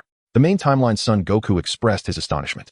Cell grinned broadly, explaining, after my battle with Super 17 in the universe, I comprehended this transformation, but I hadn't utilized it until now. In the Kaioshin realm, the Elder Kaioshin and Kibito Kai were gathered around a crystal ball, observing Son Goku's progress in locating the Dragon Balls. To their surprise, Goku and his companions had already found 6 Dragon Balls. The Elder Kaioshin murmured to himself. Kibito Kai remarked, Ancestor, the beings from the other timeline are extraordinarily powerful. I sense that Cell's transformation has surpassed everyone. What do you know? I told you to study more, yet you chose to tend cattle. The Elder Kaioshin slapped Kibito Kai on the head. Ancestor, isn't that the case? Kibito Kai queried. Puzzled, the Elder Kaioshin stroked his chin and elucidated that Lingtian is the strongest, followed by Broly, and then Cell. The Son Goku from the other timeline should be comparable to our own. Did you not notice that it has always been Lingtian issuing commands? Moreover, both Lingtian and Broly are Saiyans. If Goku and his friends can transform into Super Saiyan 4, do you think they cannot do the same? I understand now, Ancestor. Kibito Kai nodded vigorously, eager to avoid further reprimand. The two resumed their focus on the crystal ball, watching Son Goku and his companions on Earth. On Earth, Broly broke the silence, stating, now we have 6 Dragon Balls. We just need one more to complete the collection. That's fantastic. This means Earth will not be destroyed. Xiao Fong exclaimed, leaping 3 meters into the air with excitement. Son Goku suggested, Lingtian, let's go search for the last Dragon Ball. Lingtian chuckled lightly, no need. He has already arrived. Arrived? Who has come? The group looked at Lingtian in confusion. 1-Star Dragon, are you not coming out? Lingtian gazed towards the collapsed building ahead. So, you discovered me long ago. A voice resonated from the debris, revealing a tall figure with white skin. This being bore a pair of white horns on his head, with a pair of black horns protruding from his back and arms, and a Dragon Ball embedded in his forehead. The 1-Star Dragon is the manifestation of negative energy born from the enhanced power of the Dragon Balls by Dandy. Is this the 1-Star Dragon? Son Goku felt an overwhelming surge of battle intent. 1-Star Dragon curled his lip, disdain evident in his voice. Those useless fools can't even handle you. In the end, it falls to me to deal with you. 1-Star Dragon, cold and ruthless, looked down upon the other evil dragons and Sun Wukong. Sun Wukong transformed into Super Saiyan 4 and charged at One-Star Dragon. Kakarot beat me to it. Vegeta scoffed. One-Star Dragon regarded the approaching Sun Wukong with indifference, raising his right hand to intercept the punch. However, Sun Wukong struck him squarely in the abdomen, causing him to bend backward and fly away. How is this possible? One-Star Dragon exclaimed in shock. It seems the other evil dragons were not defeated unjustly. You indeed possess formidable strength. One-Star Dragon regained his balance in midair and launched an attack on Sun Wukong. Bang, bang, bang. One-Star Dragon relentlessly pounded his fists against Sun Wukong. Suddenly, Sun Wukong seized One-Star Dragon's attacking fist. Is this all the strength you possess? Sun Wukong sneered, furious. No matter how One-Star Dragon struggled, he could not break free from Sun Wukong's grip. Sun Wukong delivered a fierce knee strike to One-Star Dragon's abdomen. Ah! One-Star Dragon cried out in agony, spitting blood. With a powerful punch, Sun Wukong drove One-Star Dragon into the ground. Boom! A deafening explosion echoed as the earth was shattered, creating a massive crater. Huh! One-Star Dragon roared in anger, soaring into the sky. Suddenly, he opened his mouth and inhaled deeply, unleashing a tremendous suction force. The Dragon Balls that Lingtian and the others had stored in their pockets flew out uncontrollably. The Dragon Balls. The group scrambled to catch the Dragon Balls. But Lingtian shook his head at them. Seeing Lingtian's signal, they all released their hold on the Dragon Balls. The orb soared through the air and quickly entered One-Star Dragon's mouth. Lingtian, why are we allowing One-Star Dragon to consume the Dragon Balls? Vegeta questioned, perplexed. Lingtian replied with a smile, once One-Star Dragon devours the Dragon Balls, he will evolve into Super One-Star Dragon, gaining immense power and the ability to harness the strength of the other evil dragons. This way, you can all join in the battle. After absorbing 6 Dragon Balls, One-Star Dragon's energy surged dramatically, successfully evolving into Super One-Star Dragon. The devoured Dragon Balls were embedded in the chest of Super One-Star Dragon. Sun Wukong, you will pay dearly. Super One-Star Dragon instantly appeared before Sun Wukong. Suddenly, the 5-star Dragon Ball on his chest began to glow, releasing a bolt of lightning from Super One-Star Dragon's hand. Caught off guard, Sun Wukong was struck directly by the lightning. Next, the 3-star Dragon Ball on Super One-Star Dragon's chest shimmered, emitting a beam of freezing energy that struck Sun Wukong's chest. Unfamiliar with battling an evil dragon, Sun Wukong was completely unprepared for its abilities and was transformed into an ice statue. Let's go together. As Lingtian spoke, he transformed into Super Saiyan 4 and charged forward, kicking Super One-Star Dragon away with great force. The frozen Sun Wukong erupted with a fierce energy, shattering the ice that encased him. How dare you seek your own demise? I shall oblige. The Super One-Star Dragon declared, turning to confront Lingtian. The 4-star Dragon Ball on his chest began to flicker, unleashing the formidable powers of the 4-star Dragon, raising his body temperature to an astonishing 6,000 degrees Celsius. Concentrating a vast amount of searing flames, he ignited his own form, launching a barrage of colossal fireballs towards Lingtian. Chaotic fire needles. Lingtian, witnessing the onslaught, summoned a protective shield of energy around himself, impervious to the Super One-Star Dragon's assault, and charged forward. Boom, boom. The fireballs collided with the shield, producing thunderous echoes. How is this possible? It cannot even breach the shield? The Super One-Star Dragon was taken aback. Lingtian appeared before the Super One-Star Dragon, relentlessly swinging his fists in a flurry of attacks, forcing the dragon to stagger backward. Gasping heavily, the Super One-Star Dragon struggled for breath. You must possess greater power after absorbing the Dragon Balls, do you not? Lingtian remarked coldly. Curse you. You have pushed me to this. The Super One-Star Dragon roared, as the 7 Dragon Balls on his chest radiated a blinding light, amplifying his negative energy and enhancing his combat prowess. The Super One-Star Dragon has grown stronger, and I too shall join the fray. You may continue to spectate. Broly transformed into Super Saiyan 4 and charged at the Super One-Star Dragon. Chapter 57, Super One-Star Dragon 2. Overestimating yourself. The Super One-Star Dragon scoffed at Broly's advance. He unleashed a dark beam of negative energy from his mouth, aimed directly at Broly. Fateful beam. Broly effortlessly swatted the beam aside and instantly appeared before the Super One-Star Dragon, seizing its head with one hand and driving it down towards the ground. With the Super One-Star Dragon's head firmly pressed down, Broly sprinted through the ruins. The Super One-Star Dragon struggled in vain against Broly's grip, emitting pitiful cries. Broly continued to press down on the Super One-Star Dragon, plowing through the debris, before delivering a powerful kick that sent the dragon soaring into the air. In a flash, Sun Wukong appeared above the Super One-Star Dragon, delivering a devastating punch that drove it deep into the earth. Boom! The impact resonated, creating a massive crater and kicking up clouds of dust. How could this be? Even after wishing for increased negative energy with the Dragon Balls, I still find myself at a considerable disadvantage. The Super One-Star Dragon thought, astonished. Before the Super One-Star Dragon could recover from the crater, The remaining Saiyans transformed into Super Saiyan 4, with Cell also morphing into his golden form, encircling the pit. Meanwhile, Piccolo from the main timeline had found a safe vantage point with Xiao Fong to observe the battle. Were it not for Xiao Fong needing protection, Piccolo would have joined the fray.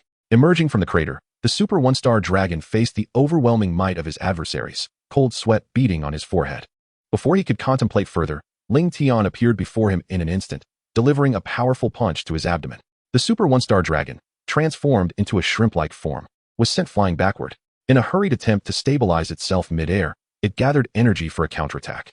However, Vegeta struck from behind, delivering a kick to the Super One-Star Dragon's midsection, interrupting its energy release and sending it hurtling away once more. The anguished cries of the Super One-Star Dragon went unnoticed as the warriors of the main timeline launched a collective assault, engaging in a righteous melee. The Super One-Star Dragon became akin to a ball, being kicked about by the group. "You shall all perish," the Super One-Star Dragon bellowed, soaring into the sky as the 6 star Dragon Balls on its chest began to shimmer. It unleashed a barrage of razor-like energy blasts from its hands. This is the 6-star Dragon's technique. Broly and Cell, witnessing the display, summoned protective shields of energy, disregarding the onslaught of energy blasts as they charged toward the Super One-Star Dragon. With fists swinging, Broly and Cell relentlessly pummeled the Super One-Star Dragon. Bang, bang, bang. After enduring several blows, the Super One-Star Dragon plummeted from the sky. Paragus swiftly appeared beside it, delivering a kick that sent it crashing before Gohan. Observing the scene, Gohan raised his hands above his head, channeling energy to unleash upon the Super One-Star Dragon. Demon Flash. The Super One-Star Dragon, caught off guard, was struck directly by the energy. With a resounding explosion, a tremendous sound echoed through the air, followed by billowing clouds of smoke. As the haze dissipated, the Super One-Star Dragon emerged, battered and bruised. "Die all of you," it roared. Suddenly, the Super One-Star Dragon unleashed a powerful cry. As the 7 dark Dragon Balls on its chest emanated malevolent energy, coalescing into a colossal dark red energy orb, raising the negative energy sphere with its right hand. The Super One-Star Dragon ascended hundreds of meters into the sky. "You shall be annihilated along with the earth," it declared, hurling the amassed negative energy orb toward the ground. The orb descended rapidly, mere tens of meters from the Earth's surface. At that moment, Lingtian manifested beneath the dark energy orb, delivering a swift kick that sent it soaring out of the Earth and into the cosmos. With a thunderous explosion, the negative energy orb detonated beyond the planet's atmosphere. The realization that its most powerful attack had been so effortlessly neutralized left the Super One-Star Dragon in shock. "It seems your strength is limited after all," Lingtian remarked, having somewhat overestimated the Super One-Star Dragon's abilities. "Curse you," the Super One-Star Dragon retorted defiantly. "If it weren't for your numbers, I wouldn't be in this predicament." Seizing the opportunity, Broly concentrated energy in his chest, instantaneously appearing before the Super One-Star Dragon and enveloping it in an embrace. A tremendous explosion ensued, propelling the Super One-Star Dragon once more, and the 6 Dragon Balls it had consumed were expelled, falling to the ground. Having gauged the Super One-Star Dragon's true strength, Lingtian lost the desire to continue the battle. He swiftly positioned himself in front of the Super One-Star Dragon, delivering a decisive kick that sent it spiraling into the air. "It is time to conclude this," Lingtian spoke as he placed his hand on his waist, channeling energy. Upon hearing his words, everyone, including the inhabitants of the main timeline, began to gather their own energy, unleashing their ultimate techniques. Vast Omega, Turtle School Kamehameha, Demon Penetrating Light Cannon, Final Flash, Massive Meteor, Demon Flash. A kaleidoscope of vibrant energy surged toward the Super One-Star Dragon in the sky. "No," the Super One-Star Dragon roared in defiance. With a thunderous explosion, it was obliterated, vanishing completely from this world. As the battle concluded, Piccolo instantaneously transported himself, along with Xiao Fong and the robot Jiro, to Lingtian's side. Jiro, locate the Dragon Balls, locate the Dragon Balls." Xiao Fong dashed over to retrieve the 7 restored Dragon Balls. "Grandpa, we did it." A radiant smile illuminated Xiao Fong's face. Goku took the Dragon Balls from Xiao Fong's hands, eager to summon Shenron and restore the Earth to its former glory. However, before he could utter a word, a flash of golden light appeared, and Shenron manifested in the sky. Unlike any previous summon, this time, the sky remained bright.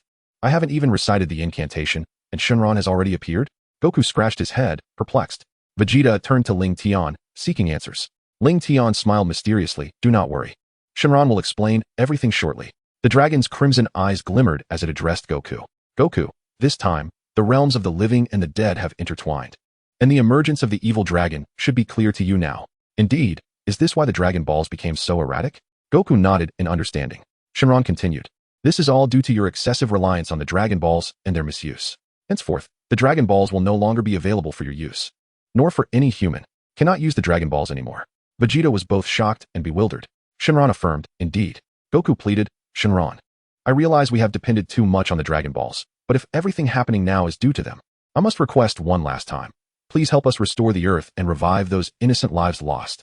Very well, but this is the final time. Shenron's eyes sparkled as the Earth was restored, and the innocent lives gradually returned. All right, Shenron proclaimed. Goku, you must come with me. Chapter 58, The Dragon God Realm.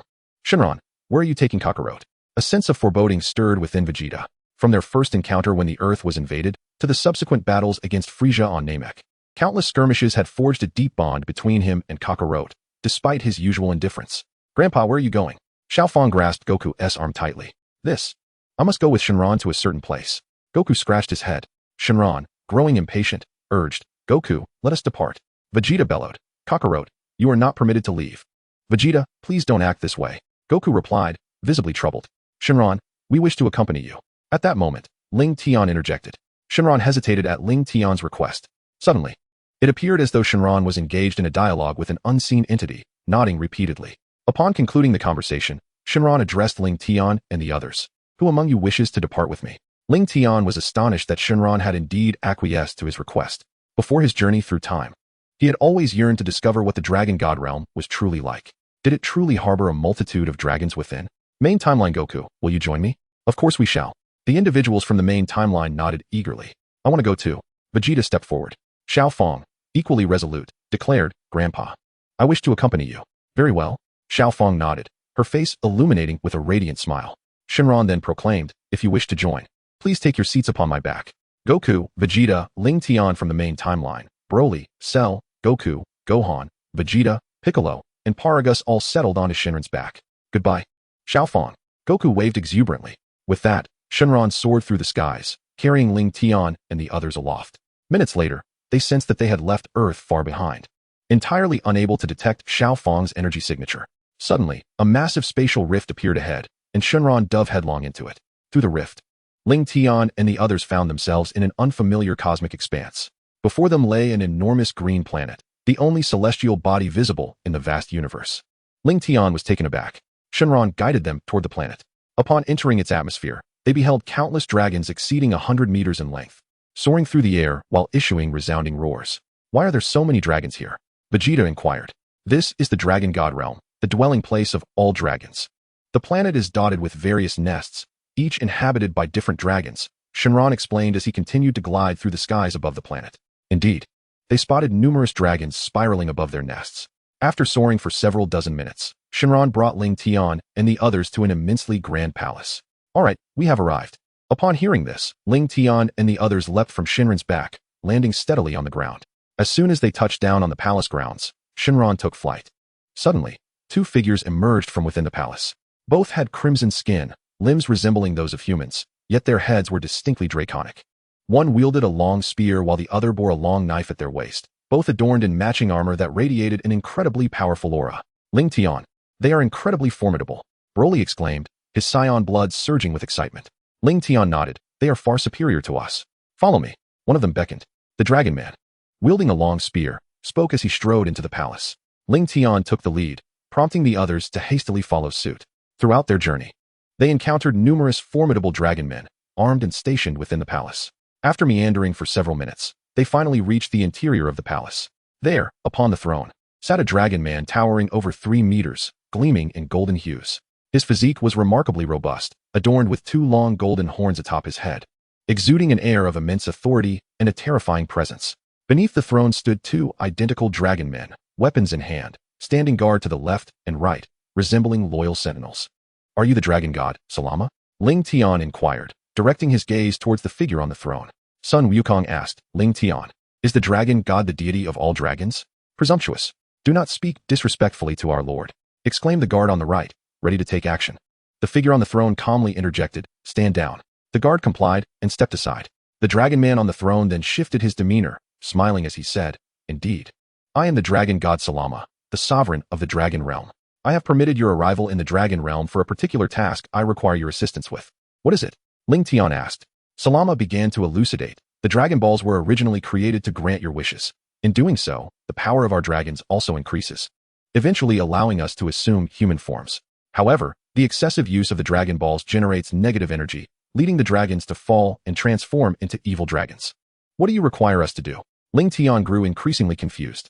Salama continued, we, the divine dragons, cannot combat the evil dragons, nor will the evil dragons engage with us. Now we can fight. Splendid. Both Sun Wukong and the main timeline Sun Wukong exclaimed with excitement. No problem. Lingtian nodded, relieved to find an opportunity for training and combat. Confronting evil dragons might indeed be beneficial. With a wave of his hand, Salama conjured a token for each individual. Lingtian paused. What is the purpose of this token? Salama smiled gently. This token serves as a pass between the dragon realm and the outside world. Without the consent of the dragons and us, one cannot freely enter or exit the dragon realm. Lingtian felt a bit bewildered. The restrictions on entry and exit raised concerns about whether he could traverse time and space. If he could not exit without this token, would he be trapped in the dragon realm indefinitely? Salama then instructed one of the guards, Long Yi. Take them to familiarize themselves with the dragon realm and arrange accommodations for them. Understood, my lord. Please follow me, Long Yi said as he led the way. Lingtian and the others followed Long Yi out of the palace. Long Yi began to introduce the dragon realm. The palace is situated at the center of the dragon realm. To the west lies the territory predominantly occupied by fallen evil dragons, while the east is home to newly born divine dragons. The southern and northern regions are where the divine dragons summoned by your Dragon Balls reside. Ready to fulfill your wishes? Sun Wukong inquired. How powerful are the evil dragons in the west? Chapter 59, The Unknown Evil Dragons. How powerful are they? Long Yi smiled and shook his head, expressing his uncertainty.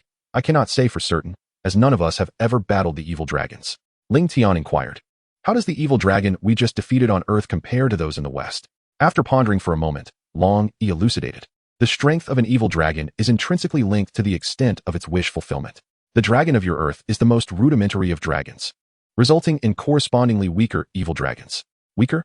The group was left in a state of confusion. Paragus, unwilling to accept this, remarked. Even my strongest transformation might not suffice to defeat the previous Super One-Star Dragon. What should we do then? Vegeta's face reflected his discontent. If that is the case, our Super Saiyan 4 transformation is utterly futile against the evil dragons.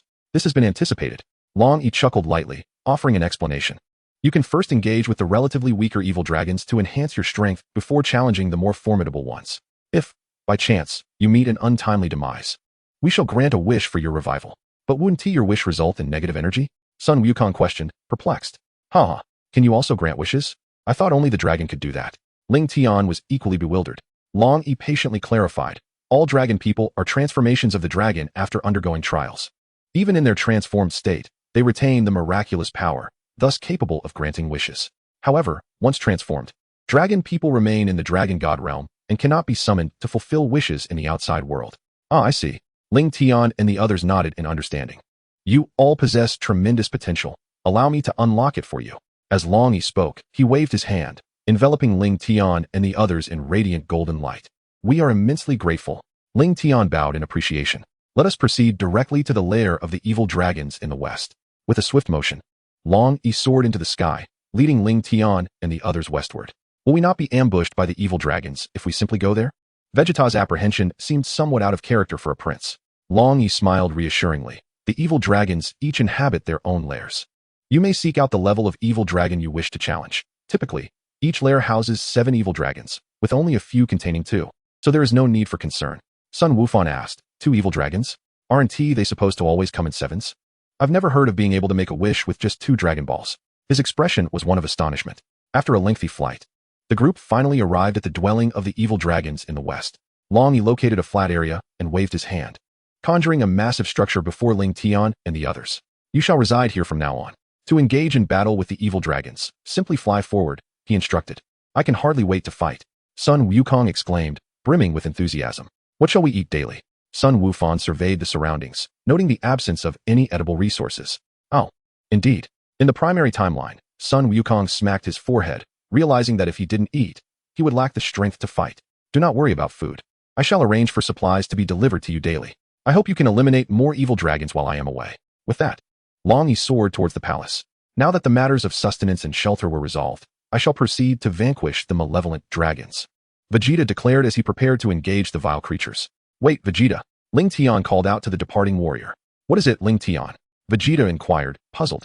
Lingtian explained. Long he mentioned that a lair could house 7 evil dragons, or merely 2. In the end, they might devour the Dragon Balls to evolve. You cannot face them alone. Vegeta hesitated, contemplating the situation. You should team up with Sun Wukong, the primary timeline Sun Wukong, and the primary timeline Vegeta to exterminate the evil dragons. This notion was met with Vegeta's nod of approval. Lingtian added a word of caution. If you encounter exceptionally powerful evil dragons, do not forget to utilize the fusion technique. We are aware. The four ascended into the skies, embarking on their quest to locate the evil dragon's lair. Gohan asked, Uncle Lingtian, what shall we do? Lingtian smiled, Gohan. You will accompany Broly, Cell, Piccolo, and Paragus. Lingtian, are you sure you can manage alone? Broly expressed concern. Do you doubt my strength, Broly? Lingtian replied with a light chuckle. Even in death, Long E and the others will resurrect us. This time, he preferred not to fight alongside Broly and the others. The Dragon God realm was rife with formidable evil dragons. Confronting them solo seemed prudent. After all, he possessed a system that allowed for infinite resurrection. And joining Broly's group might hinder his own growth. As for Broly and the others, well? Broly nodded. Very well then. Broly, do your best. I hope that by the next time we meet, your powers have significantly increased. Lingtian said before taking flight. Whoosh. After several minutes of soaring, Lingtian beheld numerous lairs of evil. So many vile dragons in the Dragon God realm. It appears that all the evil dragons from the Dragon Ball universe converge here. Lingtian descended upon a smaller lair compared to the others. He ventured inside, discovering the interior in disarray, tainted by negative energy. Hey, who are you, kid? Suddenly, a figure materialized before Lingtian. Ha! You wish to eradicate us? Laughter echoed from the depths of the lair as 6 more evil dragons emerged. They bore no resemblance to the evil dragons of Earth. It seemed they were spawned from other celestial dragons. Lingtian murmured to himself. Huh! With a fierce roar, Lingtian transformed into a Super Saiyan 4, his body enveloped in a torrent of ferocious energy. This fellow appears to possess some strength. The 3-star dragon and the 7-star dragon flanked him, launching their assault. Bang! The 3-star dragon kicked Lingtian in the head, while the 7-star dragon delivered a powerful punch to his torso. Lingtian mockingly inquired whether the two had forgotten to eat. You seek your demise. The 7-star dragon pressed both hands forward, and an immense gravitational force suddenly descended upon Lingtian, toppling him to the ground. It appeared that the malevolent dragons born from different divine dragons possessed varying abilities. Lingtian gradually rose from the earth, the power of his transcendent bloodline manifesting under the weight of gravity. As the violent energy within him surged and his combat prowess escalated, with a swift motion, Lingtian conjured a crimson scythe in the void of space. In the blink of an eye, he materialized before the 7-star dragon, brandishing the scythe with intent to strike. The 3-star dragon appeared instantaneously, interposing its body between Lingtian and the 7-star dragon. In one fell swoop, Lingtian cleaved the 3-star dragon in half, causing it to collapse to the ground and vanish without a trace. 7-star dragon, your abilities are futile against him. The voice of the 3-star dragon reverberated from behind Lingtian. Turning to glance, he was astonished to see the 3-star dragon standing unscathed. This 3-star dragon must possess the ability to create clones or puppets to absorb damage. Chapter 60, Cyril, the Malevolent Dragon. Lingtian executed a technique of instantaneous movement, appearing behind the 3-star dragon, whereupon a golden dragon head phantom materialized atop his fist, striking towards the 3-star dragon. Dragon Fist. The remaining 6 malevolent dragons were taken aback, never anticipating that the 3-star dragon would be defeated in a single blow. Lingtian bent down to retrieve a fist-sized 3-star orb from the ground, stowing it away in his storage ring, unwilling to allow the other malevolent dragons to absorb the dragon orb for their evolution. How infuriating! The 7-star dragon once more imposed gravity upon Lingtian, as the other 5 malevolent dragons launched their assault. Bang! Bang! Bang! The fists of the malevolent dragons relentlessly pummeled Lingtian, who remained unfazed. This was precisely the sensation he craved, as the power of his transcendent bloodline swelled amidst battle. Summoning energy, he formed a protective shield around himself, then raised both hands to his temples, unleashing the solar fist. A blinding radiance erupted from Lingtian, temporarily blinding the eyes of the 6 malevolent dragons. Subsequently, he lifted his right hand, channeling energy into a colossal blade, and swung it towards the 6 malevolent dragons. Earth Splitter. With cries of agony echoing, 3 of the 6 malevolent dragons were cleaved in 2. Swiftly, Lingtian secured 3 dragon orbs into his storage ring. Regaining their sight, the 1-star dragon, 4-star dragon, and 5-star dragon were consumed by rage upon witnessing the demise of 3 of their own. The 4-star dragon and 5-star dragon bellowed in unison, their auras intensifying as they emanated a freezing energy. Absolute zero. The chilling aura spread outward, encasing the lair in ice. As the temperature within plummeted, Lingtian shivered involuntarily. He needed to act quickly, lest he succumb to the frost. Just as he prepared to launch an attack against the three, the one-star dragon erupted in laughter. You shall freeze to death here. Negative energy surged from the one-star dragon, coalescing behind him into a pitch-black portal, an abyss of uncertainty. Roaring forth, a multitude of specters emerged from the portal, surging towards Lingtian. The undead approached Lingtian without launching any attack and self-destructed. Boom! A cacophony of explosions erupted, accompanied by billowing smoke. After several minutes of relentless detonations, the undead vanished. As the smoke cleared, Lingtian appeared before the three figures, battered yet alive. How could this be? He survived such an onslaught? The three malevolent dragons exchanged incredulous glances, having presumed that even if Lingtian evaded death from the blast, he would surely succumb to the freezing aftermath. To their astonishment, he had only sustained moderate injuries. Humph. The one-star dragon scoffed. This brat seems to possess no combat capability left. Five-star dragon, you handle him. The five-star dragon conjured an ice sword from his energy and began to advance slowly toward Lingtian. A faint smile curled on Lingtian's lips as he retrieved a mystical beam from his storage ring and consumed it. You shall perish, the five-star dragon declared, raising his ice sword to strike. However, Lingtian swiftly seized the five-star dragon's wrist and delivered a powerful punch to his head. Bang!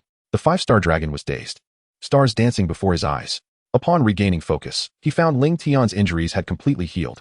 Before the five-star dragon could react, two beams of golden light burst forth from Lingtian's eyes, targeting him directly. Light ray. The five-star dragon barely had time to comprehend before the beams pierced his chest. You, he gasped, spewing forth a torrent of blood before losing all signs of life. Lingtian stored the five-star dragon's Dragon Ball in his ring.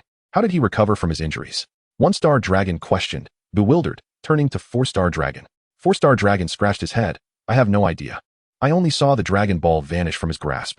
Quickly attack. He is coming for us. One-star dragon gathered energy into a pitch-black energy ball and hurled it at Lingtian. Simultaneously, four-star dragon unleashed freezing rays in an attempt to immobilize him. Lingtian placed his hand on his waist, gathering energy, ready to retaliate. Kamehameha. Just as he prepared to unleash his attack, he instantaneously teleported behind the one-star and four-star dragons. Wave. What? The two dragons were utterly unprepared for Lingtian's sudden appearance. Boom. The energy wave engulfed both malevolent dragons, resulting in a catastrophic explosion. They could not even emit a cry before being obliterated. Lingtian collected the two Dragon Balls and soared out of the lair. He casually selected a spot and withdrew 5 Dragon Balls from his storage ring. On the ground, 7 Dragon Balls, each the size of a fist, resonated with one another, emanating a brilliant golden light. Suddenly, a divine dragon, unlike any Lingtian had ever seen, materialized in midair. The dragon did not speak, but soared toward the palace of the Dragon God realm. It seems that every universe possesses its own unique space-time dragon. Lingtian murmured to himself. After resting outside for a while, Lingtian ventured into another enormous lair. Upon entering, he transformed into Super Saiyan 4, unleashing his full aura. Whoosh! A gust of wind howled from the distance, heralding the arrival of 7 nefarious dragons before Lingtian. In such a vast lair, how could it possibly be inhabited by the malevolent dragons of Earth? Lingtian was momentarily taken aback. Nevertheless, he resolved to deal with them promptly. With a roar, he charged at the 7 dragons, dispatching 2 with a flurry of fists and kicks. We must join forces. This individual is too formidable. One of the dragons began to exclaim, but before the words could fully escape his lips, Lingtian, utilizing instantaneous movement, obliterated him with a single punch. The remaining dragons, lacking any capacity for resistance, were swiftly eliminated by Lingtian's decisive strikes. Lingtian collected the 7 Dragon Balls and exited the cave. A flash of golden light illuminated the air as the Shinran appeared. Just as the dragon was about to take flight, Lingtian called out, "Wait, Shinran." The dragon turned its gaze toward him. "Do you require something?" It inquired. Lingtian posed a question. Which lair harbors the more powerful dragons? This lair is randomly inhabited. I cannot direct you to stronger dragons, Shinran replied before soaring away toward the Dragon God Palace. Lingtian was left bewildered. Was this truly reliable? Randomly seeking dragons would surely lead to Broly and his companions being annihilated upon entering any lair. Ah well. At least Salama and the dragons will revive Broly and the others. I shall take my time in searching for a formidable lair. Thus, Lingtian ventured into various lairs, vanquishing the wicked dragons. 2 months later, he stumbled upon a rather peculiar lair. During these 2 months, he had explored an array of lairs, each one in a state of ruin, tainted by malevolent energy. Yet this particular lair was distinct. Despite the presence of negative energy, it was remarkably clean and orderly. Lingtian proceeded deeper into the lair. After several minutes of searching, he found no sign of dragons. Could it be that the dragons within had already been defeated? Lingtian pondered. Transforming into Super Saiyan 4, he soared toward the lair's depths. After a few minutes of flight, he finally reached the end of the lair. Before him lay two exceedingly tall, evil dragons, currently in slumber. Could these dragons be the offspring of the Shenron from Cyril's star? After 2 months of searching, he had finally discovered powerful adversaries. Lingtian was elated as he conjured a massive energy sphere upon his fingertip and hurled it at the two dragons. Planetary destruction sphere. With a resounding explosion, the energy orb detonated, shaking the very air and jolting the two dragons awake. Who dares disturb us? They roared in unison, turning their heads. They beheld Lingtian, who wore a broad smile. You insolent brat, you dare interrupt our slumber? Prepare to meet your demise, the first dragon proclaimed, vanishing in an instant to reappear before Lingtian, delivering a crushing blow to his abdomen. Lingtian spat out a mouthful of blood, his body curling in agony as he was sent hurtling backward. How could this malevolent dragon possess such overwhelming strength? Lingtian found it hard to believe that his Super Saiyan 4 prowess could not withstand a single blow. With a casual wave, the two-star dragon unleashed countless blades of wind towards Lingtian, who was caught off guard and torn to shreds by the onslaught. Humph! The two-star dragon scoffed disdainfully. An insignificant ant dares to disturb us. In a flash of white light, Lingtian was revived. Ding! Congratulations, host, on your successful revival. Now, death rewards are being distributed. Ding! Congratulations, host, for acquiring the skill Chest Energy Blast. Ding! Congratulations, host, for obtaining the skill Annihilation. Ding! Congratulations, host, for gaining the ability Pain Growth. Ding! Congratulations, host, for receiving the reward 3,000 trillion combat power. Ding! Congratulations, host, for acquiring 1,000 Senza beans. The system proceeded to examine personal attributes. Ding! Host, Lingtian. Bloodline, Earthling. Legendary Scion. Skills, Energy Perception, Kamehameha, Kamehameha Scythe, Instant Transmission, Annihilation, Instantaneous Movement, Kaioshin Version, Plant Acceleration, Telekinesis, Pain Growth, Telepathy, Time and Space Travel, Divine Combat Techniques. Combat Power, 9,867 trillion. Items, Storage Ring, 12 Universal Information Maps, 1 Consciousness Recovery Potion, 128 Spirit Fruits, 1 Spirit Tree Seed, 2,789 Senza Beans. System, what is Annihilation? Lingtian pondered, for he had never encountered this energy before. The mechanical voice echoed in his mind. Annihilation energy is akin to the destruction energy of the gods, yet it is far more potent, stronger than the destruction of the gods. Lingtian was bewildered. The slightest touch from the destruction god would render a body utterly non-existent. How could annihilation possibly surpass destruction? Host, annihilation is a higher tier of destruction. When destruction energy meets annihilation energy, the latter will consume the former. Ha! The two evil dragons heard a burst of laughter from afar and turned to see Lingtian appearing unscathed. This ant was already dead, was he not? The two-star dragon questioned, perplexed. If he is not dead, let us kill him again, the one-star dragon said, conjuring a black sphere of negative energy and hurling it towards Lingtian. Lingtian utilized instant transmission to evade the energy sphere and launched an assault on the one-star dragon. Thud, thud, thud. Lingtian's fists rained down upon the one-star dragon. The one-star dragon shook his head and grasped Lingtian's fist, releasing a bolt of black lightning from his mouth. Lingtian was struck by the lightning, his body charred and collapsing to the ground. The transcendent bloodline and pain growth continually augmented Lingtian's combat power. He is still not dead? The one-star dragon was perplexed. Moments ago, the two-star dragon had effortlessly dispatched this ant. How could he, who was stronger than the two-star dragon, fail to obliterate this insignificant being?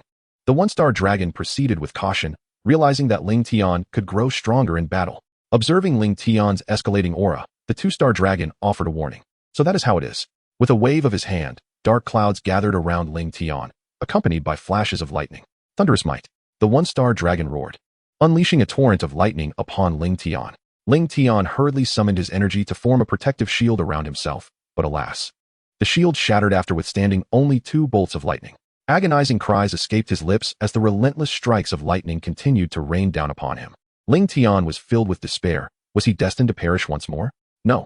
With a furious roar, he felt his energy surge.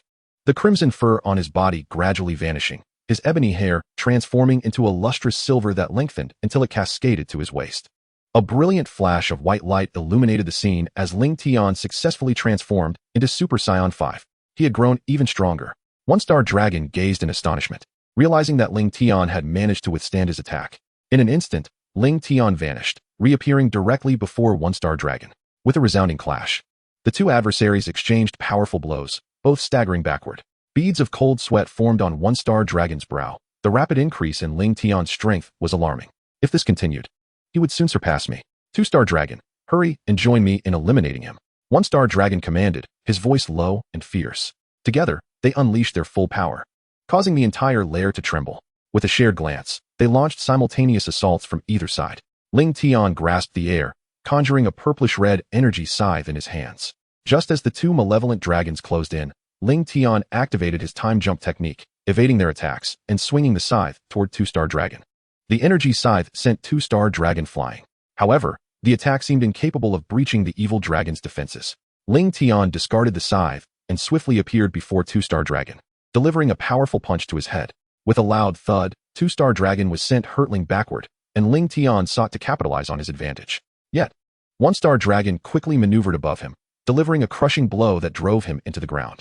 Almost immediately, one-star dragon unleashed a torrent of dark energy blasts, bombarding Lingtian with relentless ferocity. Boom! The explosive sounds reverberated as dust and debris filled the air. As the smoke cleared, Lingtian lay on the ground, battered and bruised. Coughing up blood, he retrieved a healing bean from his storage ring and consumed it, feeling his wounds mend almost instantaneously. One-star dragon shouted, two-star dragon, end this quickly. This fellow possesses means of recovery. Two-star dragon vanished, appearing directly above Lingtian, gathering energy in his hands to form a swirling tornado, which he hurled down at Lingtian.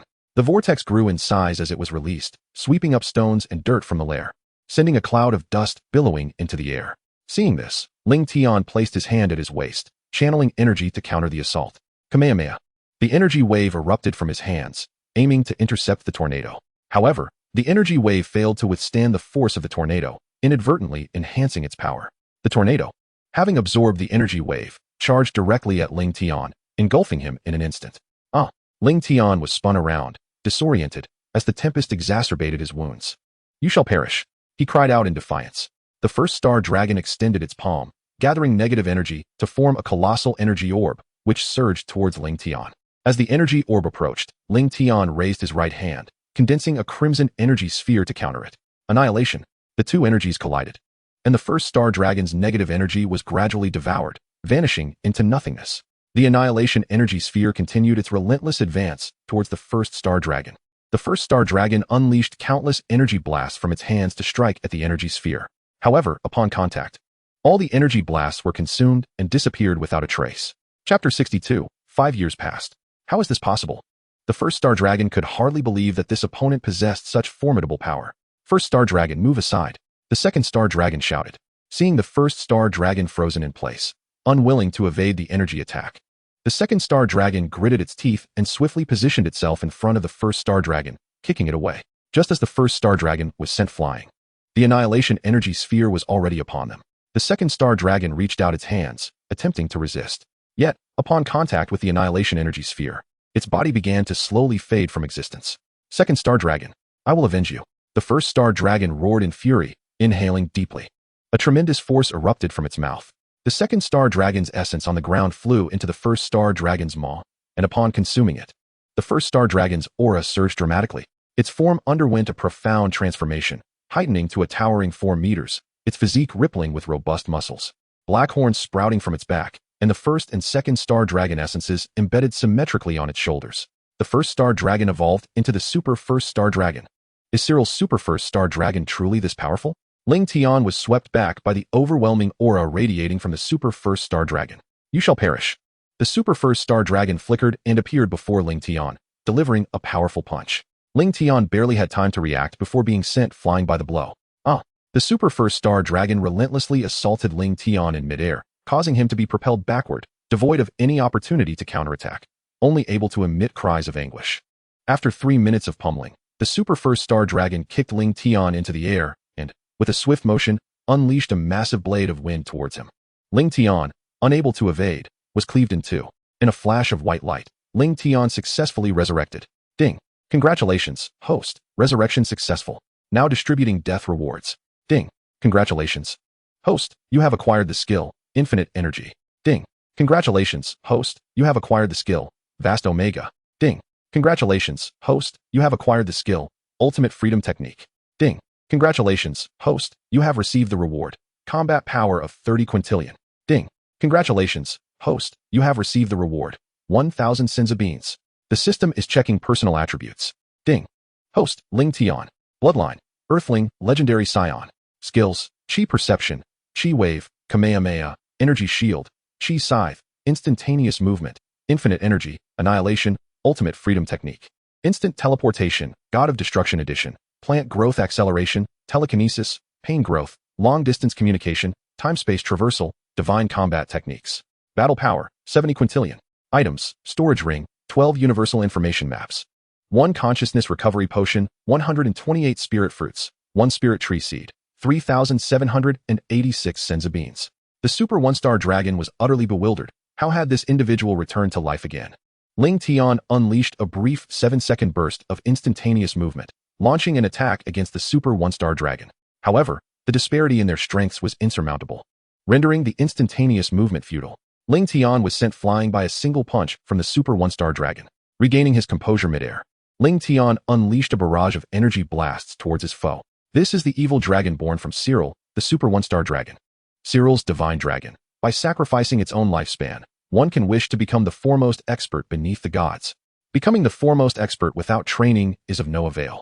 If the previous expert possessed a battle power of 1, your wish would only elevate you to 2 or perhaps 11. The former expert, through diligent training, would soon surpass you. Boom. The energy blasts detonated with thunderous roars. As the smoke cleared, the Super One-Star Dragon emerged unscathed. In a flash, the Super One-Star Dragon appeared before Lingtian, launching its assault. Bang, bang, bang. The two engaged in fierce combat, battling from the ground into the skies, leaving a trail of destruction in their wake, with nests reduced to ruins. Lingtian was once again sent flying by a punch from the Super One-Star Dragon.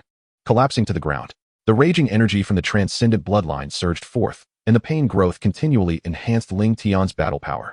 Lingtian adopted a strategy of exchanging injury for injury, attacking the Super One-Star Dragon while consuming sins of beans whenever he sustained wounds. He lost track of how long he had been fighting the Super One-Star Dragon or how many sins of beans he had consumed. Annihilation. Lingtian released a purplish-red energy sphere from his hands, launching it at the Super One-Star Dragon. Upon contact, the Super One-Star Dragon gradually vanished. Lingtian collected a 1-star and a 2-star Dragon Ball from the ground and exited the lair. Following the appearance of Cyril's Divine Dragon, it too flew towards the palace in the Dragon God realm.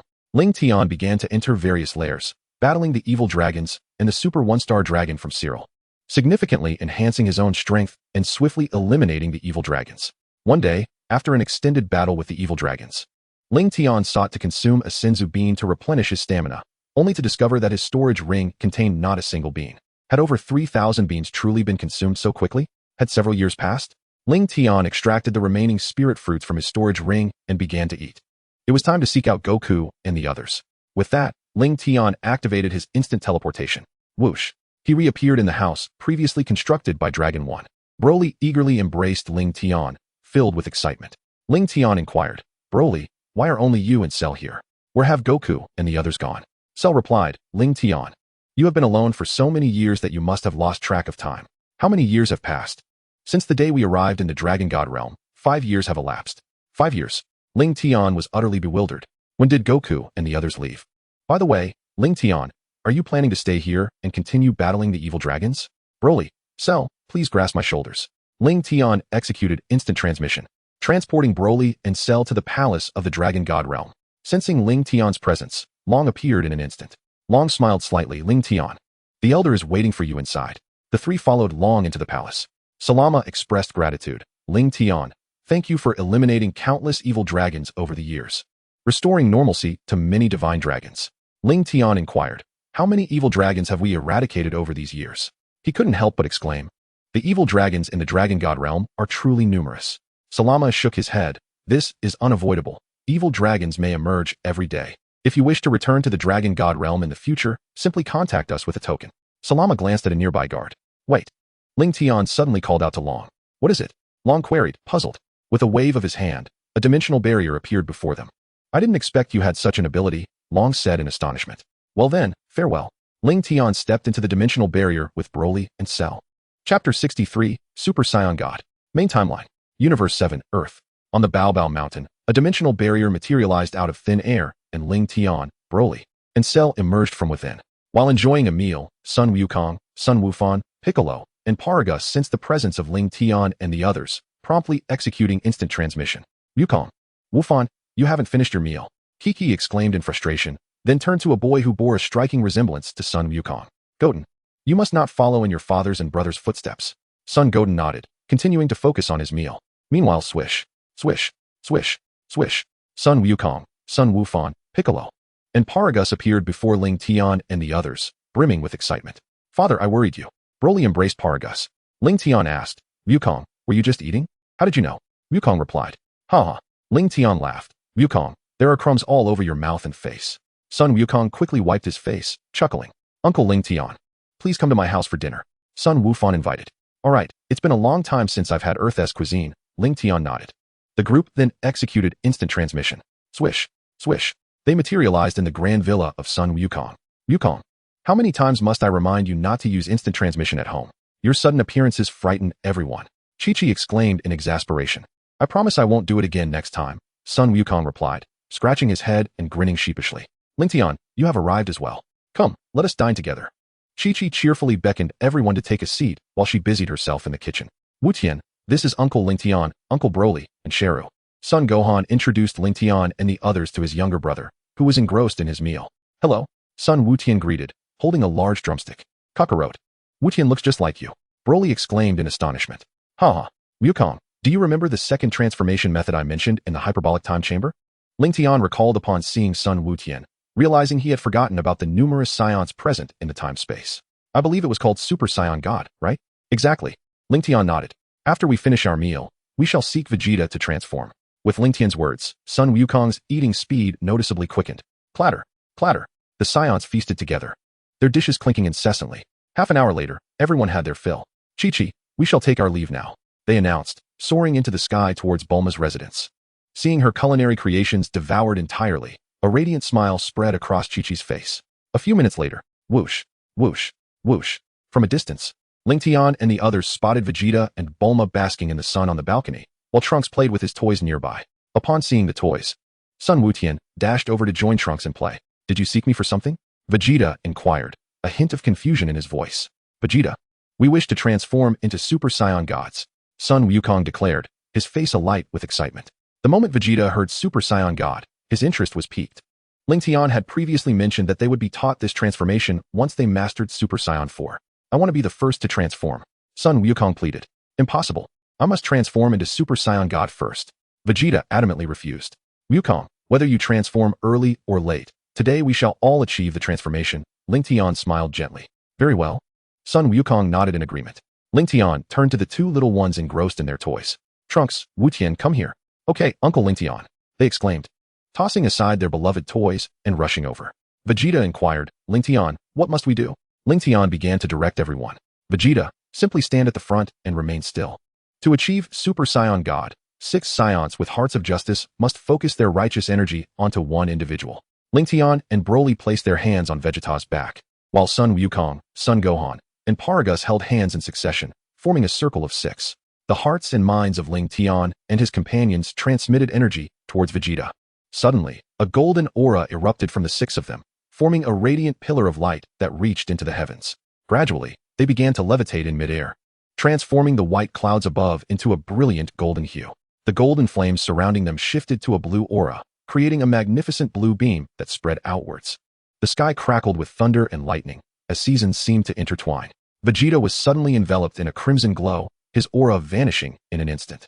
As the red light dissipated, it revealed that Vegeta's hair and eyebrows had turned red, his pupils also glowing with the same hue, rendering him noticeably younger. Vegeta had successfully transformed into a Super Saiyan God. In the realm of the God of Destruction, Whis was engaged in conversation with the Oracle Fish when he sensed the emergence of a new deity. Whis, did you feel that? Inquired the Oracle Fish, peering towards Whis from its tank. I shall investigate, Whis replied, grasping his staff to observe the phenomenon. Ah, it is that intriguing little fellow. To think he could achieve godly energy for the Saiyans in such a manner. Whis, do you know who it is? The Oracle Fish asked. I do. But you do not know him, Whis responded, choosing not to delve further. The presence of more formidable beings in Universe 7 was indeed beneficial. On Earth, Trunks exclaimed, Dad, that transformation looks amazing. His eyes sparkled with admiration. Uncle Vegeta, your transformation is far cooler than a Super Saiyan. Goten chimed in, equally excited. Why can't we sense Vegeta's energy? Goku and the others pondered, puzzled. Lingtian took the opportunity to enlighten them. Vegeta has ascended to the realm of the gods. The energy of a deity is imperceptible to ordinary beings. Ah, I see. They all exclaimed in unison, realization dawning upon them. Lingtian then turned to the two youngsters. Trunks, Goten, would you like to transform like this? Uncle Lingtian, that transformation is so cool. We want to transform too. They eagerly replied. Thus, one by one, they lined up to undergo the transformation into Super Saiyan gods. An hour later, Lingtian, Broly, Paragus, Goku, Vegeta, Gohan, Trunks, and Goten had all become Super Saiyan gods. The transformation is attainable by any righteous Saiyan. Alright, after exchanging pleasantries, they each departed to pursue their training. Lingtian, accompanied by Broly, Paragus, and Sheru, arrived at a deserted island to begin constructing their new home. An hour later, massive wooden houses began to take shape on the island. Utilizing his plant-manipulating powers, Lingtian accelerated the growth of all the trees into towering giants. To an unknowing observer, it would appear as if they had stumbled upon a primeval forest. Meanwhile, Sheru hunted down dozens of animals from afar, igniting a fire to roast his catch. As night fell, the four gathered around, feasting on roasted meat while reminiscing about their experiences training in the Dragon God realm. Chapter 64. If Papa is not home, then let us demolish his house. The following day, as Lingtian rose from his slumber, he was greeted by the distant echoes of a fierce battle. It was none other than Broly, Cell, and Paragus clashing on a nearby island. After a brief morning routine and a hasty bite of bread, Lingtian soared through the skies to join them. He soon found himself amidst the fray. Broly, let us pause for a moment. We have other matters to attend to today, so conserve some energy, Lingtian urged. What do you mean? Broly inquired, a hint of confusion in his voice. Do you recall the cat we encountered while searching for the Super Dragon Balls? Lingtian reminded him. Of course I remember. Broly exclaimed, his anger surging, causing the island to tremble beneath him.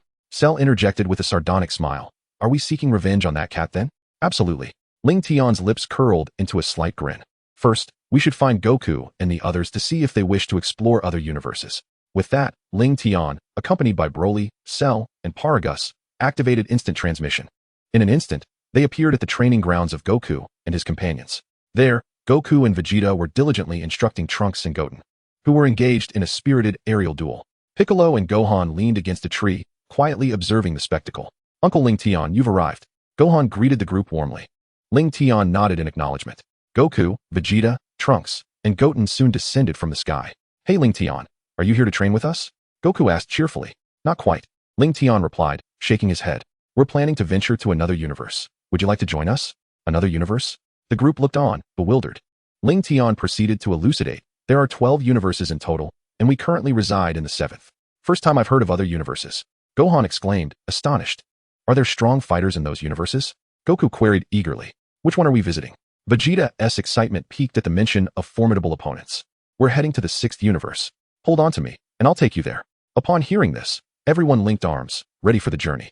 Lingtian turned to the two younger warriors, saying, Trunks, Goten, you two should stay here and focus on your training. I'll take you to exciting places next time. Okay, Uncle Lingtian. Trunks and Goten nodded in agreement.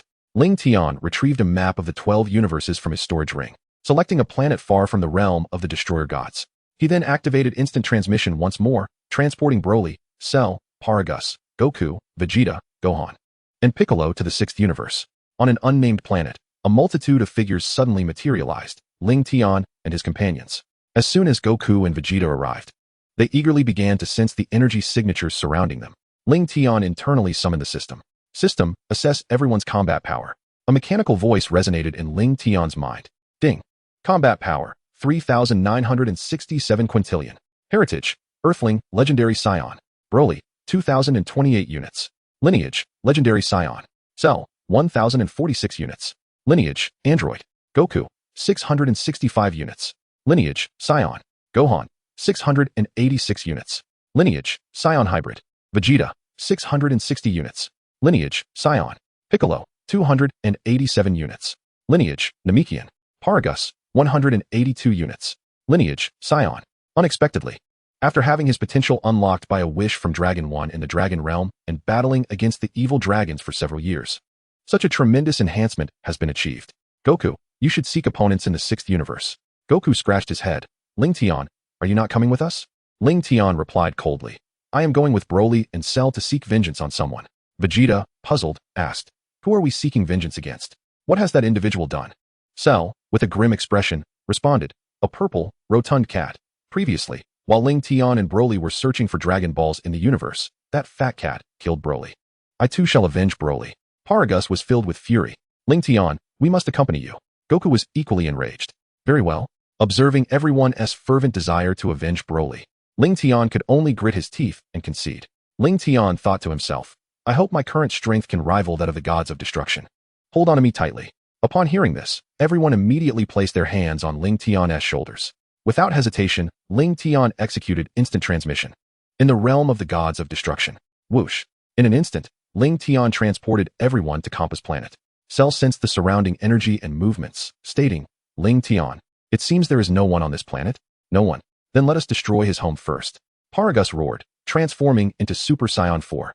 As he continuously gathered energy in his hands, forming a massive energy sphere aimed at Champa's residence. Boom. With a tremendous crash, the house vanished, leaving behind a colossal crater in the ground. After several minutes, Goku grew somewhat impatient. Let us not wait any longer. Let us obliterate this planet and be on our way. As Lingtian spoke, he soared into the air, transforming into Super Saiyan 5, gathering energy in his hands. Seeing this, everyone quickly ascended, retreating behind Lingtian. Vast Omega! Lingtian shouted, hurling a gigantic energy sphere from his hands, which simultaneously split into multiple energy blasts. Bang! Boom! In an instant, explosions erupted, sending clouds of dust into the air. As the smoke cleared, the once serene and beautiful planet lay in ruins. All right, let us depart. Whoosh! Lingtian utilized instant transmission, taking everyone away from the sixth universe and the realm of the gods of destruction. Whoosh! Even before Paragus destroyed the house, Vados had sensed the disturbance. However, neither Champa nor Vados possessed the ability of instant transmission. Lord Champa, it seems I have arrived a moment too late. Vados feigned sorrow. How dare someone destroy my home and ravage my planet? Champa was filled with rage, the destructive energy within him surging forth. Bardos, quickly show me who is responsible. Yes. Lord Champa. Bardos picked up her staff to investigate, momentarily taken aback. Hey, Champa inquired, noticing Bardos's dazed expression. Bardos, what is the matter? I'm fine, Lord Champa. Bardos resumed her examination of the staff and then remarked, do you remember the two humans we encountered last time while searching for the Dragon Balls in the 7th universe? Champa scratched his head. What about them? Bardos continued. The ones who destroyed the planet were those same two humans you killed last time. They brought many others to wreak havoc in the divine realm, and one of their accomplices even destroyed your house. Champa expressed his confusion. Bardos, you must be mistaken. Those two insignificant beings are already dead, aren't they? Damn it. He gritted his teeth. I must not encounter them again. Bardos shook her head helplessly, striking the ground twice with her staff, restoring the dilapidated divine realm to its former glory. Lingtian and his companions continued to traverse the cosmos through instant transmission, appearing on various planets in search of formidable opponents. Whoosh! They materialized on the planet Sadala. A gust of wind swept by, and 6 or 7 Scions appeared before them. A short Scion glared intently at Lingtian and his group. Who are you? What brings you to Sadala? Lingtian, let us leave. Vegeta scoffed dismissively. There aren't any powerful beings on this planet. Lingtian chuckled lightly. Vegeta, they are also Scions. Scions. The revelation left not only Vegeta but also Goku and the others in a state of bewilderment. Chapter 65. The birth of the Senzu Bean. You're also Scions? The group, led by Kaba, inquired, perplexed. Lingtian, are you sure about this? Vegeta glanced around, noticing that Kaba and his companions lacked tails. Lingtian smiled slightly and explained, the 7th universe and the 6th universe are twin universes. What exists in our universe may also exist in the 6th. Additionally, Scions from the 6th universe do not possess tails. So that is how it is. Vegeta and the others suddenly understood. Another universe? Kaba was increasingly confused and could only ask Lingtian. So, what brings you to Sadala? Hey. Vegeta turned to Kaba, whose hairstyle closely resembled his own. Since you're also Scions, you must be able to transform, right? Transform? What transformation? Kaba was bewildered. Vegeta, feeling annoyed, retorted, stop pretending. Transform and fight me. Kaba was completely at a loss regarding Vegeta's words. Huh.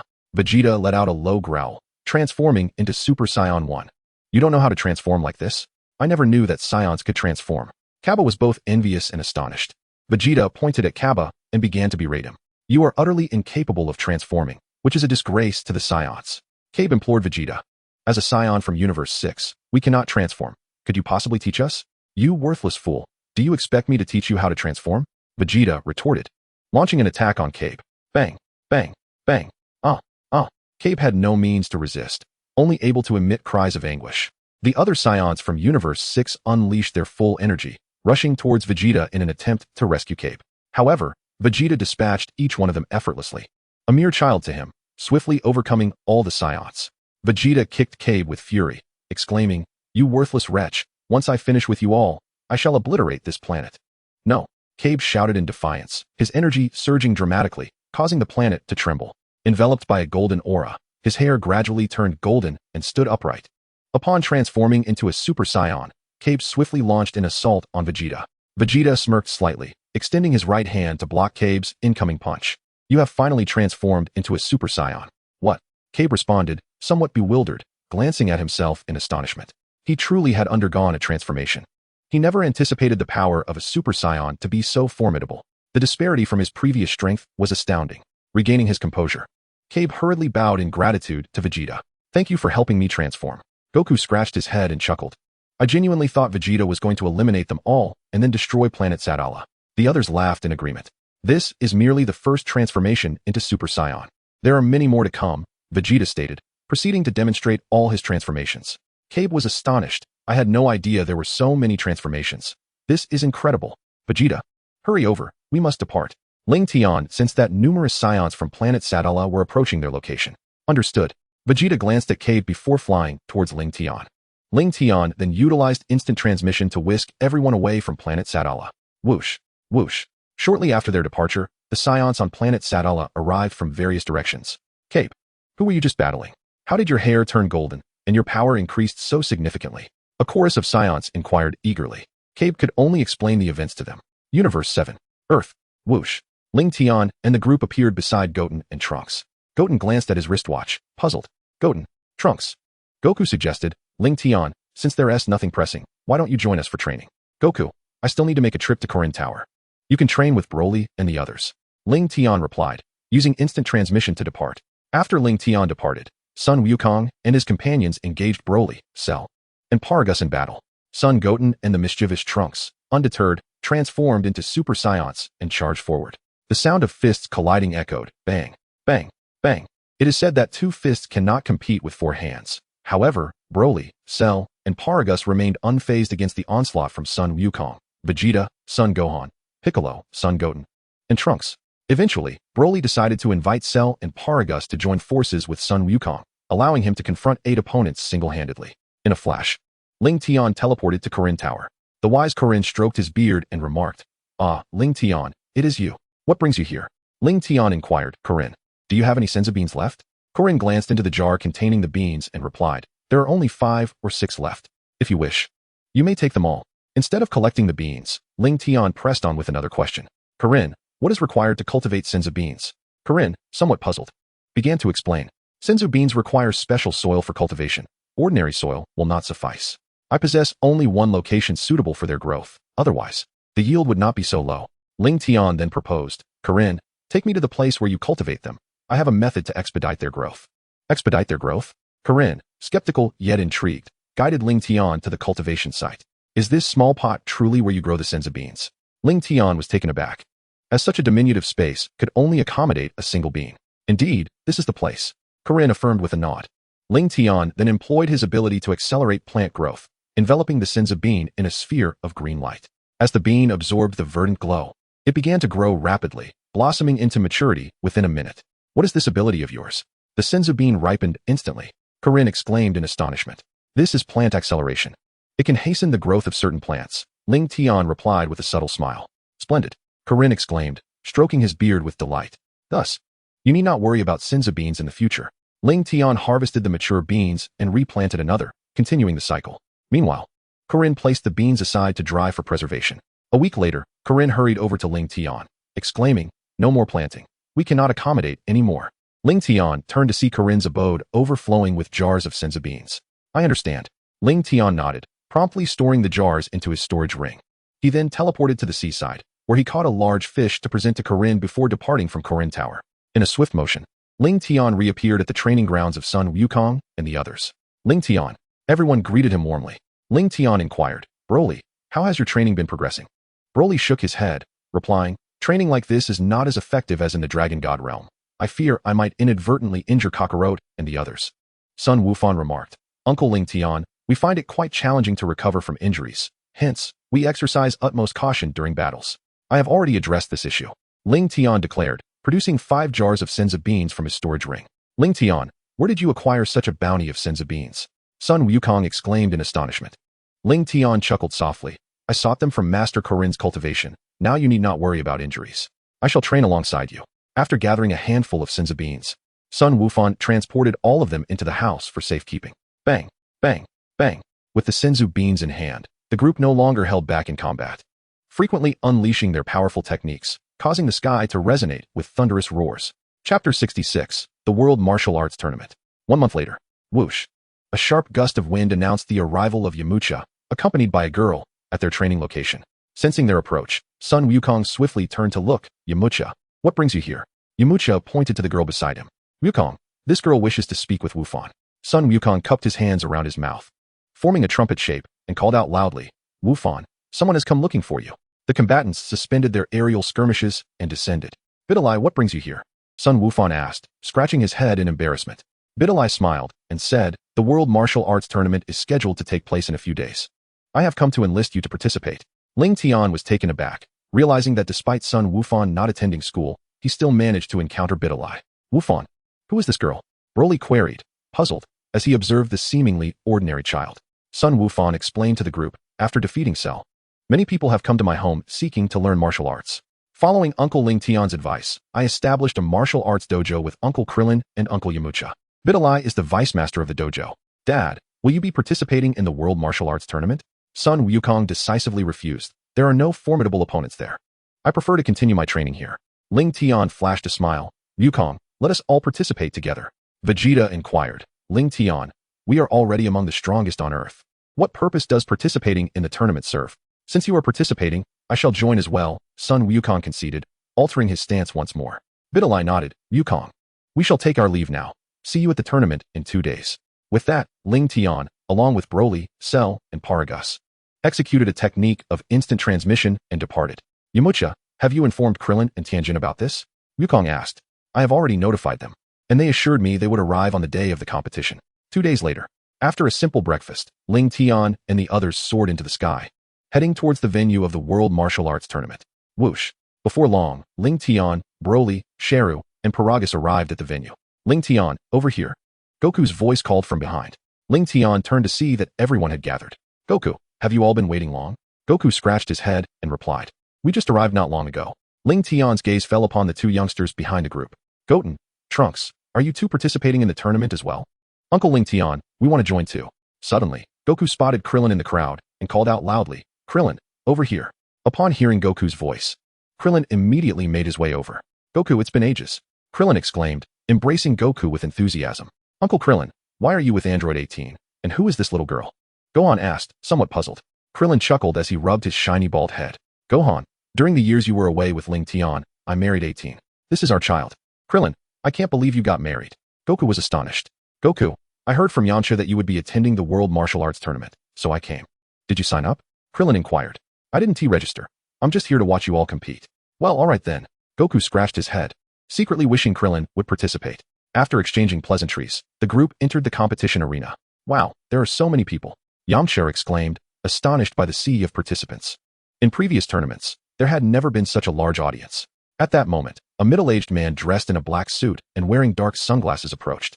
Initially serious, his demeanor changed to one of excitement upon seeing Goku and Yamcha.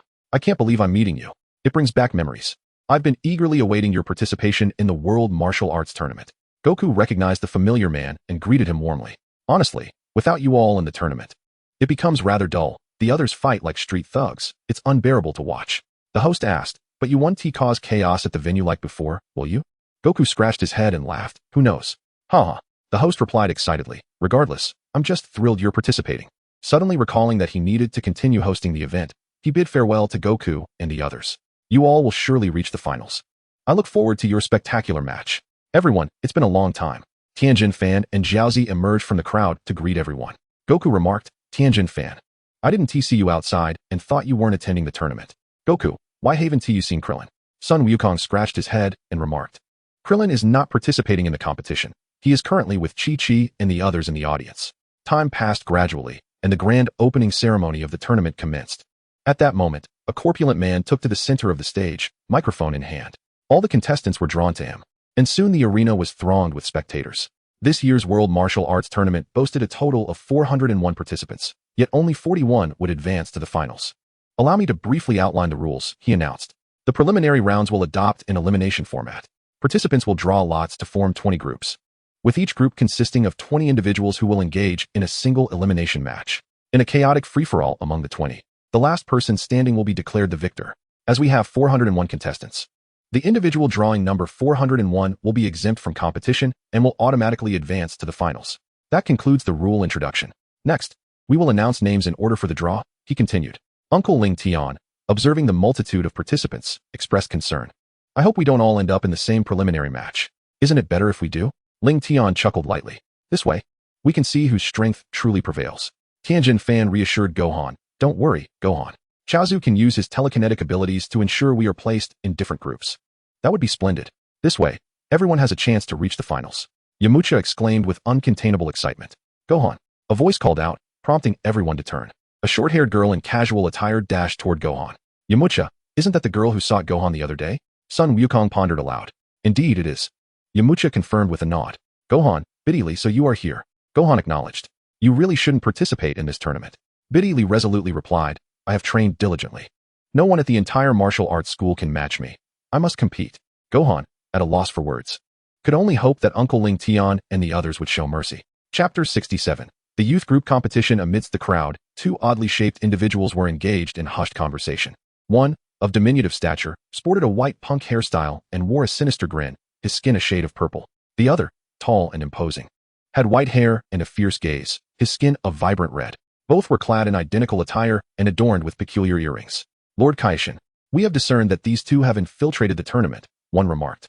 With their prowess, they are bound to stand out in this level of human competition. And then we shall. These two were the Eastern Kaishin and his subordinate, Jebet. They had been pursuing the sorcerer Babidi to prevent him from releasing the malevolent Majin Buu, ultimately tracking him to Earth. The Kaishin's lips curled into a slight smile as he addressed Jebet. You are undoubtedly aware of the tournament's rules. Please make the necessary arrangements. Jebet smiled faintly. Lord Supreme Kai, I shall ensure that you are exempt from the preliminary rounds and proceed directly to the finals. Upon hearing Jebet's words, Supreme Kai Shin nodded in satisfaction.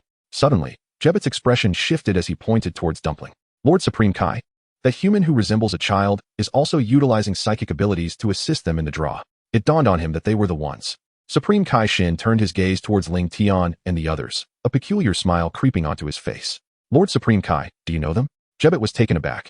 How could the esteemed Supreme Kai be acquainted with such diminutive humans? Supreme Kai Shin replied nonchalantly. They are Lingtian and Sun Wukong. I have heard of them from the North Kai, who mentioned their formidable strength and suggested they might be of assistance to us. Jebet scoffed. What use could mere humans possibly have? No matter how powerful, they cannot rival you. Supreme Kai Shin shook his head. Jebet, all you need to do is ensure my exemption. Do not concern yourself with their actions. We may yet require their aid in the finals. As you command.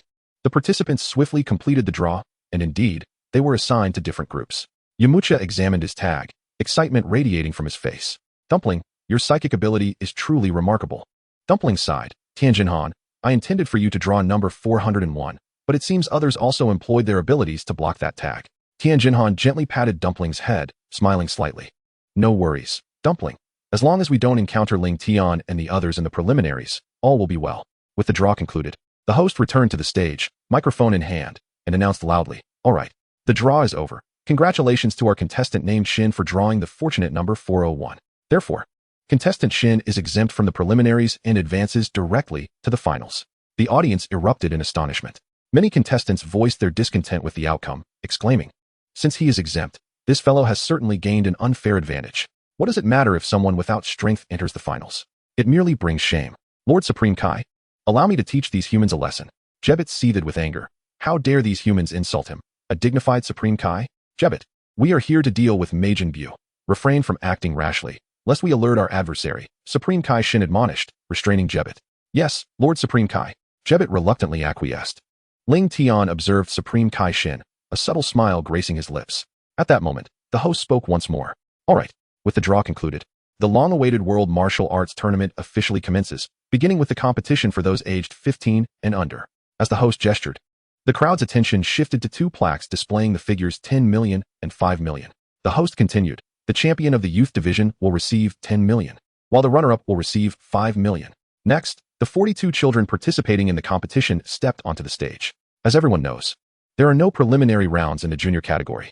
The rules mirror those of the adult division: surrender, falling out of the ring, failing to rise within 10 seconds, or being rendered unconscious results in a loss. Let the competition commence.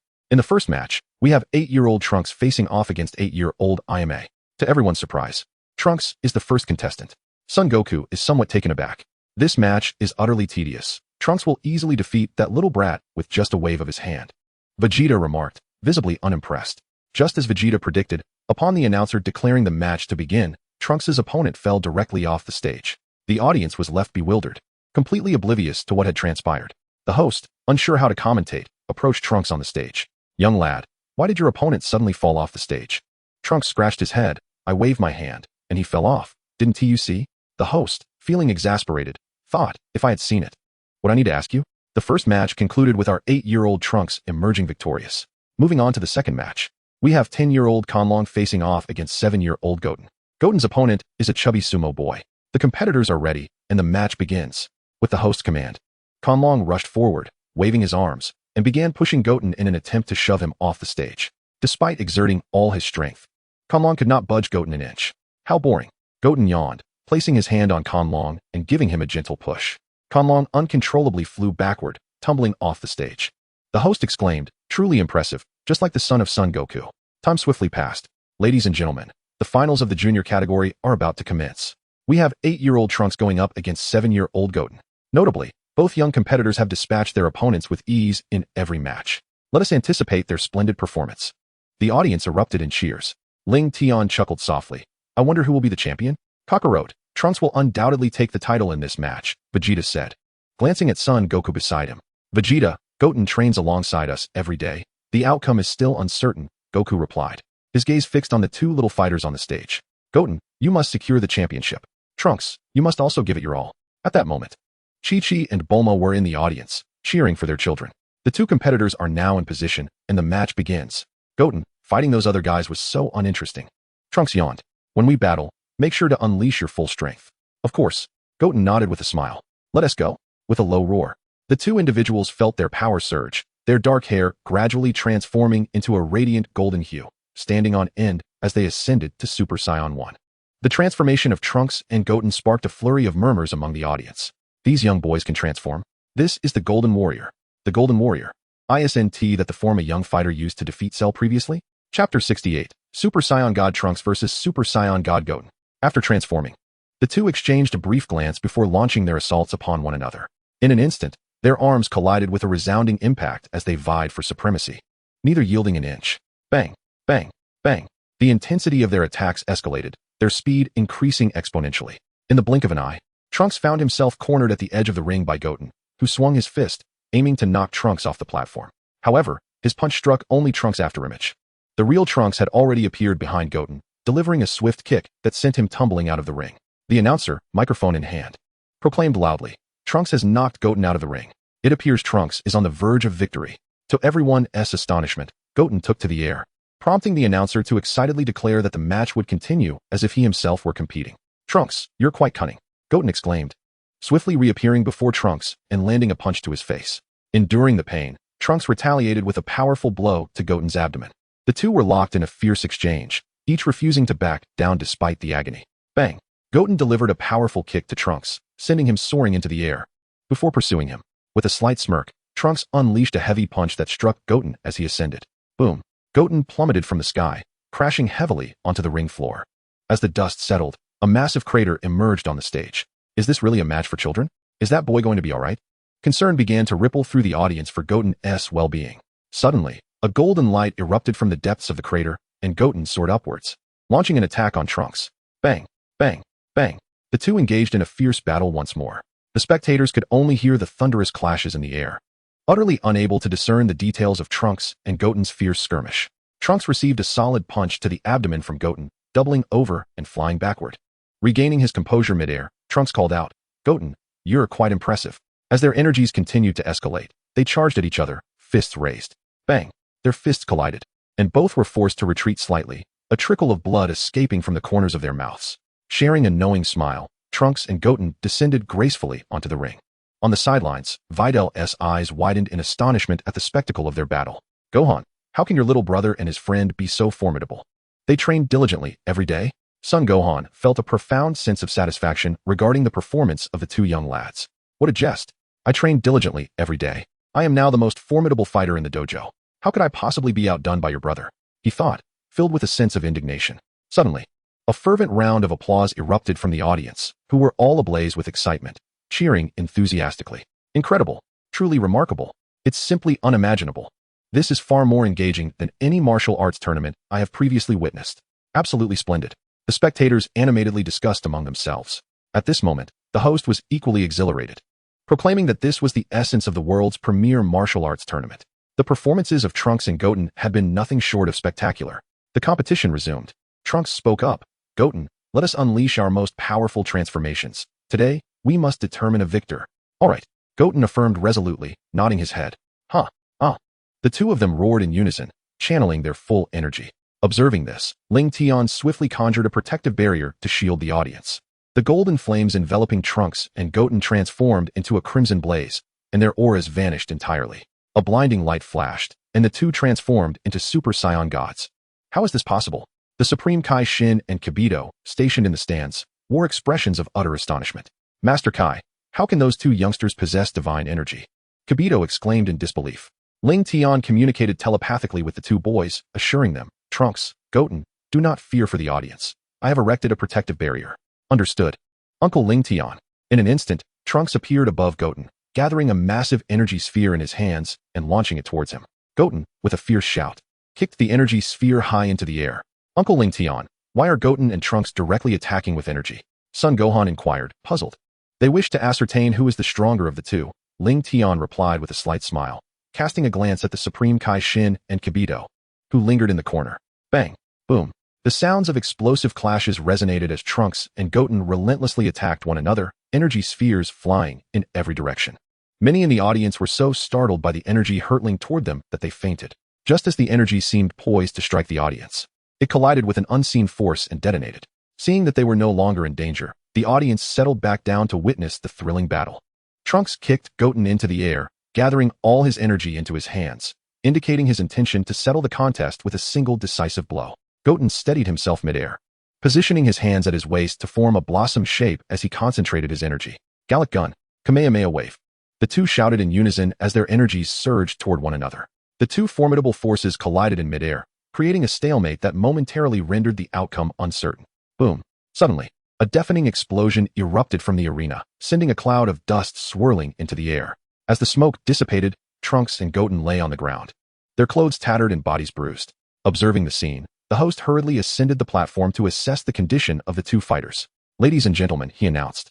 After an intense battle, both competitors, Trunks and Goten, have fallen. It remains to be seen who will rise first. That individual shall be crowned the champion of the youth division. Now, I shall begin the countdown. 10, 9, 8. As the host reached 1, both Trunks and Goten stood simultaneously, only to collapse once more. In light of this, Trunks and Goten shall share the title of youth division champions, the host declared, a hint of exasperation in his tone. In an instant, Lingtian appeared on the arena, producing 2 senzu beans from his storage ring and administering them to the two combatants. Uncle Lingtian, who is the champion, me or Goten? Trunks inquired. Lingtian smiled gently. You both are equally matched this time. Goten, with determination, proclaimed, Trunks, next time, I will surely defeat you. Trunks replied with a grin, Goten, I will not allow you to surpass me. With a swift motion, Lingtian carried Trunks and Goten towards the stands. Goten, Trunks, you both are remarkable. At such a young age, you have already surpassed us, Yamcha commended, giving them a thumbs up. Goten suggested, Uncle Yamcha, you could join us in training. Not a chance. Yamcha scratched his head, your training methods are not suited for me. Chapter 69, King Kai Shun, Jebit. The previously silent audience erupted in excitement upon witnessing Trunks and Goten ascend into the sky, their cheers resounding. That was absolutely thrilling. We haven't seen enough. Hurry and commence the adult division competition. Observing the fervent crowd, the organizers of the martial arts tournament decided to adjust the schedule for the preliminary rounds. Upon receiving this news, the host cleared his throat and announced loudly, Ladies and gentlemen, please remain calm. Due to the organizer's decision, the preliminary rounds will be held earlier. The adult division competition will commence this afternoon. Upon hearing this announcement, the audience ceased their uproar and exited in an orderly fashion. Lingtian and the others, who had initially planned to dine, were escorted to the rest area by the staff. Once all competitors had entered the rest area, an air of anticipation filled the room, with everyone eager for the battles to commence. Whether driven by a passion for combat or a longing for the substantial rewards, the warriors were restless for the contest to begin. In the rest area, participants engaged in various displays of strength, breaking bricks, while others boasted of their prowess, claiming they could shatter a century-old tree with a single punch or slay a tiger barehanded. Lingtian, what amusing tales do you have? Broly observed the contestants for a while, unable to discern anything unusual. Upon hearing Broly's inquiry, Goku and the others turned their attention to Lingtian. Lingtian gestured towards the corner where the Kaioshin Shin and Jebbit stood. Jebbit murmured softly, "Lord Kaioshin, they have discovered us."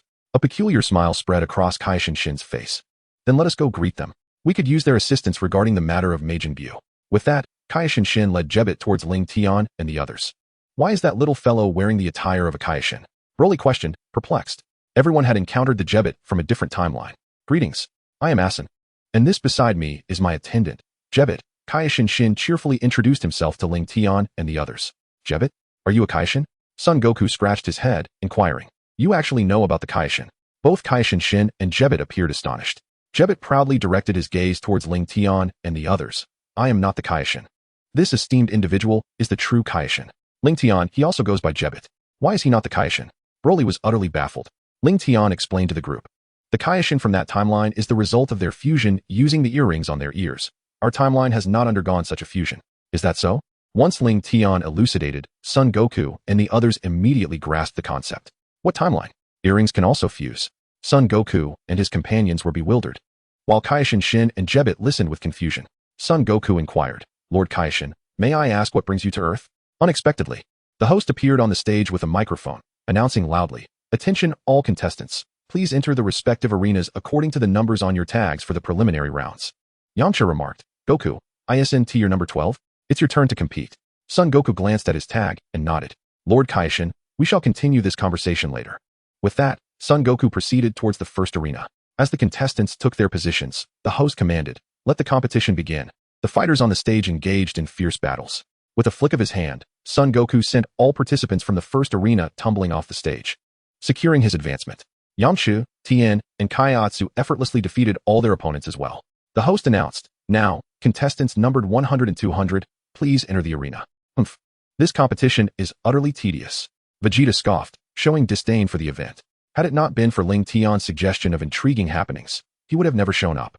After Lingtian and his companions ascended the stage, they too casually waved their hands, causing all other contestants to fall off the arena. A rather unsightly rotund man pointed at Vegeta, exclaiming, "Referee, they are cheating. Why are we uncontrollably falling off the stage? Against the likes of you. This prince needs no such underhanded tactics." Vegeta seethed with anger, gathering a golden energy sphere in his hands, intending to eliminate the audacious individual. "Vegeta." Son Goku swiftly appeared before Vegeta, grasping his hand firmly. Upon witnessing Vegeta unleash a powerful energy wave, the rather unsightly and rotund individual hastily scurried away. Following this brief interlude, the preliminary rounds resumed, yet many competitors opted to withdraw, fearing a confrontation with a formidable opponent like Vegeta.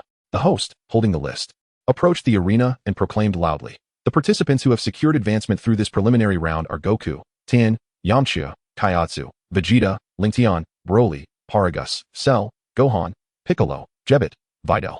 The masked hero, Spabovich, Yamu, Panda, Kira, Jur, and Daffy." With a total of 401 registrants, the contestant who drew number 401 also successfully advanced. Those who qualified are requested to assemble here promptly at 1:30 p.m. for the drawing ceremony. After the host's announcement, the crowd dispersed. "Uncle Lingtian, shall we go for a meal?" Gohan inquired, patting his rumbling stomach. "Certainly." Lingtian nodded, admitting he too felt a pang of hunger. As Goku departed, he summoned Kaioshin Shin and Jebbit to join him. Upon entering a restaurant, they were greeted by Bulma's enthusiastic call. "Vegeta, Lingtian, Goku, over here." Turning to the source of the voice, they spotted Bulma, Chi-Chi, Krillin, and others who had already ordered several tables worth of dishes, eagerly awaiting their arrival. "Goo-goo," Goten exclaimed, pointing at his stomach. "Dad, Uncle Lingtian, you're so slow. My stomach is already growling." Laughter erupted as they took their seats and began to feast. The sound of clashing bowls and chopsticks filled the air as several Saiyans indulged in their meal. Goku devoured 2 or 3 buns in one bite, while Vegeta polished off a chicken leg in just 2 bites. "Waiter, more dishes." Videl, Kaioshin Shin, and Jebet were momentarily stunned. Had they not consumed enough food yet?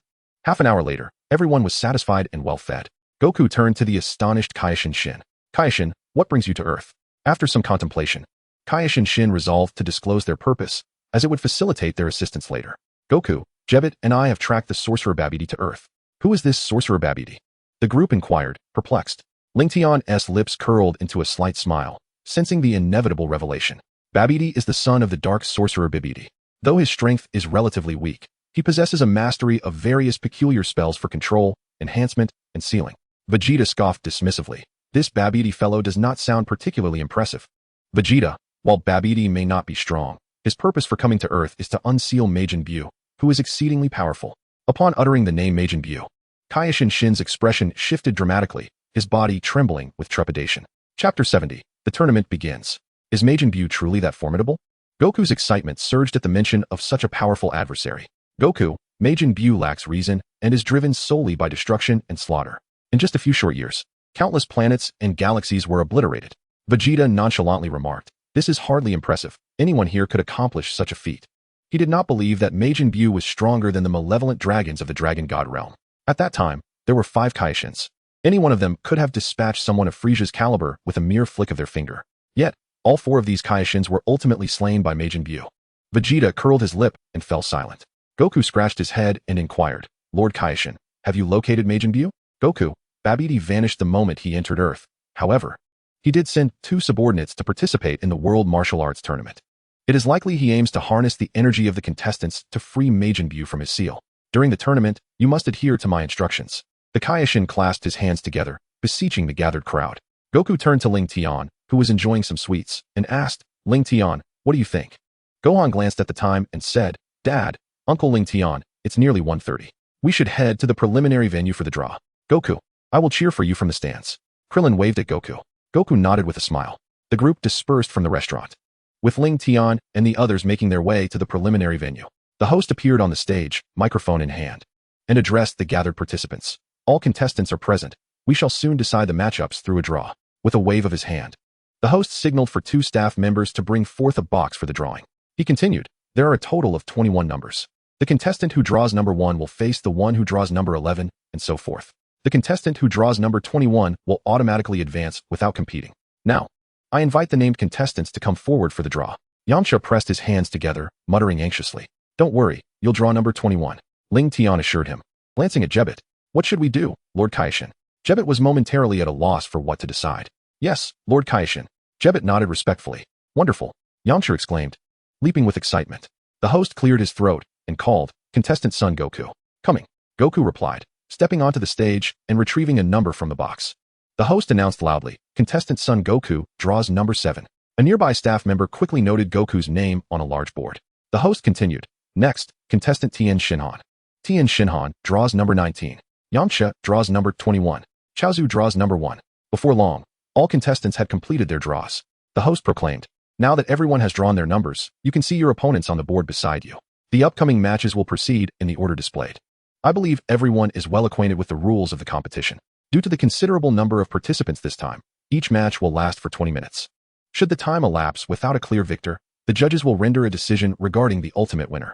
The competition is about to commence. So allow me to escort everyone to the lounge for a brief respite.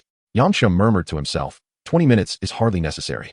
If I encounter Lingtian and his ilk, I would be grateful to last even 2 seconds on the stage. At the World Martial Arts Tournament, the host appeared on stage with a microphone, announcing, "Ladies and gentlemen, thank you for your patience. The World Martial Arts Tournament is about to begin, featuring 21 distinguished competitors who have emerged from the preliminary rounds. The matches will proceed in the following order." A staff member presented the previously recorded placard, showcasing it to the audience. Those in the distance might have difficulty seeing it, so I shall read it aloud for everyone. The first match will feature the contestant Jiaozi against Defei. The second match will pit Xian against Sun Wukong. The third match will see Broly face off against Vegeta. Sun Wukong grinned widely. "Vegeta, I never expected you to face Broly. Do you believe you can defeat him?" He was acutely aware that even he could not triumph over Cell. Piccolo shook his head in resignation nearby. Once the host had read through the matchups, he continued, "Which competitor shall ultimately claim the championship? Let us await the unfolding of events together. Now, we commence the first match between Jiaozi and Defei." Jiaozi and Defei promptly emerged from the lounge, making their way to the stage. The 2 contestants took their positions, and thus the match commenced. With the host's command, Defei surged towards Jiaozi, who floated effortlessly in midair. Defei is quite impressive. He surpasses the average human significantly, Lingtian noted, astonished. As this was the first time he had encountered such a formidable individual, excluding Krillin and others. Lingtian chuckled lightly. So it is like this. In response to Defei's onslaught, Jiaozi remained unfazed, allowing the blows to land upon him. He extended his palm and gently pushed, sending Defei hurtling backward. Out of the ring, the host declared loudly. Defei has fallen out of the ring, resulting in his defeat. Jiaozi is the victor of this match. As Jiaozi and Defei exited the stage, the host continued. Now, we will begin the second match, featuring Xin against Sun Wukong. It is noteworthy that Sun Wukong is the very warrior who vanquished Cell years ago. Upon hearing the host's words, the audience erupted into cheers, fervently shouting, Sun Wukong! Sun Wukong! Sun Wukong inquired, Lord Kaishin, how should Gohan coordinate with you during the match? Kaishin responded, Gohan, once you transform into a Super Saiyan, simply remain still. Babiti's two minions will attempt to seize your energy. As Gohan was about to depart, Lingtian added, Gohan, just transform into Super Saiyan 1. They won't require much energy. Understood, Uncle Lingtian.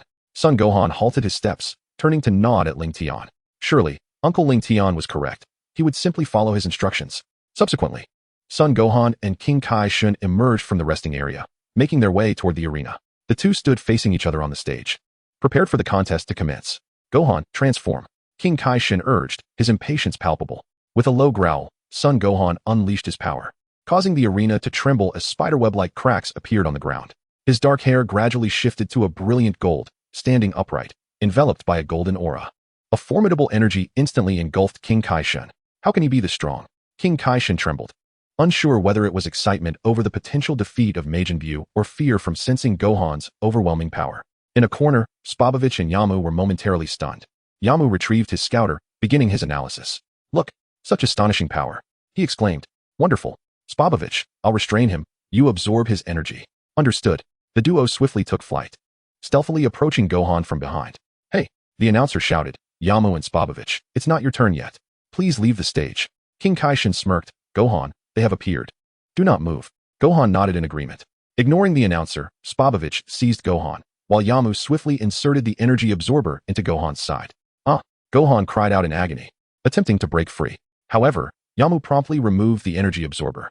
The device is full, Spabovich, let us go? The two ascended into the sky, fleeing into the distance. Gohan, are you alright? King Kai Shun, taken aback by the energy absorption method, inquired. Gohan pressed a hand against his wound, forcing a painful smile. I'm fine. Lord Kai Shun, feeling somewhat awkward, King Kai Shun quickly shifted the subject. Gohan, as long as we follow those two, we will locate Majin Buu. Upon hearing this, Piccolo soared into the air, determined to exact vengeance on the two who had harmed Gohan. Gohan, we should depart as well. Your father and Lingtian will be joining us shortly. Alright, Lingtian, Gohan and the others have flown off. What should we do? We must follow them. Lingtian declared, taking to the skies with Broly, Cell, and Paragus, pursuing the direction of Spabovich and Yamu. It appeared that Majin Buu held some extraordinary significance. Meanwhile, Goku and Vegeta also took flight. Yamcha inquired, Tianjin, have Lingtian and the others departed? Aren't you going to join them? Tianjin replied with a smile, Yamcha, fret not. Lingtian and the others will undoubtedly handle that fiend, Majin Buu. This may be our final participation in the World Martial Arts Tournament. I refuse to leave with any regrets. I shall compete until the very end. Yamcha, when the battle commences, you must exert all your strength. Alright. Yamcha nodded with a grin. The audience was left bewildered, unable to grasp the situation as a significant portion of the contestants had already taken flight. The host, eager to witness the matches involving Goku and his companions, hurriedly approached Yamcha to inquire about their status. After an elaborate explanation from Yamcha, the host comprehended the unfolding events. He then raised his microphone and proclaimed, Ladies and gentlemen, please remain calm. The contestants who just departed have forfeited due to pressing matters. However, the remaining competitors will continue the tournament. Meanwhile, after several minutes of flight, the group reconvened. Is Majin Buu truly formidable? Goku asked with anticipation. Lingtian chuckled lightly. Responding nonchalantly, Majin Buu is not particularly impressive. Goten and Trunks can defeat him. However, he possesses an extraordinarily powerful regenerative ability, as long as a single cell remains. He can regenerate and even absorb others, incorporating them into his being. Leave him to me. Piccolo, consumed by the desire for vengeance for Gohan, remarked. Who cares about his strength? The group nodded in agreement. No problem. Lord Kaishin, is this truly safe? Jebet inquired, his expression somewhat grim. Kaishin, brimming with excitement, assured him. Do not worry, Jebet. Gohan's unleashed energy has already surpassed that of Majin Buu. We can finally eradicate him. A smile graced Gebet's face, acknowledging the years of diligent effort alongside Kaioshin. Splendid. With the immense energy we have absorbed, Lord Babidi shall undoubtedly reward us. Yamcha exclaimed, glancing eagerly at Spopovich, who smirked slightly, pondering what rewards Babidi might bestow upon them. Let us hasten our flight, the two declared, accelerating their pace and tracing 2 white arcs through the air. Soon, they arrived at the location of Babidi's spaceship. Lingtian and the others followed suit, arriving shortly thereafter. However, they chose not to reveal themselves immediately and instead landed atop a mountain to observe. With a creak, the spaceship's door slowly opened, and 4 or 5 individuals emerged. At the forefront was a diminutive, repugnant figure with a dark yellowish-brown complexion and disturbingly unkempt hair. Seeing this, Yamcha promptly bowed and presented the energy-filled device to the leader. Lord Babidi, the energy has been fully absorbed. Babidi gazed at the instrument brimming with energy, unable to contain his excitement. With this energy, Majin Buu shall soon be resurrected. You two have done remarkably well. Now that the energy has been fully absorbed, your presence here serves no further purpose. Upon hearing Babidi's words, Yamcha and Spopovich felt a chill run down their spines. Suddenly, Babidi uttered a few incantations, and Yamcha found himself uncontrollably levitating in midair, his body contorting and expanding like a balloon. Bang! Yamcha's entire form erupted, vanishing completely. Babidi gazed upon his handiwork, chuckling. Dabura, the sound of that explosion is as delightful as ever. I concur, replied Dabura, his cold gaze fixing on Spopovich. After exchanging a glance, Spopovich, terrified, began to retreat, attempting to flee from the scene. Humph, trying to escape, are we? Dabura scoffed, unleashing a crimson beam from his hand that pierced through Spopovich's body. Dabura, King Kaioshin exclaimed, utterly astonished that Babidi could even command the Demon Realm King. Dabura. Piccolo, however, was unfazed by titles of Demon King or West Kai. He had yet to avenge Gohan, and those two had met their demise at their hands, an unforgivable act. With a furious roar, Piccolo unleashed his full power, sending King Kaioshin and Gebet flying. In an instant, Piccolo teleported before Babidi and the others. Boom, boom, boom. Piccolo's fists decimated Babidi's soldiers. Dabura, get in there. Babidi, nearly paralyzed with fear, wondered where such a powerful foe had emerged from, relieved that he had not been attacked earlier. Dabura took a deep breath to bolster his courage and charged at Piccolo. Slap. Before Dabura could strike, Piccolo sent him crashing to the ground with a swift slap. Piccolo rained blows upon the incapacitated Dabura. Dabura could hardly muster any resistance, only able to emit cries of anguish. Time lost all meaning as Dabura's screams gradually faded into silence. Piccolo eventually ceased his assault and turned his attention to Babidi. Whoosh. Babidi, witnessing this, scrambled towards the interior of the spaceship. Nowhere to run. Piccolo unleashed 2 beams from his eyes, aimed directly at Babidi. The eye beam, Babidi, unable to evade, was pierced by the beams and collapsed to the ground. Cursed be it. My grand scheme is not yet complete. Chapter 72, The Old Kai. Upon witnessing Piccolo's decisive victory, Lingtian and the others descended from the mountains to join him. Pointing in the direction Babidi had fled, Piccolo remarked, Lingtian, it seems that Majin Buu resides within that spaceship. Lingtian nodded in agreement. Without hesitation, the group entered the interior of the spaceship. Several armed soldiers coldly inquired, Who are you? Lingtian, dismissing the insignificant minions, raised his right hand, conjuring a circular disc of energy, which he hurled forward. The cutting disc. The soldiers screamed in agony as they were cleaved in two. Lingtian then directed the disc, slicing through the spaceship, until a gaping hole appeared, reaching down to the ship's base. Let us descend. Majin Buu awaits below, Lingtian proclaimed, leaping downward, followed closely by the others. Lingtian, there is no one down here? Son Goku questioned, perplexed. Lingtian pointed to a massive egg nearby, saying, Goku, this is Majin Buu. An egg? The group gathered around the giant egg, examining it closely but finding nothing amiss. Lingtian shouted outside, Trunks, Goten, hurry over here. What should we do, Goten? Trunks scratched his head. Uncle Lingtian, he found out we sneaked away. Son Goten chuckled sheepishly. Dad, you all flew off. And we thought there might be something fun happening, so we followed. Goku, it's fine. Lingtian reassured, pulling out a cosmic information map from his storage ring. Oh, the 7th universe Kaioshin realm. So it's here. Everyone hold on to me. Broly inquired. Lingtian, where are we headed? I'll take you to a place of great amusement. The group's interest peaked. They linked arms.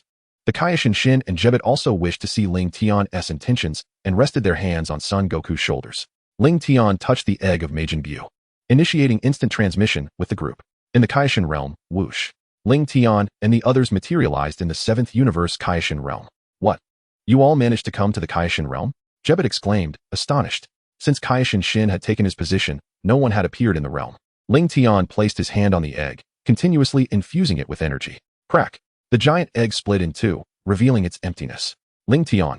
Could this egg have gone bad from being stored too long? Son Goku pondered, scratching his head. Suddenly, a pink mist enveloped the top of the egg. The group could sense an exceedingly malevolent aura emanating from the fog.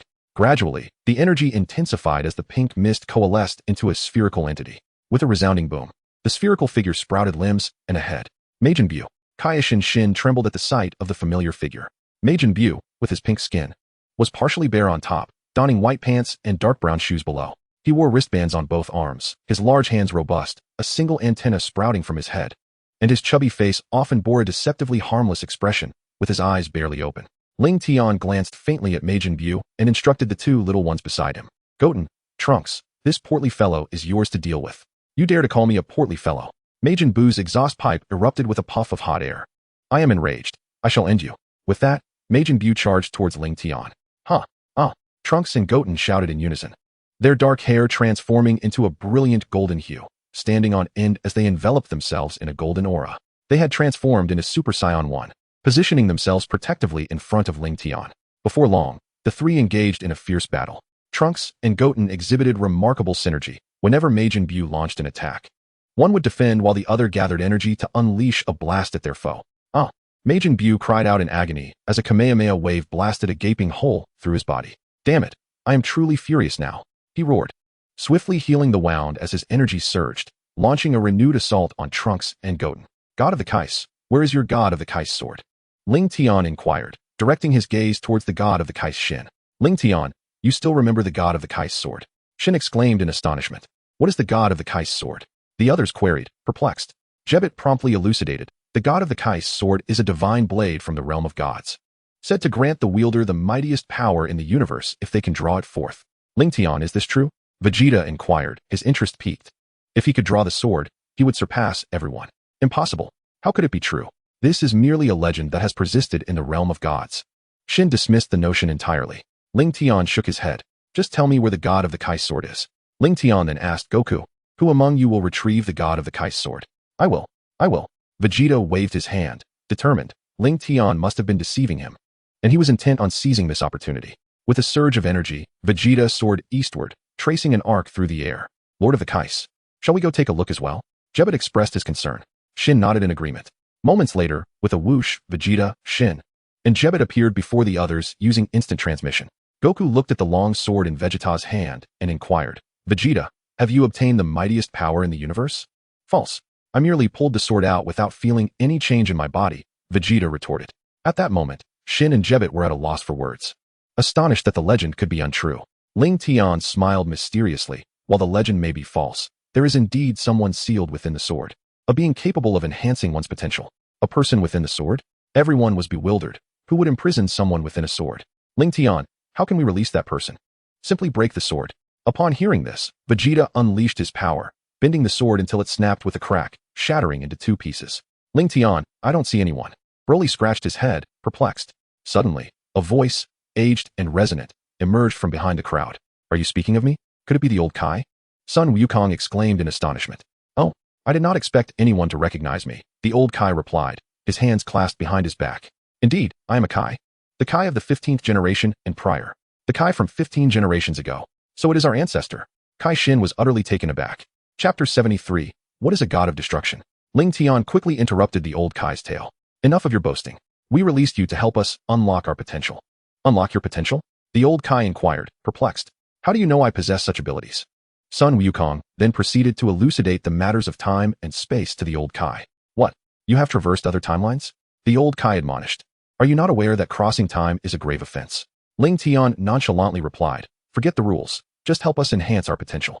A grave offense is but a label. No one has come to pass judgment on it thus far. The old Kai pondered for a moment before responding. I can sense your powers are immensely formidable, to the extent that they could pose a threat to all of humanity in the universe. Further enhancement is unnecessary.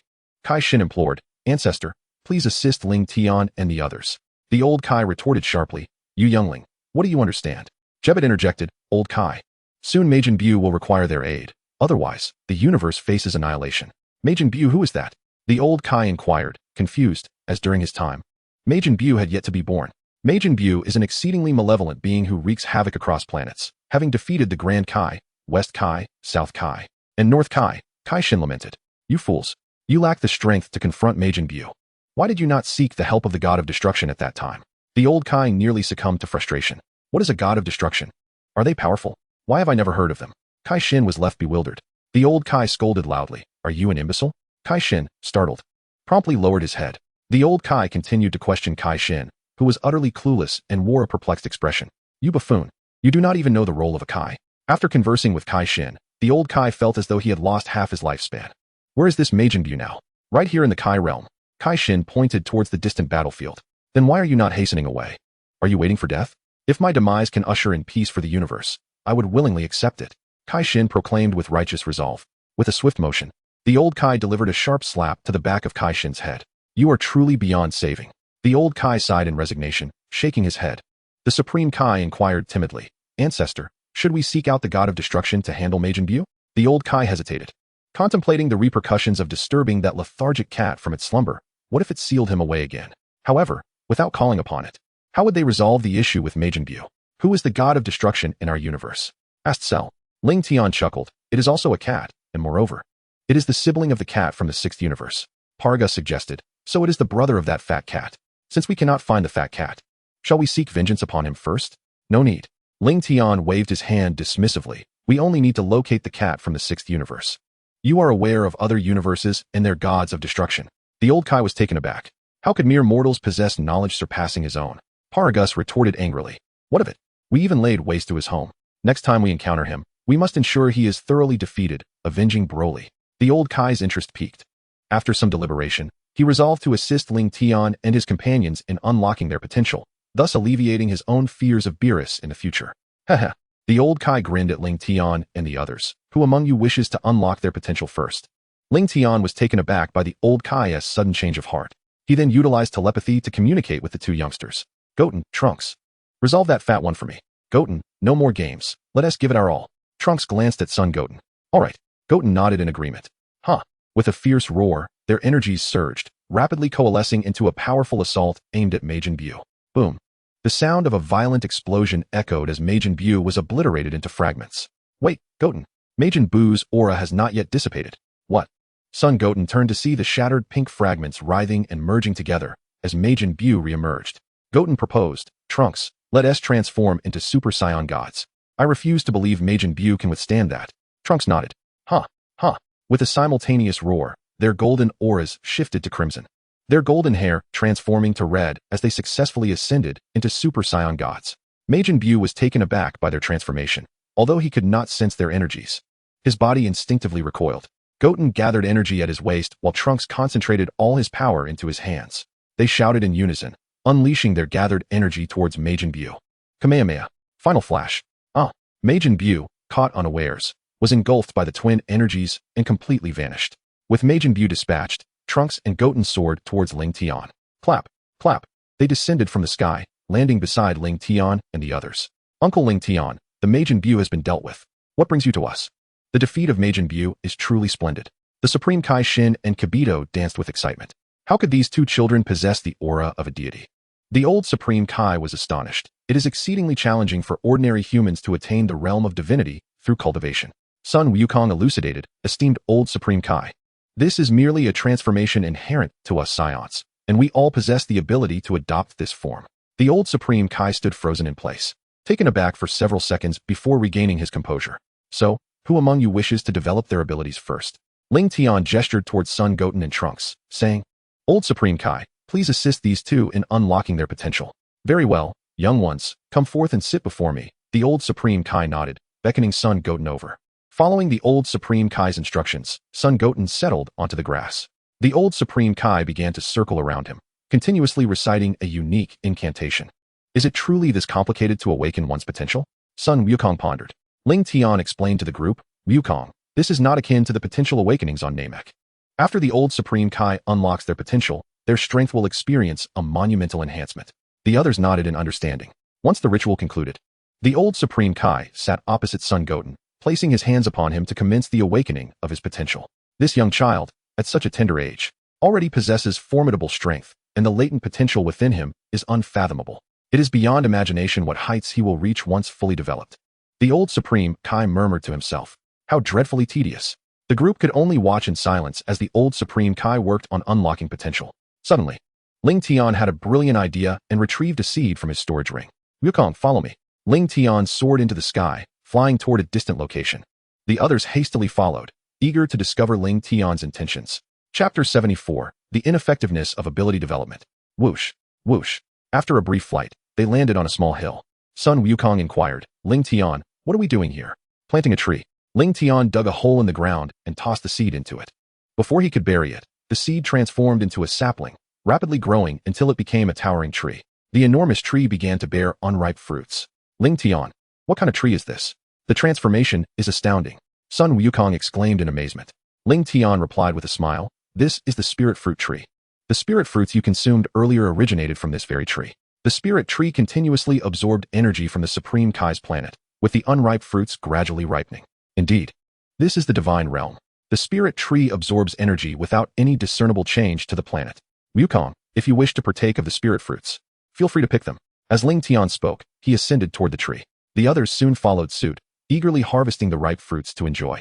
After the fruits were plucked, the spirit tree once again bore tender fruits. It is no wonder that the spirit tree can only thrive in the realm of the gods. The planet is suffused with an inexhaustible source of energy, ensuring that the spirit tree never withers. As soon as it absorbs energy, fruits sprout forth. Observing the tree laden with fruit, Sun Wukong and the others reclined on the branches, patiently awaiting the ripening of the fruits. Suddenly a whoosh. Vegeta appeared before Lingtian. "Vegeta, what is the matter?" Lingtian inquired, puzzled. Vegeta's face flushed slightly as he stammered, "Lingtian, do you have a universal capsule to spare?" With a smile, Lingtian produced several universal capsules from his storage ring. Vegeta nodded in acknowledgement. "Vegeta, hand a few universal capsules to Wukong," Lingtian instructed as he passed the capsules to Vegeta. "All right." Vegeta accepted the capsules and flew towards Sun Wukong's position. After an indeterminate amount of time, an overwhelming aura suddenly emanated from a distance, startling everyone atop the spirit tree. That's Goten's energy. The group swiftly employed instant transmission. Whoosh, whoosh. Lingtian and the others materialized beside Sun Goten and the old Supreme Kai. "Old Supreme Kai, your ability to develop potential is astounding," Sun Wukong exclaimed, astonished. "Indeed, Goten's power has increased tremendously," Piccolo remarked with delight. "Old Supreme Kai, I too wish to unlock my potential," Trunks expressed with envy. "It's nothing extraordinary." The old Supreme Kai replied modestly, though inwardly he reveled in the praise. "Don't rush, one at a time. Young one, your name is Trunks, correct?" Trunks nodded. "Good. Come sit in front of me." The old Supreme Kai commenced the process of awakening Trunks' potential. "Goten, let us head over there to test your newfound strength," Son Gohan suggested, eager to see his brother's progress. "All right, brother." Goten agreed with a nod. The group then proceeded to the opposite side of the Kaishin planet. Son Gohan and Son Goten stood facing each other. Whoosh. In the next moment, both Gohan and Goten vanished from sight. Bang, bang. Both engaged in high-speed movements, launching fierce attacks against one another. Piccolo observed the aerial battle, noting, although Goten's strength has surged, he still cannot surpass Gohan in his normal state. In an instant, Son Gohan teleported behind Son Goten and delivered a kick to his back. "Ah!" Goten cried out in pain, hurtling through the air. Goten, gritting through the agony, quickly steadied himself mid-flight. "Brother, you cannot use instant transmission," Goten protested. "I forgot once we start fighting, but I want to use it again." Son Gohan chuckled. Scratching his head, Sun Wukong shouted, "Goten, in your current state you cannot defeat your brother. Hurry and transform into a Super Saiyan." Goten nodded, "Okay, Dad." With a fierce roar, Goten attempted to transform into a Super Saiyan from his base form, but to his dismay, he failed. Son Goten found himself somewhat perplexed and ceased his battle with Son Gohan, opting instead to descend directly. "Father, it seems I can no longer transform into a Super Saiyan." No longer able to become a Super Saiyan, the crowd was taken aback. The Elder Kai had unlocked his potential, yet he could not transform? "Goten, why not give it another try for us to see?" With a shout that left his throat hoarse, Goten made another attempt, but to no avail. Lingtian furrowed his brow and suggested, "Goten, try dispersing the energy that the Elder Kai developed for you." "All right, Uncle Lingtian." Following his advice, Goten released the energy and once again concentrated his power. A flash of golden light enveloped him. His hair turned a brilliant golden hue, standing upright. As he was shrouded in a golden aura, Goten had transformed into a Super Saiyan. It appeared his intuition was correct. No wonder, while watching Dragon Ball before, he noticed that Son Gohan had never utilized the power of a Super Saiyan after assuming that mysterious form. "Excuse me." Son Goku inquired, Elder Kai. Why is it that after utilizing the power you developed, Goten is unable to revert to his Super Saiyan form? Ahem. Your method of transforming into a Super Saiyan is rather unorthodox. Once you relinquish the Super Saiyan state and return to your normal form, the augmented power dissipates. It is akin to a temporary enhancement through external means, which is inadvisable. Initially, the group believed that the Elder Kai's ability to unlock potential was akin to the Grand Elder of Namek or the Dragon Shinran's wishes. However, upon hearing this, their interest in his abilities waned. After diligently training to achieve the Super Saiyan transformation, how could they simply abandon it? The crowd chimed in, Elder Kai, we shall not pursue the unlocking of potential any longer. Lingtian chuckled softly. Goku, Vegeta, Gohan, and the others had already attained transformations such as Super Saiyan 4 and Super Saiyan God, rendering the low-level enhancement from the mysterious state unnecessary. Are you truly certain about this? The Elder Kai was taken aback by the youth's unwillingness to heed his counsel. Uncle Lingtian, should I continue to unlock my potential? Trunks, upon hearing he could not transform into a Super Saiyan, contemplated abandoning the effort as well. Lingtian chuckled lightly. Trunks, it would be best for you to allow the Elder Kai to complete the unlocking process. Afterward, if you choose not to utilize that form, you can still transform into a Super Saiyan. Oh, you all. The Elder Kai's expression shifted, clearly taken aback by their lack of respect for his abilities. Moments later, Trunks had also completed the unlocking of his potential under the Elder Kai's guidance. The Elder Kai proposed, children, since they underestimate my capabilities, why not engage them in battle so they may understand your prowess? No need for that, ancestor. The Kai chuckled wearily, just moments ago. Goten fought against Gohan in that form and could not even defeat Gohan in his normal state. The Elder Kai was somewhat astonished. It appears your base combat strength is indeed formidable. No wonder you dare to challenge the God of Destruction. Chapter 75, The Power of the God of Destruction. Wukong, unleash your full power and transform, so that the old Kaioshin can witness the extent of your strength compared to the Destroyer God. Lingtian eagerly anticipated understanding the true might of the Destroyer God, fearing that a lack of strength during their battle for vengeance would be utterly humiliating. Indeed, the old Kaioshin stroked his beard, expressing his curiosity about the true capabilities of the younger generation. Son Wukong scratched his head and replied, Then, old Kaioshin, please step back behind Lingtian. I worry I might inadvertently harm you.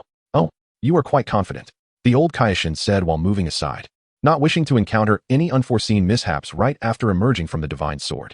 Huh. As everyone retreated, Son Wukong let out a fierce roar, releasing his full aura, causing the entire Kaioshin planet to tremble.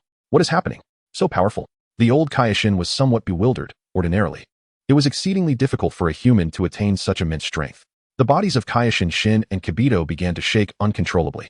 Son Wukong inquired, Old Kaioshin, this is my full strength. What do you think?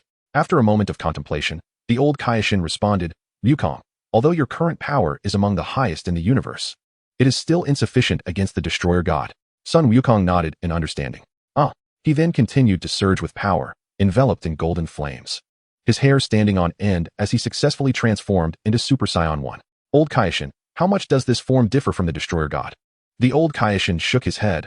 Wukong, while this transformation enhances your power manyfold, should the Destroyer God be serious, you would still be defeated in a single blow. Son Wukong let out another roar, his aura increasing once more. His hair stood erect, a few bangs framing his forehead, and lightning crackled around him as he successfully transformed into Super Saiyan 2. After achieving Super Saiyan 2, Son Wukong did not seek further input from the old Kaioshin, but continued to gather energy for his next transformation. Before long, his golden hair grew longer, cascading down to his waist as he transformed into Super Saiyan 3. Son Wukong continued to unleash his energy, the golden flames gradually dissipating, his hair darkening to black, cascading messily over his shoulders. His eyes became shadowed, and red fur covered his chest and palms, showcasing his muscular physique. The old Kaioshin exclaimed, Wukong, what form is this? This transformation is far more powerful than the previous ones. In the realm of the Destroyer God, Whis, who was savoring a delicacy, suddenly sensed an exceptionally potent aura emanating from the Kaioshin realm. Could it be that there is significant trouble in the Kaioshin realm? Old Kaioshin, please be safe. Whis promptly retrieved his staff to investigate. It's them. Whis recognized Lingtian and the others immediately, recalling their previous transformation into Super Saiyan God. To his surprise, the old Kaioshin had also emerged from the divine sword, making the situation all the more intriguing. Whis chuckled as he closed his staff. In the Kaioshin realm, Super Saiyan 4. The Elder Kai murmured to himself, it appears that Goku and the others possess such transformations. Indeed, my abilities are no longer required for their development. Goku inquired, Elder Kai, how much does my power still differ from that of a God of Destruction? The Elder Kai placed his hands behind his back and replied nonchalantly. Goku, your current strength is approximately in the hundreds of quadrillions, while the minimum strength of a god of destruction is in the quintillions, with the strongest gods potentially reaching the sextillions. The revelation of such formidable power left everyone astounded. Lingtian silently mused, fortunately, everyone is trained in the Dragon God realm for several years. Otherwise, our strength would indeed be inadequate. Suddenly, the Elder Kai's eyes sparkled with realization as he addressed Goku. Goku, aren't you also capable of transforming into that Super Saiyan God? Is that form stronger than Super Saiyan 4? Goku explained, Elder Kai. The Super Saiyan God is not vastly superior to Super Saiyan 4. In terms of raw power, Super Saiyan 4 is marginally stronger. However, Super Saiyan 4 consumes energy at a much faster rate, while Super Saiyan God is more suited for prolonged battles. I see. The Elder Kai nodded thoughtfully before continuing. Given your current strength, it is best not to provoke the gods of destruction. Although your numbers may allow you to confront them, they possess a divine technique that, upon contact with its energy, will cause you to completely vanish. Cell exclaimed in anger, that damned fat cat used such a skill to make Broly disappear. The chaotic energy emanating from Broly surged, as he vowed to exact revenge. The Elder Kai, along with Kai Shin and Jebet, were taken aback by the ferocious energy radiating from Broly. This individual possesses such power. He won't lose control, will he? The Elder Kai pondered with trepidation. Lingtian reassured everyone. Elder Kai, rest assured, Broly has gained complete control over this energy. Broly? The Elder Kai questioned. Did you not just say he was killed by Champa? The Elder Kai admonished. One should refrain from using the Dragon Balls unless absolutely necessary, as it violates the laws of nature. Lingtian nodded, skeptical of the Super Dragon Ball's potential to turn malevolent, noting that such orbs were not easily found by ordinary individuals. Elder Kai, among the 12 gods of destruction, who is the weakest? Lingtian inquired.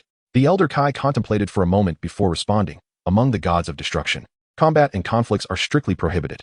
Having spent so much time within the divine sword, I am not currently certain who possesses the weakest strength. I see, Lingtian remarked.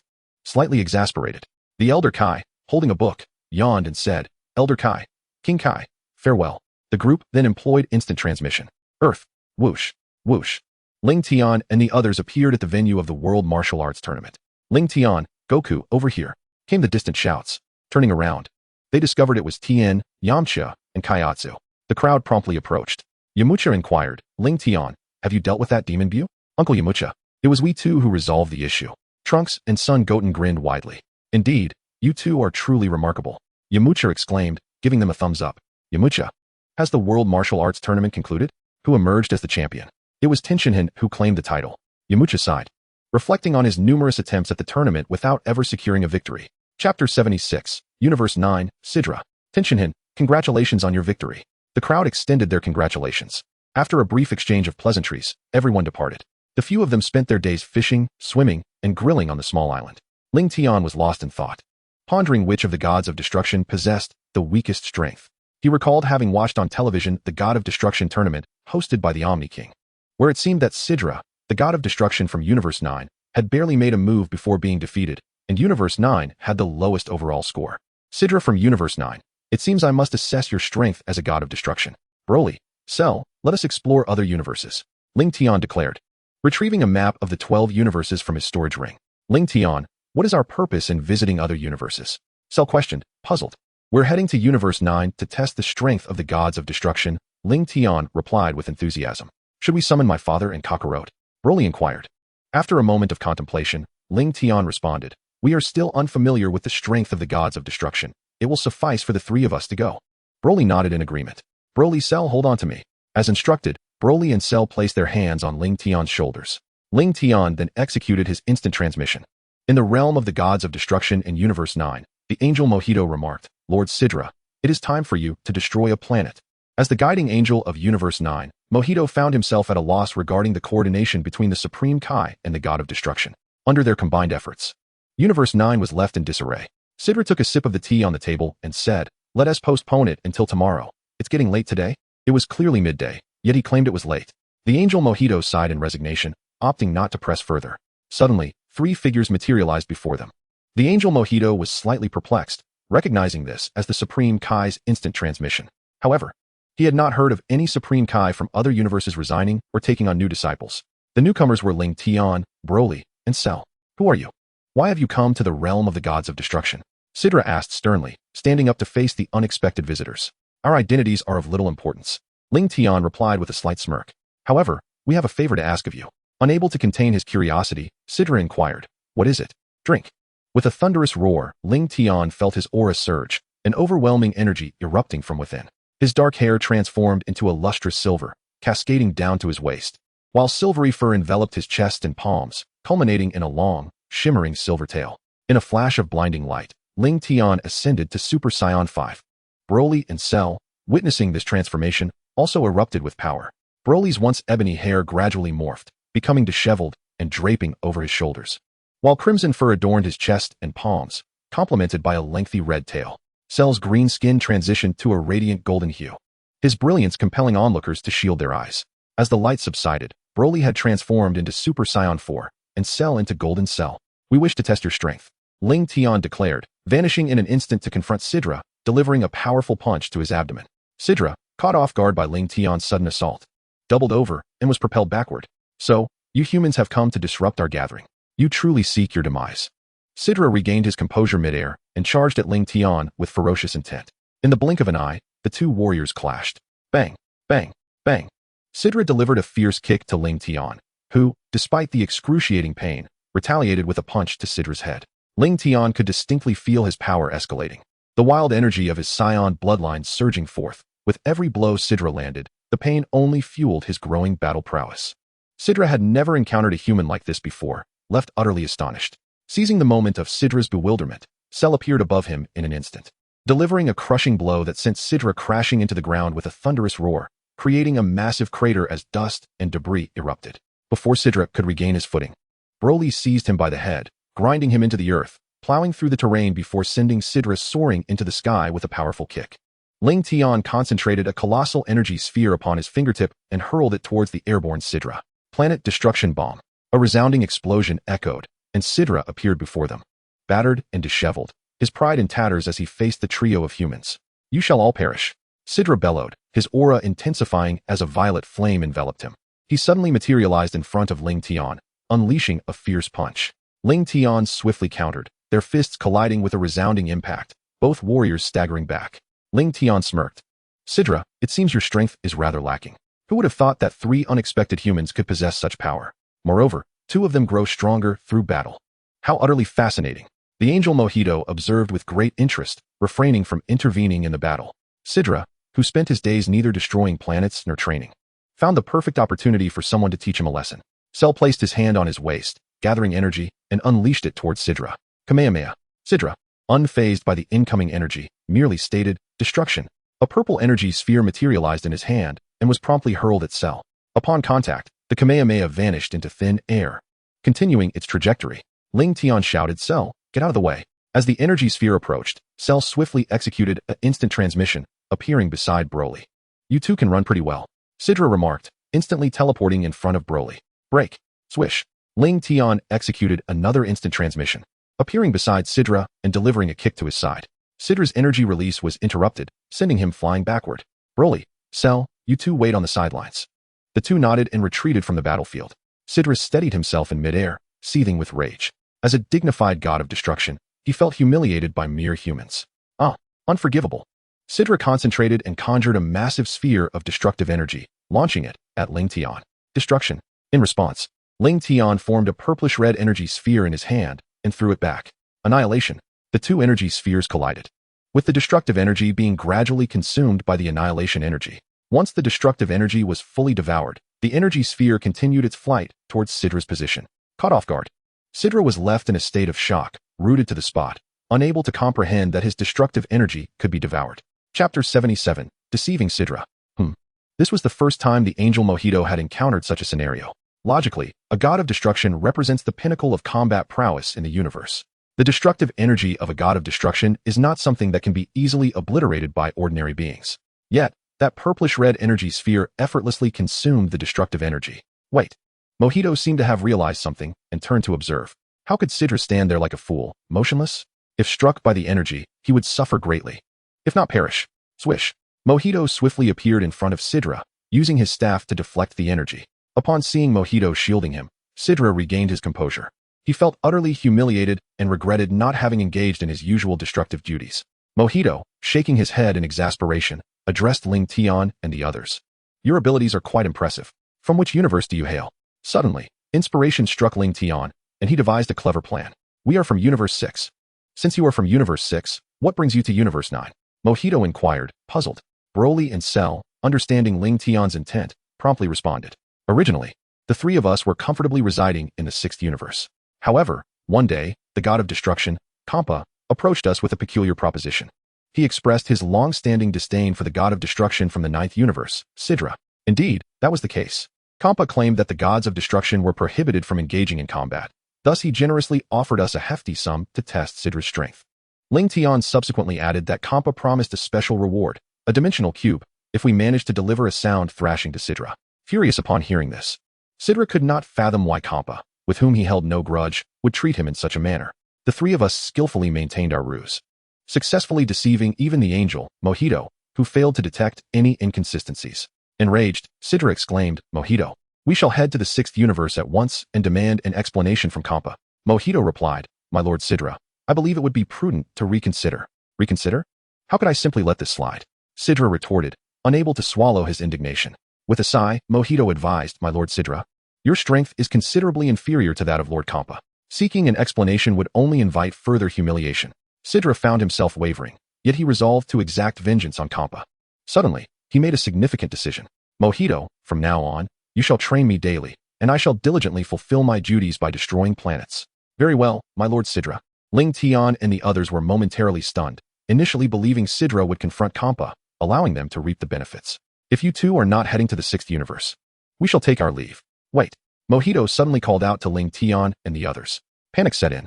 Could it be that this angel had discerned something? Or was he planning to take action against us? Lingtian feigned composure and inquired. Is there something amiss? Mojito asked. What was the name of the purplish-red energy you released earlier? Where did you learn to harness it? Lingtian began to weave an elaborate tale. Initially, Champa intended to teach me how to wield destructive energy against Sidra. For reasons unknown, as I practiced, the energy mutated. Observing its formidable power, Champa bestowed upon it a grandiose name, Annihilation. Oh, is that truly the case? Mojito questioned, somewhat skeptical, for in all the epics of the gods of destruction, none had ever been known to alter destructive energy in such a manner. As they spoke, Lingtian, along with Broly and Cell, executed a technique of instant transmission. Watching them depart, Sidra seemed to have an epiphany and remarked, Mojito, please contact the Supreme Kai, Lord Ro, and request his presence in the realm of the gods of destruction. Understood, my lord Sidra. Mojito, recognizing Sidra's intentions, shook his head in resignation. He then retrieved his staff and began to reach out to Supreme Kai Ro. Shortly thereafter, Supreme Kai Ro appeared in the realm of the gods of destruction. Looking somewhat perplexed, Sidra, what urgent matter necessitates my presence? Sidera inquired, Lo, are there any exceptionally powerful humans in the 9th universe? Exceptional humans? I have recently encountered 3 individuals whose abilities are quite remarkable. Upon hearing this, Sidera's interest was piqued. What are the capabilities of these 3? Can they contend with the gods of destruction? The Supreme Kai Lo found himself bewildered, pondering if Sidera had perhaps sustained a blow to the head. How could there possibly be humans in the 9th universe with the strength of a god of destruction? With a wry smile, the Supreme Kai Lo replied, their strength is rather mediocre. They cannot stand against a god of destruction. Sidera, growing impatient, pressed on. Are there any humans in the 9th universe who are stronger than them? They are the strongest I have encountered thus far. The Supreme Kai Lo turned to the angel beside him. Mojito, what on earth is wrong with Sidera? The angel Mojito responded with resignation. Lord Sidera is speaking of 3 humans from the 6th universe. What? The Supreme Kai Lo exclaimed in disbelief. How could humans possess strength comparable to that of a god of destruction? Lo, bring those 3 to the realm of the gods of destruction. They shall train with me every day henceforth. Sidera mused, if the 6th universe has such formidable humans, I must cultivate some as well. The Supreme Kai Lo nodded in agreement. Kai. Before long, the Supreme Kai Lo appeared in the realm of the gods of destruction, accompanied by 3 wolves, and proceeded to introduce the trio to Sidera. These are the dangerous trio, Bergamo and Lavender Bazel. All right, I understand. Meanwhile, on Earth in the 7th universe, a smirk crept across Cell's lips. Lingtian, that god of destruction named Sidera, doesn't he seem all that formidable? Lingtian shook his head, Cell. That line of thinking is flawed. You and Broly have yet to devise a method to counter the destructive energy of a god of destruction. Broly proposed, Lingtian. Don't you also possess the ability to unleash that kind of energy? Why not create an energy sphere for us to test? Lingtian was momentarily taken aback. Broly was incredibly audacious, suggesting they attempt to absorb annihilation energy. Was this a reckless endeavor? Broly was correct. If they could withstand Lingtian's energy, surely they could endure the destructive energy. Having witnessed the potency of annihilation energy in the ninth universe, Cell understood it could even consume destructive energy. Lingtian found himself in a quandary. Lingtian, you must believe in our capabilities, Broly declared with conviction. Chapter 78. A method to withstand destructive energy. Very well. Lingtian concentrated and formed a purplish-red energy sphere, continuously diluting the annihilation energy within. The sphere's hue transformed gradually into a deep crimson, with the annihilation energy reduced to a mere 10%. Broly, you transform first. Broly nodded, unleashing a fierce roar that ascended into the heavens, his power surging as he successfully transformed into Super Saiyan 4. Observing Broly's successful transformation, Lingtian promptly hurled the energy sphere towards Broly in the sky. Broly gazed intently at the energy sphere before him, hastily extending his hands to defend against it. However, the moment his hands made contact with the annihilation energy, the aura surrounding him began to be devoured bit by bit. Broly roared, as the furious energy of his Saiyan heritage erupted forth, striving to withstand the relentless absorption of the annihilation energy.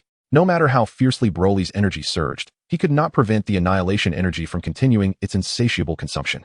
No, Broly thought, filled with resentment. If he could not withstand this annihilation energy, how could he ever seek vengeance against Champa? I must exact revenge on that wretched fat cat.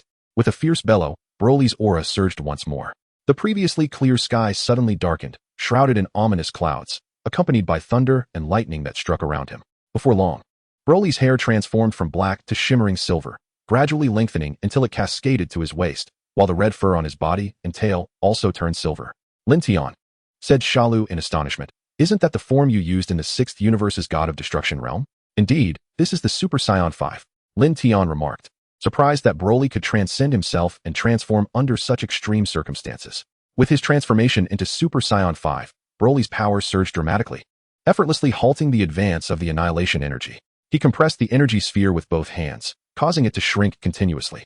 With a resounding bang, the energy sphere was crushed in Broly's grasp. Lingtian, I did it, Broly exclaimed joyfully as he descended from the sky. Lingtian smiled and gave him a thumbs up. Shalu inquired, Broly, is Lingtian's annihilation energy truly formidable? You couldn't withstand it even in your Super Saiyan 4 form?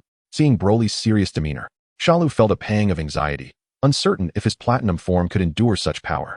Lingtian chuckled lightly, Broly, the annihilation energy within that sphere was only about 10% of its full strength.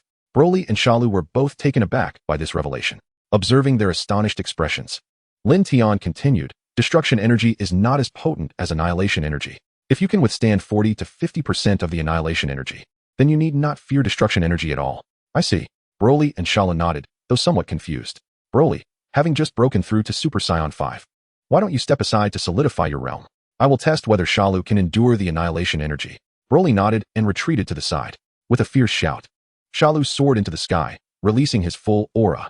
A dazzling golden light flashed as Shalu's green skin transformed into a brilliant golden hue. He had become Golden Shalu. Yet, Shalu showed no signs of stopping after his transformation, his aura surging once again. Broly turned to Lingtian and explained, Lingtian, ever since we left the Dragon God realm, we have been fighting in our normal forms, so it is understandable that you are unaware. In the Dragon God realm, after unleashing Dragon One's potential, Cell, Piccolo, and Gohan engaged in relentless battles against the evil dragons, each attaining new transformations in the process. I see. Lingtian suddenly realized that both Piccolo and Gohan must have undergone a power surge. Cell roared, his golden skin gradually shifting to a silvery hue as his aura intensified, and a tempest of violent energy surged forth from his being. A brilliant light flickered, transforming Golden Cell into White Cell. The icy aura emanating from White Cell made it nearly impossible for anyone to approach. Lingtian was utterly astonished. This form of Cell could harness the chaotic energy of the super bloodline. Would the power continue to escalate throughout the battle? Lingtian, I am ready. Quickly, condense an energy sphere for me to test. Cell bellowed down to Lingtian. Nodding in acknowledgement, Lingtian conjured a purplish-red energy sphere in his hands, meticulously diluting the annihilation energy within until it felt akin to the energy he had just faced against Broly. He then hurled the energy sphere towards Cell in the skies. As the energy sphere drew near, Cell summoned a protective shield around himself to counteract the oncoming force. Just as Broly had stated, this energy, while seemingly modest in strength, possessed a peculiar nature. No matter the form of energy used to resist, it would gradually be devoured, leaving only the innate strength to withstand it. Cell roared again, as torrents of chaotic energy from the super bloodline surged forth, gradually withstanding the annihilation energy. However, his complexion grew pale, and numerous wounds appeared across his body. Lingtian discerned that something was amiss. Although Cell could harness the chaotic energy, its explosive nature was overwhelming, making it difficult for his body to endure. Were it not for the continuous cellular regeneration from Piccolo and Slug, he would have been obliterated by the energy surge. After a minute of stalemate with the annihilation energy, Cell ultimately managed to crush the energy sphere. Now drenched in perspiration, he descended from the sky. Lingtian assessed Cell's injuries and inquired, "Cell, did you experience similar effects with this transformation before? Even with a slight release of chaotic energy, I do not encounter such an issue. When the energy is unleashed continuously, it can spiral out of control and affect my consciousness, resulting in physical harm," Cell explained.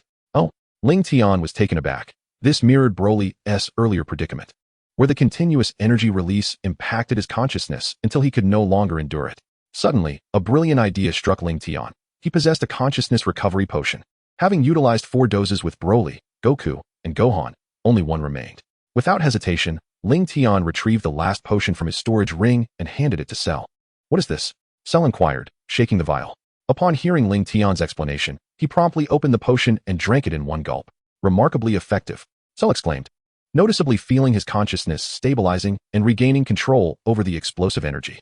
Lingtian nodded slightly, then turned his gaze towards Broly, who was meditating in the distance. "Broly, it's your turn. Soon, I shall unleash a more potent energy sphere. You must exercise caution." "I understand." Thus, Lingtian dedicated each day to training Broly and Cell to withstand the annihilation energy. Meanwhile, Paragus had ventured off to train alongside Son Goku and his companions. Chapter 79. The premature awakening of Beerus. Months later, on a distant planet far from Earth, a remarkable celestial body, reminiscent of the realm of the Kais, radiated a sacred aura. Within a colossal ancient tree, a purple Canis Rex cat awoke from slumber, yawning and surveying its surroundings, expressing its displeasure with a loud roar. "Whis! Whis! Where have you run off to?" "Lord Beerus, you are awake." Whis greeted with a cheerful smile. "Whis, please prepare some food," Beerus said, rubbing his belly. Truly, the esteemed Lord Beerus was preoccupied with little more than eating and sleeping. Whis nodded with a smile and began preparing a meal. Before long, Beerus had shed his sleeping attire and donned the garb of a god of destruction, taking his place at the dining table. "Lord Beerus, what brings about your early awakening this time?" Whis inquired, puzzled, for Beerus typically slumbered for hundreds, if not thousands, of years. "Well, I was sleeping soundly, but then I suddenly had a dream." "What kind of dream?" Whis asked, his curiosity piqued. "Ha! I dreamt that a human defeated me. Can you imagine?" Beerus exclaimed with sudden laughter. "Oh," Whis chuckled as well. If Lingtian and his comrades continued to increase in strength, they might indeed surpass even a god of destruction. By the way, Beerus seemed to recall something and promptly asked, "Whis, how much work do I have left to complete?" Whis retrieved his staff to check and replied, "Lord Beerus, if you were to destroy planets all day, it would take approximately 3 years to finish all your pending tasks." "What? 3 years?" Beerus was taken aback. Suddenly, as if struck by a thought, Beerus fumed, "That damned Frieza. I entrusted the universe to him, and yet he fails to fulfill the tasks I assigned. Whis, quickly see what that rascal Frieza is up to now." "Yes, Lord Beerus." Whis promptly took up his staff to investigate. "Lord Beerus, your subordinate Frieza has perished." "Perished?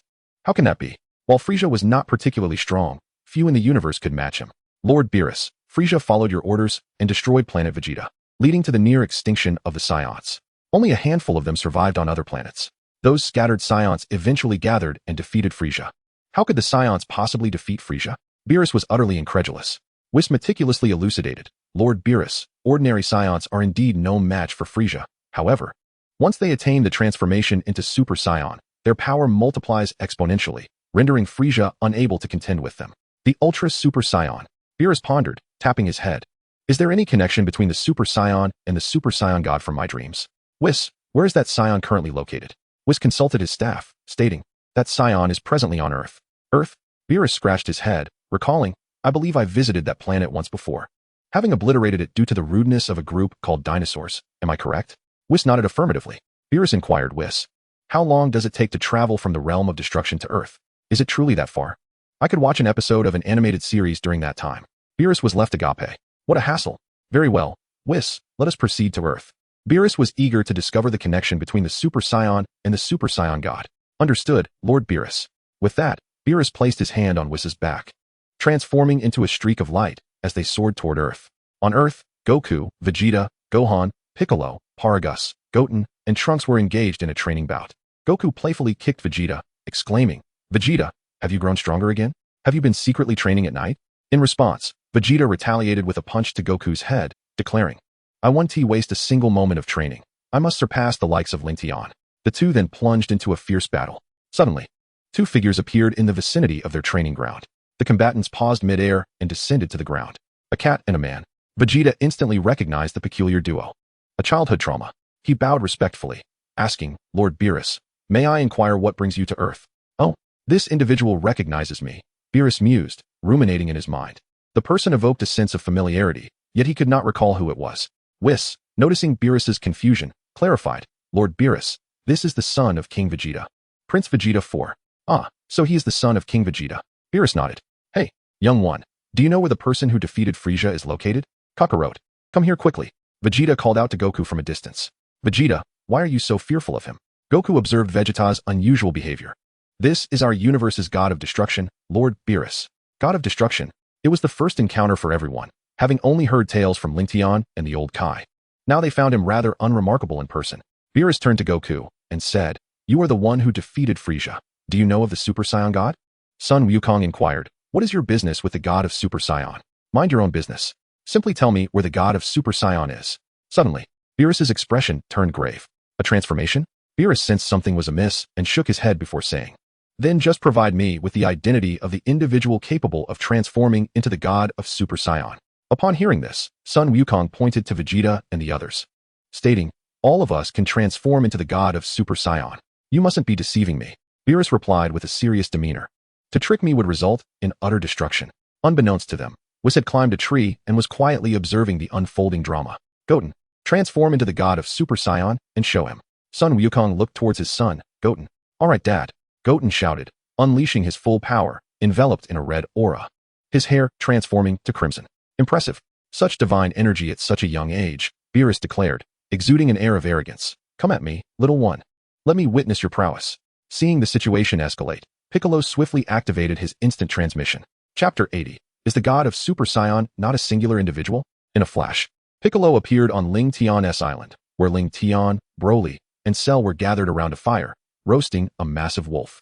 Piccolo, filled with urgency, exclaimed, Lingtian, we are in grave danger. Lingtian turned to the panicked Piccolo, asking, what has happened? Taking a deep breath, Piccolo replied, the god of destruction from our universe has just appeared on Earth, searching for the god of Super Saiyan. He should be engaged with Goten by now. A god of destruction? Lingtian pondered, bewildered, this cannot be right. We have only recently defeated Majin Buu. The god of destruction should not awaken for several more years. We must hurry. That god of destruction might injure Goten. Broly, upon hearing the term god of destruction, felt a surge of rage, his wild energy erupting. To Broly, the god of destruction was akin to that arrogant fat cat. Lingtian nodded, grab onto me. He activated instant transmission, taking Broly, Cell, and Piccolo along with him. In an instant, the four arrived at the battlefield, where Beerus was effortlessly overpowering Goten, who was battered and in tattered clothing.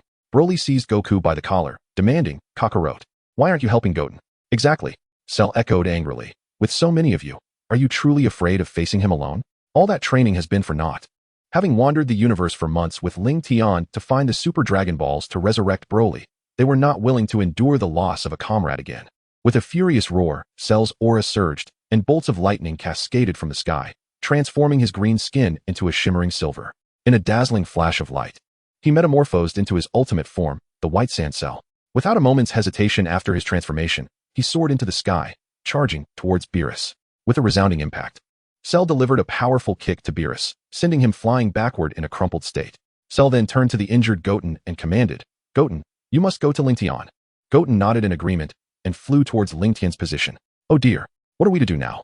Whis, perched upon a tree, wore a worried expression, unsure whether his concern was for Beerus or Lingtian. Goten first consumed the Senza Bean. Lingtian retrieved a Senza Bean from his storage ring and handed it to Goten. All right, Uncle Lingtian. Goten swallowed the bean, and his injuries were miraculously healed. With a snort, Broly released his grip on Goku, unleashing a surge of energy as he transformed into Super Saiyan 4, racing towards Beerus. Caught off guard by Cell's kick, Beerus was momentarily stunned, failing to anticipate the involvement of another combatant. Regaining his composure in midair, Beerus gazed at the distant White Sand Cell, astonished. Has humanity truly grown this powerful in just a few decades of my slumber? With a swift whoosh, Broly appeared before Beerus, standing face to face. You are the god of destruction, Beerus. We have come to challenge you. Oh, Beerus murmured to himself, another formidable human has arrived. It seems my journey to Earth was not in vain. In a flash, Broly unleashed a punch that struck Beerus in the abdomen, sending him reeling once more. A faint smile crept across Beerus's lips. It had been ages since he encountered such a worthy adversary, and even in defeat, he felt an exhilarating thrill. Huh, Beerus bellowed, his aura intensifying, causing the very earth to tremble. Unfazed by Beerus's fury, Cell instantly teleported beside him, delivering a swift kick to his side. Ah, you lack honor, Beerus exclaimed, retaliating with a powerful punch that sent Cell hurtling away. Regaining his balance in midair, Cell warned Broly, be cautious. This opponent is far stronger than that Sidra. Broly nodded solemnly, understanding the gravity of the situation. In the Kaioshin realm, the old Kai looked intently at the crystal ball. Ancestors, is that purple cat truly the god of destruction? Indeed. The moment that wretched cat awakens, chaos ensues throughout the universe. Ancestor, Beerus has already engaged in battle with Lingtian and the others. What should we do now? The powerful energies were palpable, even within the Kaioshin realm. The old Kai clasped his hands behind his back and gazed skyward. There is little we can do to intervene. We can only pray for a swift conclusion to their battle. Otherwise, the entire universe may face annihilation. Back on Earth, Beerus looked at Broly and Cell with a smile. Though neither of you are Super Saiyan gods, I am still most eager to engage in combat with you. Even I can attain the form of the Super Saiyan God. However, I shall surpass that transformation. With a mighty roar, Broly's crimson hair gradually receded, his aura shifting to a soft azure hue, enveloping him in a divine essence. A brilliant light flashed as Broly successfully transformed into Super Saiyan Blue, his blue hair billowing in the wind. Oh, Beerus was utterly astonished. The Super Saiyan God he had envisioned in his dreams bore red hair. As the battle was about to commence, Lingtian turned to Son Goku and the others. Will you join me? Let us go. Lingtian bellowed, transforming into Super Saiyan Blue, hovering opposite Beerus. Indeed, the last time they had sought vengeance for Broly against the god of destruction of Universe 6, yet now they hesitated in facing him? Let us go. Realizing their resolve, Son Goku and the others erupted with energy, soaring into the sky. A series of dazzling lights flashed as Son Goku, Son Gohan, Vegeta, and Paragus transformed into Super Saiyan Blue. Piccolo's green skin morphed to orange, his demeanor becoming more imposing, his physique towering as muscles surged, and his eyes turned red. Transforming into Orange Piccolo, the group encircled Beerus. Lingtian surveyed the scene and noticed that apart from the two youngsters, Son Goten and Trunks, everyone else had joined. And he nodded in satisfaction. Beerus, the Super Saiyan God you desired has arrived. Beerus was momentarily dumbfounded. This prophetic dream felt somewhat implausible. Straining to maintain his composure, he swallowed hard and declared, if you wish to come at me, then do so all at once. I fear nothing. That is precisely what I was waiting to hear. Lingtian's figure flickered, appearing before Beerus and delivering a powerful punch. Ah! Beerus let out a cry, hurtling backward. How is this possible? He exclaimed, shocked. The strength of this individual was nearing that of an ordinary god of destruction. He had to unleash his true power, or he would find himself in dire straits. Stabilizing himself in the air, Beerus unleashed his full aura, enveloped in a violet flame. Chapter 81, The Might of Beerus. Oh dear, Lord Beerus. It has been ages since I last utilized my full power.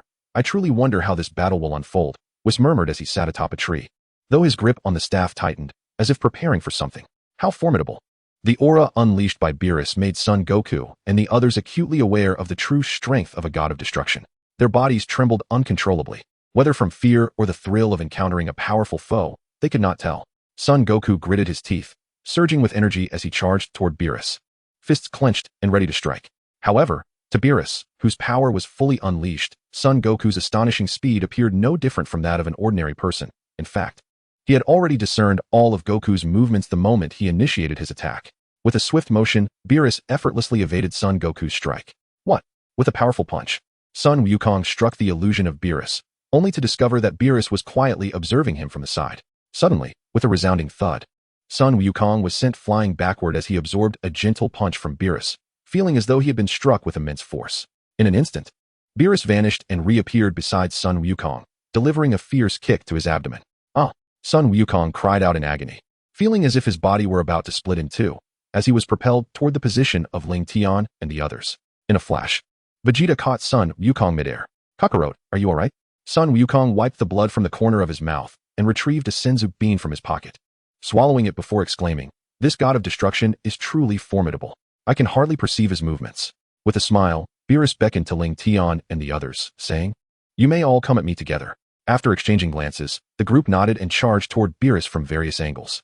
In a swift motion, Lingtian teleported behind Beerus and delivered a kick aimed at Broly. Beerus, puzzled, thought he had clearly seen all their movements. Yet this individual had suddenly appeared behind him. As Broly's fist came hurtling toward him, Beerus countered with a punch of his own. Though Beerus remained unyielding, Broly was sent reeling back hundreds of meters. At that moment, Cell, Piccolo, Gohan, Vegeta, and Paragus had all arrived at Beerus's side, unleashing a barrage of punches toward him. They say that 2 fists are no match for 4 hands, but Beerus, faced with the onslaught of 5 opponents, remained effortlessly composed. Bang, bang, bang. The group soon engaged in an intense battle, their skirmish escalating from Earth to the vastness of space. Is this truly all the strength you possess? As he spoke, Beerus suddenly unleashed his power, sending both Vegeta and Gohan flying with a single punch and kick. Seeing that ordinary attacks were ineffective, Piccolo placed 2 fingers on his forehead, gathering energy at his fingertips, and thrust his hand forward. Special beam cannon, he shouted, releasing a spiraling energy beam toward Beerus. As the energy approached, Beerus casually raised his right hand and swatted it away. How is this possible? Piccolo exclaimed in disbelief, realizing that his most powerful technique had been so easily neutralized. In a flash, Beerus appeared above Piccolo, bringing his fists down with tremendous force. Piccolo screamed as he plummeted from the cosmos, crashing onto an unknown planet. Paragus swiftly appeared behind Beerus, launching an attack with his fists. Bang! Beerus extended his left hand, effortlessly catching Paragus's punch. Despite Paragus exerting all his strength, he could not break free from Beerus's grip. Beerus suddenly smiled, gathering an energy sphere in his right hand and pressing it against Paragus. Boom! As a violent explosion reverberated. Paragus, battered and devoid of combat capability, plummeted through the cosmos. Damn it! Shouted Cell. An eruption of chaotic energy surging from his body as he once more charged at Beerus with clenched fists. The collision of his fist against Beerus's head produced a thunderous sound. Unyielding, Beerus stood his ground, absorbing the blow, and retaliated with a powerful punch to Cell's torso. Enduring excruciating pain, Cell engaged Beerus in close combat, aware that his attacks inflicted minimal damage. Yet, in that moment, he had no alternative. In the blink of an eye, Cell was grievously wounded, a trickle of green blood seeping from the corner of his mouth. Despite the regenerative cells from Piccolo and Slug continually mending his wounds, Cell struggled to withstand Beerus's relentless assaults. Suddenly, Beerus seized Cell's body, relentlessly driving his knee into Cell's abdomen. Cell, rendered powerless to resist, could only emit pained cries. Sensing the arrival of others, Beerus casually tossed Cell aside, who then descended into the unknown depths of space. The newcomers were none other than Lingtian, Broly, and Goku, freshly arrived from Earth. All they beheld was Beerus, who, with arms crossed, hovered amidst the cosmos, indicating that the others had been vanquished by him. After a moment of contemplation, Lingtian spoke. Goku, the power of this destroyer is overwhelmingly potent. Engaging him now would yield the same outcome as before. You should seek to fuse with Vegeta. Goku nodded in acknowledgement, focusing intently on Vegeta's energy signature before employing instant transmission to depart. Beerus regarded Goku's abrupt departure with a hint of confusion, wondering why he had left so soon. Exchanging glances, Lingtian and Broly dispelled their Super Saiyan blue forms. With a resounding roar, bolts of lightning crackled around them.